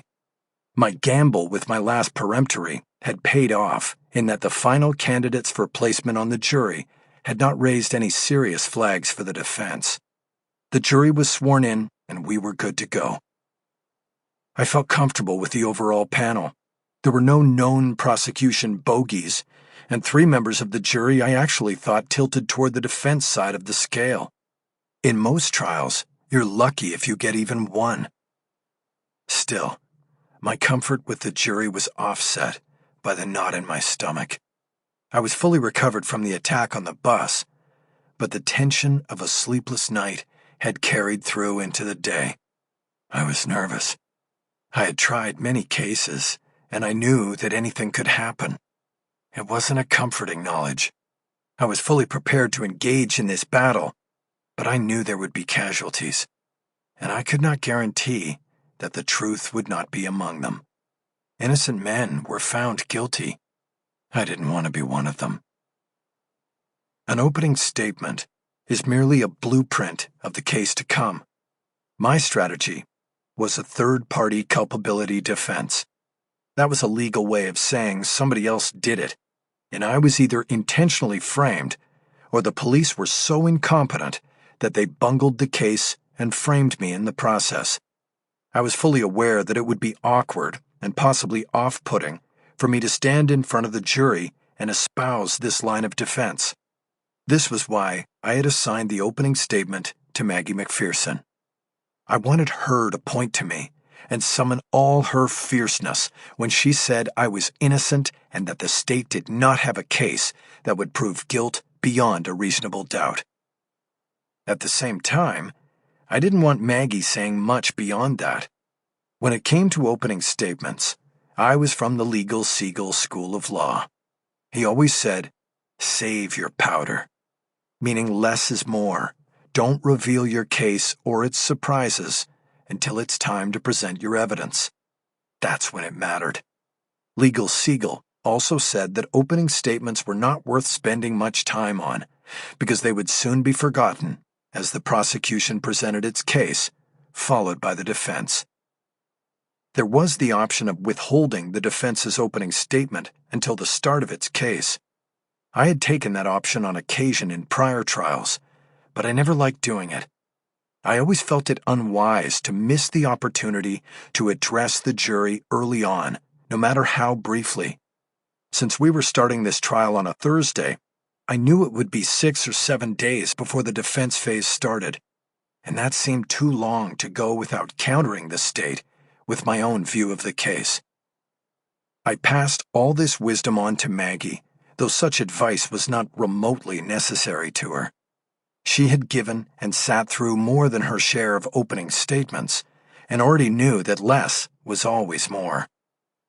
However, this wisdom was apparently never part of Dana Berg's training. She stood before the jury first and delivered an opener that lasted almost 90 minutes. I would have preferred to sleep through it, but I had to carefully monitor it and take notes. An opening statement was a promise to the jury of what you will present during your case in chief. It was unwise to promise something and then not deliver it. That was why I took notes. I would keep a scorecard, and as the case progressed, I would be sure to point out to the jury where the state had failed to deliver on the goods promised. Berg started by detailing the night of my arrest and the discovery of Sam Scales in the trunk of my car. This was where she made her first mistake, telling the jury that they would hear from Officer Roy Milton about how a routine traffic stop started when he saw my car had no license plate, led to the discovery of the murder victim.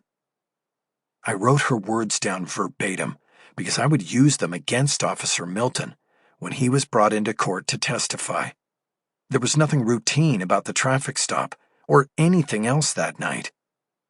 At an early point in her statement, Berg interjected a note about Sam Scales, describing him as a small-time grifter who never lived a life on the straight and narrow. In fact, Mr. Scales knew Mr. Haller because Mr. Haller was the attorney who defended him most often, Berg said. But no matter what crimes Mr. Scales contemplated or committed, he did not deserve to be murdered in the trunk of his lawyer's car. You must remember that no matter what you hear about Sam Scales, he was the victim in this case. While Berg went long, she was also pretty straightforward, sticking closely to what she said the evidence in the case would show. There was a lot, but it was all window dressing on the key elements of the case. That the victim was found in my trunk and that ballistic evidence would show that the killing took place in my garage. There were a few times when I could have objected when Berg strayed from statement into argument, but I was mindful of perceptions. I didn't want the jury to see me as some sort of petty referee or interrupter, so I let the editorializing go. The prosecutor wrapped it up after 85 minutes with a summary of her summary, repeating the major points she promised to deliver during the trial and sounding a lot like a closing argument. Ladies and gentlemen, the evidence we will present over the next several days will show that Mr. Haller was engaged in a long-running dispute with Sam Scales over money. It will show that he knew that his best and only chance of getting his money was to kill Sam Scales and draw it from his estate. and it will show beyond a reasonable doubt that he did indeed carry out that plan to kill Mr. Scales in the garage of his home. It would have been the perfect murder, if not for the sharp eyes of a police officer who noticed a missing license plate on a dark street. I ask that you pay attention to the evidence presented and not be swayed by efforts to distract you from your very important job. Thank you. The judge called for a 15-minute break before the defense got its turn. I, of course, was going nowhere. I turned to scan the gallery as people got up to use the restrooms or just stretch their legs. I saw that the courtroom had gotten crowded as the case got underway. More media and more observers from both in and out of the courthouse. I saw several attorneys I knew and other courthouse workers. In the front row were my team and family. Cisco and Lorna. Bosch was there, and had even brought his daughter, Maddie. She sat next to my daughter. I smiled at them now. Kendall Roberts was not in the courtroom. After I was taken into custody, she had assessed her situation and decided to call it quits with me a second time. She had moved out of my house and left no forwarding address. I could not say I was left heartbroken. The strain the case had put on our relationship had been clear even before I was jailed for the second time. In fact, I couldn't blame her for extricating herself from it all. She had tried to tell me in person, coming to court for one of my hearings, but the circumstances didn't allow it. So she had written me a note and sent it to the jail, and that was the last I had heard from her. Toward the end of the break, Haley got up and squeezed down the row until she came to the railing behind the defense table and in front of Cisco. Since I was at custody, I was not allowed to touch her or get close, but Maggie slid her chair all the way back to the rail. "Thanks for being here, Hay," I said. "Of course," she said. "I wouldn't miss it for the world. You're going to win, Dad. And Mom. You're going to prove what I already know." "Thanks, baby," I said. "How's Maddie?" "She's good," Haley said. "I'm glad she made it. It's really good to see Uncle Harry, too." "How long can you stay?" Maggie asked. "I cleared the whole day," Haley said. "I'm not going anywhere. I mean, my mom and dad on the same team? What could be better than that?" "I hope it doesn't leave you behind in classes," Maggie said. "Don't worry about my classes," our daughter, the future lawyer, said. "Just worry about this." She gestured to the front of the courtroom, meaning the case. "We're locked and loaded," I said, confident. "That's good," Haley said. "Do me a favor and keep your eye on the jury," I said. "If you see anything, let me know during the breaks."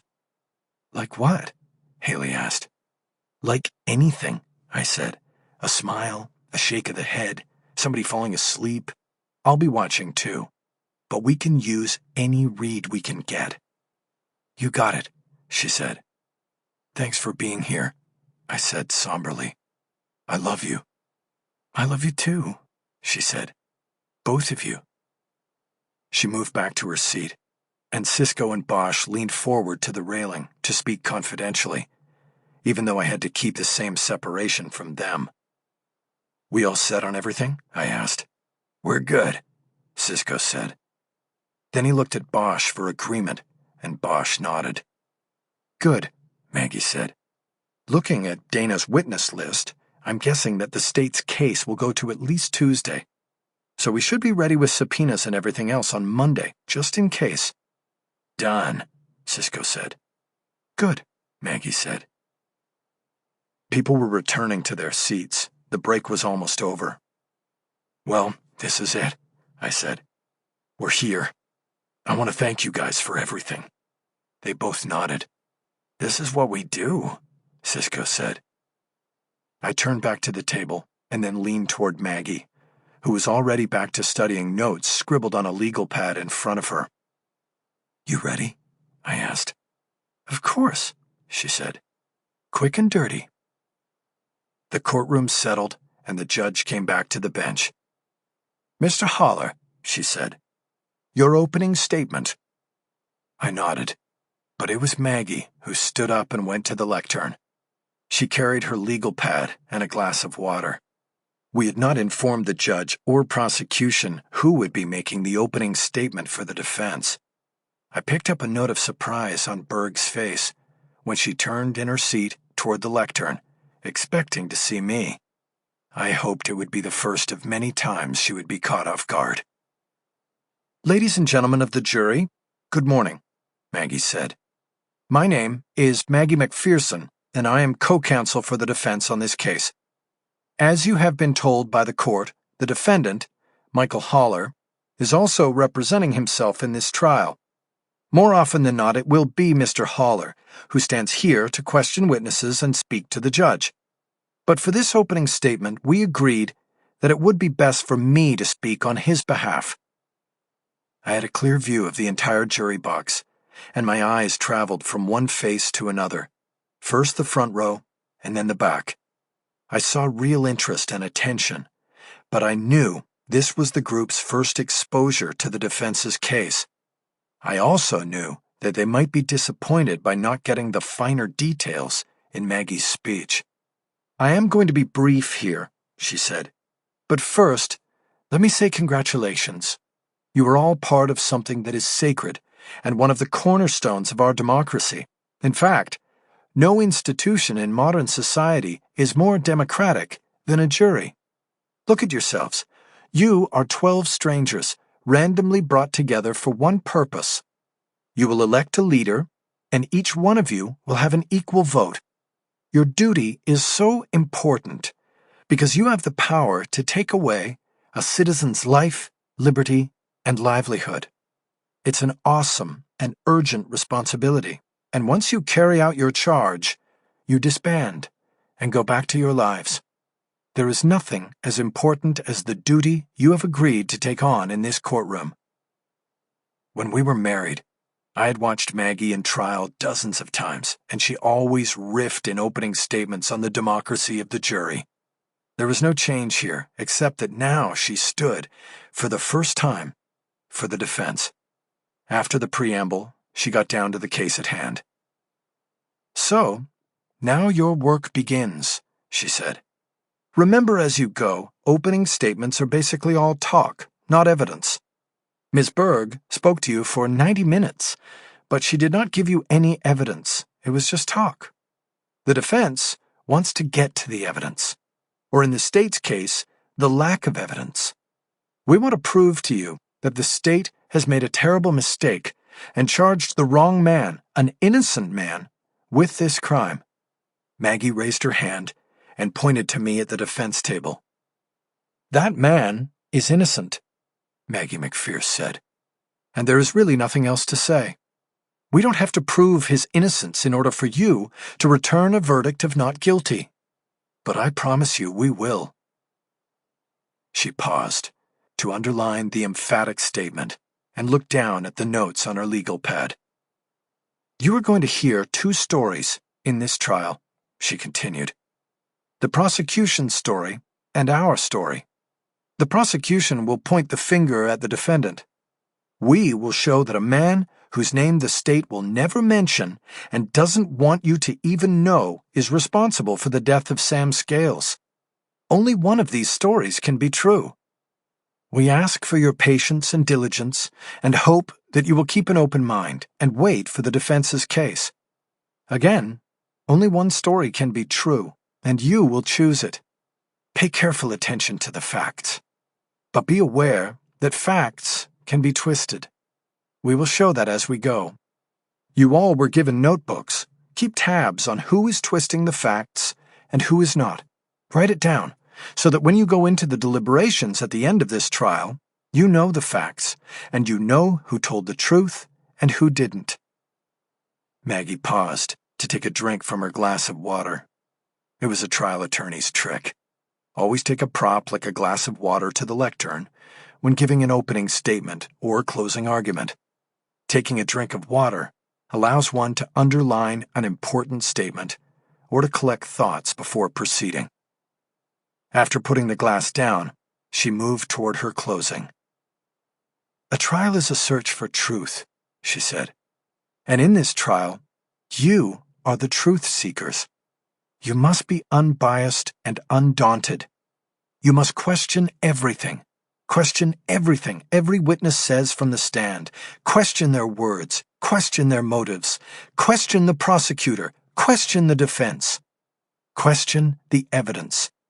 If you do that, you will find the truth. And that is that the wrong man sits now at the defense table while there is a killer out there still. Thank you.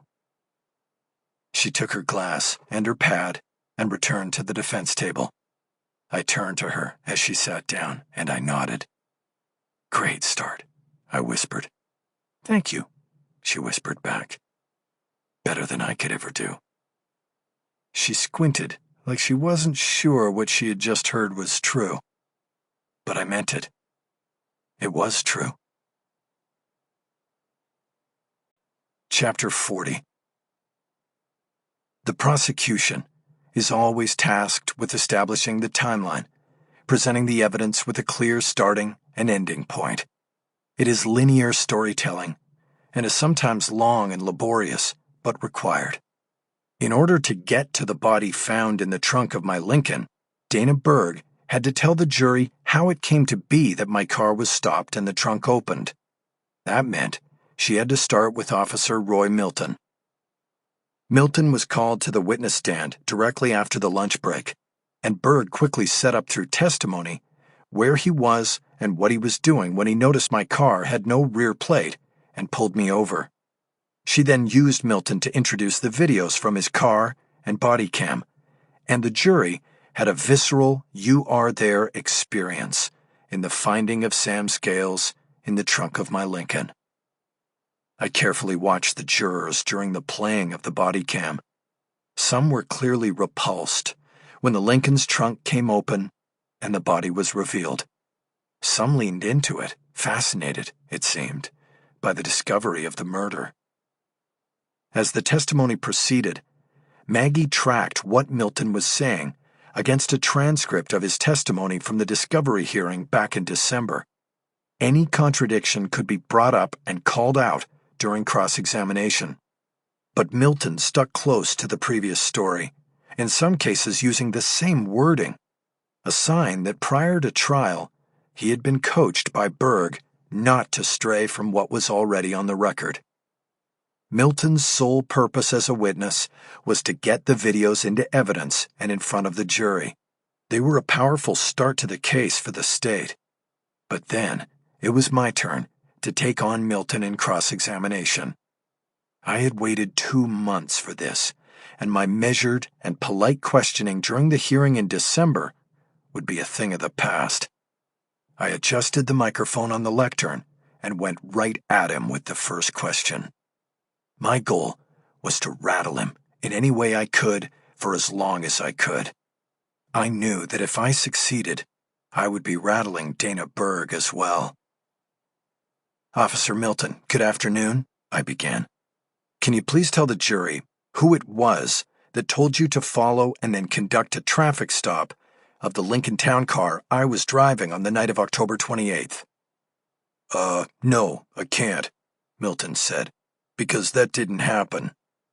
You are telling this jury that you received no prior notice or instruction to pull me over on a traffic stop after I left the Redwood Bar? That is correct.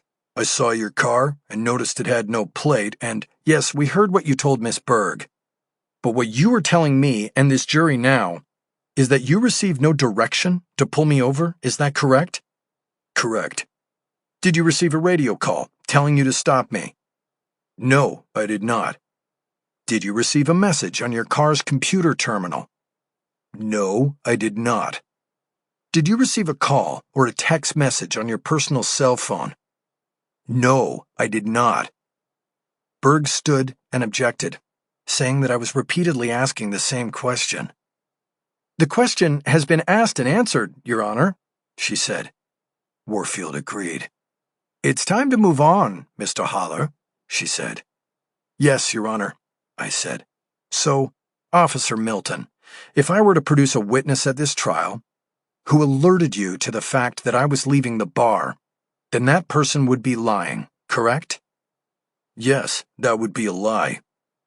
I looked up at the judge and asked if the attorneys could approach the bench. She waved us up. I got there first and waited for Berg and McPherson to join. Judge, I said, I'd like to set up my own playback of the videos from the patrol car and Officer Milton's body cam. Berg raised her hands palms up in a what gives gesture. We just watched the videos, she said. Are we trying to bore the jury to death? Mr. Holler, explain, Warfield said. My tech guy has put them side by side on one screen and time coordinated them, I said. The jury will see them simultaneously and be able to see what happens inside the car at the same moment as things are happening on the street. Your Honor, the people object, Berg said. We have no way of knowing whether these have been edited or altered by this so-called tech guy. You can't allow this. Judge, we don't know if the prosecution edited or altered what they played for the jury, I said. I will provide a copy to the prosecution and they can examine it all they want. If they find that it was altered, I'll turn in my bar ticket. But what's really happening here is that the prosecution knows just where I'm going with this, knows that it is indeed probative, and she simply doesn't want the jury to see it. This is a search for truth, Judge, and the defense has the right to put this before the jury. I have no idea what he's talking about, Judge, Berg said. The people still object based on lack of foundation. If he wants to play it during the defense phase, he can bring in his tech guy and try to establish foundation. But this is the state's case right now, and he should not be allowed to hijack it. Your Honor, Maggie said, the prosecution has already laid the foundation by playing the videos to the jury. To allow the prosecution to play what it wants to show to the jury but prevent the defense from doing so would be a wholly unacceptable injury to the defense. There was a pause, while the judge considered the intensity of Maggie's unexpected argument. It gave me pause as well. We're going to take the afternoon break early, and I'll come back with my ruling, Warfield said. Get your equipment set up, Mr. Holler, in case I allow it. Now step back. I returned to the defense table, pleased with our arguments, especially the strong hint from Maggie that preventing the defense from playing its video might be a reversible error. The judge adjourned court for a 15-minute break. Maggie and I never left the defense table. I stayed because my only choice would be to go back into the courtside lockup. She did because she was connecting her laptop to the courtroom's audiovisual system. If we got the judges okay, we would put the simultaneous videos on the big screen mounted on the wall over the clerk's station and across from the jury box. While Maggie worked, I checked the courtroom and saw Haley and Harry Bosch holding fast, still in the same seats. I nodded and smiled, and they did the same. When the judge retook the bench, she immediately ruled that I could play the simultaneous videos. While Dana Berg offered another objection, I turned to Maggie. We all set? I asked. Good to go, she said. Okay, and where are the time codes? Hold on. She opened her briefcase and looked through a stack of documents before pulling out a page that had the video time codes I needed in order to cross-examine Milton. I stood up and went to the lectern with the document and a remote control for the playback. The judge overruled Berg's objection, and I began. I explained to Milton that I would show him videos from both his car and his body cam running side by side in synchronized time. I began the playback at a point before Milton followed me, and while I was still in the redwood. The view from the patrol car's camera was through the windshield, looking west down 2nd Street to the intersection of Broadway and 2 blocks beyond to the tunnel. On the south side of 2nd Street, the red neon sign that said Redwood was visible half a block up. The view from Milton's body cam was low because he was apparently sitting slumped in his car. The screen showed his car's steering wheel and dashboard. His left arm and hand were visible, the arm propped on the sill of the open driver's side window and his hand draped over the top of the steering wheel. I asked Milton to describe for the jury what he was seeing on the screen, and he grudgingly obliged. "Not much, if you ask me," he said. "On the left is the car cam, and that is looking west down 2nd Street. Then on the right is my body cam, and I'm just sitting in the car." The body cam was picking up the intermittent sound of the police radio in the patrol car. I let it play and checked my list of time codes. I then looked back up at the screen. "Now, do you see the entrance of the Redwood up on the left side of 2nd Street?" I asked. "Yes, I see it," Milton said. The door to the bar opened, and out stepped 2 figures. It was too dark to identify them in the red glow of the neon. They spoke on the sidewalk for a few seconds, and then one walked west in the direction of the tunnel, and the other went east, moving toward the camera. This was followed by a low-level buzzing sound that clearly came from a cell phone. I used the remote to stop the playback. "Officer Milton, was that you getting an email or a text on your cell phone?" I asked. "Sounded like it," Milton said, matter-of-factly. "Do you recall what the message was?" "No, I don't. In the course of a night, I could get 50 messages. I don't remember them all the next day, let alone 3 months later." I pushed the play button, and the videos continued. Soon the figure walking east on 2nd Street stepped into the illumination from a streetlight. It was clearly me. As I became recognizable in the light, the angle on the body cam changed, as Milton apparently straightened up in his seat. "Officer Milton, you seem to have gone on alert here," I said. "Can you tell the jury what you're doing?" "Not really doing anything," Milton said. "I saw somebody on the street and was eyeballing him. It turned out to be you. You can read into that whatever you want, but it didn't mean anything to me." "Your car is running at this point, correct?" "Yes, that's standard." "Was that message on your phone an alert that I was leaving the Redwood?" Milton scoffed. "No, it wasn't," he said. "I had no idea who you were, what you were doing, or where you were going." "Really?" I said. "Then maybe you can explain this next sequence." I hit the play button, and we watched. I checked the jury and saw all eyes on the screen. One witness into the trial, and I had them riding with me. I could feel it. On the screen, I had turned the corner and then disappeared off camera as I headed to the parking lot to get into my Lincoln. Seconds ticked by, with nothing happening, but I didn't want to fast forward. I wanted the jurors to know exactly what was going on here. Then, the Lincoln appeared in the patrol car cam as I drove into the left turn lane on Broadway at 2nd. The car held there as I waited for the traffic signal to change. On the body cam video, Milton's right arm came up and pulled the transmission lever from park to drive. The move registered on the digital dashboard as a D appeared on the screen. I froze it there and looked at Milton. He still didn't look concerned. "Officer Milton," I said, "on direct examination, you told the jury that you did not decide to pursue my car until you saw that it was missing the rear plate. Can you see the rear bumper from this angle?" Milton looked up at the big screen and acted like he was bored. "No, you can't. But it is clear, from your own body cam, that you just put your patrol car into drive. Why did you do that, if you had not seen the rear bumper of my car?" Milton was silent for a long moment as he contemplated an answer. I guess it was just cop instincts," he finally said, "so that I would be ready to move if I needed to move." "Officer Milton," I said, "do you want to change any of your earlier testimony to better reflect the facts as they are seen and heard on the video?" Berg sprang up from her spot.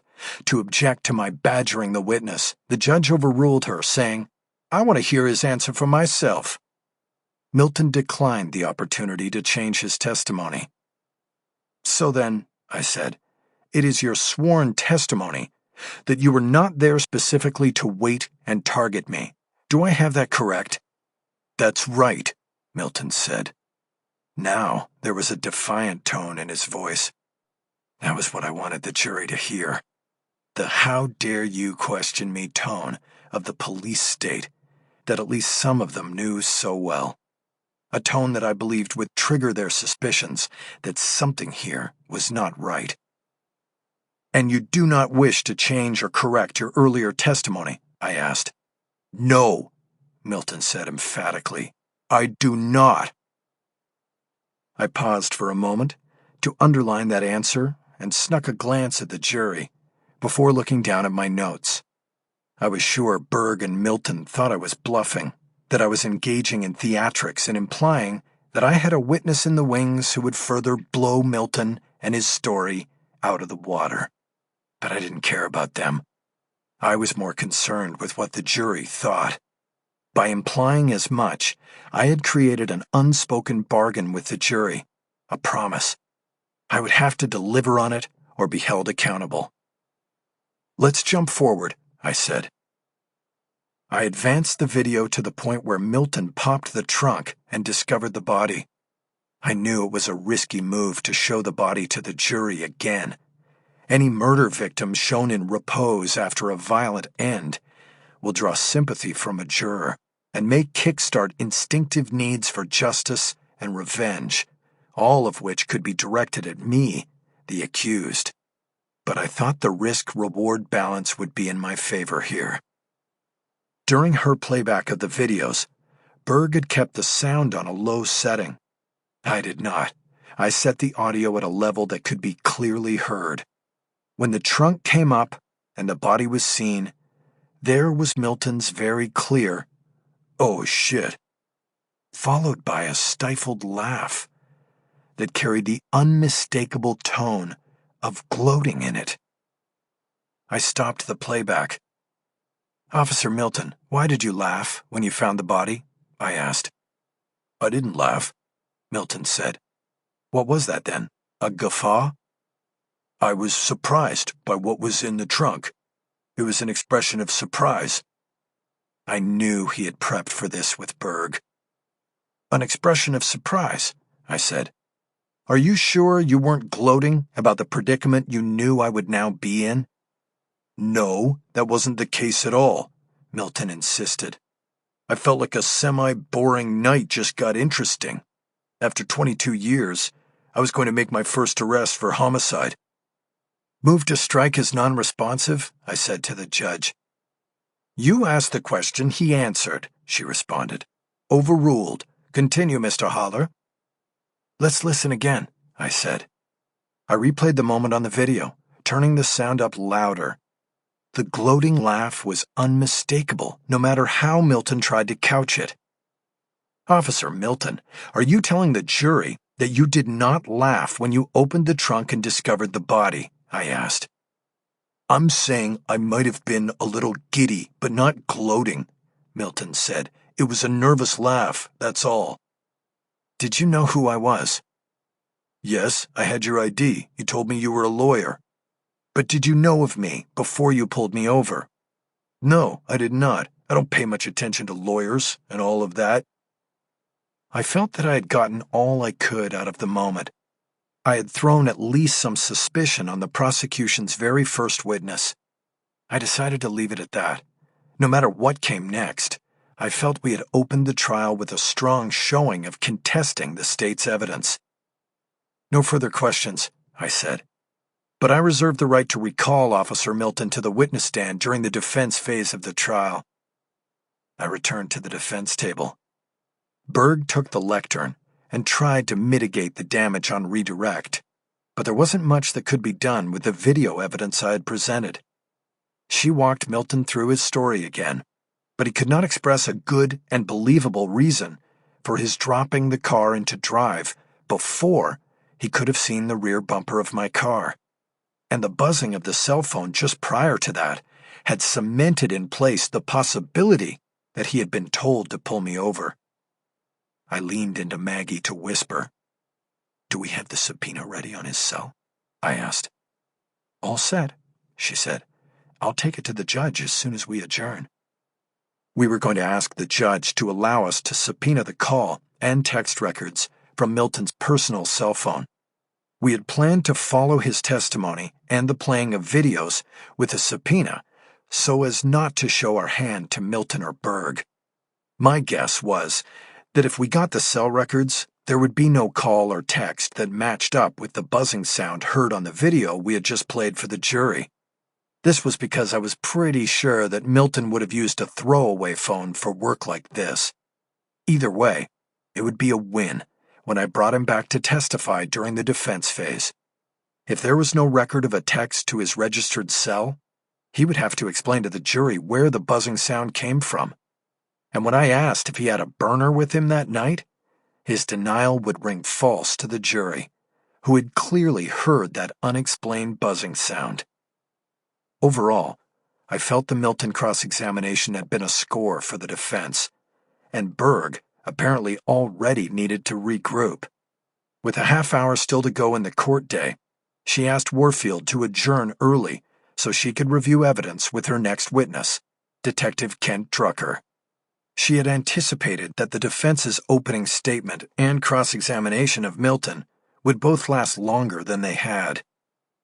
Warfield reluctantly agreed, but warned both sides that they should expect full days of court and should plan accordingly with their witnesses.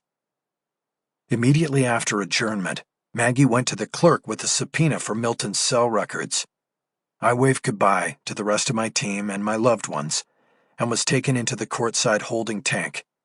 I changed from my suit into blues in preparation for being driven back to Twin Towers in a sheriff's patrol car. While I waited in the cell to be escorted down the security elevator to the prisoner loading garage, Dana Berg came into the holding area and looked at me through the bars. "Way to go, Holler," she said. "Score one for the defense." "The first of many," I said. "We'll see about that." "What do you want, Dana? You come to tell me you see the light and are dropping the charges?" "You wish. I just wanted to come back and say, well played, that's all." "Yeah, well, it wasn't a play. It might be a game to you, but it's life or death to me." "Then that's why you should savor today's win. There won't be any more." Having delivered her message, she turned from the bars and disappeared, heading back to the courtroom. "Hey, Dana!" I called. I waited, and a few seconds later, she was back at the bars. "What?" "The Hollywood Bowl chef." "What about her?" "I wanted her on the jury. I switched the tags on my chart during the break because I knew you'd send your bow tie guy over to steal a look." I could see the surprise momentarily move across her face. Then it was gone. I nodded. "That was a play," I said. "But today, that was the real thing." Chapter 41. Friday, February 21st. Possibly it was in reaction to the Milton testimony the day before, but Dana Berg came to court Friday morning with a plan not just to even the score in the jury's ledger, but to tip the scales permanently to the state's side.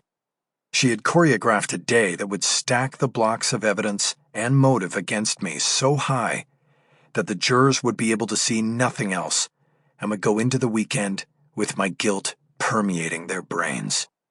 It was a good strategy, and I needed to do something about it. Kent Drucker was the lead detective on the case. That made him lead storyteller as well. Berg used him to take the jury through the investigation at a leisurely pace. I could and did object on occasion, but it all amounted to a buzzing of gnats. I could not disrupt the flow of one-sided, unchallenged information to the jury until I could cross-examine the witness. And it was Berg's goal to prevent that from happening until after the weekend. The morning session was largely just nuts and bolts. She walked Drucker through the initial phase of the investigation, from his call-out at his home out in Diamond Bar to the full crime scene investigation. She did the smart thing and owned all the mistakes that had been made, revealing through Drucker that the victim's wallet had somehow gone missing from either the crime scene or coroner's office. "And did you ever recover the wallet?" Berg asked. "Not yet," Drucker said. "It's just gone." "Was there an investigation into the theft?" "There's an ongoing investigation." "And did losing the wallet hamper the homicide investigation?" "To some extent, yes." "How so?" "Well, we were able to identify the victim pretty quickly from fingerprints, so that was not an issue. But the victim's criminal history indicated that he changed IDs frequently and adopted a new name, address, bank account, etc. with each new scam that he perpetrated. My thinking was that the wallet contained the documentation of whatever identity he was using at the time of the murder. That was gone, and it would have been useful to have that from the start." "Did you eventually find that identity?" "We did, yes." "How?" "We learned it through discovery in this case. The defense team had that information, and we eventually figured it out when they put the name of the victim's landlord on their witness list." "The defense team? Why would they have it ahead of the police?" I objected, telling the judge that the question asked for speculation. But the judge wanted to hear the answer and overruled. It emboldened Drucker, with long experience testifying in murder trials, to go a step too far. "I'm not clear on how the defense got ahead of us," he said. "The defendant exercised his rights and stopped talking to us after his arrest." "Objection!" I bellowed. "The witness has just disparaged my Fifth Amendment right to remain silent and not be compelled to testify against myself." "Approach the bench," the judge said angrily, glaring at Berg as she walked to the sidebar.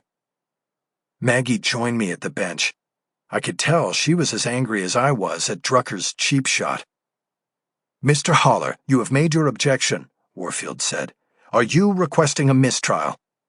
Berg interrupted to say, "Your Honor, I hardly think that—" "Be quiet, Miss Berg," Warfield snapped. "You've been a prosecutor for long enough to know that you must instruct your witnesses never to comment on a defendant's right to remain silent after arrest.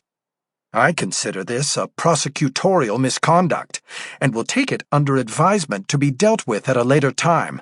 For now, I would like to hear from Mr. Haller." "I'd like an instruction," I said, "in the strongest terms possible. I'm capable of fashioning a suitable instruction, Mr. Haller," Warfield said. "But I want to make certain that you are waiving any request for further remedy." "I am not moving for a mistrial, Your Honor," I said. "I'm on trial for a crime I didn't commit. I'm here for exoneration, not just acquittal. Even if the court were to grant motions for mistrial and to dismiss with prejudice based on prosecutorial misconduct, there would forever be a cloud of suspicion over me. I want my trial, and I will be satisfied with a strongly worded jury instruction." "Very well," Warfield said. "Your motion is granted, and I will instruct the jury. You can all step back now." Once we were all seated, the judge turned to face the jury.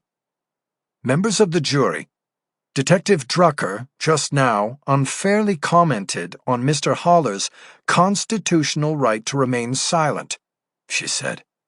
"A bell once rung cannot be unheard, but I instruct you to disregard the comment and not to infer from it any evidence of guilt. The Fifth Amendment to the United States Constitution grants to any person accused of a crime the right to remain silent and not be compelled to incriminate himself. This right is as old as this country. There are good reasons for it that are too numerous to review with you now. Suffice it to say that in this case, as you have heard, Mr. Haller is a criminal defense lawyer, and he has a firm grasp on why an accused would not want to submit to an interrogation by his accusers. He was well within his rights to decline to speak following his arrest. Detective Drucker, on the other hand, ought to know better than to even mention the assertion of a constitutional right to remain silent. So, Because it is so fundamental and important to our justice system, I repeat, disregard the comment on Mr. Holler's post-arrest invocation of his right to remain silent, and do not infer from it any evidence of guilt. The judge then turned slightly to focus on Drucker. His face was already red from humiliation. "Now, Detective Drucker," she said, "do you need time to review with Miss Berg how to testify without unconstitutional, unfair, and unprofessional comment?" "No, Judge," Drucker mumbled, staring straight ahead. "Look at me when I address you," Warfield said. Drucker turned his whole body in the witness stand to look up at her. The judge's penetrating glare held his for what he must have considered an eternity. Then she turned the lasers on Berg. "You may resume your inquiry, Miss Berg," she said. Resuming her position at the lectern, Berg asked, "Detective, do you know whether the defendant knew Sam Scales?" Over a period of years, Michael Haller appeared as counsel of record in almost every criminal case brought against Sam Scales. He had a long-term relationship with the victim and most likely knew his routines and practices. "Objection!" I said indignantly. "Again, Your Honor, speculation!" The judge pinned the witness with her scowl. "Detective Drucker," she said, "you will confine your testimony to what you know from personal observation and experience. Do I make myself clear?" "Yes, Judge," the twice-chastened detective said. "Continue, Miss Berg," Warfield said. Berg was trying to turn an investigative failure on the part of the police into suspicion of the defense and the defendant. I knew I might be hanging a lantern on the suspicion the prosecution was throwing at me, but a few stern warnings from the judge to the prosecution were an unexpected victory, and they blended well with my strategy of exposing the investigation and prosecution as sloppy and unfair. It was good to get these little victories in the midst of a long stretch of pro-prosecution testimony. You take them where you can get them. I soon returned to writing notes on my legal pad to remind myself to hit these strategy buttons harder during cross-examination, whenever that would finally be.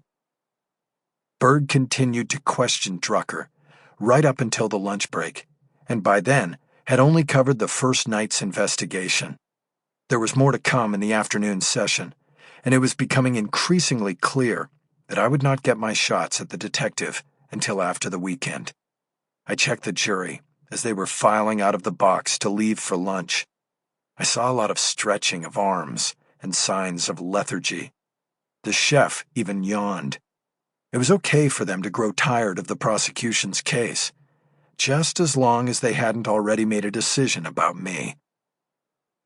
I took lunch in the courtside holding tank with Maggie and Cisco. The judge had allowed them to bring food in to me during the lunch break working sessions. Friday's meal came from Little Jewel, and I devoured the shrimp po' boy like a man who has just been rescued from a life raft, found floating in the middle of the Pacific. We talked about the case, though I had my mouth full most of the time. "We need to knock this train off its tracks," I said. "She's going to run the clock out in the afternoon session, and then those jurors go home for the weekend with my guilt in their heads." "It's a filibuster," Maggie said. "That's what we call it in the DA's office. Keep the witness away from the defense for as long as possible." I knew that in the afternoon session, Berg would probably move on to the part of the investigation that supported the charges against me. She would also start hitting on motive, and by the end of the day, her case would be practically complete. It would then be more than 48 hours before I got the chance to fight back in cross-examination. Realistically, the afternoon session would last 3 hours. The lunch recess ended at 1:30, and no judge in the building would keep a jury past 4:30 on a Friday afternoon. I needed to cut a big chunk out of that 3 hours and somehow knock Berg's case delivery into next week. It wouldn't matter how much time she monopolized on Monday. I'd step up with cross-examination the minute it was over. It was the weekend I couldn't give her. 2 full days, with only one side of the story in a juror's mind, was an eternity. I looked down at what was left of my sandwich. The fried shrimp was delicately wrapped in a homemade remoulade. "Mickey, no," Maggie said. I looked up at her. "What?" "I know what you're thinking. The judge will never buy it. She was a defense attorney, and she knows all the tricks." "Well, if I throw up on the defense table, she'll buy it." "Come on. Food poisoning? That's really Bush League." "Then fine. You come up with a way to delay Death Row Dana and knock her off her game." "Look, almost all her questions are leading. Start objecting. And every time Drucker gives an opinion, call him on it." "Then I look like a nitpicker to the jury." "Then I'll do it. Same thing, we're a team. Better looking like a nitpicker than like a murderer." I nodded. I knew objections would delay things, but they would not be enough. They would slow Berg down, but not stop her. I needed something more. I looked at Cisco. "Okay, listen. Your assignment, once we get back out there, is to watch the jury," I said. "Keep your eyes on them. They were already looking tired this morning, and now they just ate lunch. Anybody starts nodding off, text Maggie, and we'll put it in front of the judge. That'll buy us some time." "On it," Cisco said. "Meantime, did you check their social media since yesterday?" I asked. "I'll have to check with Lorna," Cisco said. "She was watching all that stuff, so I was freed up for whatever you needed." Part of his backgrounding job on the jurors was to continue to gather intel on them. Through his work in the garage, he'd been able to pick up names through car registrations and other means. He then parlayed that into monitoring their social media accounts wherever possible for any references to the trial. "Okay, call her before we start the afternoon session," I said. "Tell her to check. See if anybody's bragging about being on the jury, saying anything the court should know about. If there's something there, we can bring it up, maybe get a juror misconduct hearing going. That would knock Berg's plan back till Monday." "What if it's one of our keepers?" Maggie asked. She was talking about the 7 jurors I had down as green on my sympathies chart. Possibly sacrificing one of them for a 2-hour delay was a tough trade-off. "We'll see when we get there," I said. "If we even get there." The discussion ended when Deputy Chan came to the holding room door and said it was time to move me back into the courtroom to start the afternoon session. Once court resumed, I started things off with an objection to Berg's ongoing use of leading questions in the examination of Detective Drucker. As I had anticipated, this brought a fierce response from Berg, who called the complaint unfounded. The judge saw merit in her argument. "Defense counsel knows that to object well after the fact is not a sustainable objection," Warfield said. "If it please the court," I said, "my objection is to alert the court that this is happening as a matter of course. It is not unfounded, and I thought a directive from the bench could put an end to it. However, the defense is more than fine making contemporaneous objections as we proceed." "Please do so, Mr. Haller." "Thank you, Your Honor." The dispute had taken 10 minutes off the clock and knocked Berg a bit off her game as she returned Drucker to the witness stand and continued to question him. Not wanting to give me the satisfaction of a sustainable objection to the form of her questions, she took extra care and time with them. This was what I wanted, and I hoped the slower pace might have the added bonus of fatiguing the freshly fed jury. If one dropped into slumber, I would be able to chew up more time by asking the judge for a directive to the jury. But all of those efforts proved moot when, an hour into the afternoon session, Berg handed me all I needed to run the clock out myself. She had moved Drucker's testimony into an area exploring who Sam Scales was and what he might have been up to at the time of his murder. Drucker recounted how he had learned that Scales had been using the alias Walter Lennon and had found applications for credit cards and subsequent billing statements under the name and address last used by Scales. Berg then moved to enter the documents as prosecution exhibits. I leaned toward Maggie and whispered, "Did we get this stuff?" I asked. "I don't know," Maggie said. "I don't think so." Berg walked copies to us after dropping duplicates off with the court clerk. I placed the pages on the table between Maggie and me, and we quickly studied them. A murder case generates a tremendous number of documents, and sometimes keeping track of it all is a full-time job. This case was no different. Plus, Maggie had come into the case, replacing Jennifer, only 2 weeks earlier.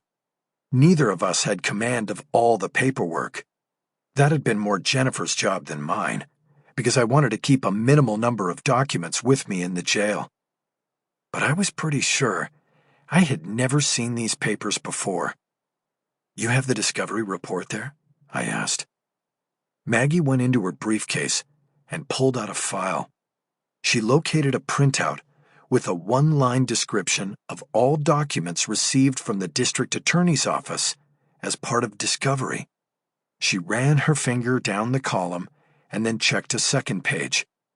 "No, they're not here," she said. I immediately stood up. "Objection!"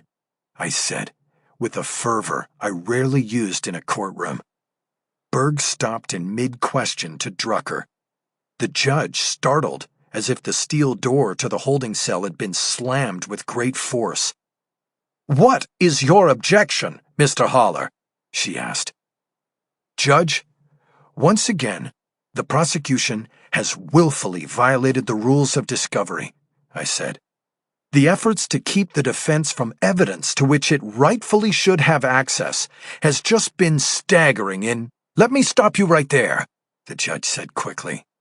"Let's not get into this in front of the jury." Warfield then told the jurors that court was adjourning for a short afternoon break. She asked them to be back in the assembly room in 10 minutes. We waited as the jurors slowly made their way out of the box and to the courtroom's exit. My anger grew with each second of silence. Warfield waited for the door to close behind the last juror before finally addressing the situation. "Okay, Mr. Haller," she said. "Now speak." I moved to the lectern. I had hoped to manufacture a delay tactic that would push the most damaging part of Drucker's testimony into Monday, when I would be able to address and mitigate it in a timely manner. I didn't care whether the delay was legit, but I had just been handed a discovery violation that was as righteous as anything I could have imagined. I teed it up and swung hard. "Judge, this is just incredible," I began. "After all the issues we've already had in discovery, they just go and do it again. I've never seen these documents. They are not on any supplemental discovery lists. They are a complete surprise. And now they're exhibits? They want the jury to see them, but they've never let me see them. And I'm the one being tried for murder here. I mean, come on, Judge. How can this keep happening again and again, and with no sanctions, no deterrent?" "Ms. Berg, Mr. Haller says he hasn't received this in discovery. What is your response?" Warfield said. I had been aware the entire time I was speaking that Berg was leafing through a thick white binder that had the word discovery on its spine. She was moving through it a second time, this time back to front, when the judge called her to answer. She stood and addressed the court from her table. "Your Honor, I can't explain it," she said. "It was supposed to be in a discovery package delivered 2 weeks ago. I have someone checking the emails to defense counsel, but this is the master list I'm looking at here, and I don't see the documents in question on it. All I can say is that it was an oversight, Judge, a mistake, and I can assure the court that it was not intentional." I shook my head, as though I was being offered a deal on an ice cube farm in Siberia. I was not impressed. "Judge, oops," is not a legal excuse," I said. "I am unable to evaluate the authenticity, relevance, or materiality of these exhibits. Nor am I prepared to confront and cross-examine this witness about them. I have been severely prejudiced in my ability to prepare and present my defense. The state's lack of respect for my rights has to be corrected. Respect to the system, respect to the court, respect to the rules we all have to learn and must play by." The judge pursed her lips as she realized the discovery violation was confirmed and had to be dealt with. "All right, Mr. Haller. Taking counsel at her word, the violation appears to be a mistake," she said.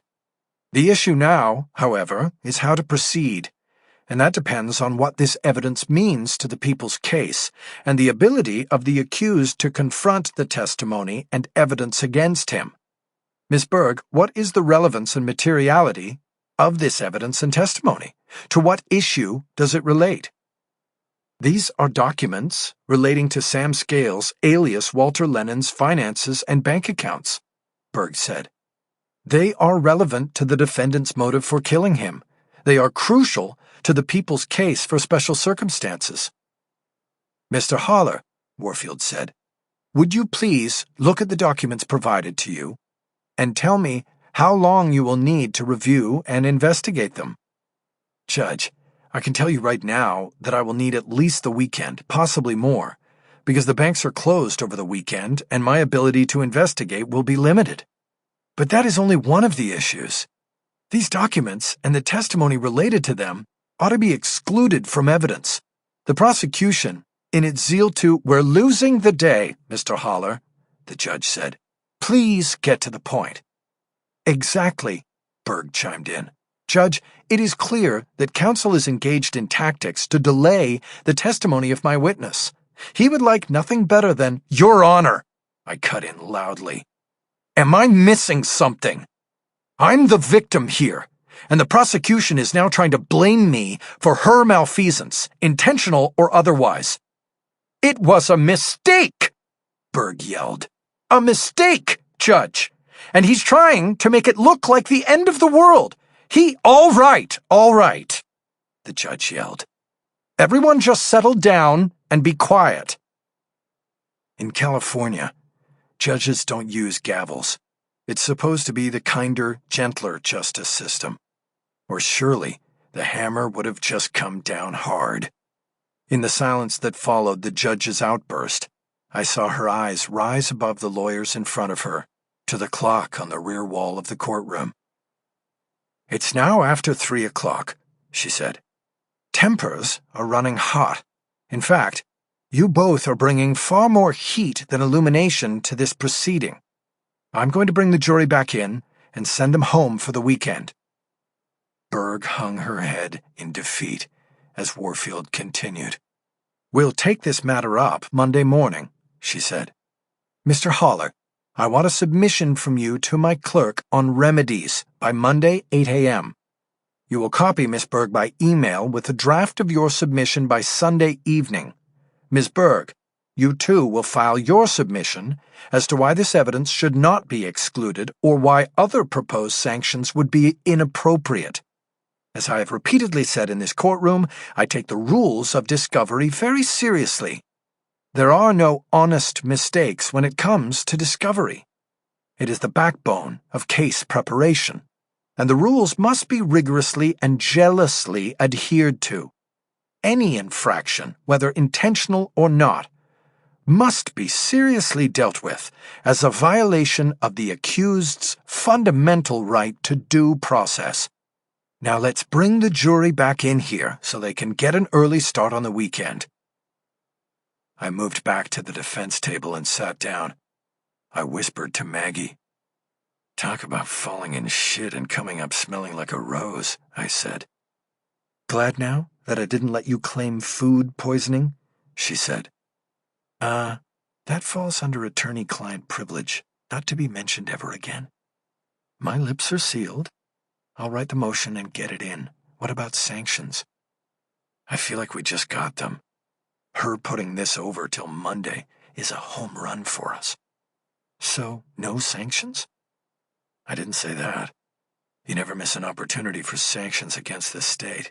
That's just too rare to pass up. But I don't want a mistrial. And if what the iceberg says is true about the evidence being crucial to her case for special circumstances, the judge won't exclude it. Let's think about it some. We have the weekend. I'll take the printouts and read it all over tomorrow, maybe get some ideas. Can you come to Twin Towers on Sunday to meet? I'll be there. Maybe meet Haley for lunch first. Good. Sounds like a plan. The door to the assembly room opened, and the jurors began filing down the 2 rows of seats in the box. It was the end of day 2 of prosecution's case, and by my count, I was still ahead. Chapter 42. Sunday, February 23rd. They didn't start moving me to one of the attorney conference rooms until almost 3 o'clock. The runner who took me down was wearing a mask that matched the green of his uniform. That told me that the face covering had been officially distributed by the sheriff's department, a sign that the coming wave was a real threat. When he walked me through the door of the interview room, Maggie was already there and waiting, and she too wore a mask. Are you kidding me? I said. This thing is real? It's coming? She didn't say anything, as the deputy led me to a seat and removed the handcuffs. He then recited the rules. No touching, he said. No electronic devices. The camera's on. No audio, but we'll be watching. If you get up from the chair, we're coming in. Understood? Yes, I said. Understood, Maggie said. He left the room then and locked the door behind him. I looked up at the camera mounted in the corner of the ceiling. Despite the scandal and internal investigation that I had tipped off, it was still in place, and we were expected to take it on faith that no one was listening to our conversation. How are you, Mickey? Maggie asked. I'm worried, I said. Everybody's wearing masks but me. Don't you have TV in the module? CNN? People are dying in China from this virus. They think it is probably here. They change shifts in the bubble, and the new people in there with the remotes only give us ESPN and Fox News. Fox has its head in the sand. They're just protecting the president, who still says everything's going to be fine.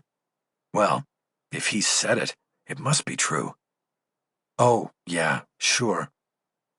I saw that she had some documents spread out on the table in front of her. How long have you been here? I asked. Don't worry about it, she said. I got work done. Did you see Haley today? Yes, we ate lunch at Morton Fig. It was nice. Love that place. Miss it. Miss being with her. You're going to get out of here, Mickey. We have a strong case. I just nodded to that. I wish that I could see her whole face so I could read her better. Was she just giving me a pep talk, or did she really believe what she was saying? You know, I don't have it, whatever it is, I said. The virus. You don't need to wear the mask. You might not know if you have it, she said. Anyway, it's not you I'm worried about. It's the air recirculation in this place. They're saying the jails and prisons are going to be vulnerable. At least you're not on those buses going back and forth from court anymore. I nodded again, studying her. The mask accentuated her dark, intense eyes. Those eyes had been what first pulled me toward her 25 years ago. Which way do you think Haley's going to go? I asked. Prosecution or defense? Hard to say, she said. I don't know, actually. She'll make her own decision. She did say she's not going to classes this week. She wants to watch the trial full time. She shouldn't. She'll fall too far behind. I know, but there's too much at stake for her. I couldn't talk her out of it. Hard-headed. I know where she gets that. Me too. I thought I detected a smile behind the mask. Maybe she'll go into criminal defense, and we could have a family law firm, I said. Holler, and McPherce, attorneys at law. Funny, she said. Maybe. Do you really think they're going to take you back after this? You've betrayed the tribe, crossed to the dark side, all of that. I'm not sure they let you do that on a temporary basis. Who knows? And who's to say that I want to go back? I see Dana in that courtroom and I really ask myself, do I want that anymore? I don't know. Once they moved me out of major crimes to make room for the young hard chargers like her, I knew my career, it wasn't exactly over, but it had plateaued. It wasn't important anymore. Oh, come on. Environmental protection? What you do is still important. If I have to go after one more dry cleaner for dumping chemicals down the storm sewer, I think I'll just kill myself. Don't kill yourself. Come partner with me. Funny. I mean it. That's okay. I took that as a hit. Her quick no reminded me of what had gotten between us and ended things, despite our daughters inextricably binding us together for life. You always thought I was dirty because of what I do, I said, like it rubbed off on me somehow. I'm not dirty, Mags. Well, you know the saying, she said. Lie down with dogs. Then what are you doing here? I told you. No matter what I think about what you do, I know you, and I know you didn't do this. You couldn't have. And, besides, Haley came to me. She asked me to help you. No, she told me. She said you needed me. I hadn't known any of that. That stuff about Haley was new, and it cut me to the bone. Wow, I said. Haley never said anything to me. The truth is, she didn't have to tell me, Maggie said. I wanted to do it, Mickey. I mean that. A silence followed that. I nodded my thanks. When I looked up, Maggie was pulling the elastic straps off her ears and removing the mask. Should we get down to business? She said. They only gave us an hour. Sure, I said. Anything back yet on Milton's phone? They're stringing that out, but I'll go to the judge if I have to. Good. I want to burn that guy's ass. We will. Sanctions? She wore no lipstick, and I guessed that she had wanted to keep the makeup off her mask. Seeing her face now, I got that pang in my chest. She had been the only one who ever did that to me. Mask or no mask, makeup or no makeup. She was beautiful to me. I say we go big or go home, she said. We tell the judge to put bail back on the table. I snapped out of my reverie. As a sanction? I said. I doubt Warfield would go for that. The trial will be over by the end of this week. She won't let me out just to possibly yank me back in if there's a guilty verdict. And then, I don't think I want to put up a bond for what might amount to just 4 or 5 days of freedom. I know, Maggie said. The judge won't go for it, and it's a losing argument, but that's just it. It's an argument, and we start the week with it, and Dana has to expend all her Monday morning energy on it. Take some of the wind out of her sails, I said. Exactly. It's a big distraction from her trial plan. I nodded. I liked it. Smart, I said. Let's do it. Okay, Maggie said. I'll write it up and get it to all parties before 6. Tomorrow, I'll handle the argument, too. I had to smile. I admired how Maggie was justifying her McPherce reputation on both sides of the aisle, and for my benefit. Perfect, I said. What do we ask for when Warfield shuts us down? Nothing, she said. We just bank it. Okay. She seemed pleased that I did not push back on her plan. So, where are we on everything else? I asked. Aparicio, Maggie said. He knows something is up and left town yesterday. By car. Cisco had his guys on him. Don't tell me he left the state. Vegas? No, he probably thought he'd be tracked there easy. He drove to Arizona, Scottsdale. He checked into a resort out there called the Phoenician. Cisco will go out tomorrow and hit him with the subpoena.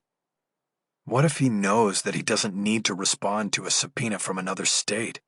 It's probably the reason he left. Something tells me he doesn't, and he left town because he was feeling the heat. He's got to know there's a trial in the murder he's responsible for. Best to get out of town till it's over. Anyway, Cisco said they'll video the whole thing, make it an airtight service looking totally legit. The question is, what day do you want him here? We had to think about that. We had Dana Berg's witness list, and from that could extrapolate how long her case might take to put before the jury. We had already delayed things Friday with Drucker, but before that, the prosecutor had been stringing out his testimony in an attempt to run it up to the weekend. Berg would likely shift strategy now and move more quickly with him, trying to build momentum. She then had a deputy coroner on her wit list, the lead crime scene investigator, and then a few ancillary witnesses to follow. I'm thinking Dana has 2 days left at the max, I said. I'm thinking the same, Maggie said. So we go with Aparicio on Wednesday? Yeah, Wednesday. Good. Means I'll be telling my side of this in less than 72 hours. Can't wait. Me neither. And our other witnesses are set? They're all good to go. I have the retired EPA guy, Art Schultz, flying in Wednesday morning. The rest are all local, so we should have everybody on hand, and you can put them on in whatever order we decide works best. Perfect. Depending on what we get on the phone records, you can slip Milton in anywhere or make him the grand finale, have Moira from the bar and then him as the 1-2 punch at the end. I nodded. It was good to set up witnesses so that we can handle any surprises or no-shows. Nothing would annoy Warfield or any judge more than having the jury ready but no witnesses to present to them. We needed to avoid that at all costs. What's our contingency if Aparicio doesn't come back or sends a lawyer to quash? I asked. I've been thinking about that, Maggie said. We could go to Warfield for a bench warrant. That'll work across state lines. We'll just have to get the locals out there to scoop him up. That could delay things for days. That's why we play to Warfield.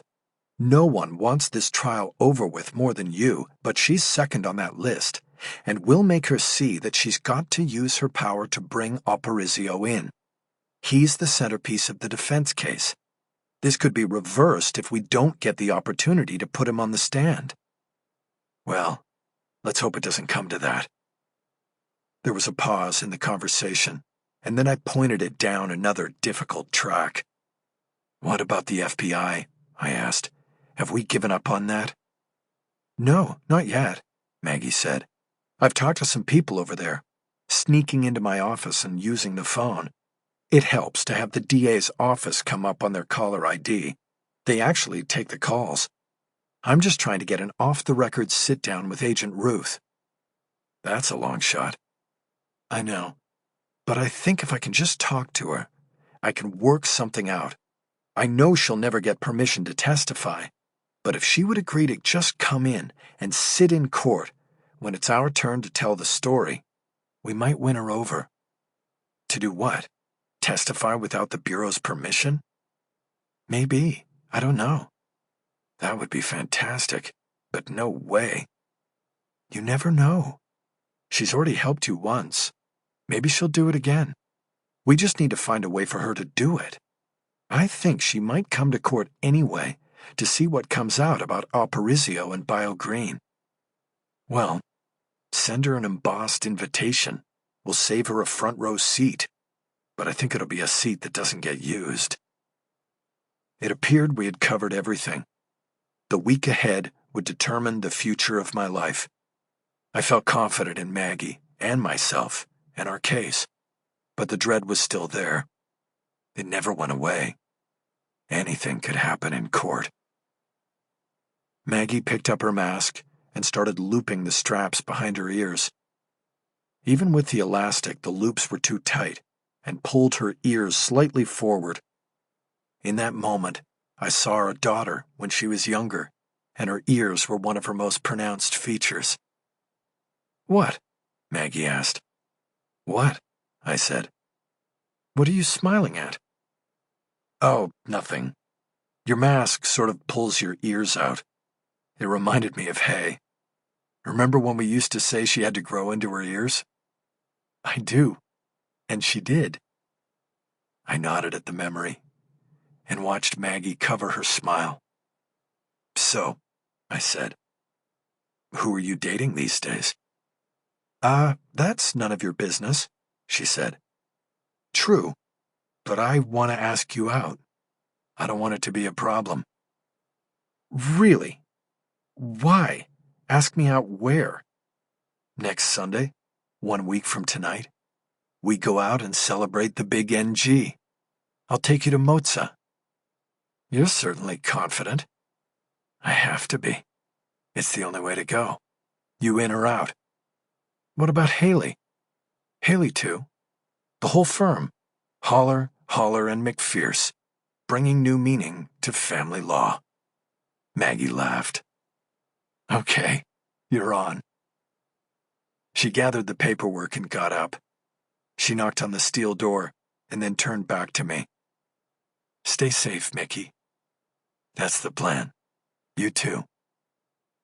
The door was opened by a deputy, this one without a mask, and I watched her go. I realized after the door closed that I was falling in love again with Maggie McPherce. Chapter 43.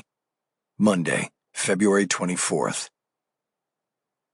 I was already in place at the defense table when Maggie arrived. She dropped a folded Metro section from the Times in front of me as she pulled her chair out. I take it you haven't seen the paper, she said. Nope, I said. I asked that it be delivered with my breakfast every morning, but it never comes. She tapped her finger on a story at the bottom corner of the page. The headline said it all. Sheriff, inmate acted alone in assault on Lincoln lawyer. I started scanning the story, but Maggie summarized it as I read. They say that Mason Maddox acted completely on his own when he attempted to kill you. No one put him up to it, and the sheriff's department comes out squeaky clean, even though it was the sheriff's office that handled the investigation. I stopped reading and tossed the paper onto the table. Bullshit, I said. Then why'd he do it? The story says he told investigators he mistook you for another inmate he had a grudge against, Maggie said. Yeah, well, like I said, bullshit. I'm still going to sue their asses when I get out of here. That's the spirit. The conclusion of the investigation was not surprising, but it made me feel more vulnerable. If the attack by Maddox had been orchestrated as payback by deputies in the jail, there was nothing to stop them from trying again. The first effort had been whitewashed, so would be the second. I didn't get much time to dwell on it. Judge Warfield soon took the bench, and the jury remained in the assembly room while the hearing on the discovery issue that was revealed Friday continued. Maggie McPherce made a strong argument for reinstatement of bail as a sanction against the prosecution, but it went down without Dana Bergs even having to respond. Warfield simply rejected it out of hand with a simple, "We're not doing that." The judge then asked if the defense wanted to entertain other sanctions. Maggie declined, and the issue was left open, meaning it might come into play and give the defense an edge down the line if there was a tight ruling involving judicial discretion. The hope was that the judge would remember the prosecution's unremedied violation of discovery and tip her discretion our way. Detective Kent Drucker was returned to the witness stand, and the prosecution took up where it had been forced to leave off Friday. As I had expected, Berg shortened her questions and picked up her pace, using the morning session to take Drucker through the post-crime scene investigation. This included the search of my home the morning after I was arrested, which led to the discovery of the blood and the bullet on the floor of my garage. To me, this was the most damning evidence in the whole case, but also the most confounding. To believe I was innocent, you had to believe that I slept through the murder that occurred right below my living space, and then unknowingly drove around with the body in my trunk for a day. To believe I was guilty, you had to believe I went out and drugged and abducted Sam Scales, or had someone do it for me, then put his body in the trunk of the Lincoln and shot him, before spending the next day with his body still in the trunk while I drove to and from the courthouse. Either way, it was a hard sell, and both the prosecution and defense knew it. At one point, Berg put several blow-up photos of my house on easels in front of the jury box to help build the case for the guilty scenario. The house was located on a hillside that sloped down from the rear of the property to the front. At street level was the double-wide garage. Stairs to the right went up to the residential space above, which included the front deck, where I had been confronted by Agents Aiello and Ruth. The front door led into the living room and dining room, which were directly over the garage. In the back were my bedroom and my home office. Berg moved Drucker through some testimony involving their testing of gunshots with and without various sound suppressors, so-called silencers, and with the garage door open or closed, in an effort to determine if someone could have broken into the garage, put a drugged Sam Scales into the trunk, and then shot him multiple times without my hearing it from above. Before Berg could ask the detective what his conclusions were, I objected and asked for a sidebar. The judge told us to approach. "Judge, I know what counsel is doing," I began. "She's going to ask him if all of this testing with gunfire could be heard upstairs, but the witness is not an expert in ballistics or the science of sound. He can't give an opinion on this. No one can. There are too many factors not accounted for. Was the TV on? Was the stereo on? What about the washing machine and the dishwasher? You see, Judge, you can't allow this. Where was I in the house when this was supposedly happening? In the shower? Asleep with earplugs in?" She's trying to rebut a defense position before we have even put up a defense. "Counsel makes a good point, Miss Berg," Warfield said. "I'm inclined to stop this line of questioning." "Your Honor," Berg said, "we've gone down this path for the past 20 minutes.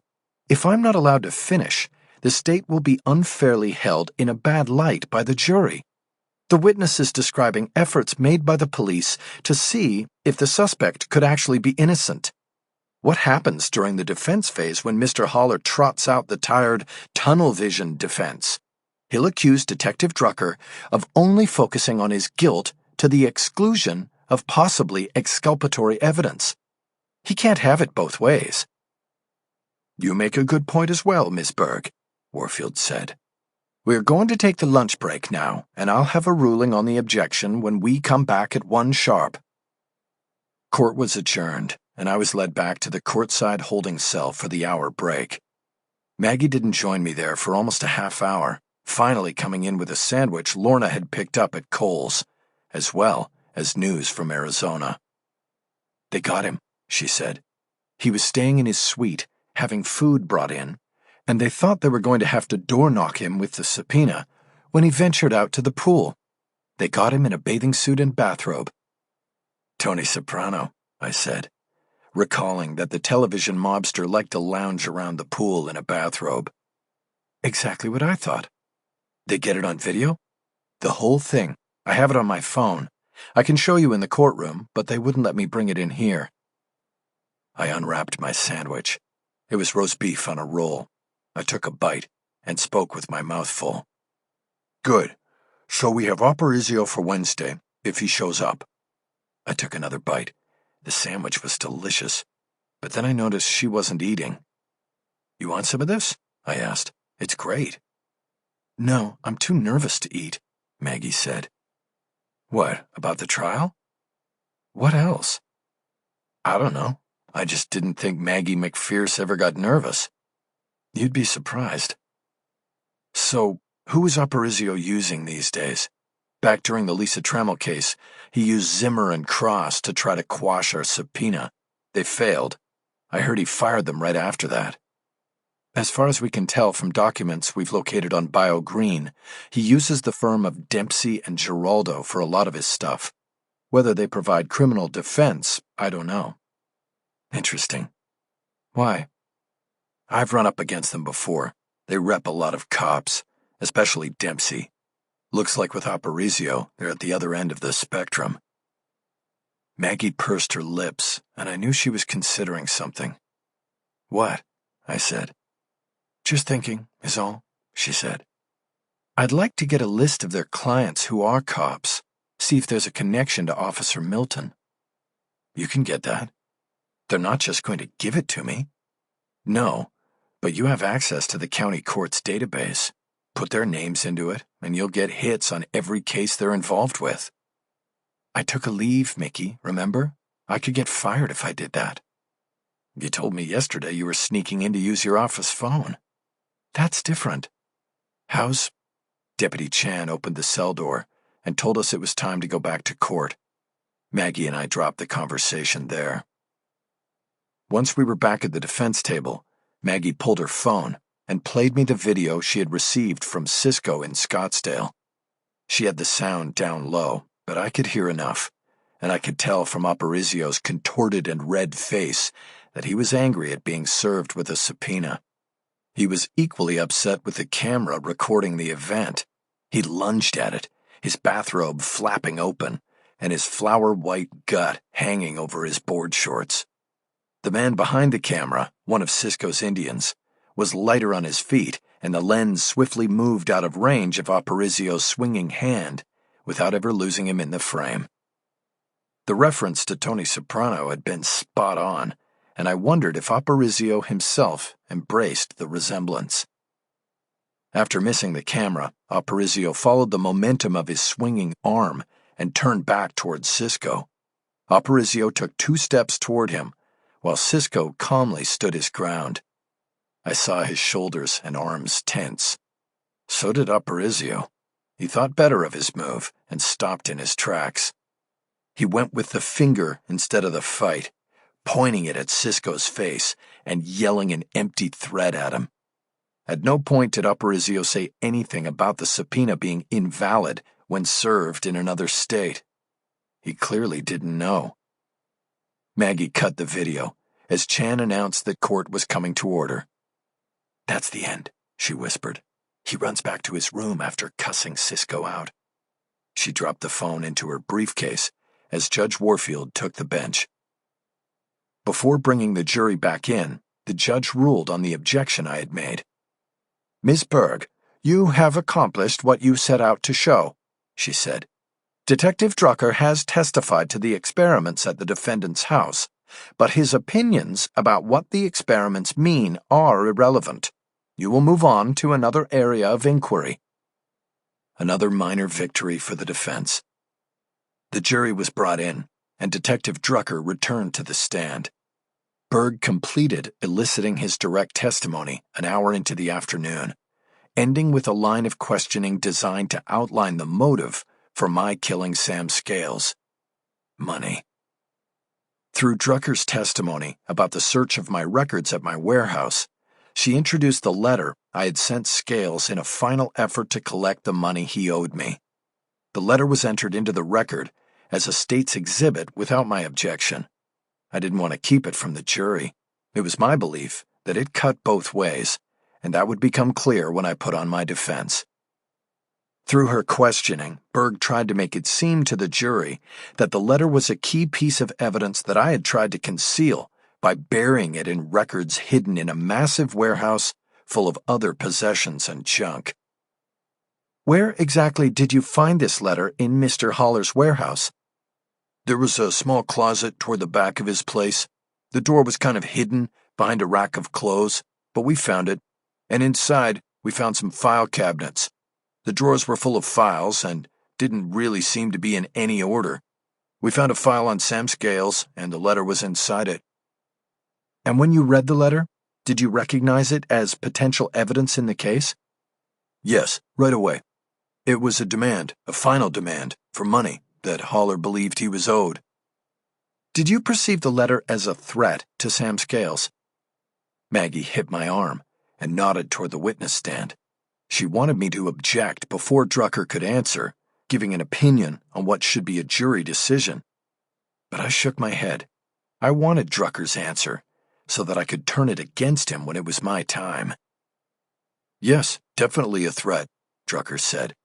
It says right in the letter that this was the final request before serious action would follow.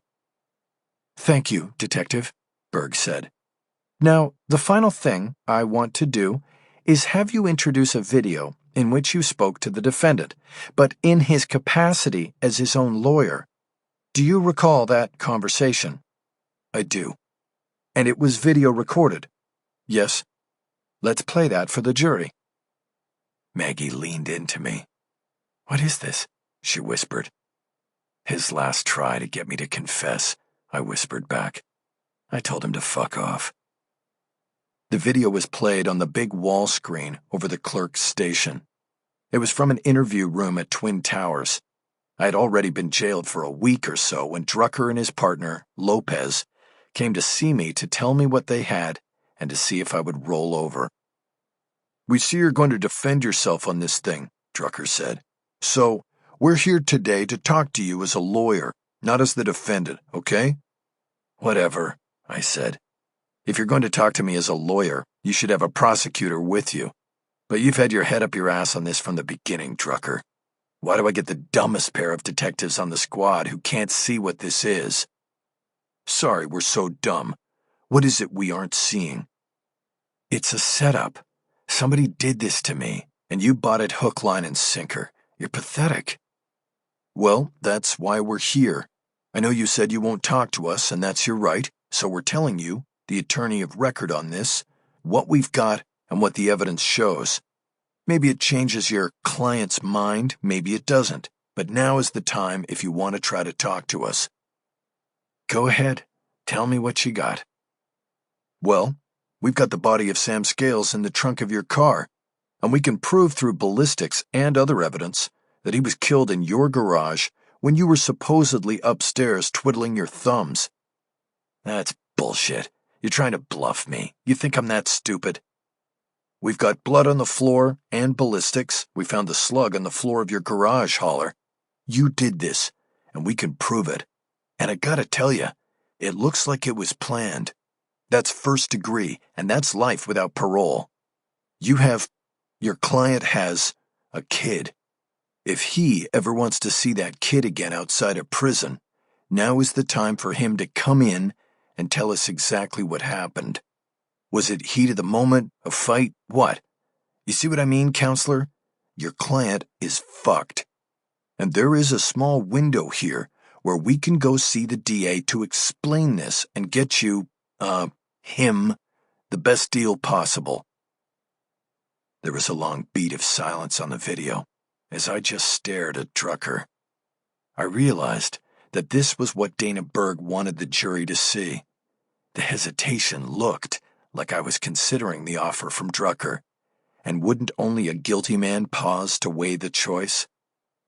That, of course, was not what I was doing. I was trying to think of a way to elicit more information about the case. Drucker had just mentioned two key pieces of evidence that at the time were new to me: blood and ballistics, a bullet slug found in my garage. I wanted to trick out more from him, and that was what the pause was all about. But the jury would not read it that way. You want me to make a deal? I said on the video. Fuck your deal. What else you got? Drucker clearly smiled on the video. He knew what I was doing. He'd given up all he was going to. Okay, he said. Just remember this moment, when we gave you the chance. Drucker started to get up from the table. Berg ended the video. Your Honor, she said, at this time, I have no more questions for Detective Drucker, but I request leave to bring him back for further testimony as the state's case progresses. Very well, Judge Warfield said. It is a little too early to take the afternoon break. Mr. Haller, Ms. McPherson, do you have questions for this witness? I stood and moved to the lectern. Your Honor, I began. Detective Drucker will be a key witness during the defense phase of the trial, and I'll defer the bulk of my questions until then, but if I may, I will ask the witness a few questions now regarding the testimony he's given since the lunch break. There were things said that were incomplete and inexcusable, and I don't want them to languish in the minds of the jurors for even a day. Berg stood up immediately. Judge, I object to the characterization of the witness and his testimony, she said. Counsel is trying to— Sustained, Warfield said. You inquire, Mr. Haller. You do not argue. Keep your tone and opinions to yourself. Thank you, Your Honor, I said, acting as though there had been no rebuke. I checked the notes I had scribbled on a yellow pad just a few minutes before. Okay, Detective Drucker, I began. Let's talk about this letter you say you interpreted as a threat to violence. I called it a threat, Drucker said. I didn't call it a threat to violence. But isn't that what you are really saying, Detective? We're here because this is a murder case, correct? Yes, this is a murder case. No, I did not say the letter was a threat to violence. You didn't say it, but you want the jury to make that leap for you, correct? Berg objected, saying I was already badgering the witness 3 questions into the cross-examination. The judge told me to watch my tone, but said that the witness could answer the question. I am stating facts, Drucker answered. The jury can draw whatever conclusion or connection they see fit. You said this mysterious closet where you found this letter was hidden behind a rack of clothes, correct? I asked. Yes, there was a stand-up rack of clothes that obscured the door and that we had to move. So now it's obscured and not hidden. Is that a question? This rack of clothes that hid or obscured the closet door, was it on wheels, Detective Drucker? Yes, I believe so. So when you said you and your fellow searchers had to move it, you mean you just rolled it out of the way, correct? Yes. And, by the way, was I present at this search? You were. But you didn't mention that earlier in your testimony, did you? No, it didn't come up. And was I not the one who told you to move the rack of clothes to get to the closet where I kept my financial records? I don't recall that. Really? You don't recall coming to my home with your search warrant and my volunteering to take you to my warehouse where I kept the records you wanted to search? You did agree to meet us at the warehouse and open it for us so we wouldn't have to break the lock. Okay, and once we were there, and you found this so-called hidden closet, did I not tell you what file drawer to look in for communications between me and Sam Scales? I don't remember it that way, no. Well, how many file cabinets were in the storage room, Detective? I don't remember. More than 1? Yes. More than 2? I don't remember how many there were. I disengaged from Drucker and looked up at the judge. Objection, Your Honor, I said. The witness is unresponsive to the question asked. Answer the question, Detective, the judge told the detective. There were more than 2, Drucker said. There may have been as many as 5. Thank you, Detective, I said. Did you search all 5 of those filing cabinets? No. You said most of them contained client files and were covered by attorney-client privilege. You refused to unlock them.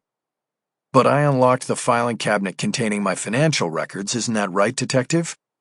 I don't remember whether it was locked. But you remember that you were prohibited from searching some filing cabinets, but not the one you searched, is that correct? I suppose that is correct. So, first you didn't remember that I showed you the filing cabinet containing my financial documents, but now you admit that, in fact, I did show you where to search for my financial records. Do I have that right, Detective? Objection! Berg shouted. Warfield raised her hand to cut off anything further. This is cross-examination, Ms. Berg, she said. Impeachment of the witness's credibility is a proper issue of inquiry. Answer the question, Detective. You did direct us to the filing cabinet, Drucker said. I apologize for my misstatement. I was not visualizing the events as I experienced them. Okay, let's move on here, I said. You said you searched the cabinet, found the file on Sam Scales, and removed the document now marked as States L. Do I have that all right? Yes. Did you look for or take any other documents during the search of my records? Yes. There were 2 earlier letters to Sam Scales of similar nature, asking for money. You mean asking him to pay his legal bills? Yes. Did they include threats to violence if he did not pay? Not that I recall. Is that why they have not been introduced in court today? Berg objected and asked for a sidebar. I was on a roll with Drucker and didn't want to lose momentum. I withdrew the question, negating the objection and need for a sidebar, then pressed on.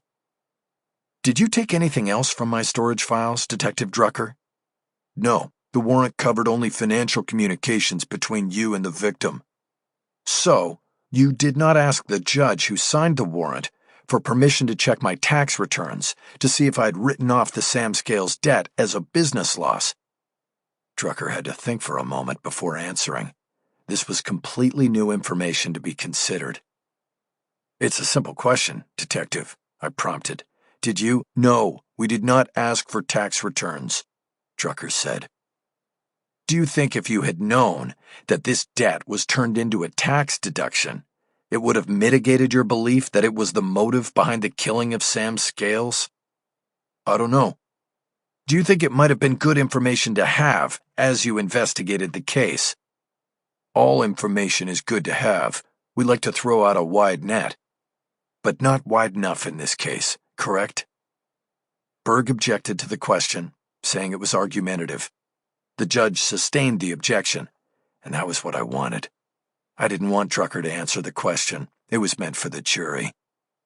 Your Honor, I said, I have no further questions at this time, but we'll be calling Detective Drucker back as a defense witness.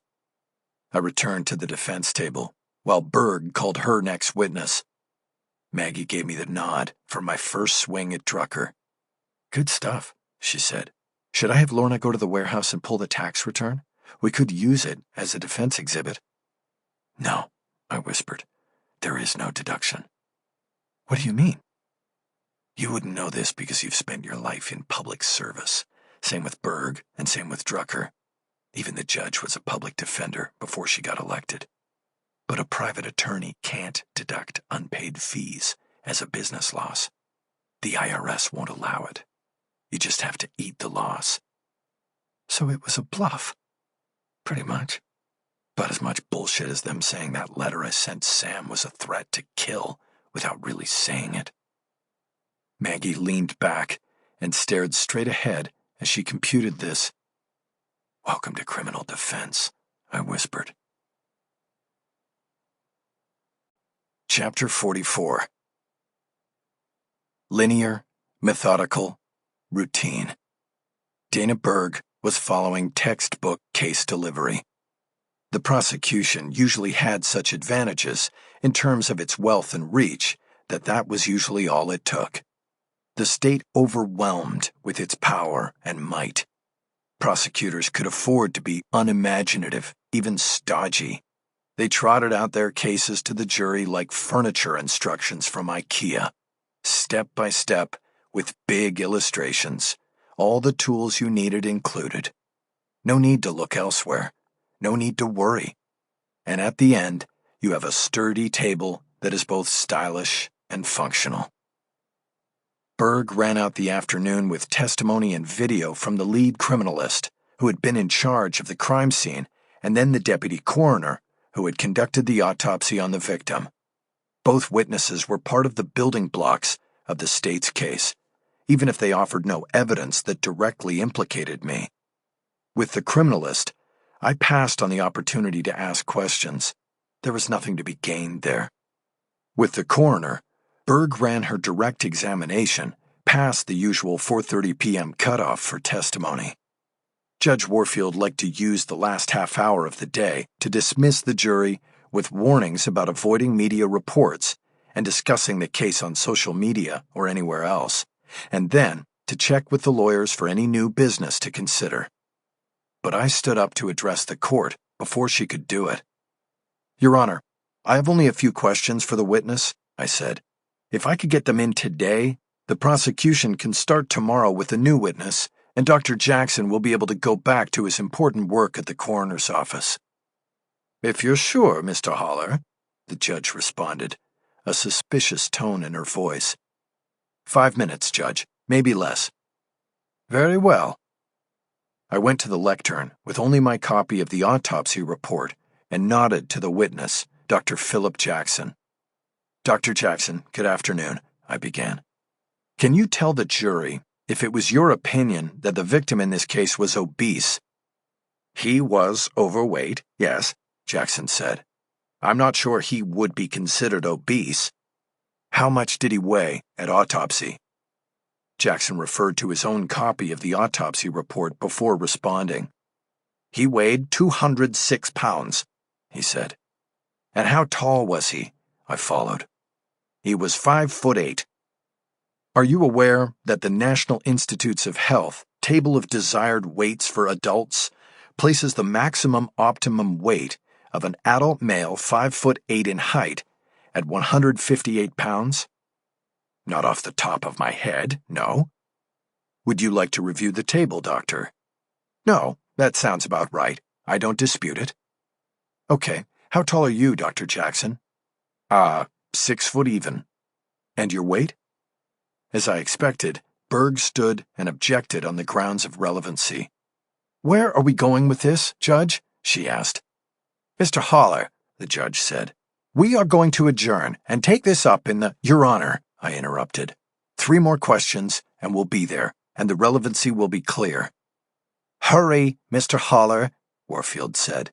You may answer the question, Dr. Jackson. 190? Jackson said. Last I checked. There was a slight murmur of laughter from the jury box and gallery. Okay, so you're a relatively big guy, I said. When it came time during the autopsy to examine the victim's back for injuries, did you turn the body over yourself? No, I had help, Jackson said. Why is that? Because it's difficult to move a body that weighs more than yourself. I imagine so, Dr. Jackson. Who helped you? As I recall, Detective Drucker witnessed the autopsy and I enlisted his help in turning the body over. Judge, I have no further questions. Berg had no redirect, and Warfield moved to adjourn court for the day. As she gave the jury the routine warnings, Maggie reached over and patted my hand. That was good, she whispered. I nodded and liked how she had touched me. It was my hope that the 5-minute cross-examination of Jackson would leave the jury with something to think about as they went home for the night. So far, Berg had offered nothing in the way of testimony or evidence that explained how I had gotten Sam Scales, who was essentially built like a mailbox, into the trunk of my car in order to shoot him. The possibilities ranged from my having an accomplice to help move an incapacitated Sam into the trunk, to my drugging him and then ordering him into the trunk at gunpoint before those drugs took effect. I didn't know whether Berg was planning to avoid the issue altogether, or if something was coming further down the line in her presentation. But for the moment, at least, I had control of the issue. And it was a bonus that my weight loss since my initial arrest had now reached nearly 30 pounds, leaving me at least 50 pounds lighter than Sam Scales at death. I had checked the jury during my final questions to Jackson, and several were looking at me instead of the witness, most likely sizing up whether I could have manhandled the 206-pound mailbox into the trunk of my car. Going to trial is always a gamble. The prosecution is always the house in this game. It holds the bank and deals the cards. You take any win you can get. As Deputy Chan came to collect me and take me back into courtside holding, I felt good about the day. I had spent less than 15 minutes cross-examining the state's witnesses, but felt I had scored points and put a hit on the house. Sometimes that was all you could ask for. You plant seeds that help keep jurors thinking and that hopefully sprout and bloom during the defense phase of the trial. For the 3rd day in a row, I felt momentum building. I changed into my blues in the holding cell and waited for a runner to come get me and take me down to the dock. Sitting on the bench, I thought about where Dana Berg would take the trial next. It seemed to me that the case had largely been delivered to the jury through Drucker. Tomorrow would certainly center on my garage. The state's wit list included another criminalist who had handled the search there the morning after the killing, a DNA expert who would testify that the blood collected from the floor of the garage came from Sam Scales, and a ballistics expert who would testify about the analysis of the bullet evidence. But I couldn't help thinking that there was going to be something else, something not on the list. An October surprise, as members of the defense bar like to call us sandbagging by the prosecution. There was a clue to something coming. I had noticed that Kent Drucker left the courtroom after his testimony concluded. He was not replaced by his partner, Lopez, which meant that Berg was flying blind through the rest of the afternoon. No case detective on hand in case she needed documents or a refresher on aspects of the case. This rarely happened in a murder trial, and it told me something was up. Drucker and Lopez were working on something. It had to be case-related, because they would have been taken out of the homicide rotation once the trial started. I was sure there was an October surprise coming. This was how the rules of fairness in trial procedure were subverted. By putting off the investigative work on a witness or piece of evidence until trial is underway, the prosecutor can claim that it was a newfound witness or piece of evidence, and that is why there was no forewarning to opposing counsel. The defense did it as well. I'd had people poised to drop a subpoena on Louis Aparicio, who would be my own October surprise. But there was something inappropriate and unfair about it when the prosecution, which held all the power and all the cards, did it.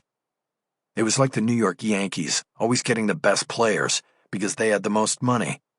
It was why my favorite team in baseball was whatever team was playing the Yankees. My thoughts were interrupted when the runner came to the holding cell to escort me down to the prisoner transport dock in the courthouse basement. 20 minutes later, I was in the back of a sheriff's cruiser being driven solo back to Twin Towers, courtesy of the order from Judge Warfield. I noticed that the driver was a different deputy from the one who had driven me that morning and last week. This driver seemed familiar to me, but I couldn't place him. Between the jail and the courthouse, I had seen so many different deputies in the past 4 months that there was no way I could remember them all. After we pulled out of the courthouse complex and onto Spring, I leaned forward to the metal grill that separated the driver from the rear compartment, where I was locked into a plastic form-fitting seat. "What happened to Bennett?" I asked. I had noted the name on the new guy's uniform when he was putting me into the car. Presley. It, too, was familiar, but not enough for me to place it. "Assignment change," Presley said. "I'll be driving you the rest of this week." "Sounds good," I said.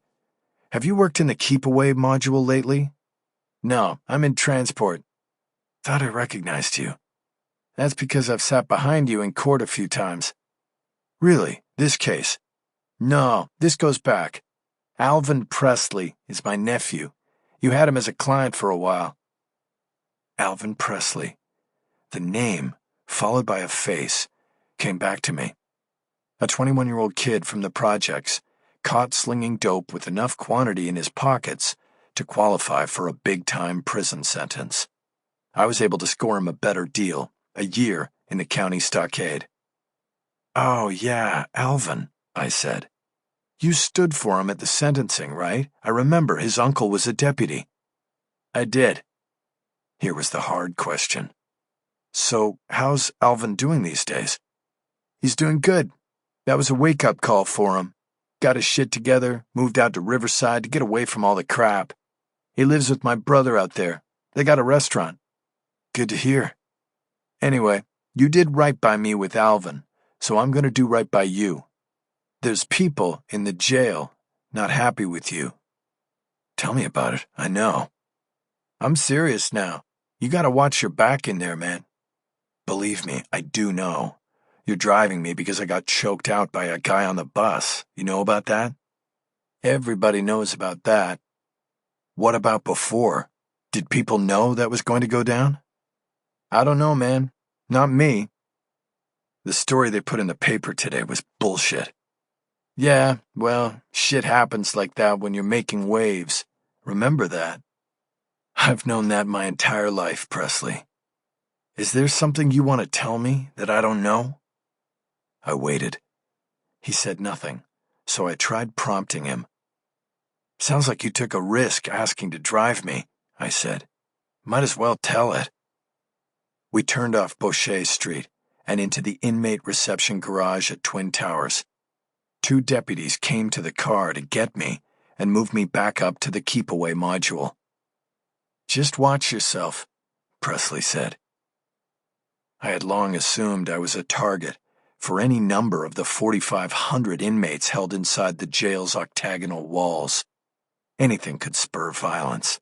The cut of your hair, the color of your skin, the look in your eyes. Getting warned about the deputies charged with keeping me safe was another matter. Always, I said. The door opened, and a deputy reached in to unlock my cuffs from the seat and then pull me out. Home sweet home, asshole, he said. Chapter 45. Tuesday, February 25th. The morning session in court had not gone well for the defense.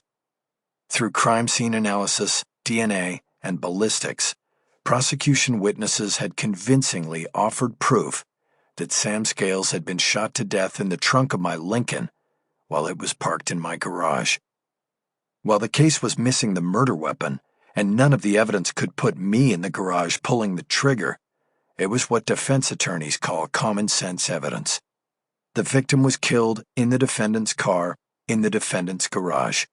Common sense dictates that the defendant was responsible.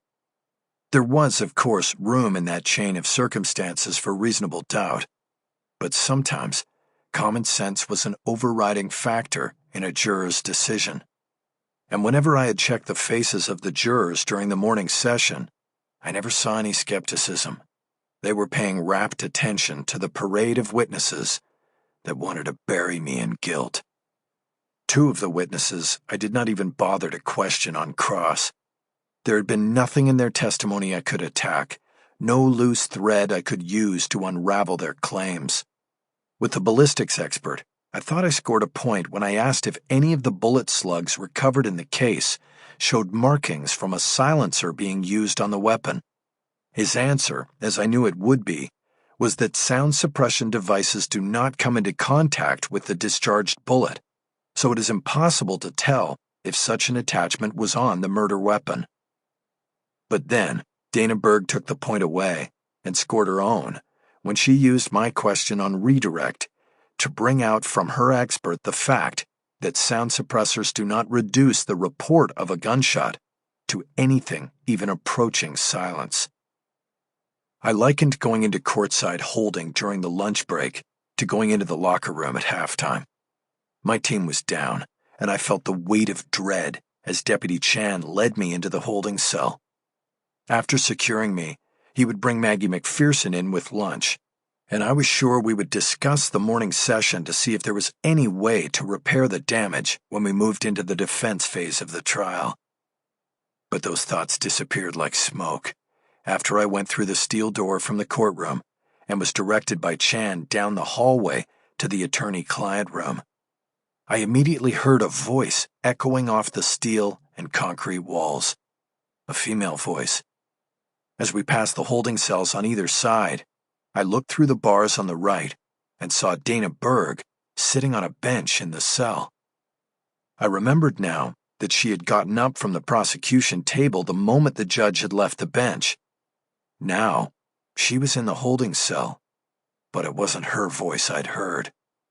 It was coming from another woman, but I could not see her because the cell extended to the right along a concrete wall beyond the barred door. I knew the voice. I just couldn't place it. Chan delivered me to the attorney-client room. "Hey, who's that Berg is with?" I asked casually. "Your old girlfriend," Chan said offhandedly. "What girlfriend?" "You'll find out soon enough." "Come on, Chan. If I'm going to find out, you might as well tell me." "I actually don't know. It's all on the down low. All I heard was that she was brought down from Chowchilla." He slid the solid steel door closed behind me, and I was left alone with the single clue as to who was in the cell with Berg.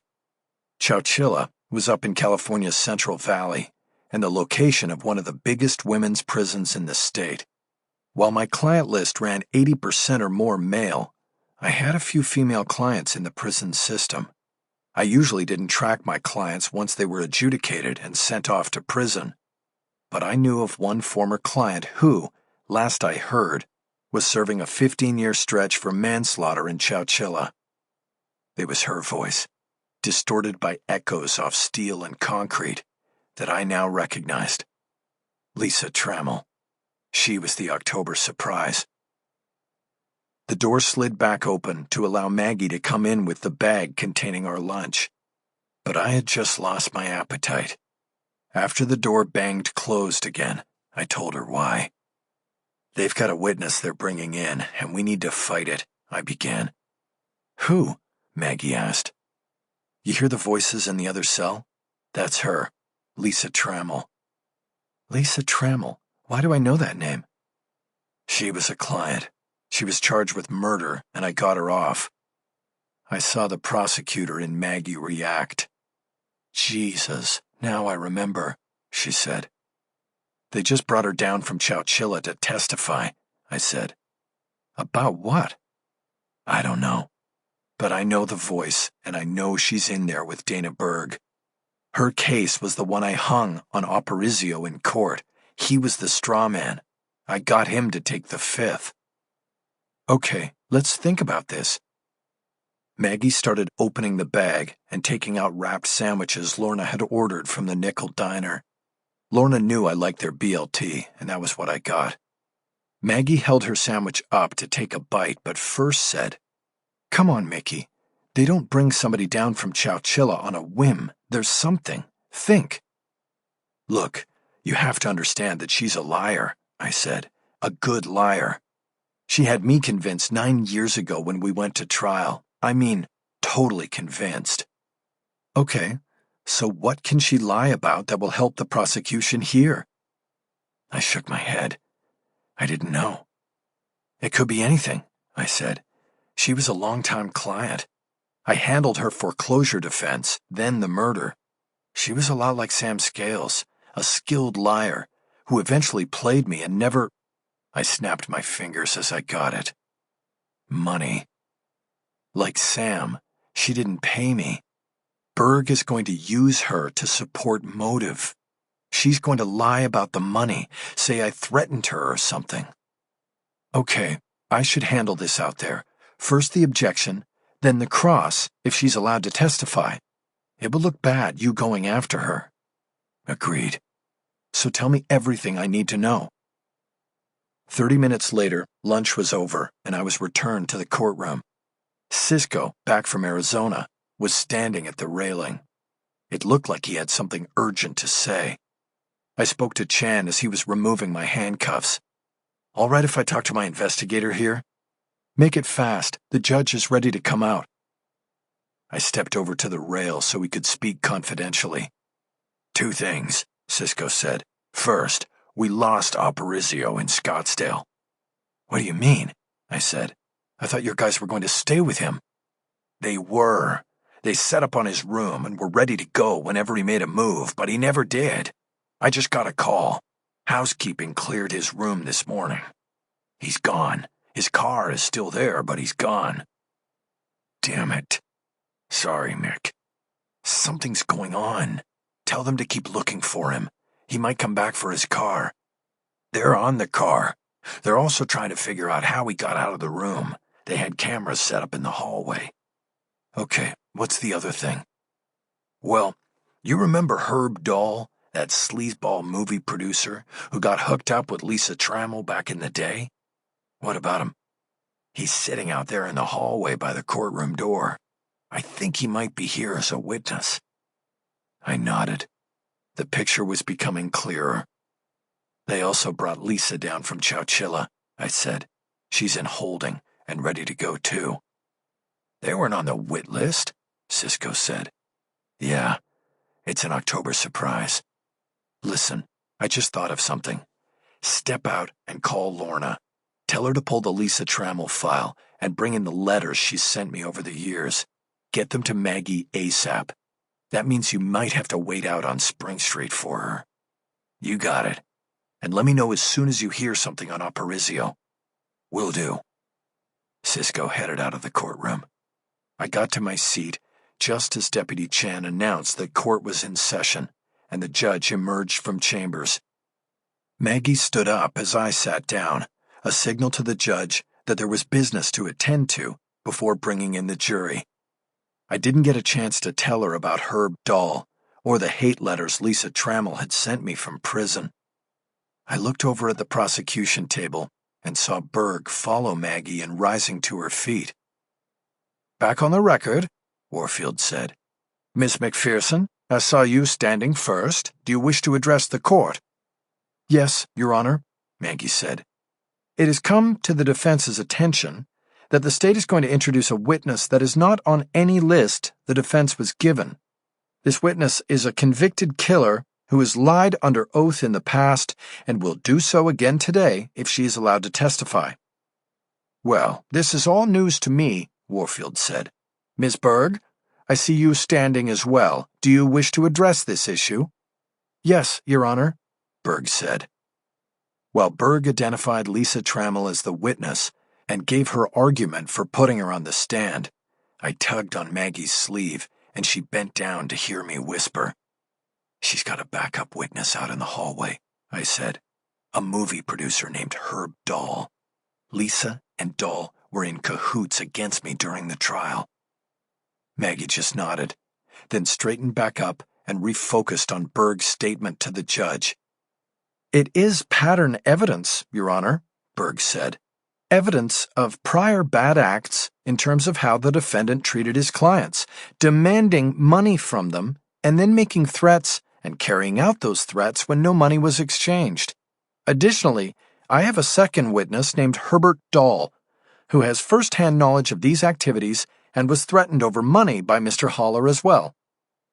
You still have not addressed why these witnesses are suddenly appearing in my courtroom today without notice to the defense or the court, Warfield said. I know Miss McPherson's next argument, that the defense has been sandbagged by this. I think it is a very valid argument. Berg disagreed, saying there was no sandbagging because Trammell and Dahl were not even known to her until Saturday, when she opened a letter Trammell had sent from prison after seeing a television report about the Sam Scales case. The prosecutor offered the letter, including the postmarked envelope, to the judge for examination. She handed a copy to Maggie for us to share. Judge, that letter arrived on my desk last Wednesday, Berg said. You will see it is postmarked the day before.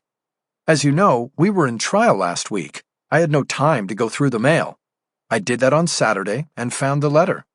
I immediately contacted Detective Drucker and we drove up to Chowchilla to talk to Ms. Trammell and gauge her potential as a witness. We heard her story and believed it was something the jury should hear, if we could find a way to back it up. She had given us the name Herbert Dahl. While Ms. Trammell was being transported down here yesterday, Detective Drucker finished his testimony and then went to interview Mr. Dahl. There is no subterfuge here, no sandbagging. We brought these witnesses to the attention of the court as soon as they were determined to be truthful and important for the jury to hear. While Maggie pushed back, I studied the letter. It laid out a one-sided story of how badly I supposedly had treated Lisa Trammell. She blamed me for putting her in prison and leaving her penniless. She claimed that I operated on greed and the constant need for media adoration, the two qualities that I believed best described Lisa herself. In the end, Maggie could not swing the judge. Warfield ruled that Trammell and Dahl could testify, and it would be up to the jury to decide whether they were truthful and if their stories had any merit.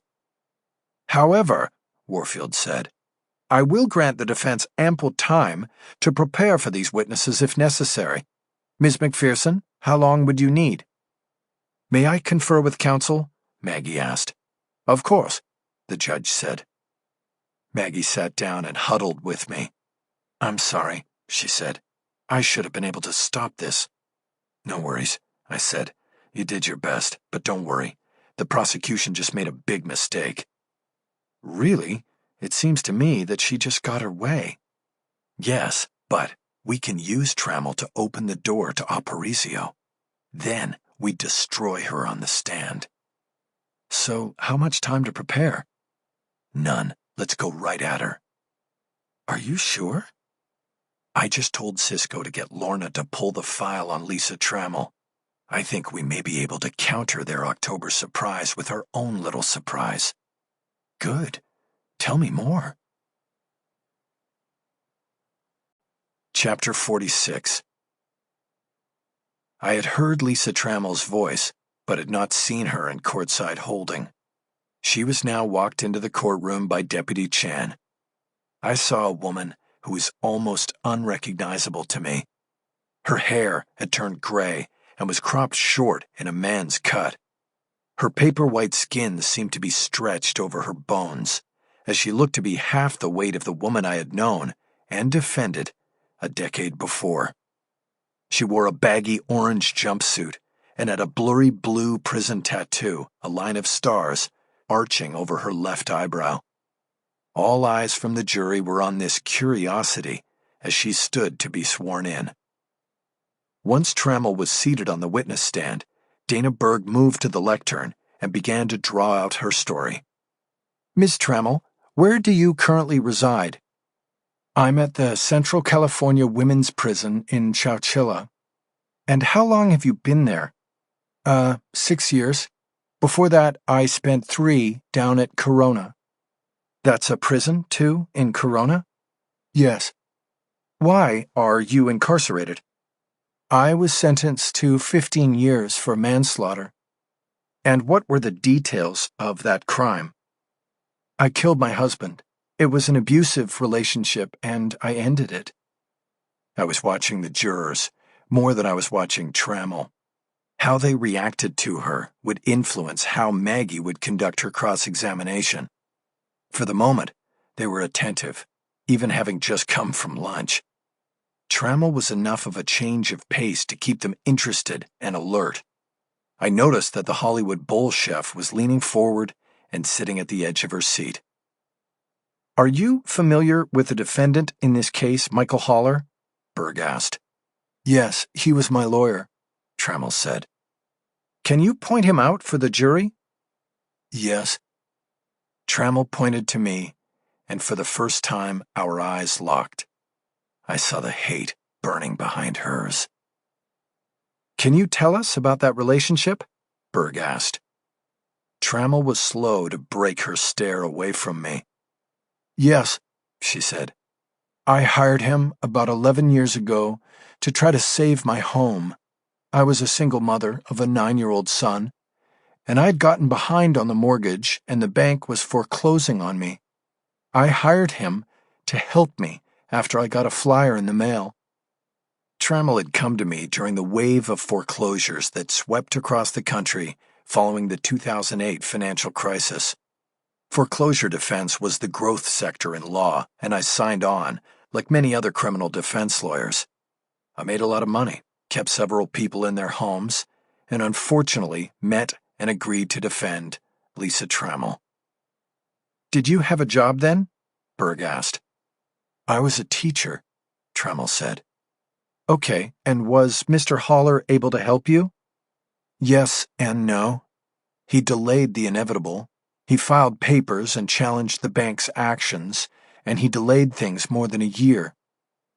And then what happened? I was arrested.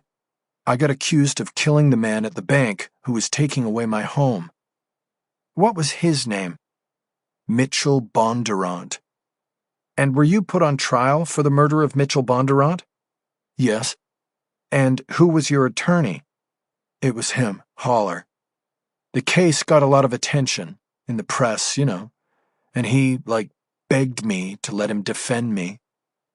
Did you know why that was? Like I said, the case got a lot of media attention. It was free publicity for him, and that was the deal. I didn't have any money for a lawyer, so I said yes. And the case went to trial. Yes, and I was found innocent. You mean not guilty? Yes, not guilty, by the jury.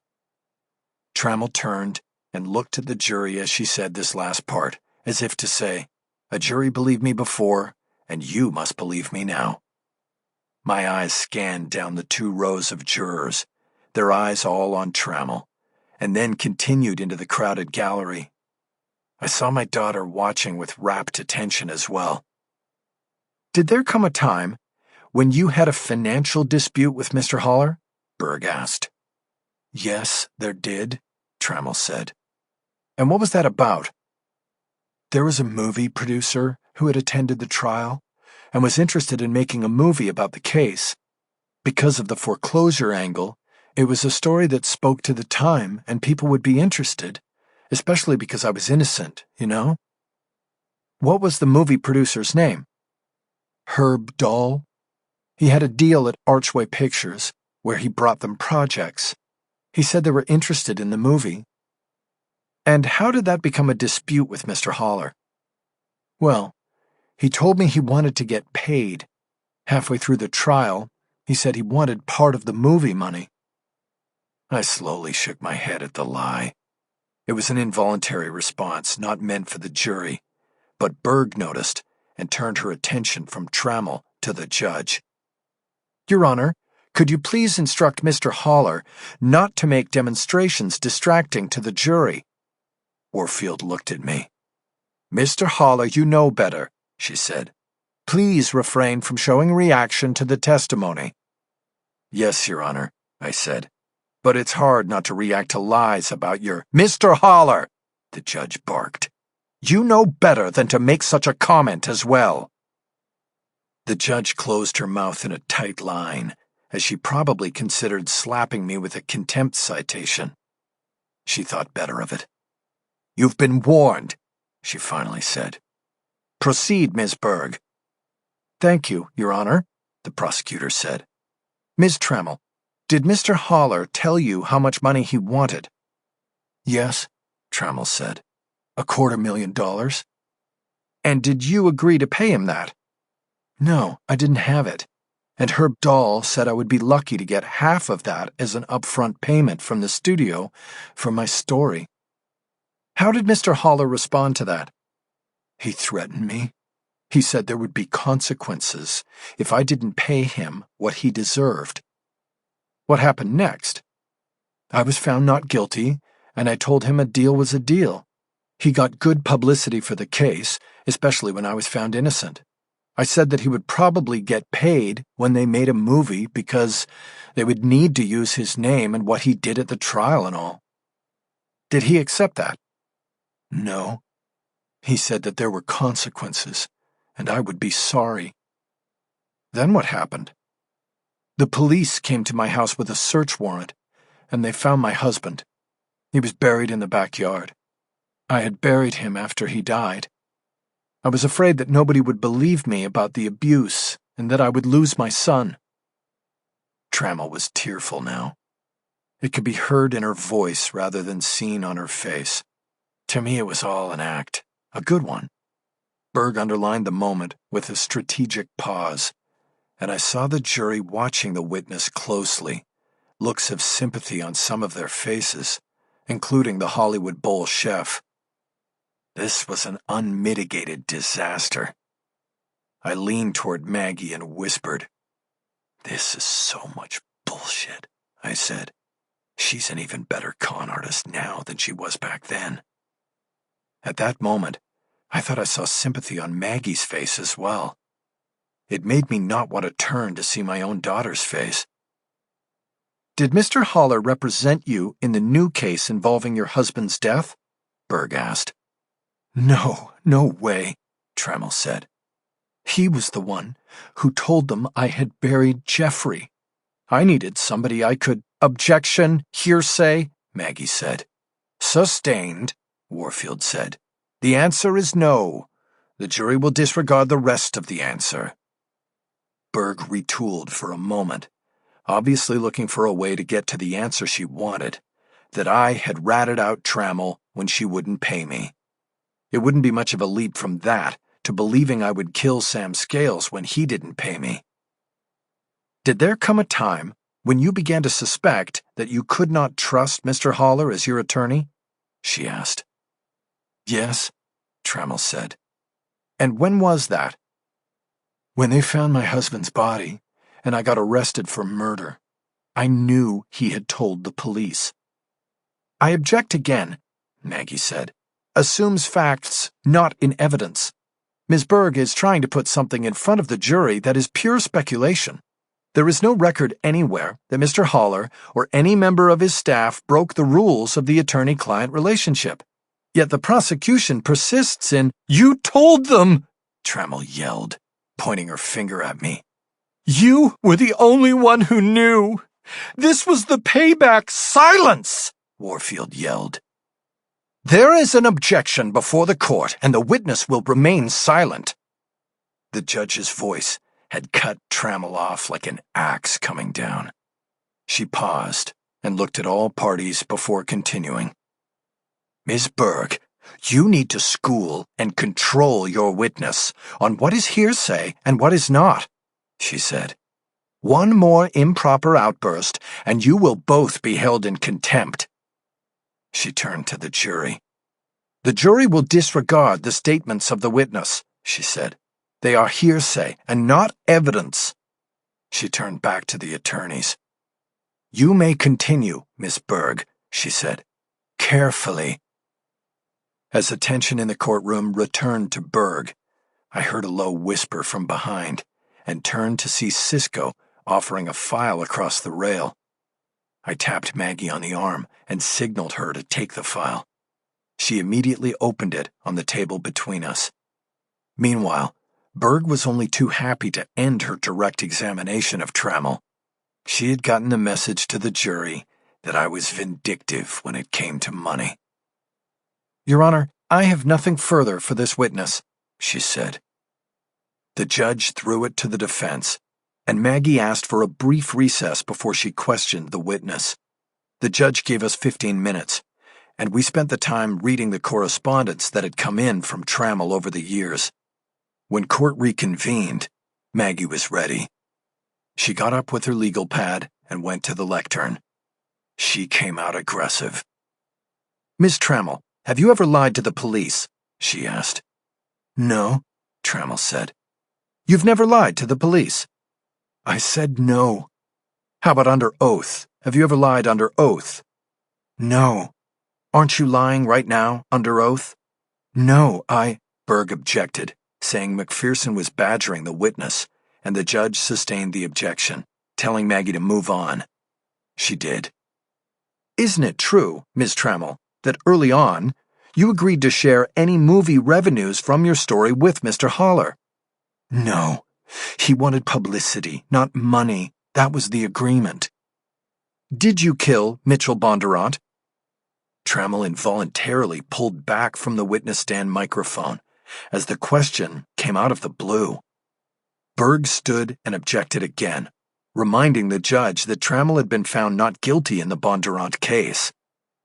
Everyone knows that a not guilty verdict is not a finding of innocence, Maggie argued. The judge ruled that Trammell could answer the question. No, I did not kill Mitchell Bondurant, she answered pointedly. Then, was it established at trial who did? Maggie asked. There was a suspect named, yes. Who was that? A man named Louis Aparicio, a Las Vegas mobster. He was brought in to testify, but he took the fifth because he didn't want to. Why was Louis Aparicio a suspect in Mr. Bondurant's murder? Because they had shady dealings together, and Mr. Bondurant had contacted the FBI about it. There was an investigation starting, and then Mr. Bondurant got killed. After you were found not guilty, was Aparicio charged with the crime? No, he never was. We now had Aparicio on the trial record and known to the jury. If nothing else came out of Maggie's cross, that was the one thing we could take into the defense phase and work with. But Maggie wasn't finished. She asked the judge for a moment and then walked to the defense table where she retrieved the letters that had been in the Trammell file. She had planned it that way. She wanted Trammell to track her movements as she went to pick up the loose pages. She wanted Trammell to know what was coming. Now, Ms. Trammell, you clearly blame Mr. Haller for your current situation in prison, correct? She asked. I've owned what I did, Trammell said. I didn't go to trial. I pleaded guilty and have taken full responsibility. But you blame Mr. Haller for the police finding your husband's body buried in the backyard, do you not? I thought the judge said I can't answer that. You can speak for yourself. You can't speak for him. Then, yes, I blame him. But isn't it true that you are the one who has threatened Mr. Haller and repeatedly told him that there would be consequences for his actions? No, that's not true. Do you remember writing Mr. Haller a series of letters from prison? Trammell paused before answering. It was a long time ago, she finally said. I don't remember. What about more recently? Maggie pressed. Say, a year ago. Did you send a letter from prison to Mr. Haller? I don't remember. What is your inmate number at the prison in Chowchilla? AV18174. Maggie looked up at the judge. Judge, may I approach the witness? She asked. After receiving permission from the judge, Maggie handed an envelope to Trammell and asked her to open it and remove the letter that was inside. Do you recognize that as a letter you sent last April 9th to Mr. Haller? She asked. Berg stood to object. She couldn't know what was in the letter, but she knew it was bad. Your Honor, I've not been shown the document, she said. It could be from anyone. Overruled, Warfield said. You'll get your chance when Ms. McPherson is done authenticating the letter through this unexpected witness, Miss Berg. You may continue, Miss McPherson. Is that your prisoner number on the outside of the envelope, Miss Trammell? Maggie asked. Yes, but I didn't write it there, Trammell said. But that is, in fact, your signature at the end of the letter, correct, Miss Trammell? It looks like it, but I can't be sure. It could be forged. Please examine these 4 other letters and confirm that they also bear your signature and inmate number. Trammell looked at the letters put down in front of her. Yes, she finally said. It looks like my signature, but I can't be sure. There are a lot of women in prison who are there because they forged signatures on checks. And you say it is possible that they forged letters to your attorney over a span of 9 years? Maggie asked. I don't know. Anything is possible. Except it wasn't, and Maggie was destroying her. Your Honor, she said, the defense offers in evidence what will be marked as Defense Exhibits A through E. Maggie handed the exhibits to the clerk to be marked. If further authentication is needed, Mr. Haller's office manager can testify to receiving the letters and securing them over the years in a file, she said. Let's take a look at these letters, Warfield said. I trailed Maggie to the bench for the sidebar. The judge quickly scanned the original letters, while Berg was handed copies. As an officer of the court and a prosecutor for 20-plus years, I can represent to the court that the state prisons do not allow inmates to send letters anonymously, Maggie said. That was why her inmate number was written on the return address of each envelope. Even if the letters are from her, there is a relevancy issue here, Judge, Berg said. Oh, they're relevant, all right, Miss Berg, the judge said. She just sat there and accused the defendant of threatening her over money. The exhibits are admitted. Ms. McPherson, you may proceed. We returned to our positions, and Maggie approached the witness stand. She put another letter down in front of Trammell. Miss Trammell, did you write this and send it to Mr. Haller from Chowchilla? She asked. Trammell looked at the letter and took a long time to read it.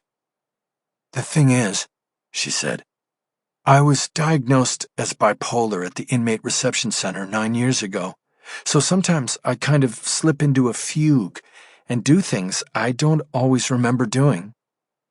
Is that your inmate number on the envelope? Yes, but I don't know who put it on there. Is that your name on the letter? Well, yes, but anybody could have written that. Could you read the letter to the jury, please? Trammell looked at Berg, and then at the judge, hoping someone would say she didn't have to read what she had sent to me. Go ahead, Miss Trammell, Warfield said. Read the letter.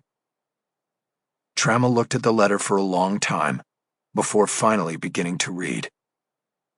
Dear asshole at law, just wanted you to know that I haven't forgotten about you. Never. You ruined everything, and you will one day answer for it. I have not seen my son in 6 years, because of you. You are a piece of shit to the end. You call yourself a lawyer, but you are nothing. I hope you have found God, because you will need him. I watched the jury as she read it. I could see that Trammell's credibility disintegrated with each word she read. And some of that probably rubbed off on Berg.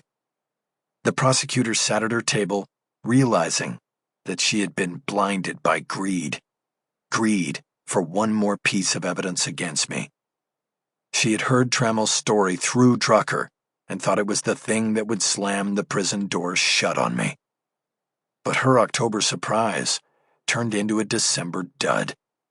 She didn't even bother to call Herb Dahl into the courtroom to testify. He was told to go home. It was unclear whether the misstep with Lisa Trammell would have much impact on the jury, especially after the morning's delivery of conclusive evidence about Sam Scales being killed in my garage while I was apparently on the premises. Either way, by the day's end, Berg felt good enough about her case to bring it to an end. Whatever potential witnesses she still had in the wings, she decided to hold them for rebuttal and a big finish. Your Honor, she said, the state rests. Chapter 47. Wednesday, February 26th. I spent a restless night in my cell, listening to the random echoes of desperate men calling out in the dark. I heard steel doors bang and incongruous laughter from the deputies on the midnight shift.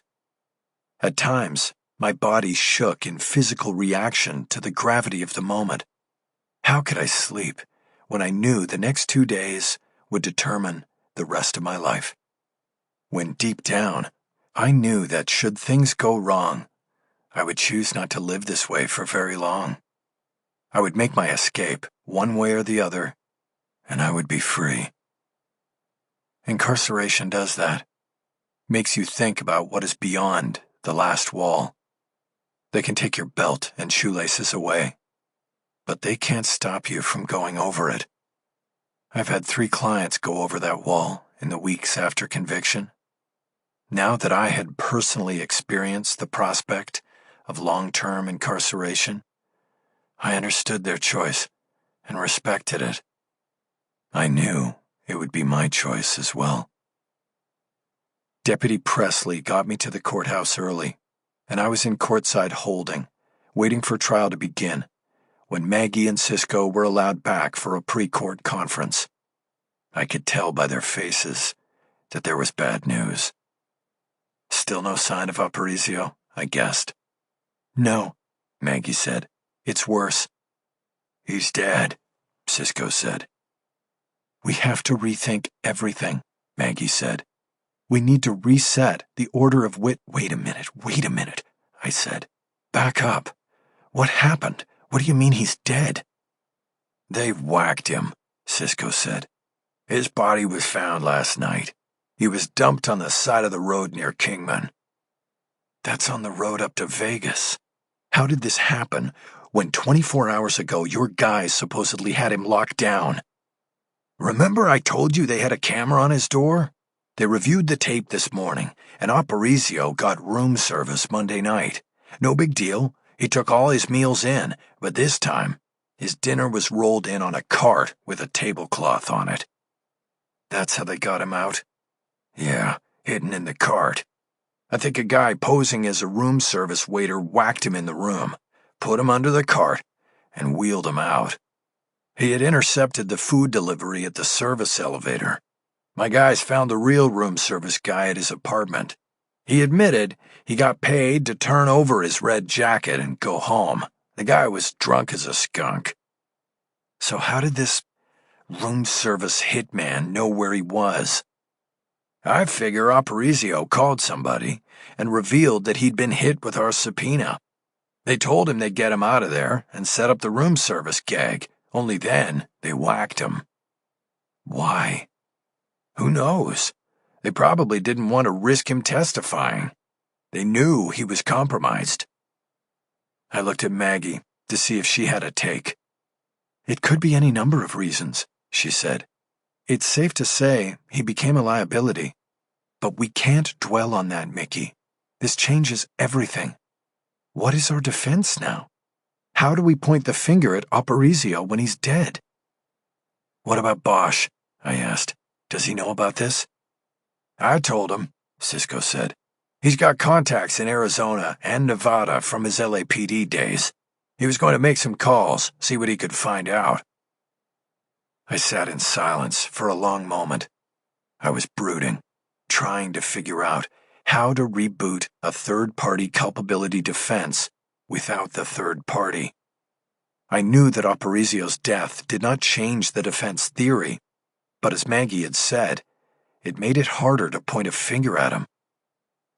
All right, I finally said. We need to get through today and then regroup and see where we are tonight. Who do we have who's ready to go? Well, we've got Schultz, the EPA guy, Maggie said. He got in last night. I told him we probably were going to hold him till tomorrow, but we can get him ready for today. He's just over at the Biltmore. Do it, I said. We also have Drucker. We can put him on first, then go with the EPA guy. We supposedly have the Ventura County detective who arrested Sam the last time coming in today, Cisco said. Harry talked him into it, but that's not a subpoena, so I'll believe it when I see him. And we have Moira from the Redwood and the Rohypnol expert on subpoena. As soon as we're done here, I'll see who's out in the hallway. What about Aparicio's girlfriend? I asked. We served her the same night we papered Aparicio, Cisco said. She's supposed to come in Thursday, but now, with him dead, she probably split and is hiding. We took the eyes off her to put them on Aparicio, so we don't know where she is, I finished. So we don't have her unless she decides to honor the subpoena. I would put the chances of that at 0. We also have you, Maggie said. I wasn't going to testify, I said. Well, you may have to now, she said. Without Aparicio to pin the tail on, we're probably going to need you to pull it all together. If I testify, who knows what Death Row Dana will bring up, I said. My whole history will be out there. The pills, the rehab, everything. I'm not worried, Maggie said. You can hold your own against her. I was quiet for a few moments while thinking it through. All right, let's start with Drucker and then the others, I finally said.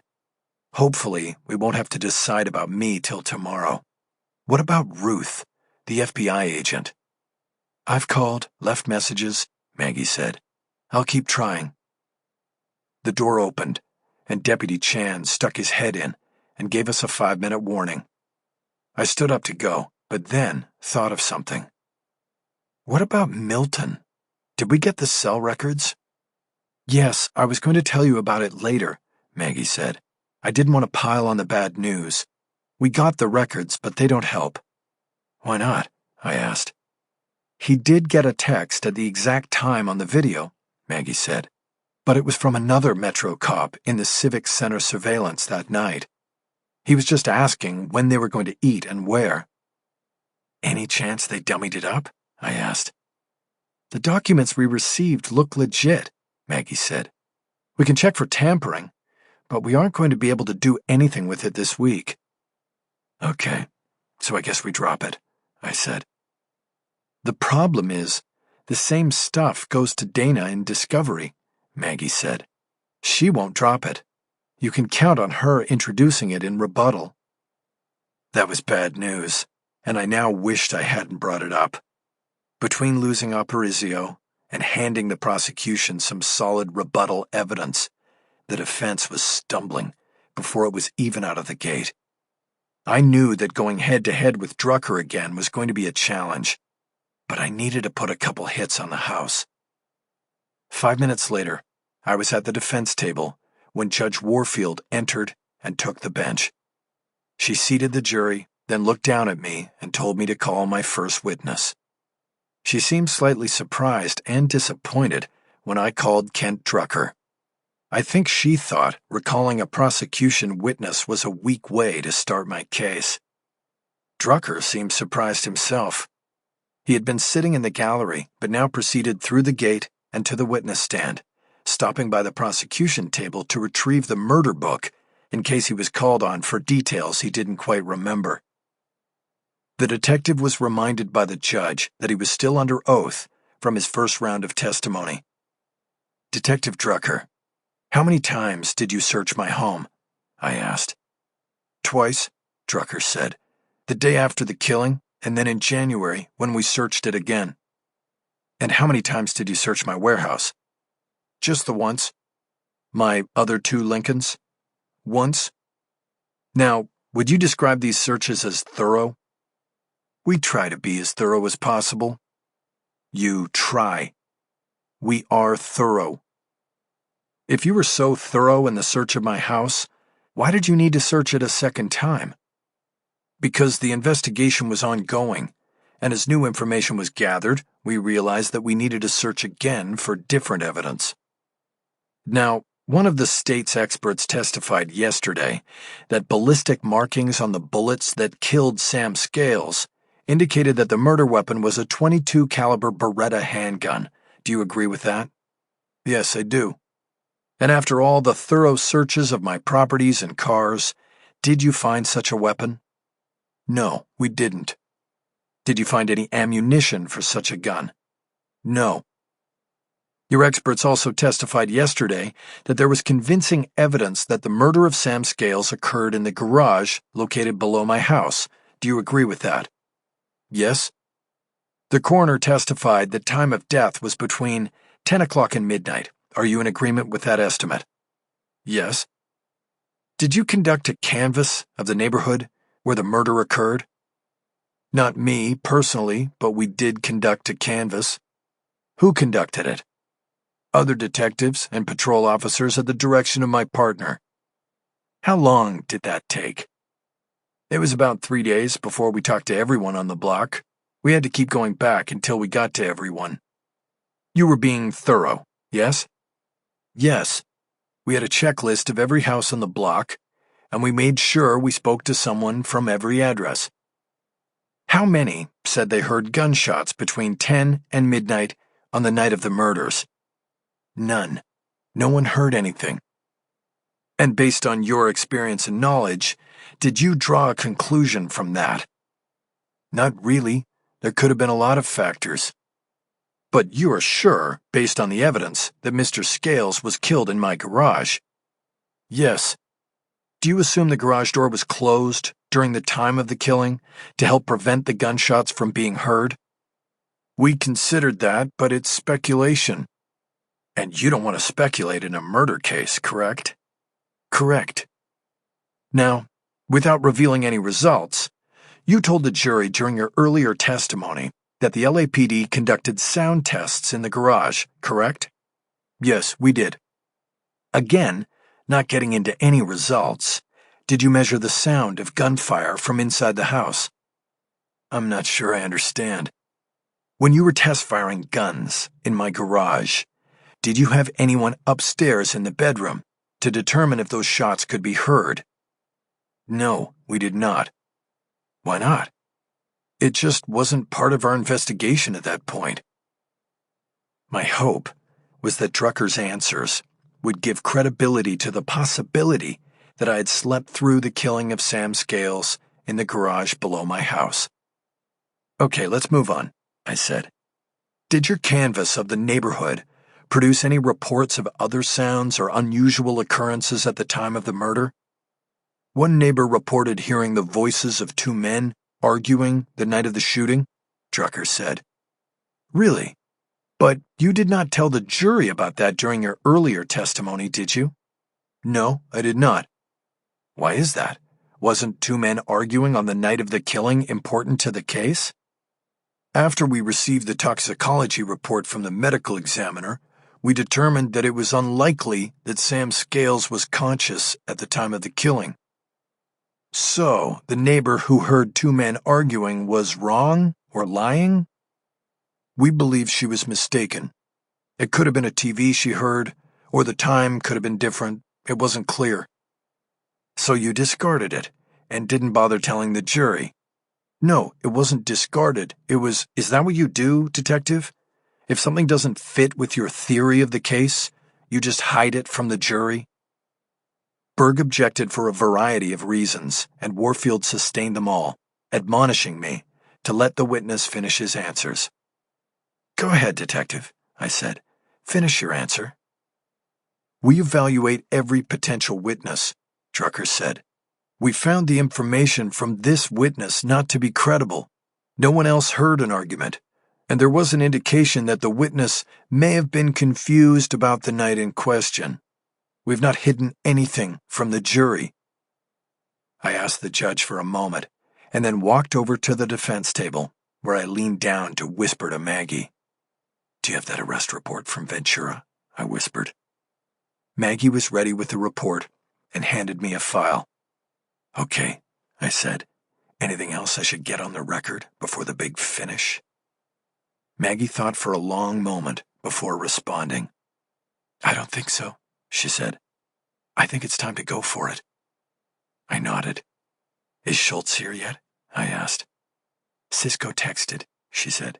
He's out in the hallway and ready to go. I held up the arrest report. What about this guy Roundtree? I asked. He's out there too, sitting with Harry, Maggie said. But so far, the bartender is a no-show. All right then. Depending on how this next part goes, I might take Detective Roundtree next. Sounds good. And by the way, don't be obvious about it, but Agent Ruth is sitting in the back row. I stared at Maggie for a long moment. I didn't know what to make of the FBI agent's presence. Was she here to watch and report? Or had the death of Louis Aparicio changed things? Mr. Haller, the judge said. We're waiting. I nodded once to Maggie and walked back to the lectern. My focus returned to Drucker. Detective, you testified earlier that Sam Scales was using the name Walter Lennon at the time of his death. True? Yes. If I testified to it, it's true. You don't have to ask again. I'll remember that, Detective. Thank you. What else did you learn about Walter Lennon? Where he lived, where he supposedly worked. Where was it that he supposedly worked? He told his landlord he worked at a refinery called BioGreen, near where he was living in San Pedro. We could not confirm that. Did you try? We went to BioGreen. They had no record of a Walter Lennon or Samuel Scales as an employee. The head of HR did not recognize a photo of Sam Scales. You left it there? Yes. Do you know what BioGreen does? It's a refinery. It recycles oil, makes clean fuel. Would the oil it recycles be considered grease? Drucker hesitated as he realized that he had just stepped into a hole. I don't know, he finally said. You don't know, I said. Did you ask? We were talking to the personnel manager. I doubt she would know the answer to that question. I almost smiled. Drucker was coming off as defensive and trying to turn an obvious shortcoming in his investigation into pushback against me. "Thank you, Detective," I said. "Can you tell me if you have ever heard the phrase, bleeding the beast?"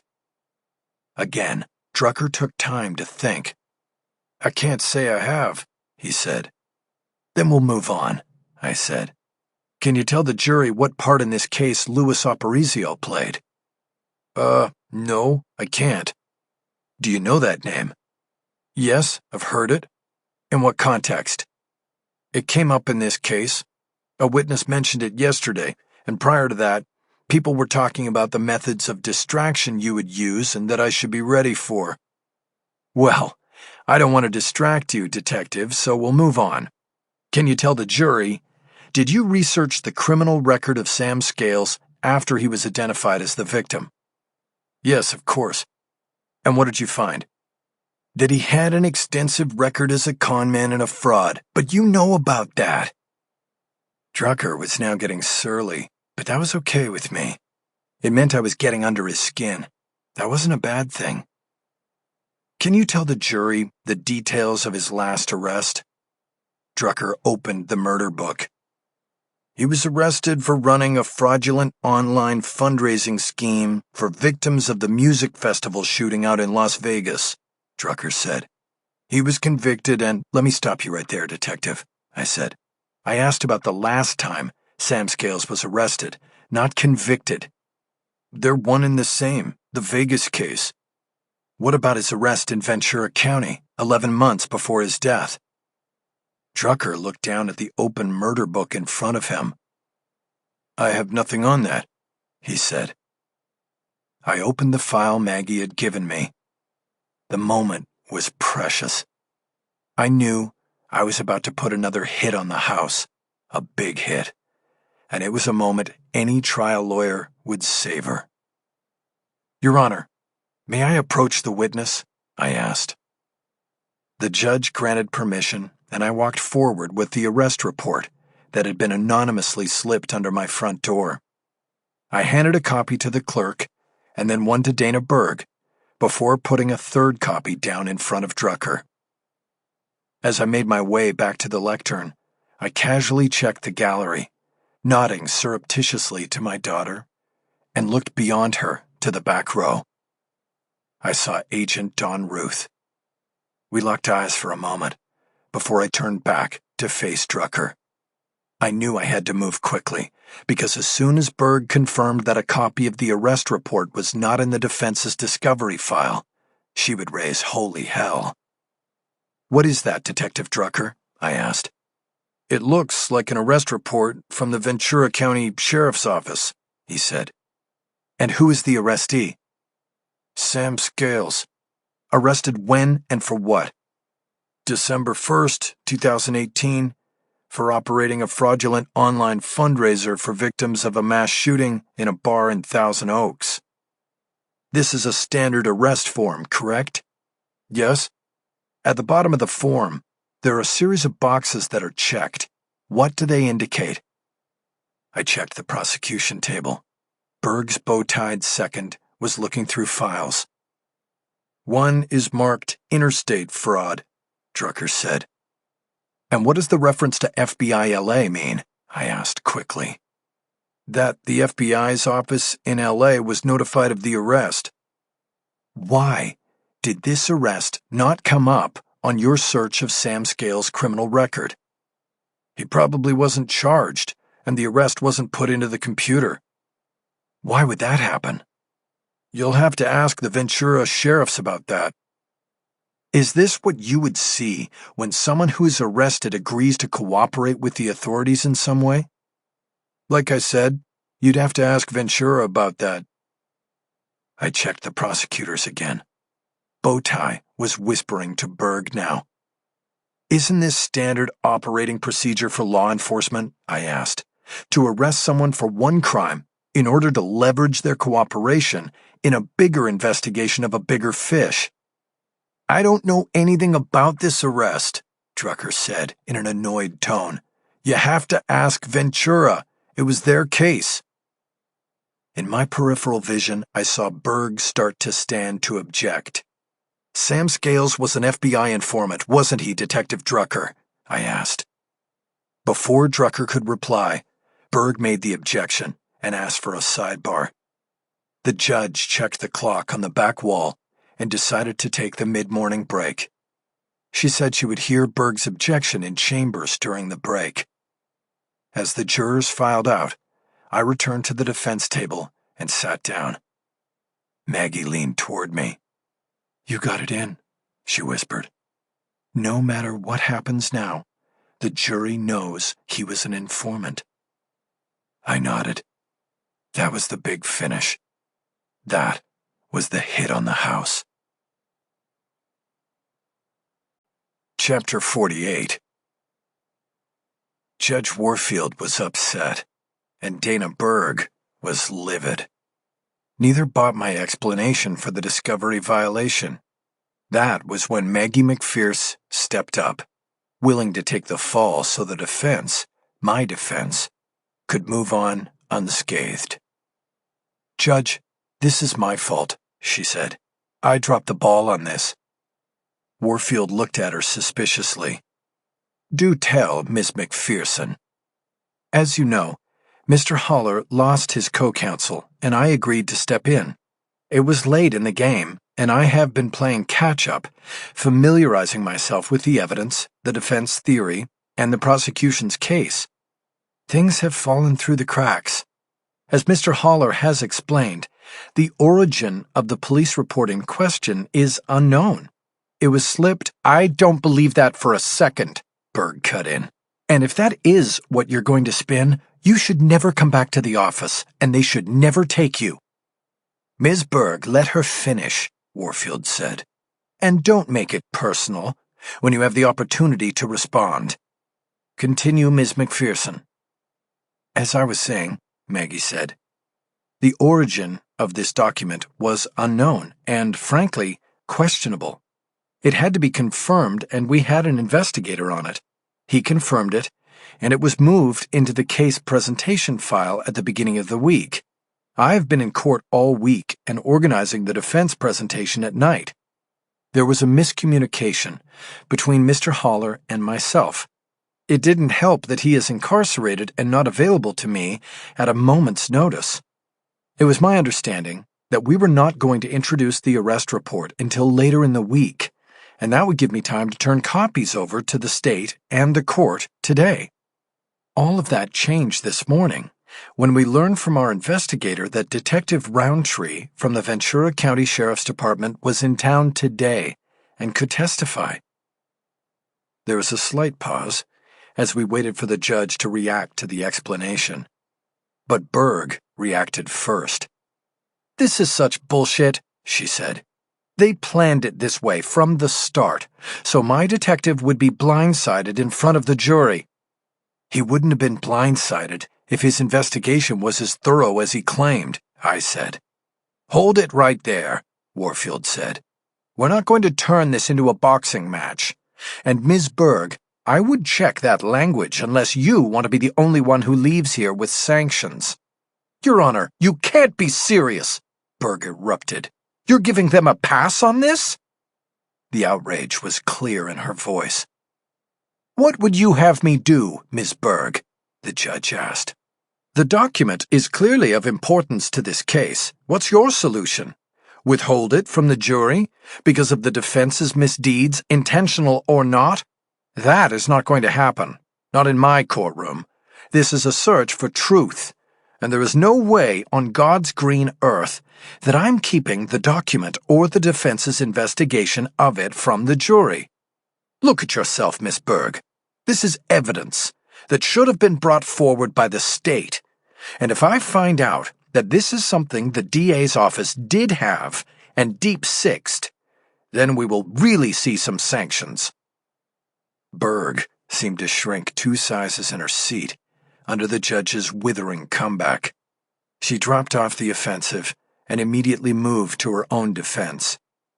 "I can assure you, Judge, that neither I nor the DA's office knew a thing about this until it was brought up in court by the defense, she said.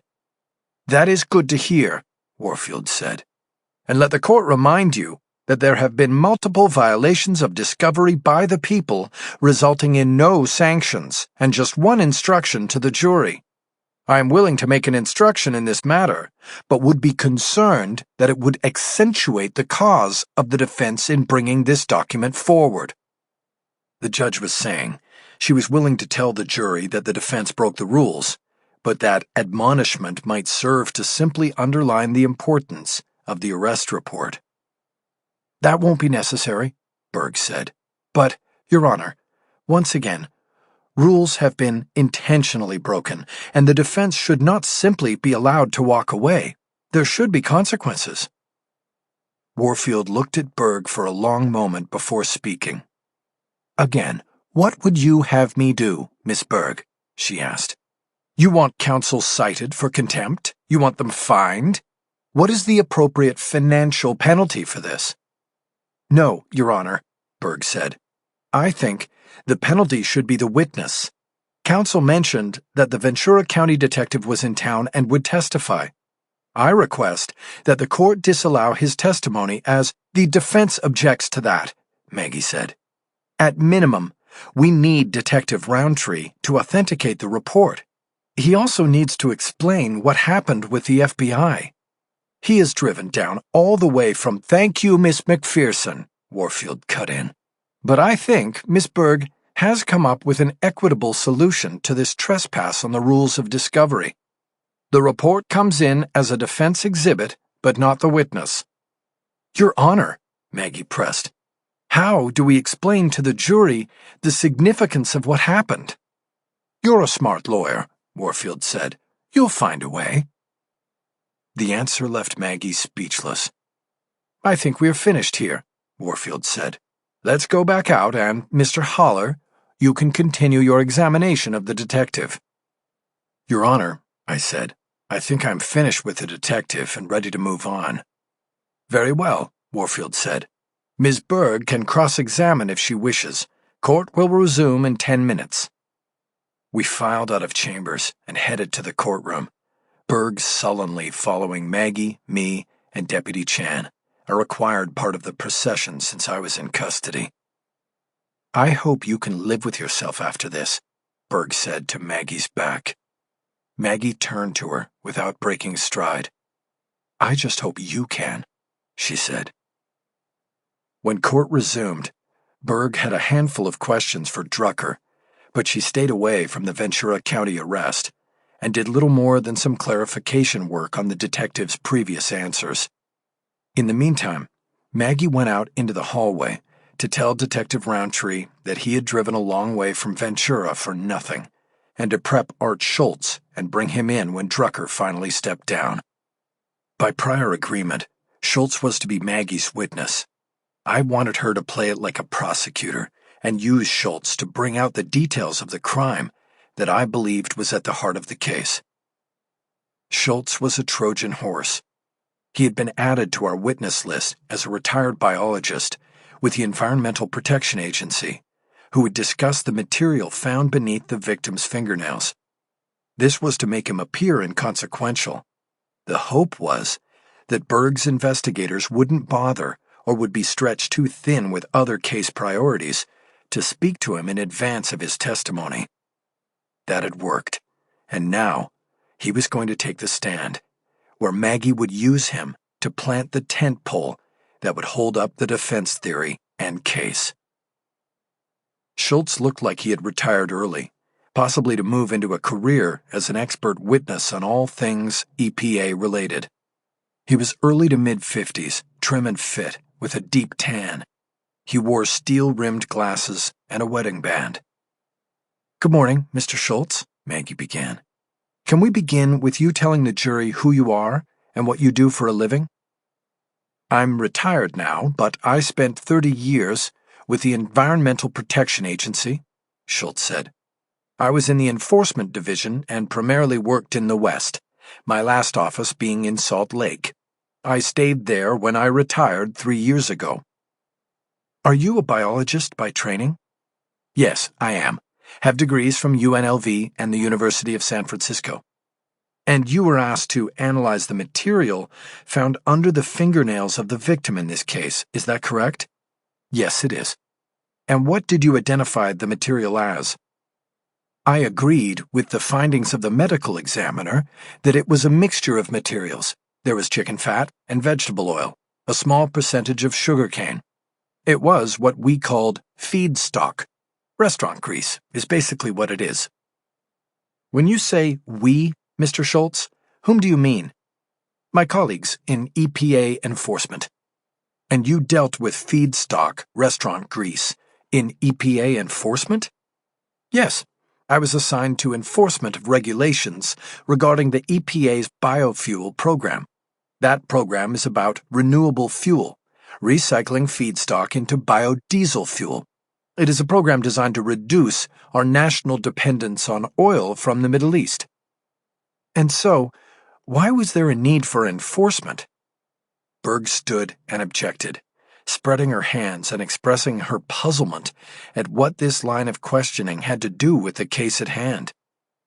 Your Honor, Maggie responded, I'm asking for the court's indulgence. It will become critically clear very soon what this has to do with the killing of Sam Scales.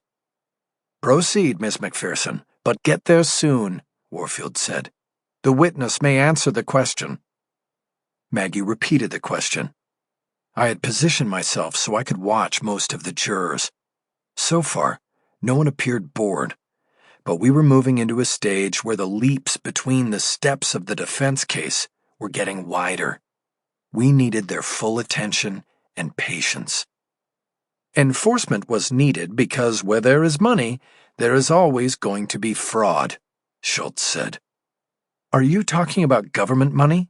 Maggie asked. Yes, government subsidies. How did that work? The fraud, I mean. It's a costly process.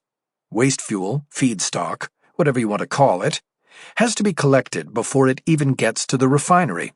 You don't pump it out of the ground like crude oil. It is collected through recycling centers, trucked to the refinery, then processed, sold, and shipped back out. To encourage the conversion of refineries to biofuel, the government started a subsidy program. Basically, the government pays the manufacturer $2 a barrel for manufacturing biofuel. What would that mean in terms of, say, a tanker truck full of renewable fuel? A tanker truck carries about 200 barrels, so that would be $400 paid to the refinery every time the truck leaves with its payload. And that's where the fraud is? Yes. My last big case was in Ely, Nevada, a refinery up there. They were running a scheme, running the same oil in and out of the plant. They had a fleet of tankers that were going in and out with the same cargo. They would change the labeling only. In basic terms, it would say feedstock coming in and biodiesel going out. But it was the same stuff, and they were collecting $400 a pop.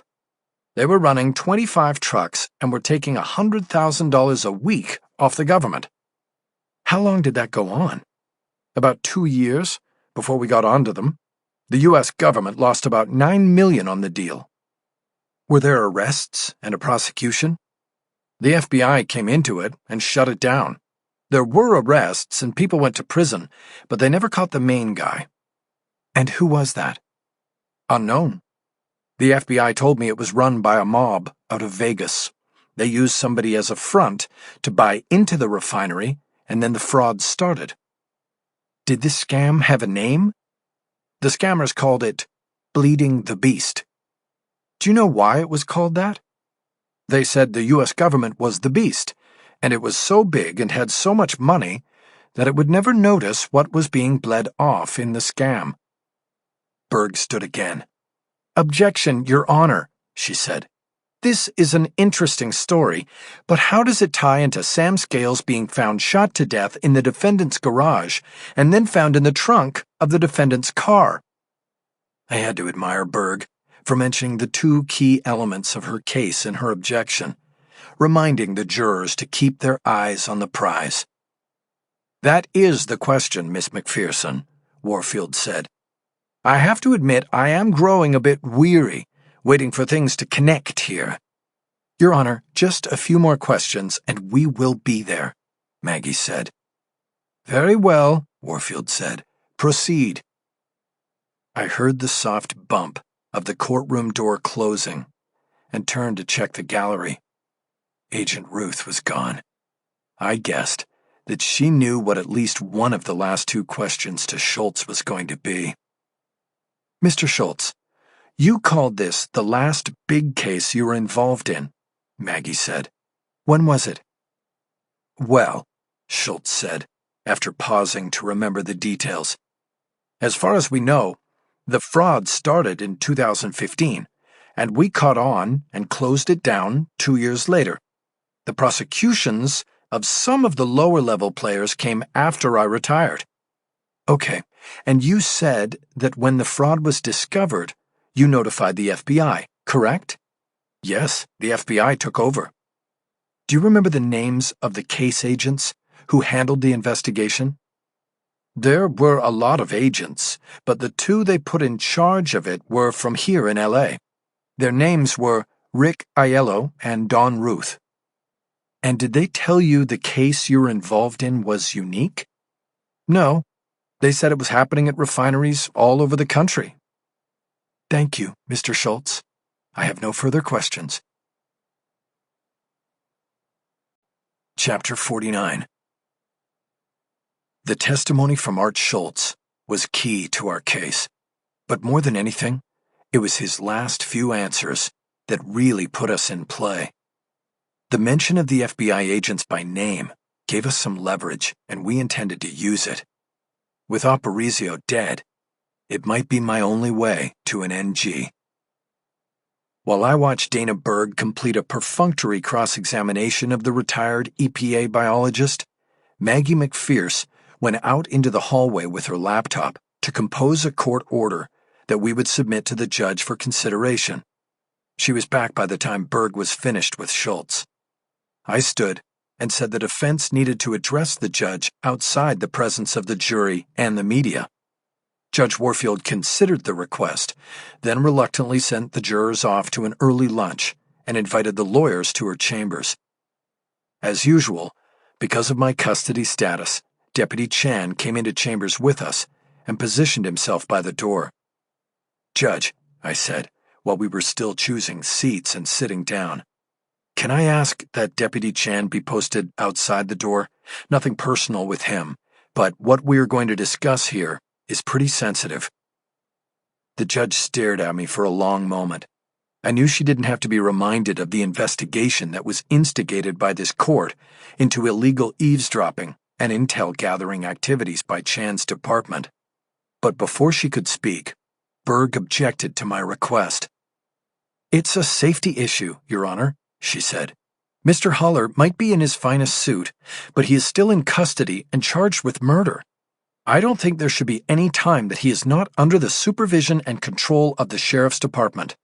I personally am not comfortable with the deputy outside the room. I shook my head. She still thinks I want to escape, I said. I'm 2 days away from notching a not guilty on this case, and she thinks I'm planning to flee. Shows how clueless she is. The judge held up her hand to stop me from going on. Mr. Haller, you should know by now that personal attacks will get you nowhere in my court, she said, and that includes my chambers. Deputy Chan has been assigned to my courtroom for 4 years. I trust him completely. He stays. And what you say here will not be leaked or distributed other than through the official record. She nodded to the court reporter, who was at her usual spot in the corner with her stool and steno machine. Now, Warfield continued, what are we doing here? I nodded to Maggie. Judge, she said, I just wrote and sent an order to your clerk for your signature. It's a petition for a writ of habeas corpus ad testificandum, ordering one of the FBI agents just named in court to appear and give testimony. Hold on, Warfield said. She picked up her desk phone, called her clerk, and told him to download and print 3 copies of Maggie's order and bring them to chambers. She then hung up and told Maggie to continue. Judge, we want you to order FBI agent Dawn Ruth to appear in court to give testimony, Maggie said. Didn't I sign a subpoena for the FBI a month ago? The judge asked. And they ignored it, as the federal government can and is wont to do, Maggie said. Standard operating procedure at the Fed. That's why we want you to issue the writ. It will be difficult for the U.S. Attorney and Agent Ruth to ignore you, especially if the writ should go to warrant. The last part was a hint. Should the judge issue the writ, she could give it some teeth. The U.S. Attorney could ignore it or tell Agent Ruth not to respond to it. But if failure to comply resulted in an arrest warrant, then Agent Ruth and the U.S. Attorney would be vulnerable to being taken into custody as soon as they strayed outside the federal building and onto territory where Judge Warfield held jurisdiction. It would be a bold move, but Maggie and I had guessed that Warfield was the kind of judge who would be up for it. The people object, Berg said. This is all part of a carefully orchestrated attempt to distract the jury from the evidence. This is Haller's specialty, Your Honor. He does it in every case, every trial. It's not going to work here because it's a con. Call it the bleeding the beast con, but it has nothing to do with the evidence. This is not a distraction, Judge, I said, cutting in before anyone else could speak. Agents Rick Aiello and Dawn Ruth were just named by a witness in front of the jury. Agent Ruth was in the courtroom before that, keeping tabs on this case. Every one of those jurors— Wait just a second, Mr. Haller, Warfield said. You know Agent Ruth by sight. Yes, I said. She and Aiello confronted me at my house when my team started digging into this. They are the agents who went to Ventura County to take Sam Scales off the hands of the sheriff's department up there. That was just an educated guess on my part, but it seemed logical, since I was sure the leaked arrest report had come from Ruth. I pressed on. We now have Ruth's and Aiello's names on the record and out in front of the jury, I said. They are expecting to hear from at least one of them, and the defense is entitled to their testimony. They also have the name Louis Aparicio, Berg said. Are we going to see him? I turned to look at Berg. She had a smirk on her face. It was a slip. She obviously would have known that Aparicio was on our witness list and that Warfield had signed a defense subpoena for him. But to already know that Aparicio was dead was a major tell. It meant that the prosecution had been tracking Aparicio to a greater extent than I had thought. It also meant that Berg had been lying in wait and was ready to make a move to prevent his appearance or to neutralize him if he was allowed to testify. Her slip of the tongue had allowed me a glimpse behind the curtain. All of this apparently passed by Maggie in the heat of the moment, and she pressed on with her argument.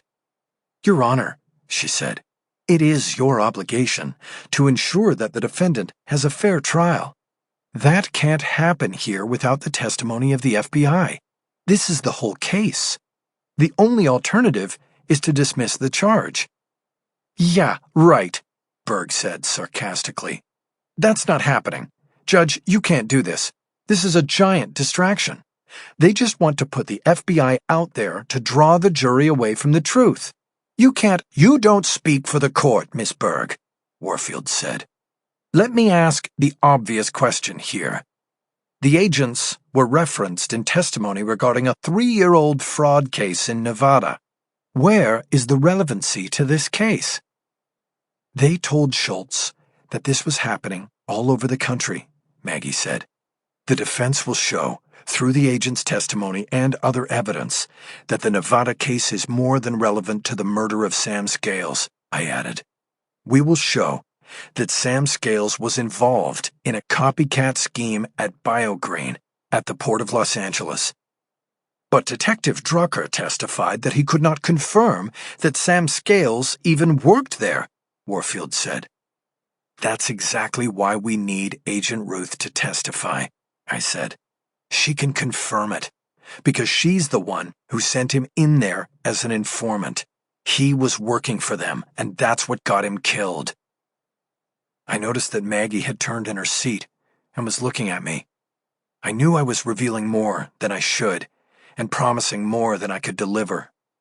But I instinctively felt that this was the key moment of the case. I needed to get Agent Ruth on the stand and was willing at this point to say anything to get her there. Your Honor, Maggie said, it's a third-party culpability case, and getting Agent Ruth to testify is how we get there. Berg shook her head. You can't be seriously considering this, she said. This is as thin as a spider's web. You can see right through it. There is nothing here but conjecture. No evidence, no testimony that remotely links whatever is going on at BioGreen with the murder of Sam Scales in his garage. She punctuated her objection with a finger pointed at me. There was a pause while Warfield considered all arguments, and then she ruled. Thank you for your arguments, she said. I'm going to sign the writ ordering Agent Ruth to appear at 10 o'clock tomorrow morning. This time, I will transmit it to the U.S. Attorney, and I will remind him that he has to leave the building at the end of the day, and when he does, he's on my turf. Additionally, I will tell him that this case has garnered a lot of media attention, and I can guarantee that the reporters in the courtroom tomorrow will hear my thoughts on the FBI and the U.S. Attorney if they do not comply. Thank you, Your Honor, Maggie said. Judge, the people still object to this, Berg said. Your objection was overruled, Warfield said. Do you have something else? Yes, a running objection, Berg said. With all due respect, since the start of this trial, the court has continuously ruled in a way that has been prejudicial to the people. That brought a stunned silence to the room. Berg was accusing the judge of shucking her impartiality and favoring the defense with her rulings. As a jurist who came out of the defense bar, Warfield would be particularly sensitive to such a charge. Berg was